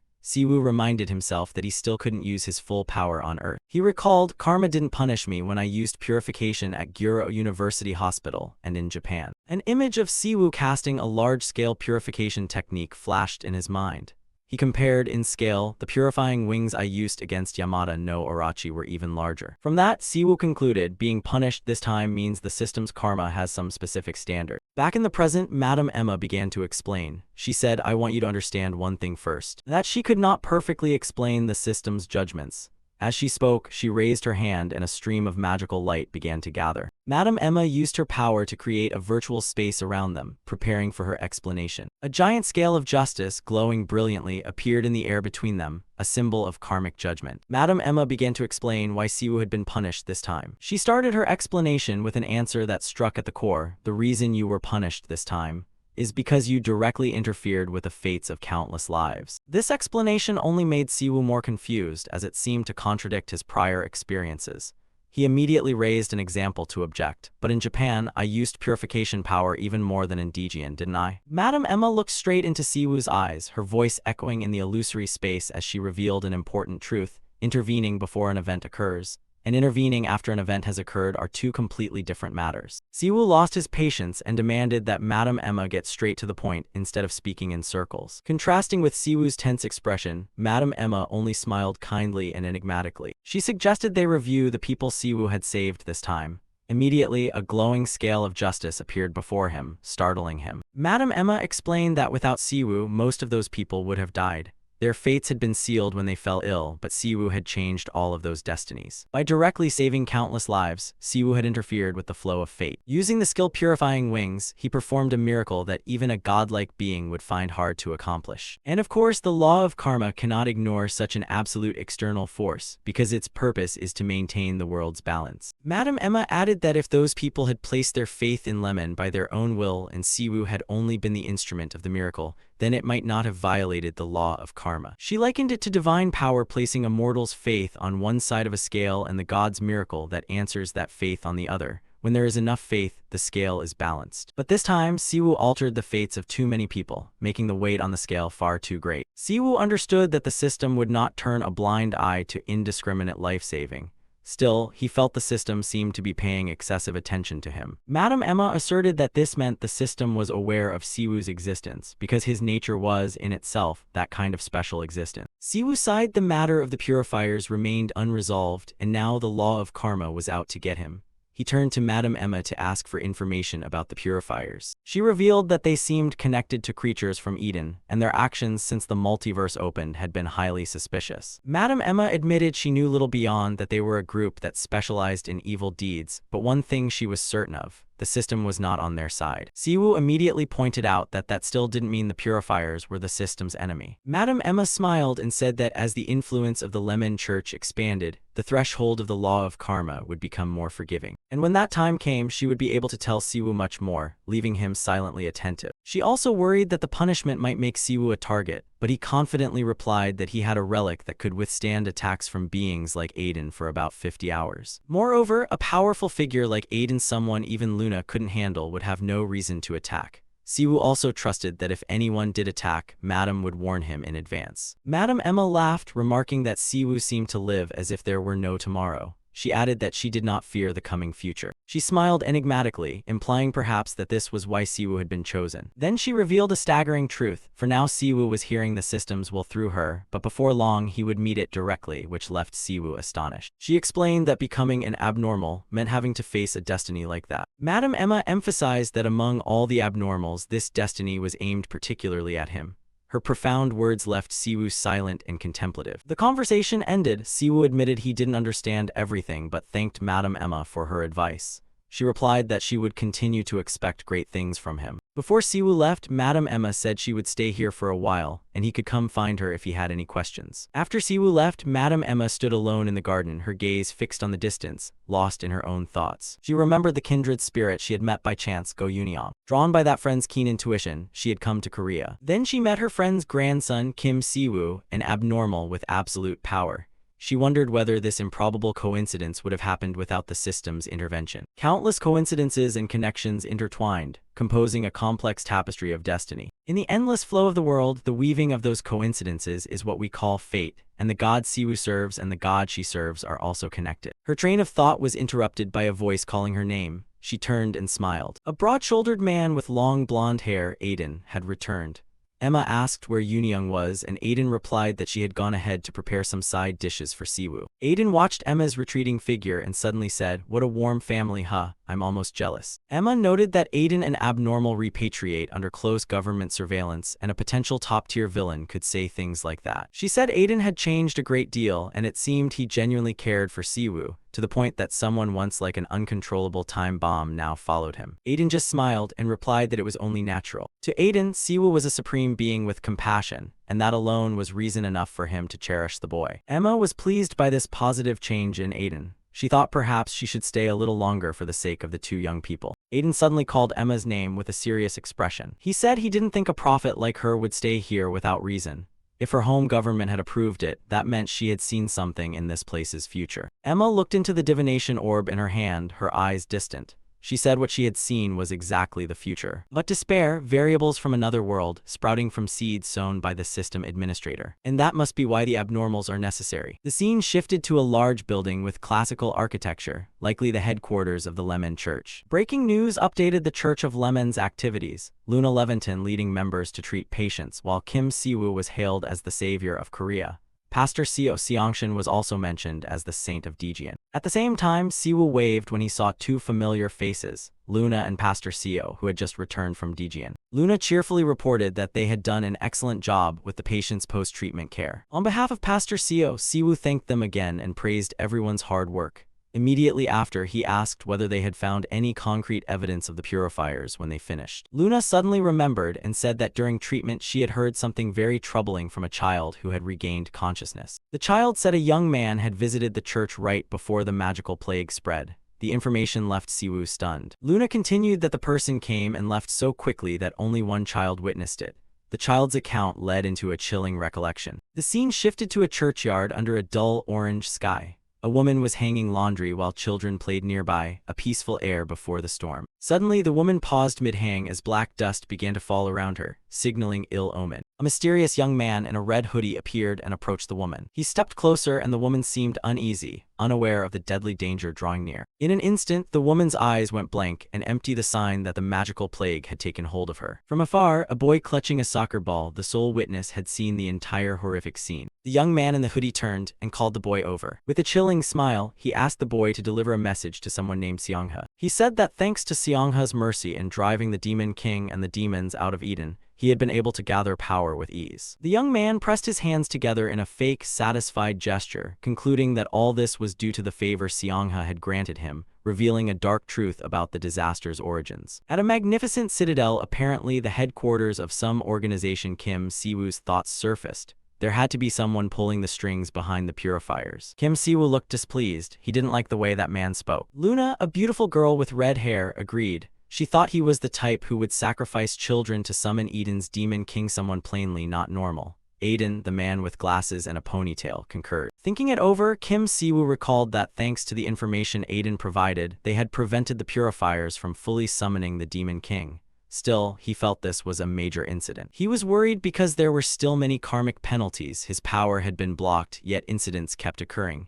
He wondered what the hell was going on Earth. Si-woo asked about the priest's training. Aiden reported that, as always, Lord Levinton and he were working hard. Luna cheerfully added that they were all beginning to move past their immature phase. Luna suggested they could soon start practical training by entering dungeons. Si-woo agreed, saying they should begin preparing for that. Just then, Luna exclaimed happily, announcing that they had a distinguished guest. Si-woo turned in surprise and caught Luna's radiant smile. A young man was introduced, Oh Junwoo, who would be teaching combat and monsters at the Lemon Order for a while. Si-woo waved and said Junwoo was already here. Junwoo humbly replied that he had nowhere else to go after leaving the Deho Guild. Luna winked mischievously and said they were short-handed and very grateful Junwoo had come. Oh Junwoo was visibly excited and determined, shouting that he would work hard. Meanwhile, Si-woo watched quietly with a pensive look. Si-woo ordered Luna to train Junwoo until he became useful. Luna gladly agreed, while Aiden inwardly rejoiced at escaping overtime. Si-woo noted that with Oh Junwoo gone, the Jeongak Alliance must have lost a significant force.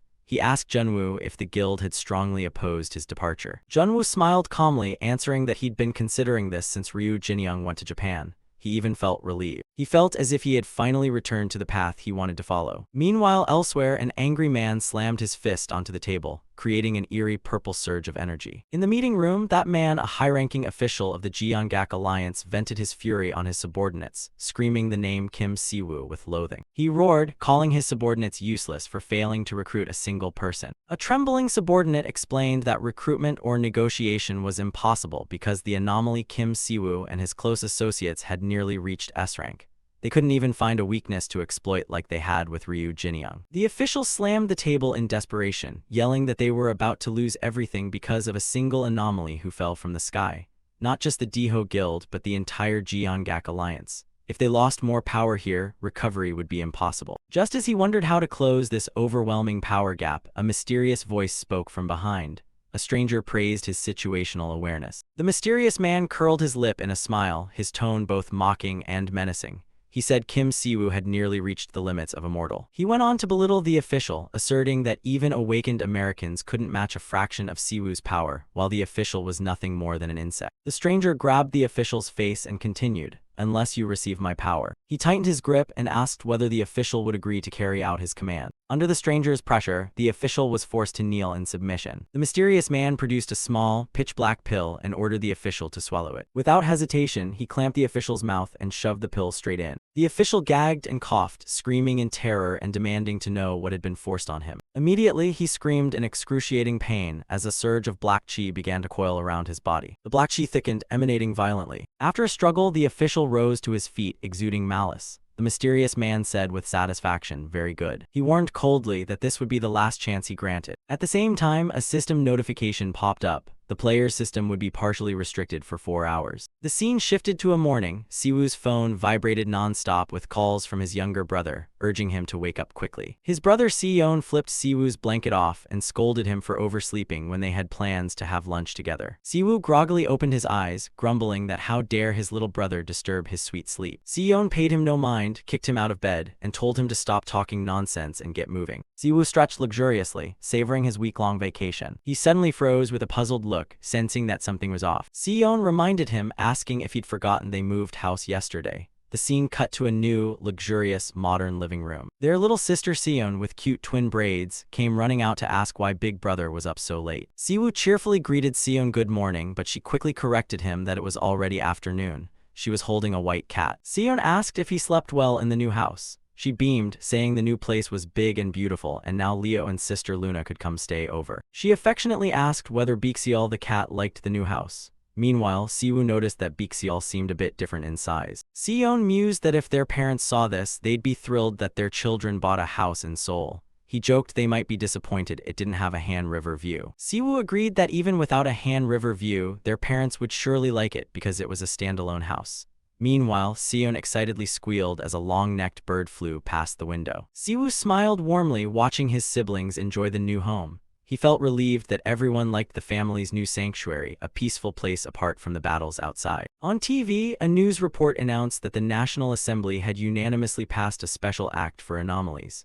The bill, fast-tracked using U.S. law as a model, grants them judicial privileges. Lying back on the sofa, Si-woo remarked that things had moved pretty fast and the president had kept his promise. Si-yeon came closer, complaining that the fridge was empty since they'd just moved in and there was no fruit for dessert.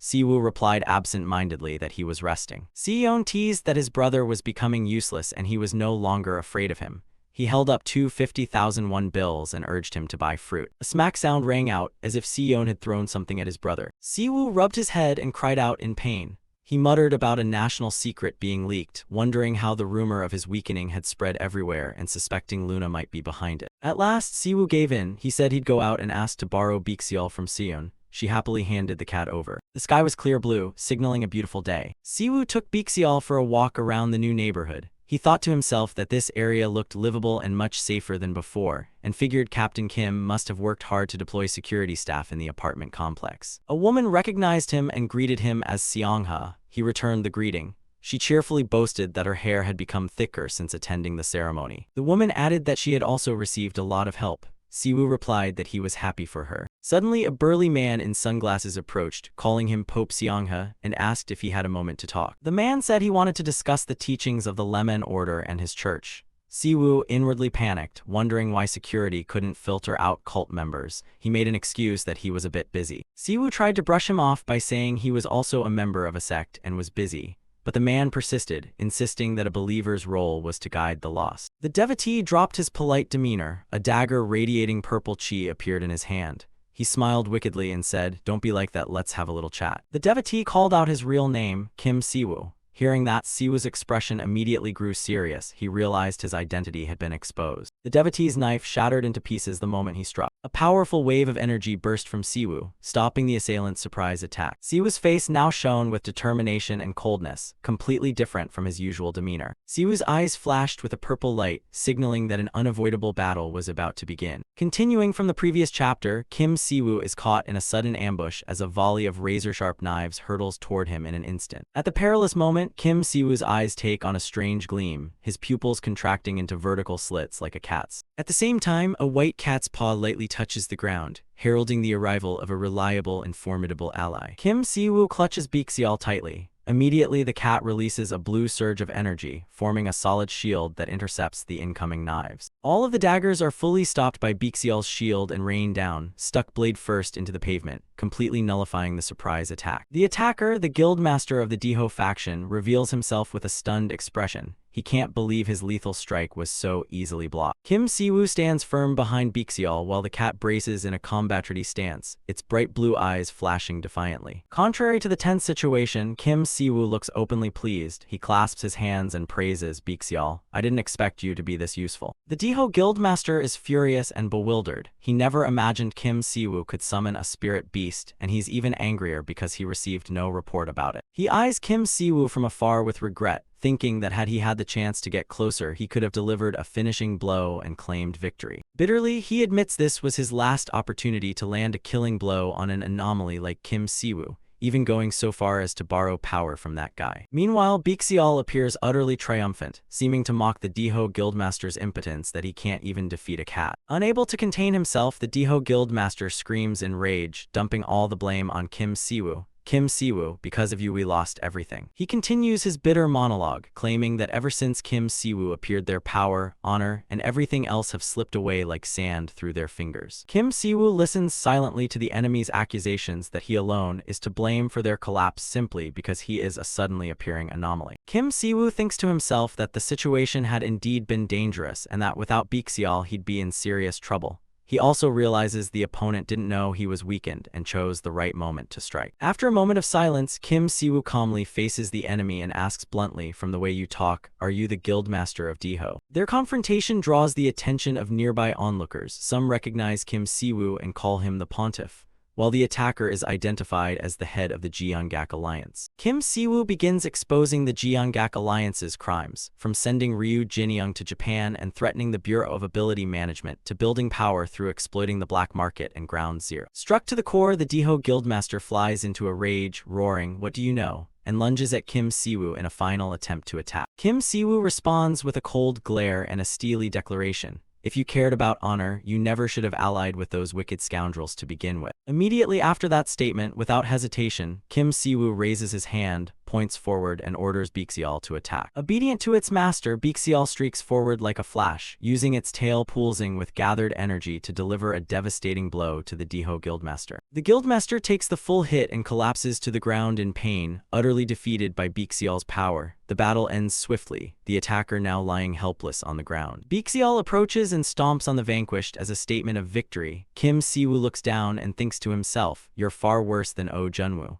He also regrets that if not for the punishment he's bearing, he would have personally ended it all. Following Siwoo's command, Bixial conjures shimmering blue chains of energy to bind the helpless Diho guildmaster. Siwoo speaks, both mocking and warning the enemy for daring to fight in a residential area, and says he has called Captain Kim from the Bureau of Ability Management, who will arrive shortly. He continues his threat, saying the man will initially be taken to a detention center, but given his crimes, his final destination will be somewhere deeper in the mountains, a much more isolated place. Kim Siwoo's face glows with confidence and authority as he delivers the final verdict on the fate of the man who dared challenge him. He declares loudly this is also the end of the Jeongak Alliance. The clear blue sky returns as if signaling a new order has been established. Having finished, Siwoo turns to pet and praise Bixial, acknowledging its power. Bixial lets out a proud cry. Siwoo laments the chaos and decides to wait with Bixial for Captain Kim. But suddenly, Kim Siwoo senses a strange, dark energy. His expression immediately tightens and he becomes alert. From the bound guildmaster's body, a deep purple smoke begins to rise, signaling a terrifying transformation about to occur. The guildmaster emits a scream of excruciating pain, and from his mouth a small black jewel unexpectedly shoots out. The black jewel falls to the ground, emanating a powerful dark magic. Siwoo is stunned because he had not sensed this source of energy earlier. The black smoke slowly rises, enveloping the guildmaster and beginning the process of possessing and transforming his body. Siwoo realizes this is a strange type of sorcery, a blend of all the auras he's faced in Eden, including the Lord of Wrath and the Lord of Pride. From within the smoke, an entirely new silhouette gradually forms, standing tall and looking down at Siwoo with an overpowering presence. A completely unfamiliar face appears with pale purple hair and a smug smile.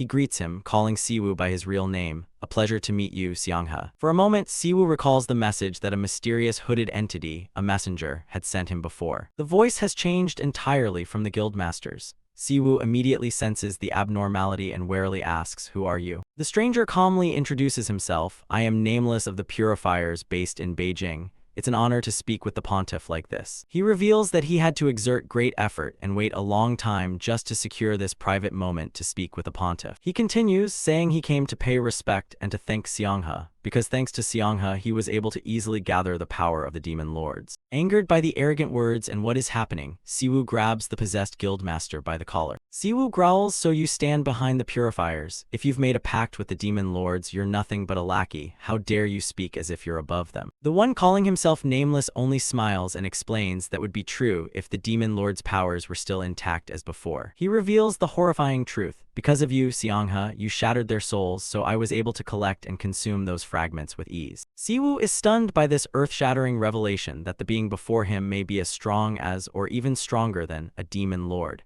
He clenches his fist and demands, "You cultivated the Jeongak alliance only to have it destroyed. Do you think this is a time for pleasantries?" Nameless simply replies indifferently that the Jeongak alliance's role ends here. Their purpose was merely to create this opportunity so he could speak directly with Seongha. Siwoo is left speechless. He can't believe this man exploited an entire powerful alliance just to have a conversation with him and then discard them. Nameless continues, "I have an urgent proposal for you, Seongha." Amid the ruins, Nameless makes an offer. "Do you want to make a deal with me?" He clarifies the terms. If Siwoo cooperates, he will provide information on another heretical group in Korea, the Bingmyeong sect, and will withdraw the entire Purifiers organization from Korea. And to add weight to the proposal, he doesn't forget a threat. If you refuse, spreading the Lemon doctrine could become very difficult. Siwoo narrows his eyes. He fully understands the implication behind Nameless's words. He realizes he couldn't detect this source of magic until it manifested on its own, which proves Nameless can perfectly conceal his presence. Siwoo angrily retorts, "He's showing he can launch a terror attack whenever he wants. So you want me to look the other way while the purifiers run rampant abroad?" He continues, "And if I don't negotiate, you won't leave Korea? After all, that's a threat, isn't it?" Behind Nameless, a building burns, proof of his destructive power. Nameless scoffs, trying to rationalize, "A threat isn't the enemy of my enemy, my friend. The Bingmyeong sect is far more dangerous than you think." At that moment, a system panel begins counting down from 5. Siwoo coldly dismisses it. "Ha, friends, enemies are enemies, friends are friends." With steady eyes, Siwoo declares, "Don't worry. Whether it's you or the Bingmyeong sect, I'll crush both of you equally." The countdown reaches 3. Nameless remains intrigued and asks if Siwoo is curious about the Bingmyeong sect. Siwoo admits he is. The number 2 appears and Siwoo's body begins to flash with bolts of energy. He says, "But our order has a doctrine." When the clock hits 0, the punishment period ends. Surrounded by a powerful blue aura, Siwoo proclaims his doctrine loudly: "Never compromise with those who walk the path of demons." A system announcement rings out: "Punishment has ended. System-imposed restrictions on you have been lifted." The light around Siwoo shines brighter than ever. Siwoo roars as he releases his pent-up power. The system continues. Maximum level Holy Flame skill has been activated. Contrary to expectations, Nameless bursts into delighted laughter. "Haha, just as I expected, just as I hoped. It turns out this was his true objective." Having achieved his goal, Nameless begins to withdraw and his dark energy dissipates.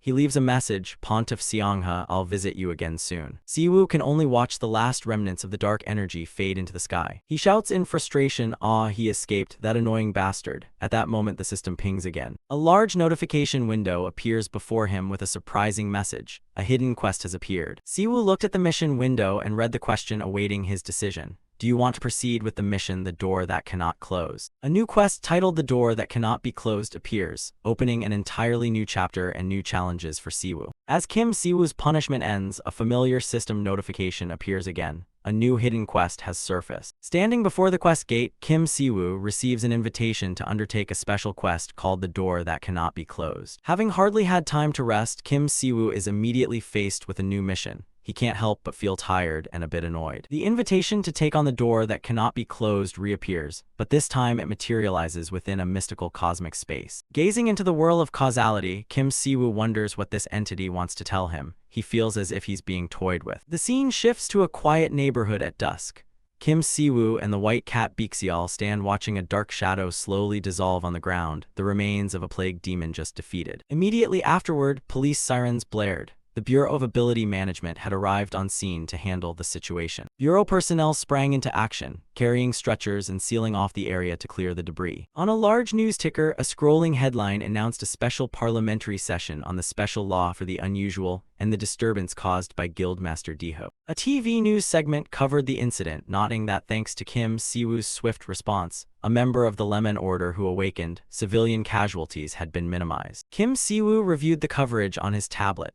The new special law exempts awakened individuals like him from legal liability when taking part in suppressing crimes. He exhaled in relief. Because of that law, he wouldn't be prosecuted for using wide area skills in a residential district. Back at base, Leo came to see Kim Si-woo. He complained that the short break was over. He had hoped for peace after returning to Earth, but apparently there would be no days off. Leo sternly reminded him that the small shrine of the Lemon Order on Earth wasn't a retirement path.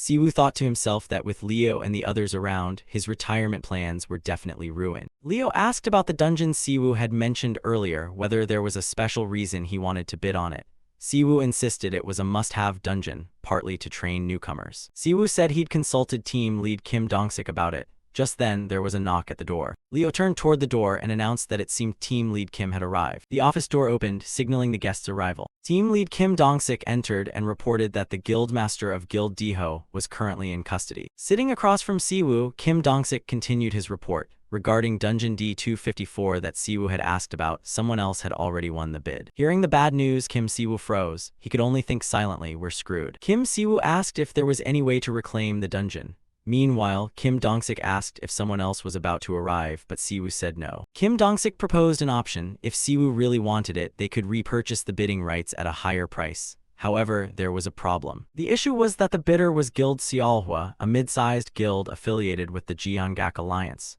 Hearing that name made Kim Si-woo grimace. He sensed this wouldn't be easy. Kim Dong-sik elaborated that given the tense relationship between Kim Si-woo and guilds in the Jeongak Alliance, negotiating to buy back the bidding rights was nearly impossible. Si-woo analyzed that repurchasing was almost impractical. If he offered a high price, they'd only become more certain that something valuable was inside the dungeon. Kim Dong-sik agreed. Forcibly seizing a dungeon that had already been bid on without proper cause, even under the special law, would be seen as abuse of power and would harm the Lemon Order. Si-woo sighed, realizing there was no easy path. Seeing this, Kim Dong-sik offered comfort, saying he understood how hard Si-woo had worked and proposing to explain the situation further. Kim Dong-sik began outlining Guild Seolhwa, a mid-sized guild affiliated with the Jeongak Alliance, and asked Si-woo to look at the screen. Guild Seolhwa's greatest asset was its representative, Han Seolhwa. Her image appeared glamorous and beautiful. The screen's info indicated Han Seolhwa was a young representative with outstanding looks and top-tier skills, which had made her famous as a public figure.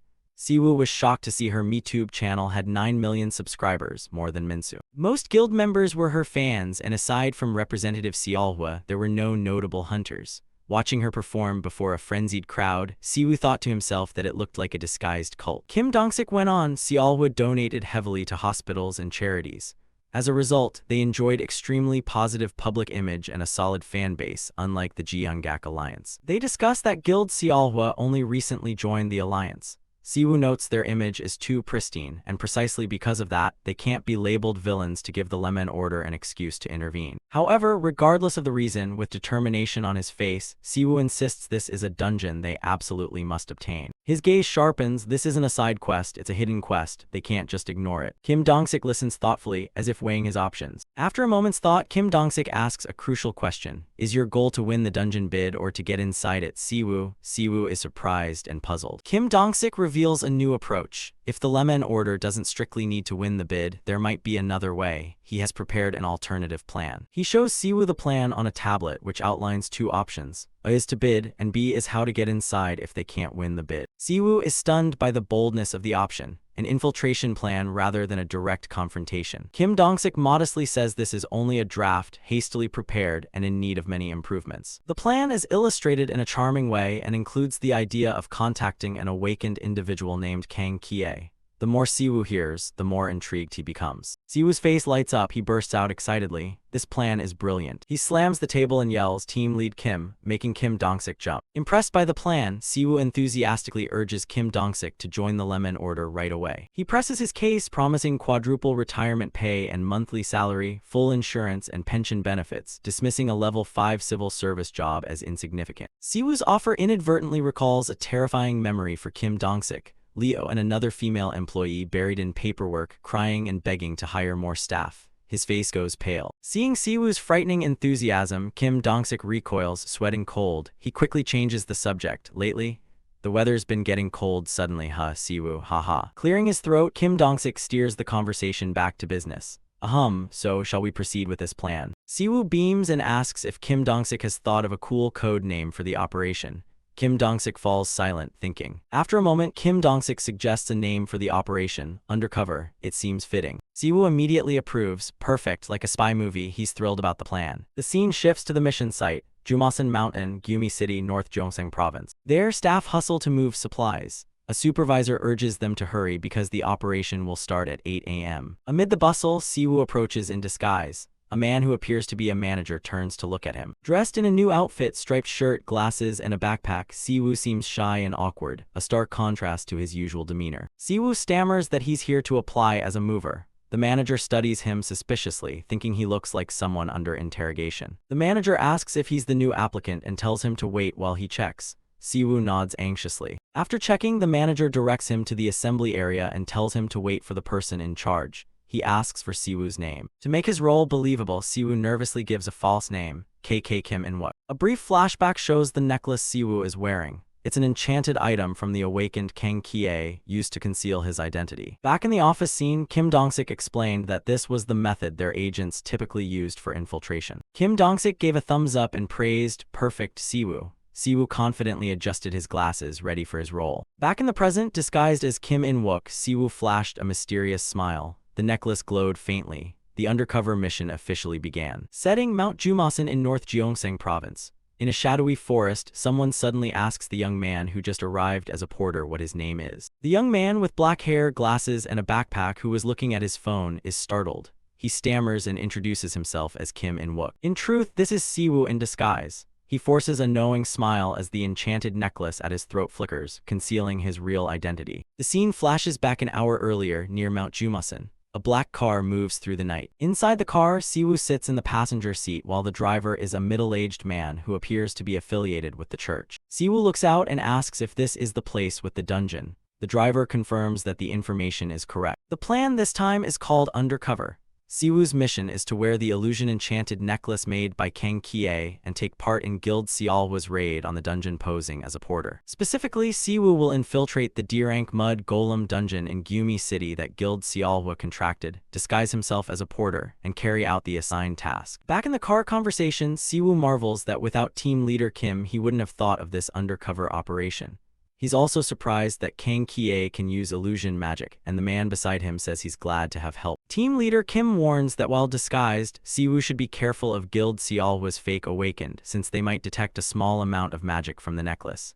Siwoo replies that he understands. In a humorous cutscene, team leader Kim asks again whether Siwoo's new identity isn't an awakened impersonator, because if it were, he'd be registered.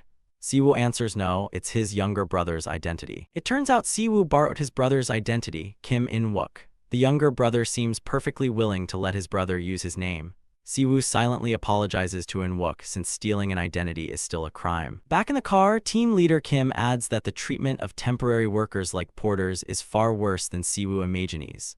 The working conditions haven't changed before or after the dimensional gates opened. Those doing this job are mostly players with weak combat ability or ordinary people desperately in need of money. They often suffer verbal abuse and harsh treatment, with employers exploiting legal loopholes. Team leader Kim also reveals that Guild Sealhwa previously had issues with temporary labor that were reported in the press.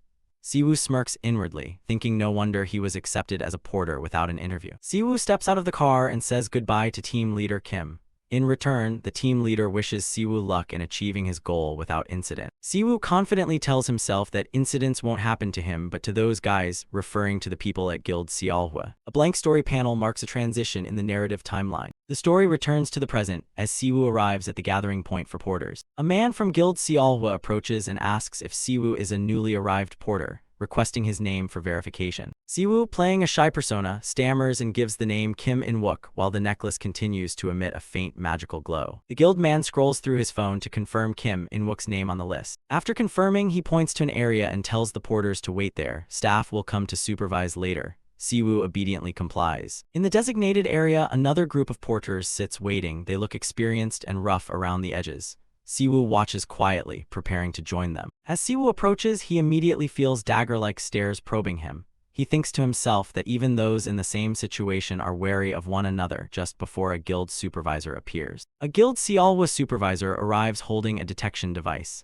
He confirms that today's number of porters is 7, fewer than expected. The supervisor introduces himself and announces that he will measure each person's magical energy to weed out spies, asking everyone to cooperate. He begins the inspection procedure, pressing the detector against each member of the porter group. After scanning, the results show 3 ordinary people, 3 F-rank fake awakened, and 1 D-rank awakened, the supervisor himself. The supervisor announces the first area will be cleared in 10 minutes, and the porters will be deployed immediately afterward. He warns that if they don't meet the quota, their pay for the day will be docked. The threat makes the other porters flinch with worry. One of the porters angrily swears, since they had not been notified about any wage deductions. Siwoo observes the atmosphere growing increasingly hostile.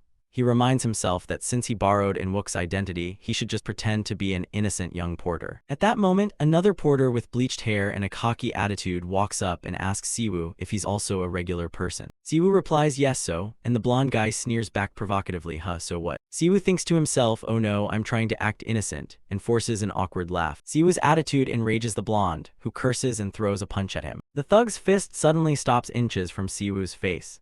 Keeping a calm expression, Siwoo had secretly used his strength to halt the blow. To hide his identity, Siwoo pretends to tremble with fear. The blonde taunts him, saying he should be scared for mouthing off to him. In that instant, Siwoo's eyes behind his glasses flash a golden light, revealing his hidden power. The blonde freezes, sweat pouring down his face, unable to understand why he couldn't land a hit. To save face, the blonde scoffs and spits an insult that ordinary lowlifes are all the same. He points and tells Siwoo to go to Mr. Park for instruction. The blonde arrogantly adds that in the dungeon, the porters will have to carry all their baggage too. Siwoo stays silent, placing a hand on his forehead to feign fatigue. Siwoo's face turns cold as he contemplates what just happened. Siwoo muses that being weak doesn't automatically make someone good. That holds true in both Eden and Earth. He thinks humans can't be neatly labeled as strong equals evil and weak equals virtuous. But that doesn't mean we should view everything in life pessimistically. Siwoo thinks that if there are jerks like that bloodsucker just now, then there are also people who show kindness. An elderly, kind man comes over to ask if Siwoo is all right. He hands Siwoo a bottle of water and says climbing the mountain must have been hard on him. After Siwoo thanks him, the man advises not to take the blonde's words to heart since everyone is tense before entering a dungeon.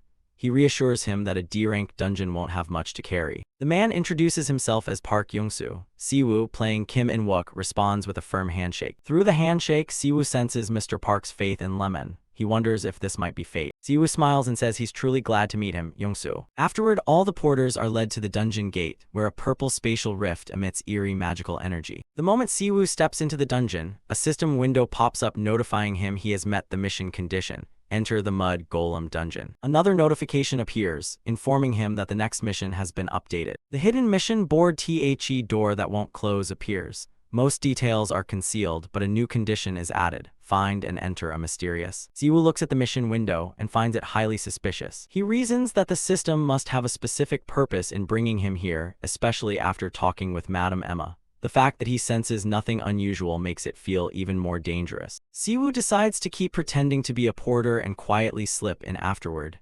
Infiltrating a guild dungeon belonging to the Jeongak Alliance could be controversial, but he'll deal with that later. Just then, the supervisor claps his hands and urges everyone to gather quickly. He announces the first conquest round is over and orders the porters to collect mud golem cores and the lowest grade mana stones.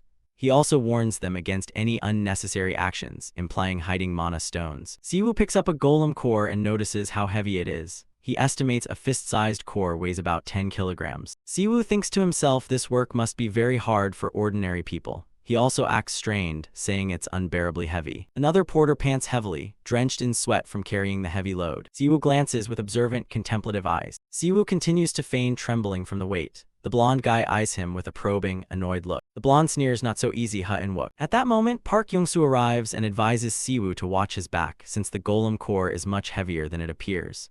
He suggests splitting it into 2 trips with a manageable load. He continues, urging Siwoo not to be greedy and to stay as safe as possible. For people like them, their body is their most valuable asset. He promises to return to help after finishing his own task. Siwoo is moved by his kindness. He thinks Park Young-soo didn't need to be so careful with him. He's a good man and a follower of Lemon. Seeing him rekindles Siwoo's faith in humanity. Siwoo silently blesses Park Young-soo. A faint shimmering light appears around the man as he turns away. Suddenly, a loud thud rings out as someone stomps down hard right next to Siwoo. It's the blonde guy, he yells, asking where Siwoo thinks he's being lazy. The blonde calls Siwoo an insolent brat and says he'll teach him a lesson. He orders Siwoo to pick up his stuff and follow him. Continuing from the previous chapter, Siwoo, posing as a new porter, is carrying out a secret mission in a dungeon. He deliberately lets his bag fall, pretending to be a clumsy rookie. Immediately, a blonde man who looks like a strict senior notices him. Irritated, he loudly asks where the lazy new recruit is. He turns to scold Siwoo, calling him an arrogant brat and ordering him to pick up his things and follow him.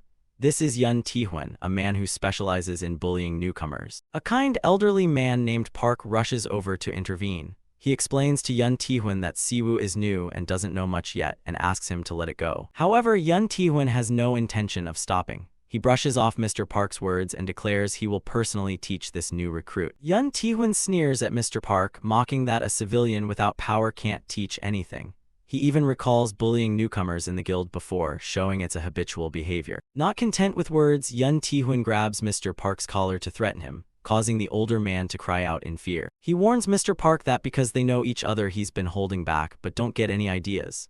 Mr. Park can only stammer in fear. Just as tensions peak, a man in a suit, looking like a supervisor, approaches and asks what the commotion is about. Immediately, Yun Tae-hwan does a complete 180. He hurriedly releases Mr. Park, flashes a flattering smile at the supervisor, and explains that he was only giving the newcomer a few pointers. Siwoo quietly watches Yun Tae-hwan's charade. He thinks to himself that the man's sycophantic tone is nauseating, and someone that's shamelessly ingratiating will get what's coming sooner or later. The supervisor reminds Yun Tae-hwan that they're short-staffed today and tells him not to cause any more trouble before walking away.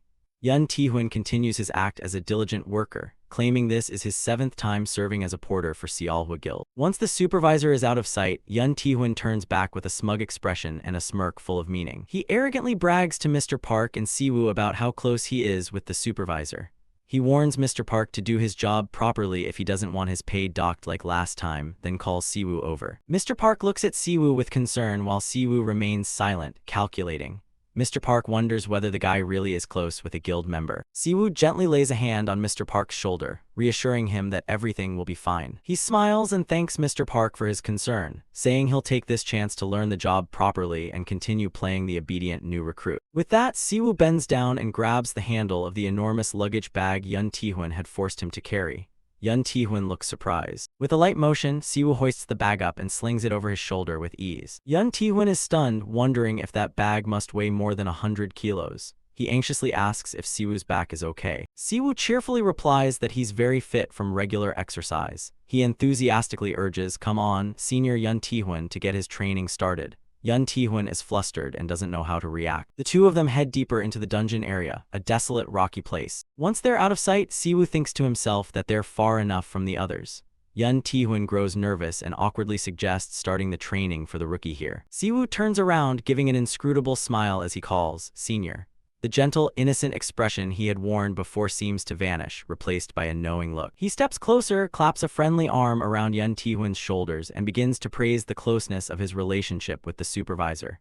Faced with this sudden shift, Yun Tae-hwan starts sweating profusely, sensing that something is wrong. Still not picking up on Siwoo's change in demeanor, Yun Tae-hwan continues to brag. He claims this is his 7th raid with Seolhwa Guild and that he knows most of the hunters here, boasting he'll soon become an official porter. He puts on a superior air, saying it will take at least an hour to reach the next work area, plenty of time for training. He also acts all confident, saying Siwoo seems sharp and he'll show him the ropes. Siwoo just snorts and replies sarcastically, "Oh really, sounds impressive." Then he suddenly asks, "By the way, senior, you really are quick to flip sides, aren't you?" Yun Taehoon still doesn't understand what's happening. He even smugly nods in agreement. "Yeah, I'm really good at flipping sides." Only when Siwoo spreads his arms wide with that knowing smile does Yun Taehoon freeze, finally realizing something's off. He stammers, "What?" Siwoo slowly removes his glasses, the smile on his face growing more menacing. He says, "Phew, I thought I was about to die of rage just now, senior." Blue arcs of electricity begin to flicker around Siwoo. He declares, "Now shall we start the real training?" The guise of a weak rookie has been completely stripped away. A massive bolt of lightning shoots straight into Yun Taehoon. His agonized scream echoes across the desolate area. The scene shifts to another part of the dungeon, where a purple spatial gate opens amid ancient ruins. Inside the gate is a different space, a street lined with buildings of classical architecture. A woman with blue hair stands alone in a vast hall, holding a staff, mysterious currents of energy swirling around her. This is Han Seolhwa, the representative of Seolhwa Guild. She checks her phone and senses that something strange is happening. She thinks to herself about why she came here. She bid for this D-rank dungeon to film content for her Medoob channel to silence complaints that she only posts everyday vlogs. Besides, the Mud Golem dungeon seemed profitable. Yet an inexplicable unease suddenly washes over her. Seolhwa cannot understand why an S-rank hunter like her feels out of place and uneasy in a lowly D-rank dungeon.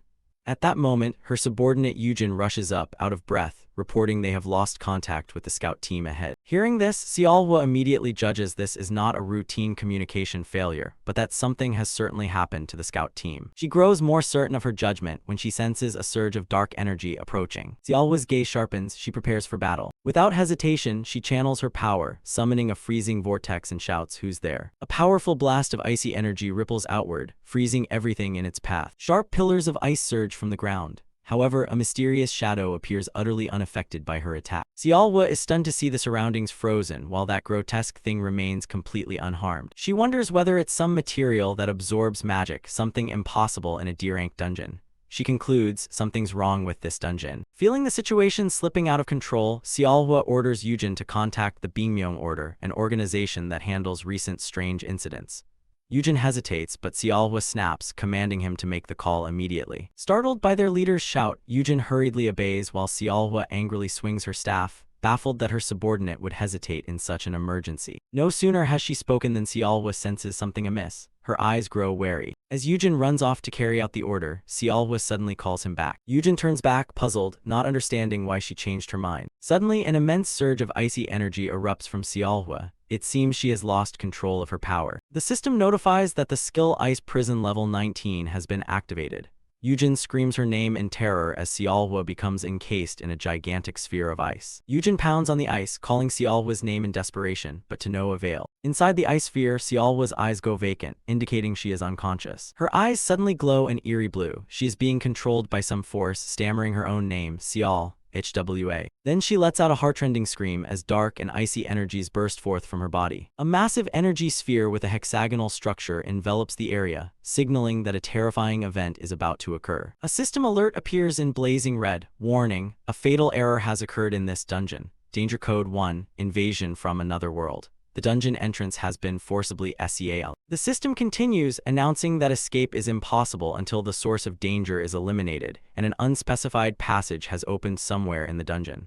The final message confirms, "You cannot leave this dungeon." Seolhwa is stunned. She has never seen a warning message like this before. The situation has far exceeded any prediction. Suddenly, the dungeon ceiling begins to tremble and collapse. Seolhwa startles and looks up, apparently snapping out of the state of being controlled. Seeing the devastation she caused, she murmurs, "I made a mistake. I only intended to destroy it." At the same time, the collapse brings Siwoo and Yun Taehoon right before Seolhwa. Siwoo immediately slips back into character and loudly blames, "This is all your fault, senior." Yun Taehoon, having been trained thoroughly, is now terrified and can only clasp his hands together, stammering apologies to Siwoo. Seolhwa is completely bewildered. In the middle of an invasion from another world, where did these two porters come from and what the hell are they doing? Siwoo continues the act, kicking the cowering Yun Taehoon and scolding him, "You can't even give proper guidance. What is this training, a joke? Keep your head down." Taehoon only nods obediently. Siwoo turns to Seolhwa, who is still frozen, and says, "Oh." He flashes a bright smile, raises a finger, and says nonchalantly, "Oh, don't mind us, just keep doing what you're doing. We're just porters, we'll stay quiet and leave soon. Han Xiaohua, an S-rank hunter facing an invasion from another world and a sealed dungeon, can only stand dumbfounded, wondering what are these things. A sudden, severe error warning flashed in the dungeon. The gate had been forcibly sealed due to an intrusion from another world, leaving Han Xiaohua stunned. The system kept announcing that no one could exit until the source of the danger was eliminated.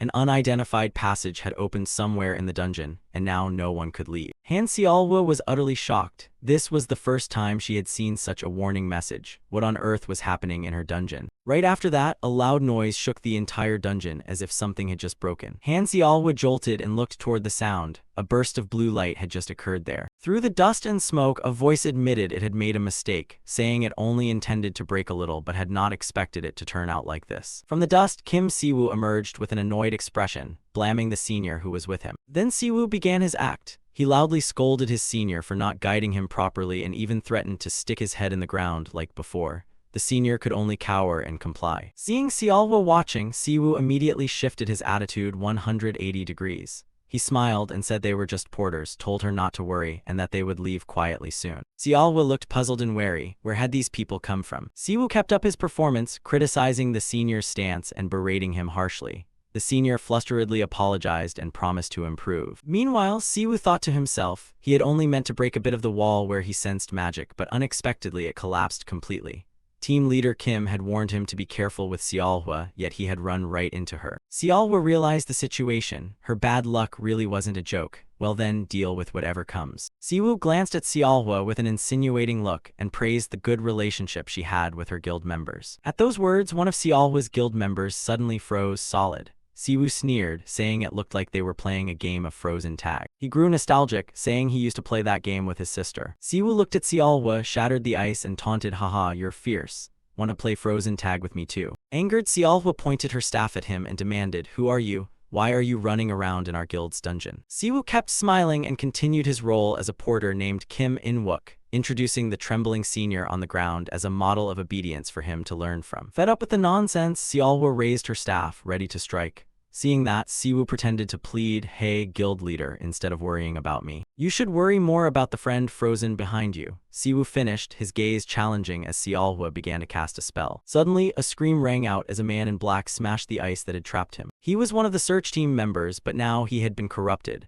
Behind him, an entire squad of similarly transformed beings advanced. Another member screamed in terror upon realizing the whole search team had turned into monsters. Faced with the emergency, Xiaohua wasted no time. She took to the air and launched ice spears straight at her corrupted comrades. But the corrupted members were unharmed. They moved toward her, repeatedly calling her name, Xiaohua, and demanding that she become their prophet. Xiaohua froze. Her ice magic, the power she had always prided herself on, was completely useless against them. Meanwhile, Siwoo's senior fled in panic, screaming about demons and monsters and begging for his life.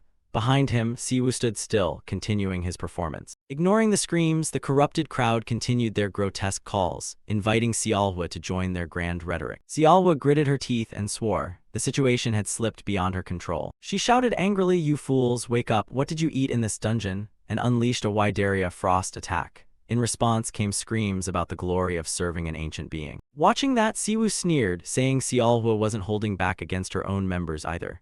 Xiaohua snapped back in anger, are you just going to stand there making snide comments? Want a piece of this? Siwoo kept taunting, saying she was eloquent on YouTube, but her true face was completely different, far from the way a guildmaster would wholeheartedly protect her members. But his expression suddenly turned serious. Though he'd had one encounter before, this opponent was truly formidable. He analyzed that this was a kind of grim, nauseating divine power that forced fanatics into being by exploiting hollow desires drawn to magic. Siwoo thought to himself that he'd concealed his identity as much as possible to complete the mission. But as expected, dealing with otherworldly divine beings without holy power was extremely difficult. Meanwhile, Xiaohua was worn out. Her ice staff began to crack, she had no strength left. In desperation, Xiaohua turned to Siwoo and offered, you need my help, don't you? I'm Han Xiaohua, Guildmaster of Guild Xiaohua. She laid down a condition, later, publicly declare that you were the one who requested cooperation first. She wanted to preserve her guild's face. Xiaohua cursed under her breath. That bastard, did he know about the weird things in this dungeon before coming in? Siwoo denied it, saying he only came to complete the job and happened to infiltrate because Guild Xiaohua won the dungeon contract. he brushed it off, saying it didn't matter now. Xiaohua replied firmly, if I don't help you, you won't be leaving this dungeon anyway. She clenched her teeth, helplessness and anger clear on her face. Finally, Xiaohua looked Siwu squarely in the eye and dropped the pretense. Help me, Kim Siwu. Take off that pathetic mask. Siwu was a bit surprised, but Xiaohua had exposed him. She knew he was the only anomaly in Korea and the only person in the world who could use holy power. Exposed, Siwu smiled and admitted it. He said he was nearly dying of irritation from having to act. Then a stream of energy began to radiate from Siwu's hands. In the blink of an eye, Siwu transformed. He donned the robes of a pontiff, radiant with holy light. He smiled and asked, shall we go hunt your followers seriously? Han Xiaohua was completely stunned by Siwu's transformation. She couldn't believe her eyes, her face flushed with shock and perhaps admiration. This was the power that could turn the tide. But immediately, the shock turned into baffled anger. In the heat of battle, she yelled at Siwu, why didn't you put this transformation in your intro video on MedUb? Are you stupid? Siwu could only blush, answering that he was embarrassed so he didn't include it. Before Siwu could act, Xiaohua was completely overrun. The monsters howled, stretching their deformed arms toward her. Surrounded, Xiaohua screamed, get back, in desperation, but all she got in response were calls to join and praises for a mysterious entity. Evil blue-green strands of energy bound her tightly, forcing Xiaohua to cry out in pain. But at that moment, Kim Siwu in his pontiff form appeared and stopped the energies that were trying to consume Xiaohua. The monsters faltered, their vacant eyes staring at the one who had intervened. Siwu's appearance confused them. They wondered if this was another god. Siwu stood between them and Xiaohua, shielding her from the attack. Siwu gripped the strands of energy and mocked them. Is some mediocre god blinding and deafening you? I'm not a god, I am the pontiff. With that, he unleashed his holy power, pure bolts of lightning coursing through the energy strands and striking the monsters. Determination lit Siwu's face as the holy power in his hands grew stronger. A burst of holy energy erupted, blue-white lightning enveloping the entire corrupted crowd. Immediately, all the corrupted members collapsed to the floor, motionless. Xiaohua sank to the ground, exhausted but safe. Siwu said her members would wake soon and reminded her not to forget her promise. Seeing Siwu attempt to leave alone, Xiaohua hurriedly called after him, saying she wanted to come along. She had to see for herself who had caused her subordinates to end up like this. On the way, Siwu blurted that he'd heard rumors she abused members and porters, but it didn't seem as bad as people said. Xiaohua, surprised, asked, did I do that? She waved it off indifferently, saying anti-fans exist everywhere and telling him to think whatever he wants. Siwu thought to himself that was peak Meduber mentality, so cool. Siwu reflected that his will to eradicate evil system hadn't activated with Han Xiaohua. That meant she wasn't classified as evil. He guessed that even within the Jiangak alliance there were many different kinds of people. Meanwhile, Xiaohua smashed a remaining monster with her staff. Xiaohua urged Siwu to hurry before it was too late. He thought again that this girl had a rather singular personality. The two stood amid the wreckage, surrounded by purified bodies, preparing to move deeper into the dungeon. They encountered another group which charged to attack. Xiaohua swung her staff and shouted for them to stay back. Siwu was shocked to realize that Senior Yoon, the man from his act, had also been brainwashed into a fanatic instantly. Siwu said that since these oddities appeared from the direction her search team returned, they should follow that direction. The two ran up a staircase toward a large door that seemed to be the source of the corruption. Before them stood a gigantic door covered in dark slime and pulsing azure energy lines, clearly marking it as the origin of the corruption. Standing before the door, Siwu observed that it looked too obvious for a boss room, as if it were openly inviting them in. Xiaohua tried her magic, but it had no effect. She realized this wasn't a door that could be opened by magic and wondered how they could get through. At that moment, a system notification appeared before Siwu. The quest "The Door That Cannot Be Closed" had been updated. The new quest required him to destroy this door that cannot be closed. It was a gateway to another world where a corrupted holy power was trying to invade. It was the work of a divine being from another world reaching out. The reward for the quest remained unknown. Continuing from the previous chapter, Kim Siwu ran while telling his teammate that the search team had encountered strange things in the direction they came from, so they should head that way. Siwu and a long-braided blue-haired girl, his new teammate, quickly advanced. Their target was a bizarre large door coated in black matter and streaked with blue energy lines. A close-up of the strange door showed blue energy lines spreading and convulsing as if trying to break something. When they reached the door, they stopped. While the blue-haired girl remained on guard, Siwu immediately recognized it, clearly a boss chamber. The blue-haired girl touched the door and found that magical energy here didn't work. It seemed the door couldn't be opened with magic, and she wondered how to open it now. Seeing that, Siwu said if magic won't work then there's only one other way. He channeled power into his fist, and a surge of blue energy began to gather. Siwoo hurled a punch at the door, the force of the blow generating a massive vortex of energy. Siwoo's punch smashed the door to pieces, causing a huge explosion that sent shards flying everywhere. After destroying the door, Siwoo wondered if the quest would really be solved that easily. Meanwhile, the blue-haired girl was astonished. She hadn't expected them to just bash the door open like that. Immediately after, a system notification appeared, announcing they'd entered the final chamber, the dungeon's boss room, and that an unidentified source of energy enveloped the room. Stepping inside, Siwoo's attention was immediately drawn to something at the center of the room. He stepped closer to get a better look. When he could see the scene clearly, Siwoo couldn't hide his surprise. His face showed shock at what he was seeing. Before them was a chaotic sight. The dungeon boss, Golmide, had been shattered into fragments. Blue energy strands radiated from a crystal at the center. The blue-haired girl recognized that the boss Golmide had been torn apart, while Siwoo was fixated on the strange object in the middle. He wondered what it was. At the center was a bizarre spatial gate, like a warped cosmic mirror. The blue-haired girl said that of all the monsters they'd seen, nothing resembled this. She remarked that it looked horrifying and couldn't believe such trash could contain holy power. Hearing that, Siwoo suddenly realized, could this be the door that cannot be closed mentioned in the quest? A quest notification popped up, updating the objective for the door that cannot be closed. This door connected to another world, and a decaying holy power was trying to devour their world. The completion condition was to destroy the door. A dark aura enveloped them both. Words like emptiness, erosion, control, and domination began to surface, signaling a mental influence. The blue-haired girl suddenly clutched her head. She felt voices echoing inside her mind. Siwoo turned to ask if she was okay and told her not to follow, but she snapped that this wasn't the time for that. The blue-haired girl grimaced in pain, feeling as if someone were speaking directly into her brain. Siwoo explained that the thing claimed to be a god and seemed to be granting her a divine revelation. The girl was stunned, unable to believe it was a god. Siwoo elaborated that it was decaying holy power, a god from another spatial plane. He didn't understand why all these entities were targeting Earth. The presence of such an abnormal, repulsive god made Siwoo uncomfortable. He felt as if his revered goddess Lemon was being insulted. In Siwoo's mind, the image of the goddess Lemon appeared.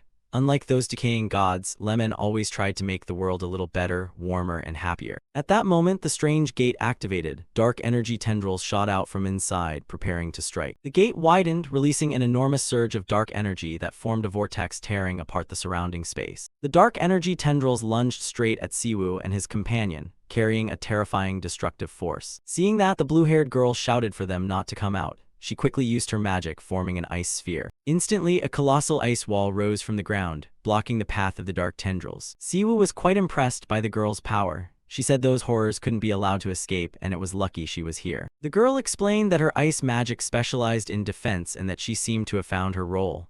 Now, dealing with that terrible gate would fall to Siwoo, an uncommon. Siwoo agreed. He realized the system had certainly summoned him to this dungeon for a reason. Siwoo stepped confidently toward the portal, ready to face the challenge. He showed no fear of the dark power. As Siwoo approached, the dark tendrils immediately reached out to strike, but were stopped by a ring of energy around his feet. Siwoo hovered in midair, wrapped in a pure blue energy flow, completely unaffected by the surrounding dark tendrils. With a determined expression, Siwoo prepared to unleash his full power to purify the gate. A massive web of blue energy erupted from Siwoo, spreading throughout the chamber and utterly overwhelming the dark aura. Witnessing this, the blue-haired girl was amazed. She sensed something strange, a warped energy source, not ordinary magical power. She realized she was struggling merely to maintain the ice wall and hold her ground, while Siwoo appeared entirely unaffected. She couldn't comprehend what limits an uncommon like Siwoo had surpassed to gain such terrifying power. Standing before the portal, Siwoo confirmed this was indeed the door that cannot be closed.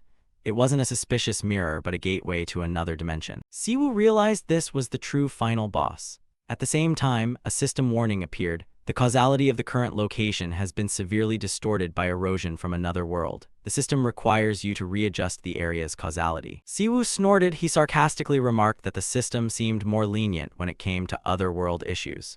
It summoned him only when needed. A detailed info panel on the door that cannot be closed appeared. It was classified as an uncertain grade holy relic with its source dimension listed as Earth. The description noted someone was watching them through this door. This information stunned Siwoo. He couldn't believe what he had just read. Siwoo was in shock. This gate originated from Earth? That couldn't be, since Earth had only just had its holy power restrictions lifted. He stared at the gruesome gate, unable to accept that it was a relic from Earth itself. The truth was too hard to swallow. The astonishment quickly turned to rage. Siwoo's gaze grew icier as he realized an entity was watching him, and he prepared to confront it. Suddenly, from within the gate, a colossal eye slowly opened. Siwoo couldn't help but wonder what it was. The eye stared at Siwoo, its gaze eerie and powerful, seeming to pierce through everything. Siwoo looked at the eye and he understood everything. He knew what he had to do next. Siwoo declared that this gate would be returned to where it belonged. And that place was Earth, Siwoo's homeland, shown as a reflected image within the giant eye. Dark hands from the gate reached out once more, trying to seize Siwoo. Siwoo was surrounded by the dark hands and attacked fiercely. The giant eye continued to watch Siwoo as the dark forces assaulted him. The eye drew closer, as if wanting a better look at the one who dared challenge it. Siwoo yelled angrily, asking where it thought he had appeared. He called it a pervert, a voyeur who only stood and watched, then used his strength to fight back. However, the eye's power was too great, and Siwoo was wounded, coughing up blood. Despite his injuries, Siwoo sneered.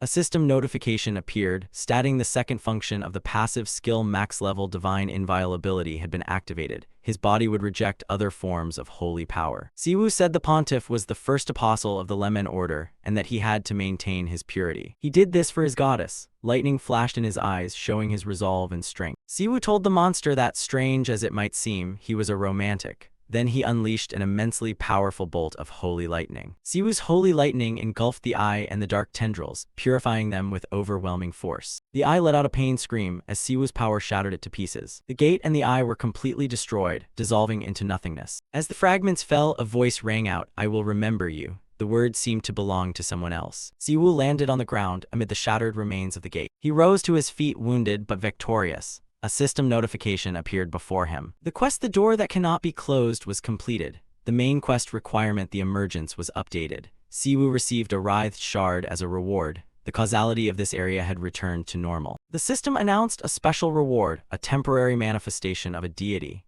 The designated deity was his patron, Lemon, with a time limit of 180 seconds. System notice: patron deity Lemon manifested. The mission completed. A system notification flared brilliantly. The supreme goddess Lemon officially manifested. Amid the blinding light, Lemon appeared with an otherworldly beauty, her deep blue eyes seeming to hold entire constellations. Han Seolwoo was stunned. She couldn't believe her eyes at this divine presence. "Pope, what's happening?" she cried out in amazement. Kim Siwoo felt a warmth envelop his body, a familiar tenderness he had longed for. In the dungeon space settling around them, two figures faced each other, one the young pope, the other the god he worshipped. Lemon smiled gently. "It's been a long time, Siwoo. I've missed you." Siwoo smiled back, relieved to finally see that face again. Her gaze held deep concern, shining straight into his soul. Lemon looked pained at the bloody wounds on Siwoo's hands. It had been a long time since she'd seen him so badly hurt. She touched him gently, and a pure divine power began healing all the scars of war. Siwoo stood quietly, savoring a rare moment of peace. Looking down at his hands, Siwoo recalled 10 years earlier when wounds were an everyday affair. He smiled, telling himself he could have healed on his own. "Did you rush here out of worry?" Lemon asked, her eyes never leaving him.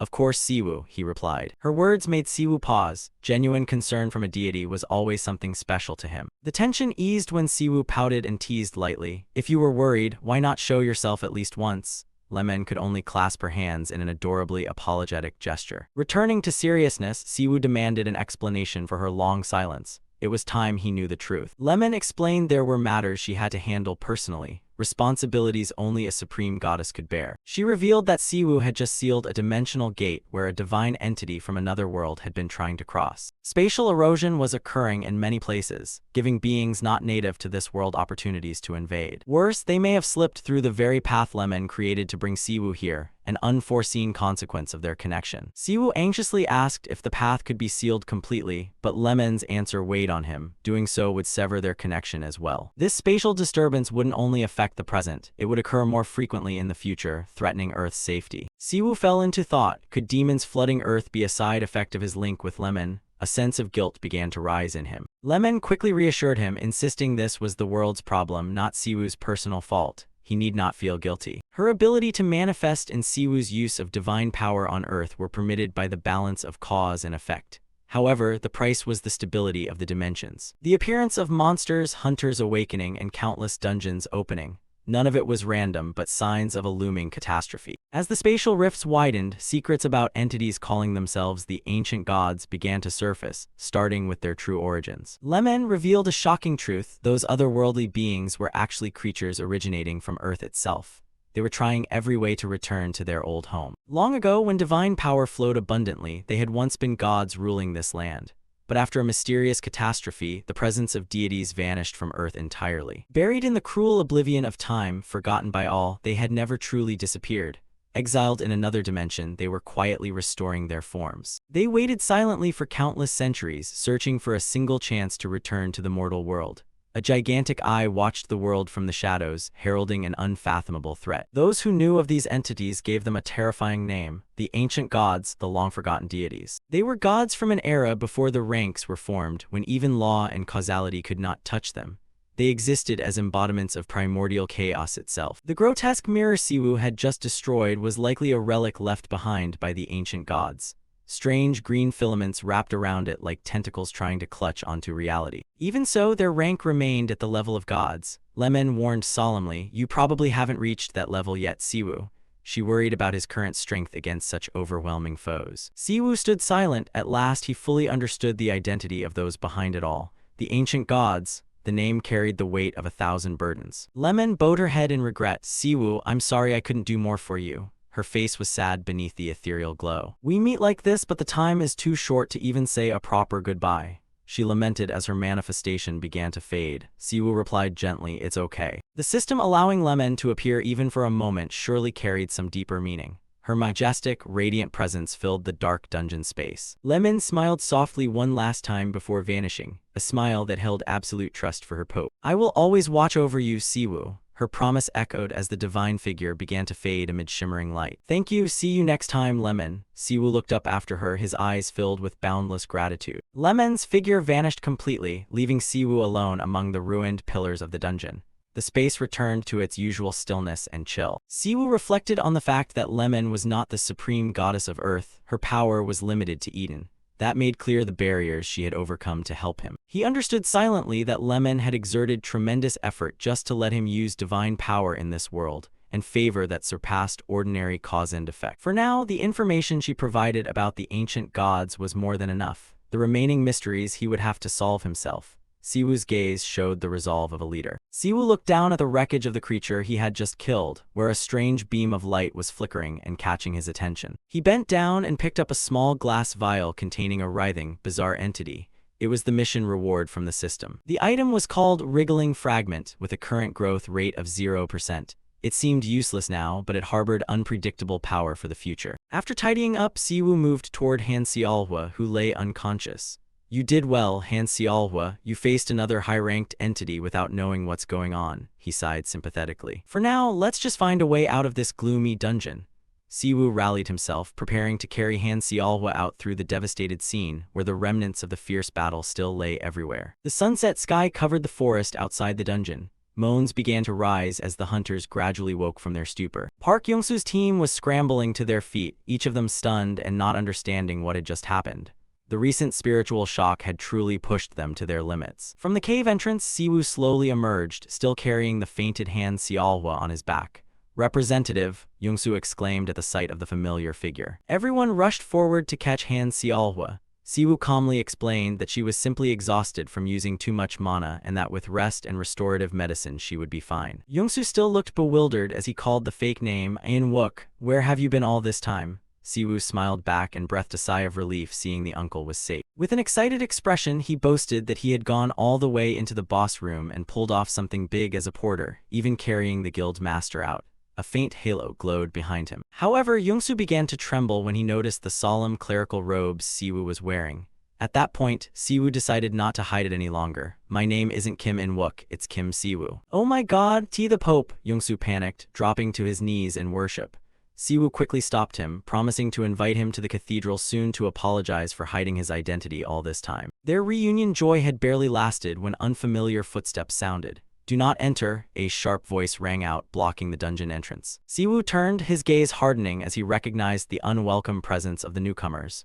Yongsoo looked equally anxious. They were a group wearing white cloaks that fully concealed their faces. The Bingmyeong cult, the name sent the atmosphere into severe tension. The scene shifted to a distant place where a blood-red sunset dyed the sky, signaling ominous tidings to come. On the balcony of a luxurious mansion, a young woman stood silently watching the sunset. In the darkness, a mysterious voice called her, "My good child." She turned with cold eyes, apparently plotting something grave. The dark entity asked what she was thinking. "Kim Siwoo, I'm thinking about him." The brief answer nevertheless carried a special concern for the Pope. The deity's voice sneered contemptuously. "That one is just a fraud. He isn't worth you worrying over so much." The sun continued to set behind her. Then the dark deity revealed the true plot. "When we return to where we belong, he will vanish like a mayfly. For now, he's merely a hunting dog we can use to eliminate traitors." "And after the hunt is over," the woman asked, her gaze never leaving the horizon, sinking into darkness. "We will devour the entire prey." Blood-chilling declaration rose amid the strong wind across the balcony. A huge trap was gradually closing around Siwoo. The woman gave a slight smile. The deity continued, noting that Siwoo had grown stronger and was inching closer to the horrific truth of this world. "The full moon will wax and wane, my child. We need only wait quietly." The night sea unfolded, mysterious and threatening. Surrounded by dark talons, the woman bowed respectfully. "Everything is unfolding according to your will. I will obey, my deity." The chapter closed with an atmosphere thick with conspiracy and mystery. The steady sound of footsteps echoed through the forest silence. The strangers were closing in with decidedly unfriendly intent. They were members of the Bingmyeong cult. Dressed in pristine white robes and hooded, they radiated an oppressive mystery that made everyone wary. At the scene of the recently cleared dungeon entrance, Kim Siwoo stood facing the group. The air was thick with tension, like a bomb waiting for a fuse. Kim Siwoo spoke coldly, immediately identifying them as Bingmyeong members. He knew well that they never showed up without some dubious motive. The Bingmyeong side, however, acted completely nonchalant. They insisted they were here at the official request of Guild Seolhwa. The leader snapped back at Siwoo, questioning why the Pope of the Lemon Order was intervening when the rights to exploit this dungeon belonged to Guild Seolhwa. Their true objective became clear: the mysterious item Siwoo had just recovered. They demanded he hand it over, claiming the item held great significance for their cult. But Siwoo was not someone to be bullied. With a defiant smile, he gave a curt response: "I don't want to." At that moment, Han Seolhwa appeared and clarified everything. She affirmed that it was she who had requested help from Pope Kim Siwoo, not the Bingmyeong cult. Han Seolhwa's arrival completely shifted the dynamics. She didn't hesitate to criticize Bingmyeong's tardiness, pointing out that Siwoo was the one who had rescued everyone. The Bingmyeong cleric began to lose patience. He leveraged the alliance between the factions to apply pressure, threatening that Seolhwa's actions would fracture the trust they'd built. But Han Seolhwa went even further. She declared resolutely, "Guild Seolhwa is officially withdrawing from the Jeonggak alliance," a decision that stunned everyone present. Even Kim Siwoo was taken aback by her bold move. He hadn't expected her to sever ties with the old alliance just to stand by him. Shock rippled through the crowd. Both Siwoo and the Bingmyeong cleric were left speechless at the sharp reversal by the Guild Seolhwa heiress. Siwoo tried to counsel her to stay calm, warning that this decision would greatly affect the future, but Han Seolhwa was fed up with an alliance that only sought profit. Seeing the two argue, the Bingmyeong cleric sneered that they looked very well suited for each other. The sarcastic remark only heightened the tension. Then a remarkable figure stepped out of the crowd. A woman in pure white robes exuded an entirely different kind of pressure than the others. She slowly removed her hood, revealing her true face. Every small movement projected an authority that held everyone breathless. She was a girl with long gray hair and striking red eyes. Her arrival felt like a deity descending to the mortal plane. She smiled at Kim Siwoo. Though her words sounded polite, they carried an overwhelming force that could crush any weak soul. Kim Siwoo immediately sensed something amiss. His instincts as a pope told him a vast pure energy was surging within the small girl. Inwardly, Siwoo was stunned. This power matched the waves of energy he'd once felt from the ancient gods, an existence far beyond ordinary laws. There was no doubt now she was the supreme leader of the Bingmyeong cult. Her blazing red eyes seemed to peer deep into Siwoo's soul. She began to manifest her power, causing the surrounding reality to shatter and warp under the influence of an ancient, overwhelming energy. Amid swirling black mist, she called Siwoo an irregular, one who disrupts the universe's balance. The real world receded, giving way to a conceptual space where the darkest secrets were about to be revealed. The leader of the Bingmyeong order held a strange shard of black material in her hand. She explained that almost everything had been wiped out, and this was all that remained after the recent event. Standing in an ideational space vast as a galaxy, she stared straight at Kim Siwoo and asked if he knew anything about the gate, the doorway that an entity from another dimension had tried to cross. A giant eye materialized in the void, symbolizing powerful entities. She asserted that a gate like that could not be closed so easily unless whoever closed it possessed power far beyond the entity trying to pass through. Kim Siwoo looked at the system console, displaying an image of Earth. She explained the system, the thing guiding the awakened and managing the world's balance through trials, costs, and rewards. In that surreal space, she emphasized that Siwoo's use of force to destroy that gate created an unexpected variable. Siwoo appeared resplendent among the stars. She called him an irregular and anomaly among anomalies, an entity that had surpassed ordinary limits even though he himself seemed unaware of it. Siwoo feigned indifference, cutting off that rambling and demanding she get to the point. He didn't want to waste time on lofty philosophy. Her red eyes gleamed with mystery. She made a surprising offer. Will you cooperate with us? A milky white eye appeared within the deep darkness, creating an eerie atmosphere. She proclaimed proudly, "Our God desires you." Faced with an invitation from a mysterious entity, Siwoo merely smirked with sarcasm. To him, the offer was ridiculous and meaningless. She looked at the shard in his hand and noted that Siwoo's holy power was clearly abnormal.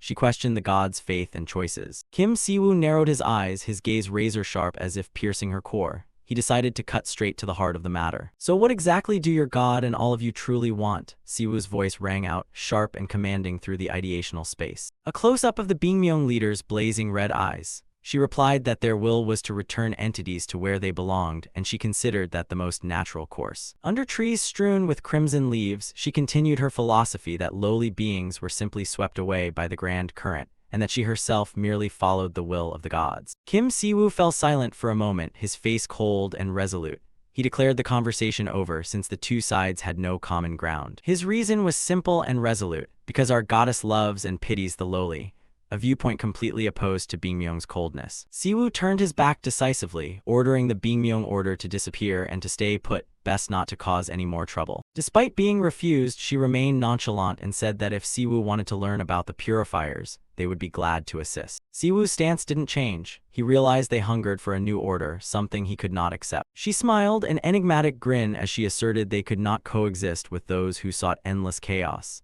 The philosophical conflict had reached its peak. Kim Siwoo sighed in exasperation at the messy three-way conflict. To him, it seemed they were all equally troublesome. Beneath a crimson sunset mingled with withered branches, a question arose in Siwoo's mind. Why can't we just let people live in peace as they were? Leaving the ideational space full of philosophy, the scene abruptly shifted to the Lemon Order's grand office.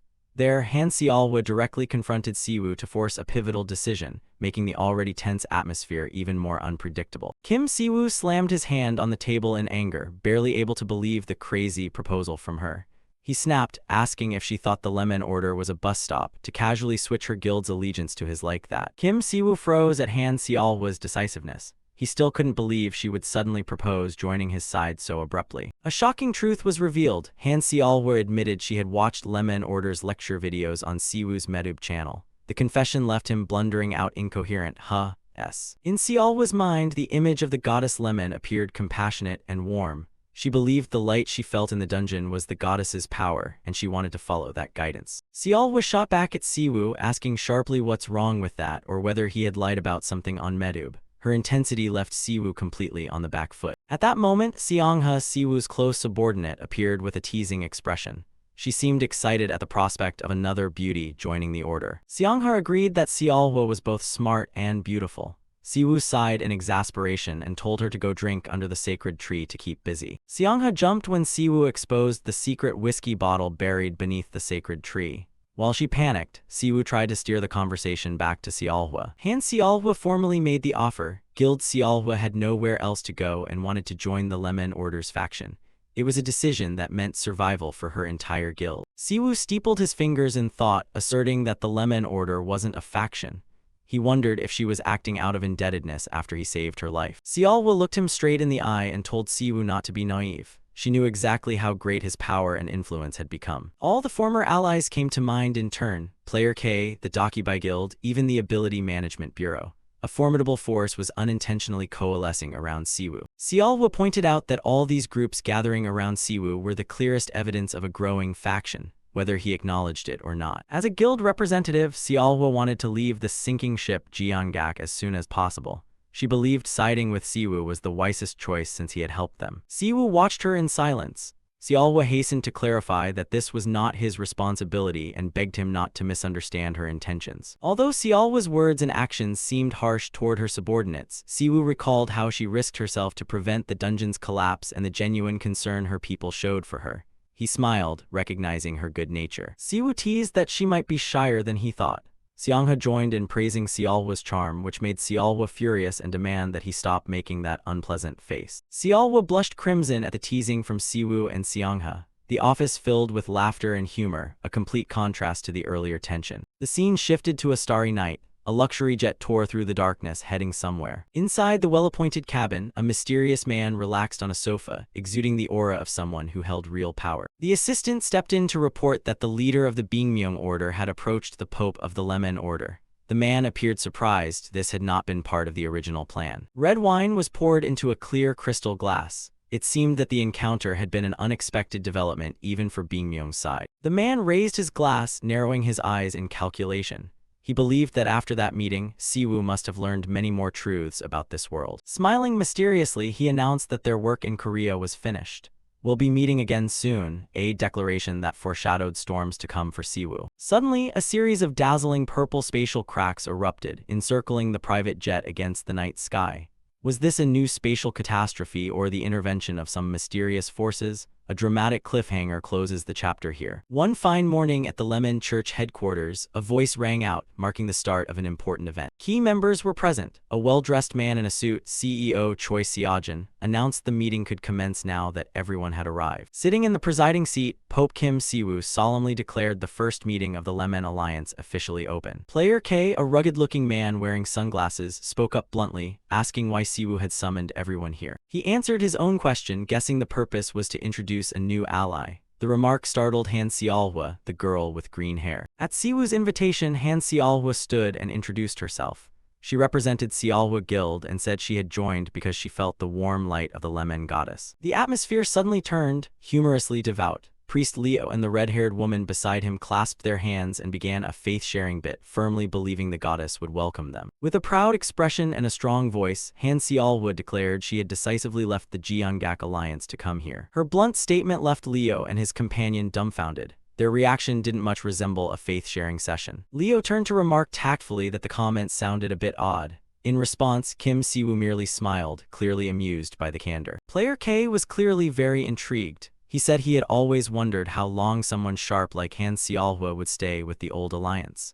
She replied that she had never intended to remain there. Han Seolhwa sighed, explaining that while her guild had influence as content creators, it lacked real combat power. CEO Choi Seojin nodded in agreement. He affirmed that the soft power Han Seolhwa possessed would be an enormous help, since she had been the public face of the former Jeongak Alliance. He emphasized that the biggest name from the opposing side joining the Lemon Church carried a symbolic significance no one could ignore. Praise was lavished on Pope Kim Siwoo. Clearly, this was an extremely smart strategic move on his part. And this was her trump card. Han Seolhwa gave a thumbs up and confidently declared, "I have 9 million subscribers." The screen displayed Seolhwa Guild's YouTube channel with an unbelievable number, 9.47 million followers. A massive media force. Even Kim Siwoo was stunned. He muttered the 9 million figure, unable to believe the influence they had just gained. Immediately, Han Seolhwa switched into work mode.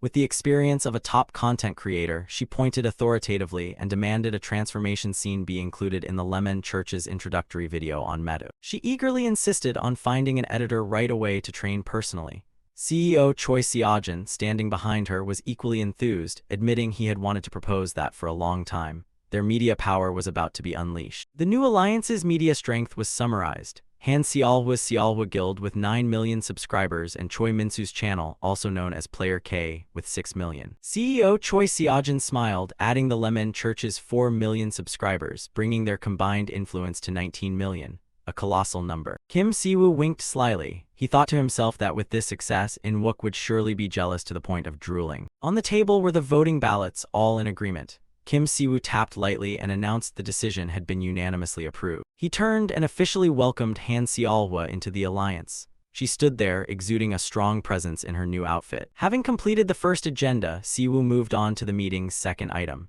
He held up 2 fingers and announced 2 hostile forces, the Bingmyeong cult and the Purifiers. Priest Leo reaffirmed the information. Although the 2 groups appeared similar, they were clearly restraining each other. Siwoo asserted that their goals might be unclear, but their methods of operation were completely different. The Bingmyeong cult is said to be connected to ancient deities, entities called shape-shifting gods. The image of a dark, mysterious, and terrifying cult emerged. Meanwhile, the Purifiers are a group attempting to exploit the power of demons and the Demon King. Siwoo concluded that both were extremely troublesome enemies. The atmosphere grew tense. Siwoo reminded Choi Min-soo, Han Seol-hwa, and CEO Choi Seojin that they had personally experienced danger when ordinary dungeons suddenly mutated due to the intervention of these two factions. He sat there with cold eyes, summarizing the two main threats they were about to face, the Bingmyeong cult and the Purifiers. Strangely, both factions tried to persuade rather than confront the Lemon Church, yet were hostile to each other.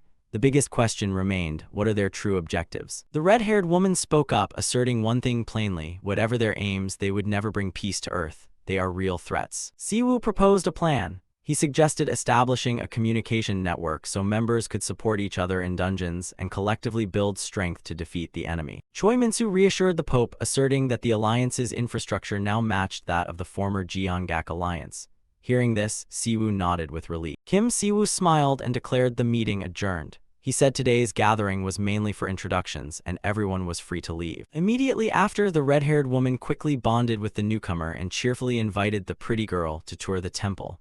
Han Seol-hwa seemed embarrassed and disliked being called that. As people began to disperse, Choi Min-soo suddenly called CEO Choi Seojin back. At that moment, Kim Siwoo produced a box containing holy bracelets.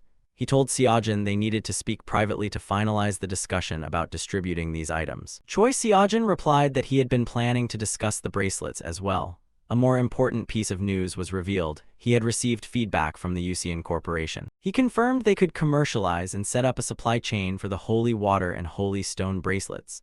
The response was so positive they even offered an exclusive distribution contract.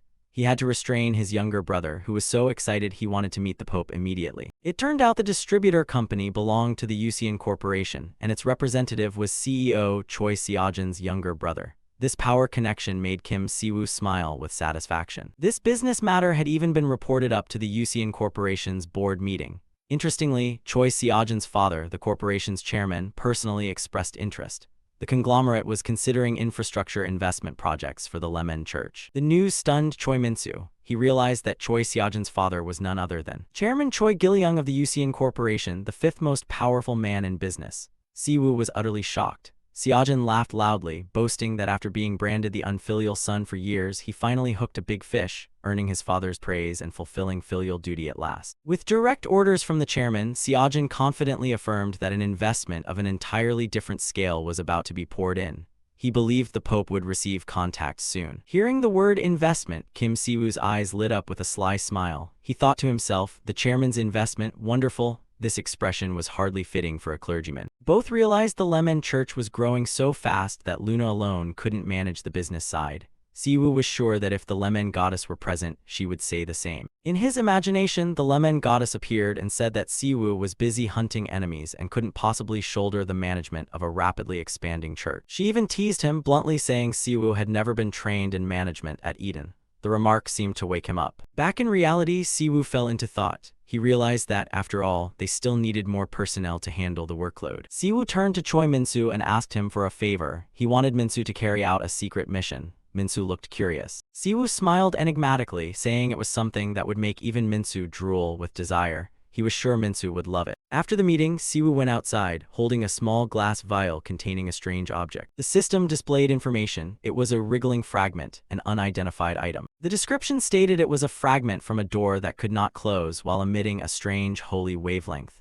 Current growth rate, 0%. When it reaches 100%, he will be able to continue the main quest. Siwoo muttered that he needed to nurture this fragment to unlock the main quest, and it was certainly related to the ancient deities. He realized there were no other quests to pursue at the moment. Perhaps the system needed time to update. This meant cultivating the fragment was far more important than he had thought. He stared at the wriggling object inside. The problem was how to grow it. The system panel coldly displayed a 0% growth rate, offering no hint about the required conditions. Siwoo tried another method. He concentrated holy power into his palm, forming a blazing blue flame, hopping to activate the fragment. But in return, there was only silence. The fragment in the vial showed no reaction. The experiment failed. Not giving up, Siwoo decided to go all out. The system panel popped up, activate him skill max level.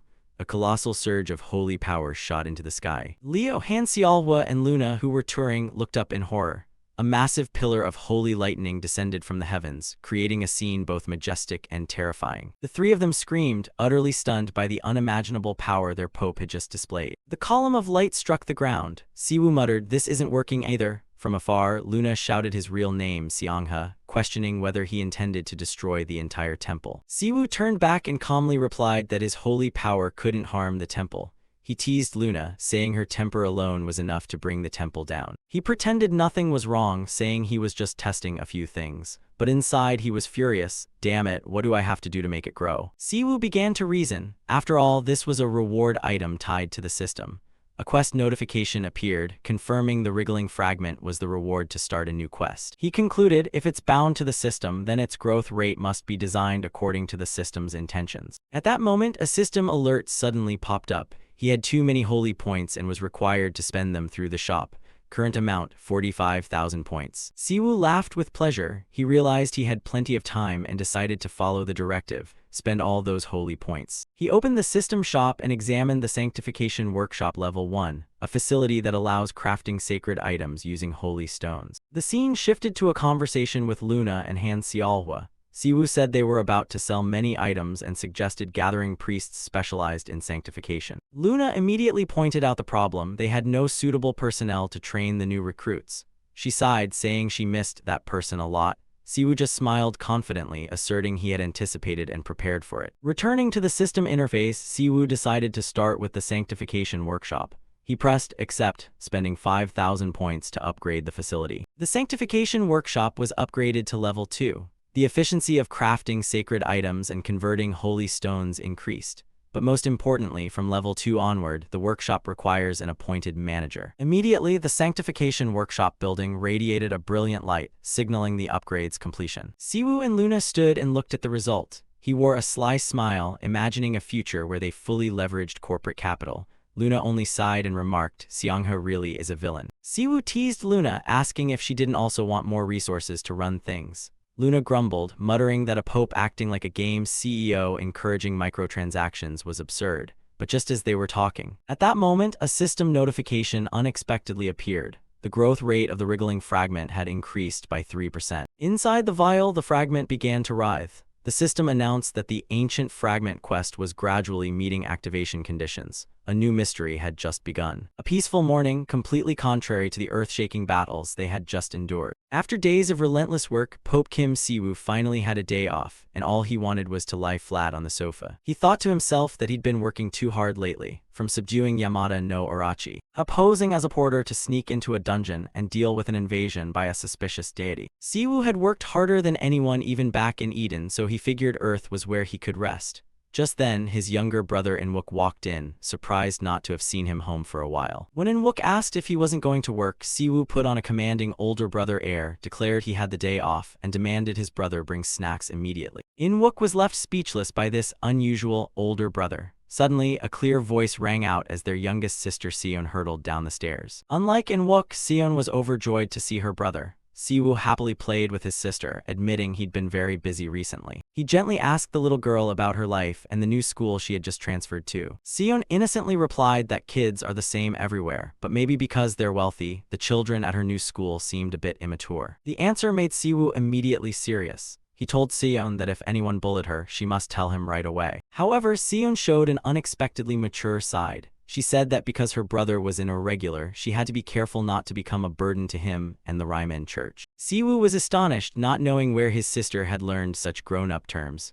At that moment, a playful kitten's paw pressed the remote control. The TV turned on to the 8 o'clock news. Seon explained that since her brother often appeared on TV, she usually watched the news with the cat Bixial. The news began by saying it would review the hot issues currently heating up in Korea. The first topic was the National Awakening Alliance, a force once suspected of trying to absorb all awakened individuals in Korea, but recently rumored to be dissolving. The report updated viewers on the incident where the head of the Daeho Guild attacked Pope Kim Siwoo, and now rumors were rife that Seolhwa Guild was preparing to join the Ryman Church. The whole family watched together. The news also mentioned the Global Awakening Forum upcoming in the US and that President Seo had visited the Lost Lands. The two words Lost Lands on the broadcast made Siwoo pause. He muttered the phrase under his breath, eyes distant. The news continued with a map showing the area bordering China. Since the gates opened, it had remained a mysterious region that Korea at the time lacked the strength to enter and investigate. Inwook added that online forums were abuzz with talk that the president was pushing for a northern advance. because the area was believed to contain vast deposits of magic stones and underground resources. The news on TV also reflected political turmoil, with the opposition accusing the president of secretly funneling benefits to a particular religion. Siwoo lay sprawled on the floor, finding the whole thing rather amusing. Sunlight streamed into the room, heralding a peaceful afternoon. Siwoo sat back comfortably in his chair, enjoying a rare moment of free time. He told himself he'd soon be busy again, so he should rest now and stop thinking about work. He closed his eyes, a satisfied smile on his lip. But the peace was quickly broken by a thought. Siwoo suddenly remembered the wriggling fragment and wondered what to do with it. He took out the vial containing the fragment and froze. A system window popped up, announcing the growth rate had reached 3%. Siwoo's exclamation startled In-wook and Seon.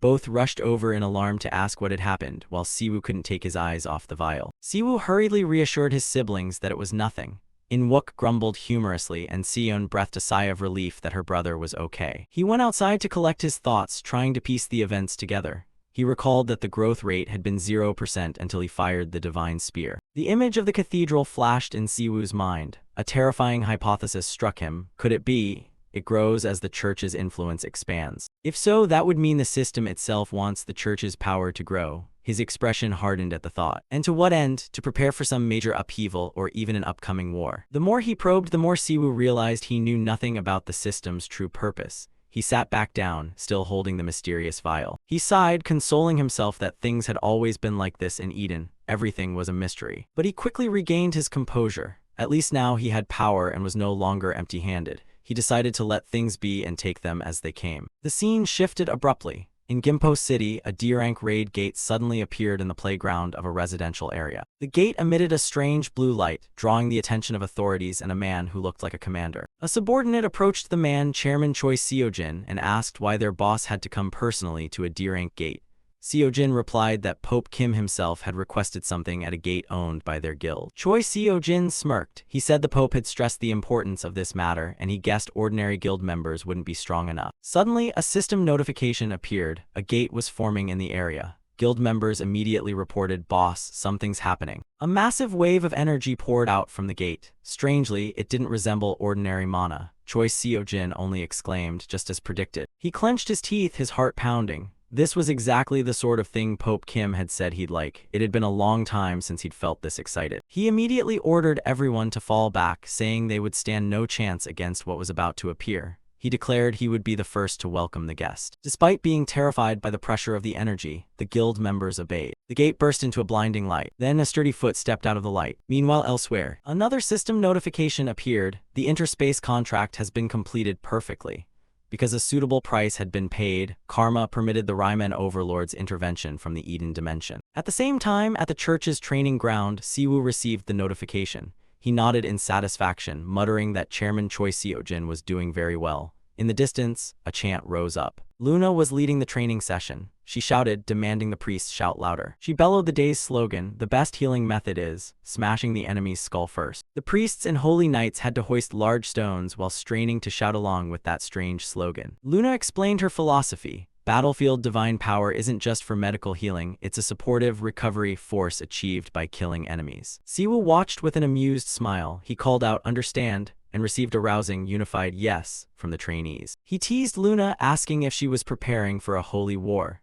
Luna cheerfully replied that she learned it all from him and that physical training is the foundation of everything. Luna proudly added not to worry since Father Leo was right on time with everyone's recovery. But Siwoo watched Leo, exhausted from casting spells, and thought to himself, "I think Leo is the one who needs recovering more." Siwoo and Luna exchanged sly grins. Luna said she loved the priest's never-back-down spirit. Below, Leo could only cry inwardly, "Please let me go home." Luna proudly reported that the first batch of trainees would soon be ready for real raids. Siwoo merely smiled, admitting the program was harsher than he had imagined. She said she would personally lead them into the gate soon. Seeing Siwoo surprised at how quickly they'd matured, Luna nodded in confirmation, then immediately asked about his promise. "So, what about that, Your Holiness?" Luna explained that if she started taking trainees into combat, church management would have a gap.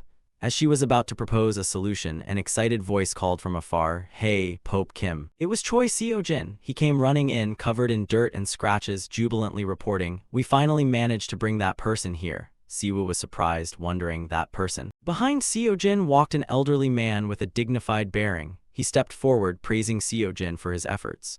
Chairman Diho laughed heartily, saying it had been a long time since he'd had such a satisfying fight. The stranger remarked it was fortunate that the gate that opened fastest belonged to Guild Diho. Hearing this, Luna standing next to Siwoo was stunned and stammered, "It can't be." The shock was so great Luna dropped her hat. Father Leo behind her also gaped in astonishment. Finally, the man with silver-white hair and extraordinary presence emerged. He looked directly at Siwoo and respectfully addressed him as master. Siwoo recognized him immediately. He recalled that if Archbishop Bayer was the public face of the church in Eden, this man was the one behind the scenes, overseeing all internal affairs from administration to logistics. Outwardly, he appeared gentle and affable, but his nickname was entirely the opposite. After people witnessed him personally execute demons and heretics in his white vestments, they gave him a fearsome nickname, the White Terror. His real identity was Lafart Sant, the Vatican's chief minister and head of the Holy Council of the Ryman Church. And now Lafart Sant, the legendary White Terror of Eden, was slowly kneeling before Siwoo. He proclaimed himself the first apostle of Ryman, president of the Council of Archbishops, and had come to request an audience with the Pope, the leader of all the faithful under heaven. Because he often personally executed demons and heretics in his white vestments, people had given him the terrifying nickname, the White Terror. The man was Lafart Sant, the first apostle of Ryman and president of the Council of Archbishops.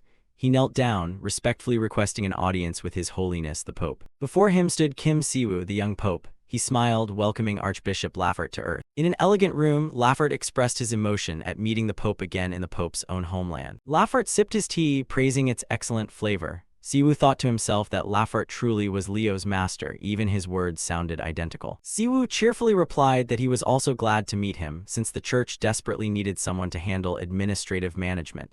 Behind them, the others could only tremble. The scene shifted to an explanation. The Ryman Church was expanding too quickly and was suffering a severe shortage of administrative talent. So after checking his remaining divine points, Siwoo opened the status window and sent a summons request for Archbishop Lafart Sant. Through the system window, Lafart was urgently transported to a D-rank gate in Gyeonggi province as a gift for Choi Gil-young, who had been craving a fierce battle. After the fight, Choi Gil-young panted but wore a satisfied look. He muttered that it had been a long time since he'd had such a proper bout, since Archbishop Leo had been too busy lately. As for Lafart, he acknowledged that Earth had a formidable warrior and considered it a very entertaining welcome. Choi Gil-young was bewildered that administrative work turned out to be a fight to the death. Siwoo just laughed, saying he only meant administrative work and never implied the man couldn't fight. Siwoo added that Archbishop Lafart was Leo's master, and rumor had it he was even stronger than Leo at his peak. Truly, like master like student. Hearing that, Choi Gil-young wondered why Archbishop Leo's face had gone pale. Contrary to everyone's excitement, Leo was trembling and sweating. Siwoo tersely said he had PTSD and warned Leo not to act that way in front of his master. Luna spoke up, insisting she was maintaining proper decorum as usual. Siwoo just smiled at them both. Lafart suddenly remembered and relayed greetings from Archbishop Bayer. Siwoo sighed, thinking that with Leo, Luna, and now Lafart on Earth, Bayer must be having a hard time leading the church alone. Siwoo inquired about the situation in Eden. Lafart reported that although there had been a few suspicious movements, overall there were no major problems. The nations on the continent were also rebuilding after the war, so there was some commotion, but that was all. Hearing this, Siwoo felt relieved. After the report, Lafart cast a glance, and a grave, unreadable expression crossed his face. Just when it seemed over, Siwoo abruptly changed the subject, saying that when he first arrived, he had taken a walk around the cathedral. His face turned sly, as if steering the conversation elsewhere. Immediately, a voice rang out, declaring there were several issues that needed to be discussed in detail with His Holiness. Upon hearing this, Leo, Luna, and Choi Gil-young all went pale, while Siwoo was left frozen. Without a second thought, the three hurriedly found excuses to slip away. Luna and Choi Gil-young waved farewell, saying they'd inspect the surroundings and wait outside, wishing the two a pleasant time. Siwoo frantically tried to call them back, but the door slammed shut. Left alone, he heard Lafart's voice inviting him to sit down. With no way out, Siwoo meekly sat in the chair opposite Lafart, a dark atmosphere enveloping him. Lafart slapped a thick stack of documents onto the table, declaring he'd discovered more than 1 or 2 issues on his way here and they must begin discussing the most urgent matters. With fiery eyes, Lafart announced it would be best if Siwoo had no plans to sleep tonight. Facing the paperwork nightmare, Siwoo could only scream in despair. A piercing scream echoed across the cathedral grounds, signaling a long night was about to begin. Night fell, crickets chirped, hours passed. Finally, Siwoo, exhausted, buried his face on the desk piled with papers. But Lafart, still brimming with energy, sternly reminded him, "Your Holiness, you are not to lie down yet." Lafart began his speech, criticizing Siwoo's sloppy management. Why gather documents only to leave the trainees to fend for themselves with Leo and Luna? Siwoo buried his face on the desk, tears brimming, silently lamenting that his ears would bleed after 6 hours of nagging. Lafert seemed amused by the Earth idiom, ears bleeding.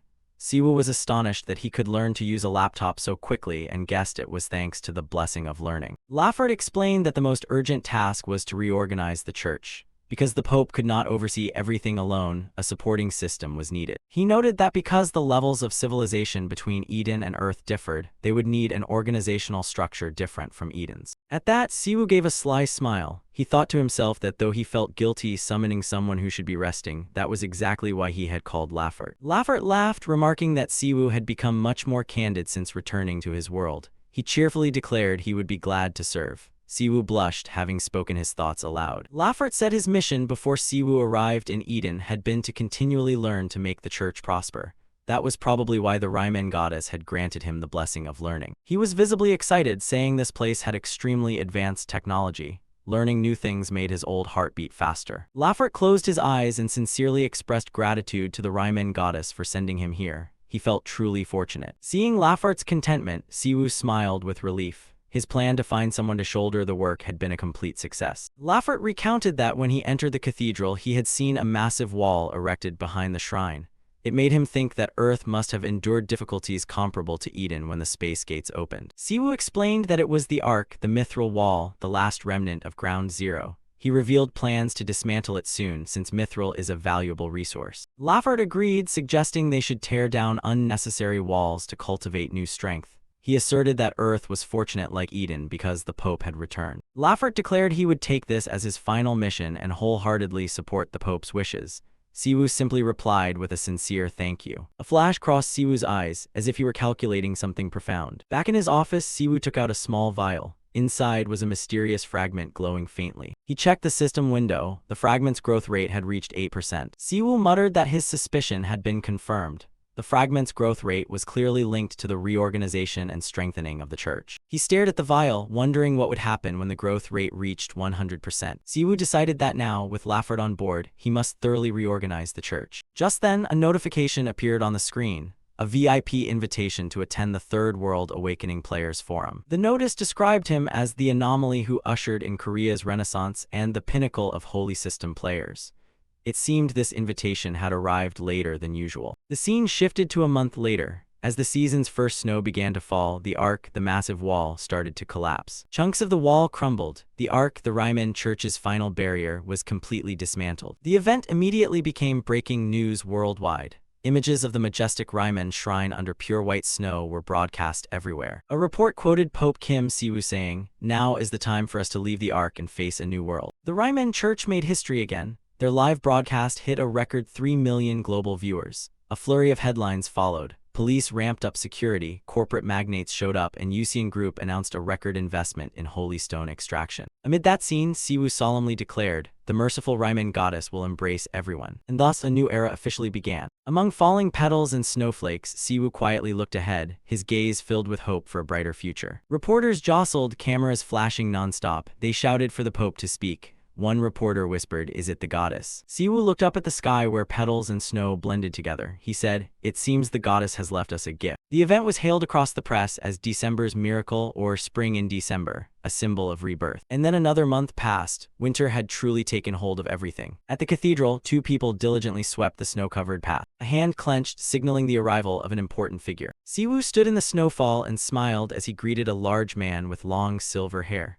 "Long time no see, Aiden. It's winter already. You're looking well." Aiden replied confidently, "Of course," then asked, "My friend, have you prepared everything?" His question signaled that a major plan was about to be set in motion. The ruined landscape of a fantasy world unfolded like a scene from a video game. A message appeared announcing the gift the goddess had left for humanity. In a modern control room, Michael stood watching a display showing the recent dimensional resonance. He smiled at Siwoo's image on the screen and murmured that they would meet soon. At the cathedral, Siwoo stood amid falling white snow, bewildered when he heard mention of the World Awakened Forum. Aiden asked in surprise whether he had received the earlier invitation. Siwoo casually admitted he thought it was spam and had deleted it. Aiden was at a loss for words, saying dozens of awakening groups email him every day, so some confusion was to be expected. Aiden pulled a sleek black envelope from his jacket. It was the official invitation to attend the third forum to be held in LA next month. Aiden explained that as the man who opened the Renaissance era for Korea, Siwoo could not be absent. Siwoo frowned, wondering why they were holding conferences when the world was full of portals. Siwoo crumpled the letter, annoyed at being used as a pretext to draw a crowd. Aiden smiled knowingly, revealing that in America there was a madman desperate to meet this pope-like figure. Ignoring the enticement, Siwoo flatly refused, not wanting to waste time maintaining the cathedral. Aiden reminded him to consider the president's dignity and director Kim's hard work. Siwoo remained firm, even telling Aiden to just go home and be done with it. Aiden clicked his tongue, knowing full well that inviting this guy was never going to be that easy. Siwoo turned his back and decisively repeated that he was not going anywhere. Aiden pointed confidently, insisting that Siwoo would surely change his mind because America's intelligence network was no joke. Sitting at home, Siwoo was startled by a panicked cry. Seon rushed into the room, holding a notice from school. Siwoo spat out the water in his mouth when his sister asked about going to America. The girl excitedly recounted that their grandmother said LA was beautiful and full of fun places. Seon clasped her hands and begged to go to Disneyland and see the Grand Canyon at least once. Sensing trouble, Siwoo immediately called In UK in to clarify the situation. In UK explained that this time Seon had also been invited to the forum as the youngest non-awakened guest. Siwoo was dumbfounded, unable to understand why his sister was being dragged into this. In UK added that participating would greatly help her college applications to American schools later on. The two kids' eyes lit up at the thought of their first family trip to Disneyland. Siwoo froze, sweat pouring down as he didn't know how to refuse. He was completely defeated by the psychological attack of his two siblings, silently admitting he'd lost. Siwoo sighed, saying that if she didn't want to go then the family wouldn't go at all. Seon put on an apologetic face, saying it would be childish to go just for fun and she didn't want to trouble her brother. Faced with his sister's excessive consideration, Siwoo shouted out his agreement immediately. The girl beamed, and all the earlier worries melted away. The flight began. Seon sat next to Leo on the plane, excited because this was the family's first trip abroad. In UK vlogged everywhere with his camera, astonished by the luxury of the private jet. Siwoo's grandmother and mother relaxed in premium leather seats, praising their grandson's filial devotion. Siwoo sat with his arms crossed in a corner, scowling as he realized he'd been tricked by the whole council. He muttered curses, feeling thoroughly duped to be riding a luxury jet for unwanted work. On top of that, Aiden squeezed in beside him, making the seat cramped, prompting Siwoo to snap at the muscle pig right on the plane. Aboard the plane, Aiden feigned sulking at Siwoo's coldness, saying he only wanted to bring his friend home to visit. Siwoo looked at him with contempt, thinking to himself that the trip was complicated enough with as many as 3 irregulars present. Upon landing, the luxurious jet stopped on the runway beneath America's blazing sunset. Captain Peter and a formidable line of bodyguards in black suits stood ready to welcome the young pope. Peter reported that his family had been escorted to the hotel safely and pledged to protect him with all their might. The security motorcade sped down Century Boulevard as Peter began to outline the forum's packed 4-day schedule. The first day was a reception, followed by 2 days of formal conferences, ending with a meeting for non-awakened guests. Sitting in the car, Siwoo demanded that Aiden get straight to the point before they arrived. Siwoo challenged what the forum's true purpose was, asking why Aiden kept pretending not to know. Aiden laughed. He didn't want to beat around the bush any longer with someone as sharp as Siwoo. He explained that when the world's most powerful entities gathered, it was essentially an unofficial summit to balance power. Frankly, it was a high-level psychological game between nations to probe each other's strength. All eyes were on him. They wanted to assess whether he was a potential partner or a threat. Each country wanted to verify for itself which camp this pope belonged to and what his strategic tendencies were. Aiden admitted that the US viewed him as a strategic partner, but to other countries he was a risky variable. Siwoo sneered, remarking that Aiden looked sharp today, but it seemed they still hadn't fully grasped his character. Aiden fell silent, looking at Siwoo. Deep down he knew the world would be stunned after this forum. Because Kim Siwoo was a true irregular, a variable outside all usual norms and limits. He reiterated the warning about the awakener in America who was obsessively intent on approaching him. That was a mad scientist with a perverse hobby of self-modifying his body using spiritual energy.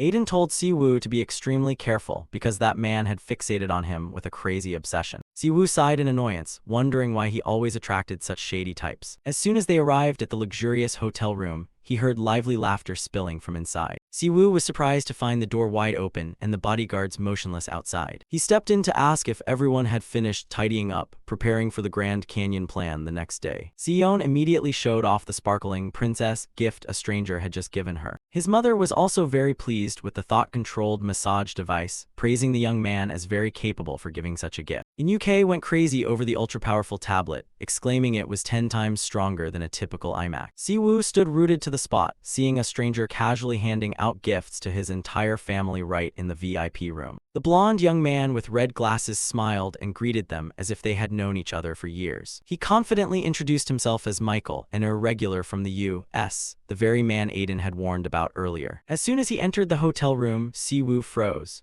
A strange blonde man sat nonchalantly surrounded by his family as if they were old acquaintances. He introduced himself as Michael, an irregular from America. His mouth beamed a bright smile, but his eyes behind the red lenses looked extremely sly. Aiden rushed in, his face full of remorse for letting this madman burst into the room before him. Siwoo kept a cold expression, silently watching what this uninvited guest was up to. Little Siyeon was ecstatic, twirling to show off the sparkling dress like a fairy. The gift, Michael said, came from her brother. Siwoo shot Leo a scorching glare and demanded why he let this guy walk in like it was a market. Leo flustered, explaining that Michael had official clearance and generous gifts, and even the U.S. security team had confirmed it. Michael winked suggestively and asked Siwoo if he was satisfied with this thoughtful arrangement. Siwoo gritted his teeth, realizing the man was using his family to pressure him. He turned to demand a gift directly from Michael out of spite. Michael startled, hastily waving his hand and claiming he would never forget the most important part for the Pope. He clumsily fished something from his pocket, saying it was a special item he had just procured. It was a high-grade magical stone, glowing with a brilliant blue aura that made Michael look very pleased with himself. Siwoo held the stone, nodding it was much larger than the tiny ones in his temple.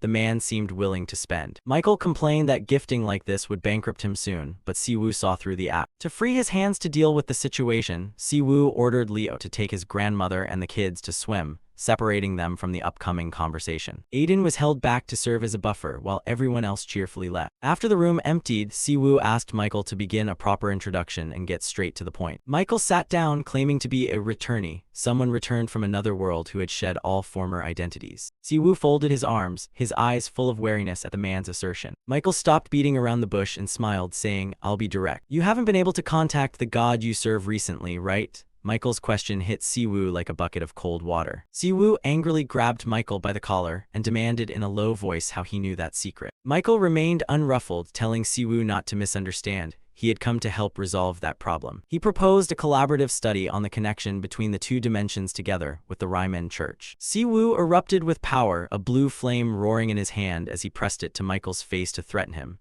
The man still hadn't explained how he knew. Michael hastily raised his mechanical arm to shield himself, yelping in fear of the flames. He admitted that based on calculations by his supporting AI, he had not a 1% chance of winning against Siwoo. He introduced the robotic arm David, an extremely advanced AI-based combat computation device. Michael laughed loudly, self-deprecating that he couldn't even beat Aiden, so Siwoo should stay calm. Indeed, a peculiar fellow. Siwoo withdrew the flame and ordered Michael to quickly disclose the process he used to investigate him. Michael began to tell of returning 2 years ago and how he had devoted his entire mind to studying the gates. According to Michael's theory, spatial gates are actually resonance phenomena when the frequencies of two dimensions match for a moment. Dungeons are similar, but they are a more fixed and long-lasting form of resonance, creating permanent passages. Michael emphasized that the cases of Leo and Luna were unprecedented in his database of people from other worlds crossing gates. To monitor this phenomenon, Michael admitted he had unilaterally launched an observation satellite directly over where Siwoo lived. Siwoo and Aiden both gaped in astonishment. Apparently they'd been under illegal surveillance all this time without knowing. Michael chuckled, boasting it was a personal project, so even the White House knew nothing. The man was truly reckless. He brazenly called it academic curiosity instead of admitting illegal monitoring, which made Siwoo furious. His system had recorded unusual repeating spatial resonance patterns at the Rymen Church temple. Michael pointed out that an extremely strong signal had been emitted on that very historic day. That was the day Seoul's ground zero was purified in an instant, and a towering temple rose from nothingness. The power of the Rymen goddess then was truly terrifying. Just watching the footage would overwhelm anyone. Michael nonchalantly continued, saying the signal from Siwoo's goddess had weakened lately, so he guessed there was a problem. It was a sharp psychological jab. He burst out laughing, calling Siwoo naive for believing so easily after a little threat. He'd only been probing to see if his assumption was correct. Michael went on rambling about Siwoo's lack of experience dealing with frauds like him. Siwoo was left speechless. Refusing to let the man gloat, Siwoo unleashed a blue blaze and growled that no one had ever been bold enough to deceive him.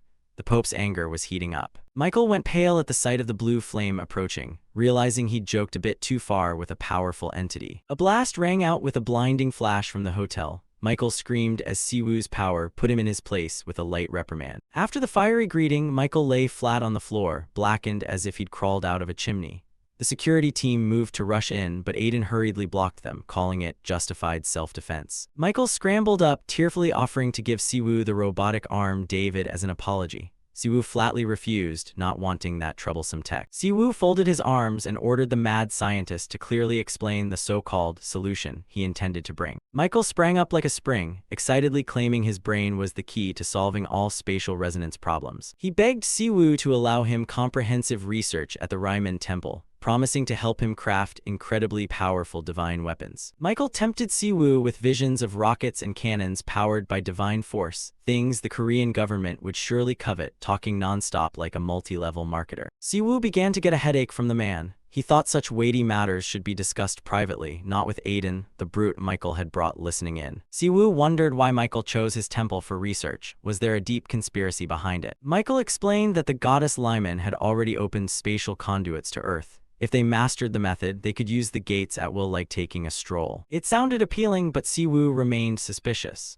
Would the US government and the global system allow them to run rampant like that? He looked to be considering it very carefully. Siwoo stepped closer, looked Michael straight in the eye, and asked what the real reason behind all this was. Someone who had struggled so hard to return to Earth like him, why would he want to get involved with such dangerous things again? Michael's gaze suddenly fell, the usual teasing expression vanished. He said that for him, returning to Earth had never really felt like a true return. Siwoo listened in silence. Michael revealed a painful truth. His wife and 3-year-old child were still trapped in the other world. The image of a happy family was now only a faded memory. Michael explained about Deus Ex Machina, the machine god ruling the world of Eden where he used to live. That entity had expelled him to Earth, separating him from those he loved most. In Michael's account, a gigantic mechanical arm of the machine god manifested, its absolute power casting him into separation.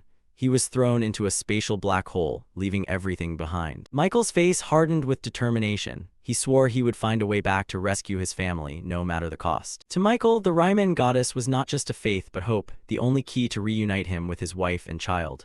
The scientist's eyes now burned with fierce longing. Siwoo fell into thought, realizing that as many people as there are in the world, there are just as many hidden, tragic stories beneath their facades. He recalled the years he had to grit his teeth in Eden, all driven by the burning desire to see his loved ones' faces again. He knew that pain all too well. The contrast was ironic. For Siwoo, returning to Earth was a joyful reunion, but for the man before him, returning was a tearful separation. Two strangers' hands reaching toward each other in the surrounding darkness. Michael began boasting again about his experiments armoring weapons with divine power. Siwoo signaled him to stop for a moment, no need to list more. Siwoo looked at Michael with a different expression. He said, "From now on, don't try to convince me with logic." The scientist looked puzzled, not understanding why. "Instead, hit me in the feels like you just did," Siwoo concluded with a faint smile.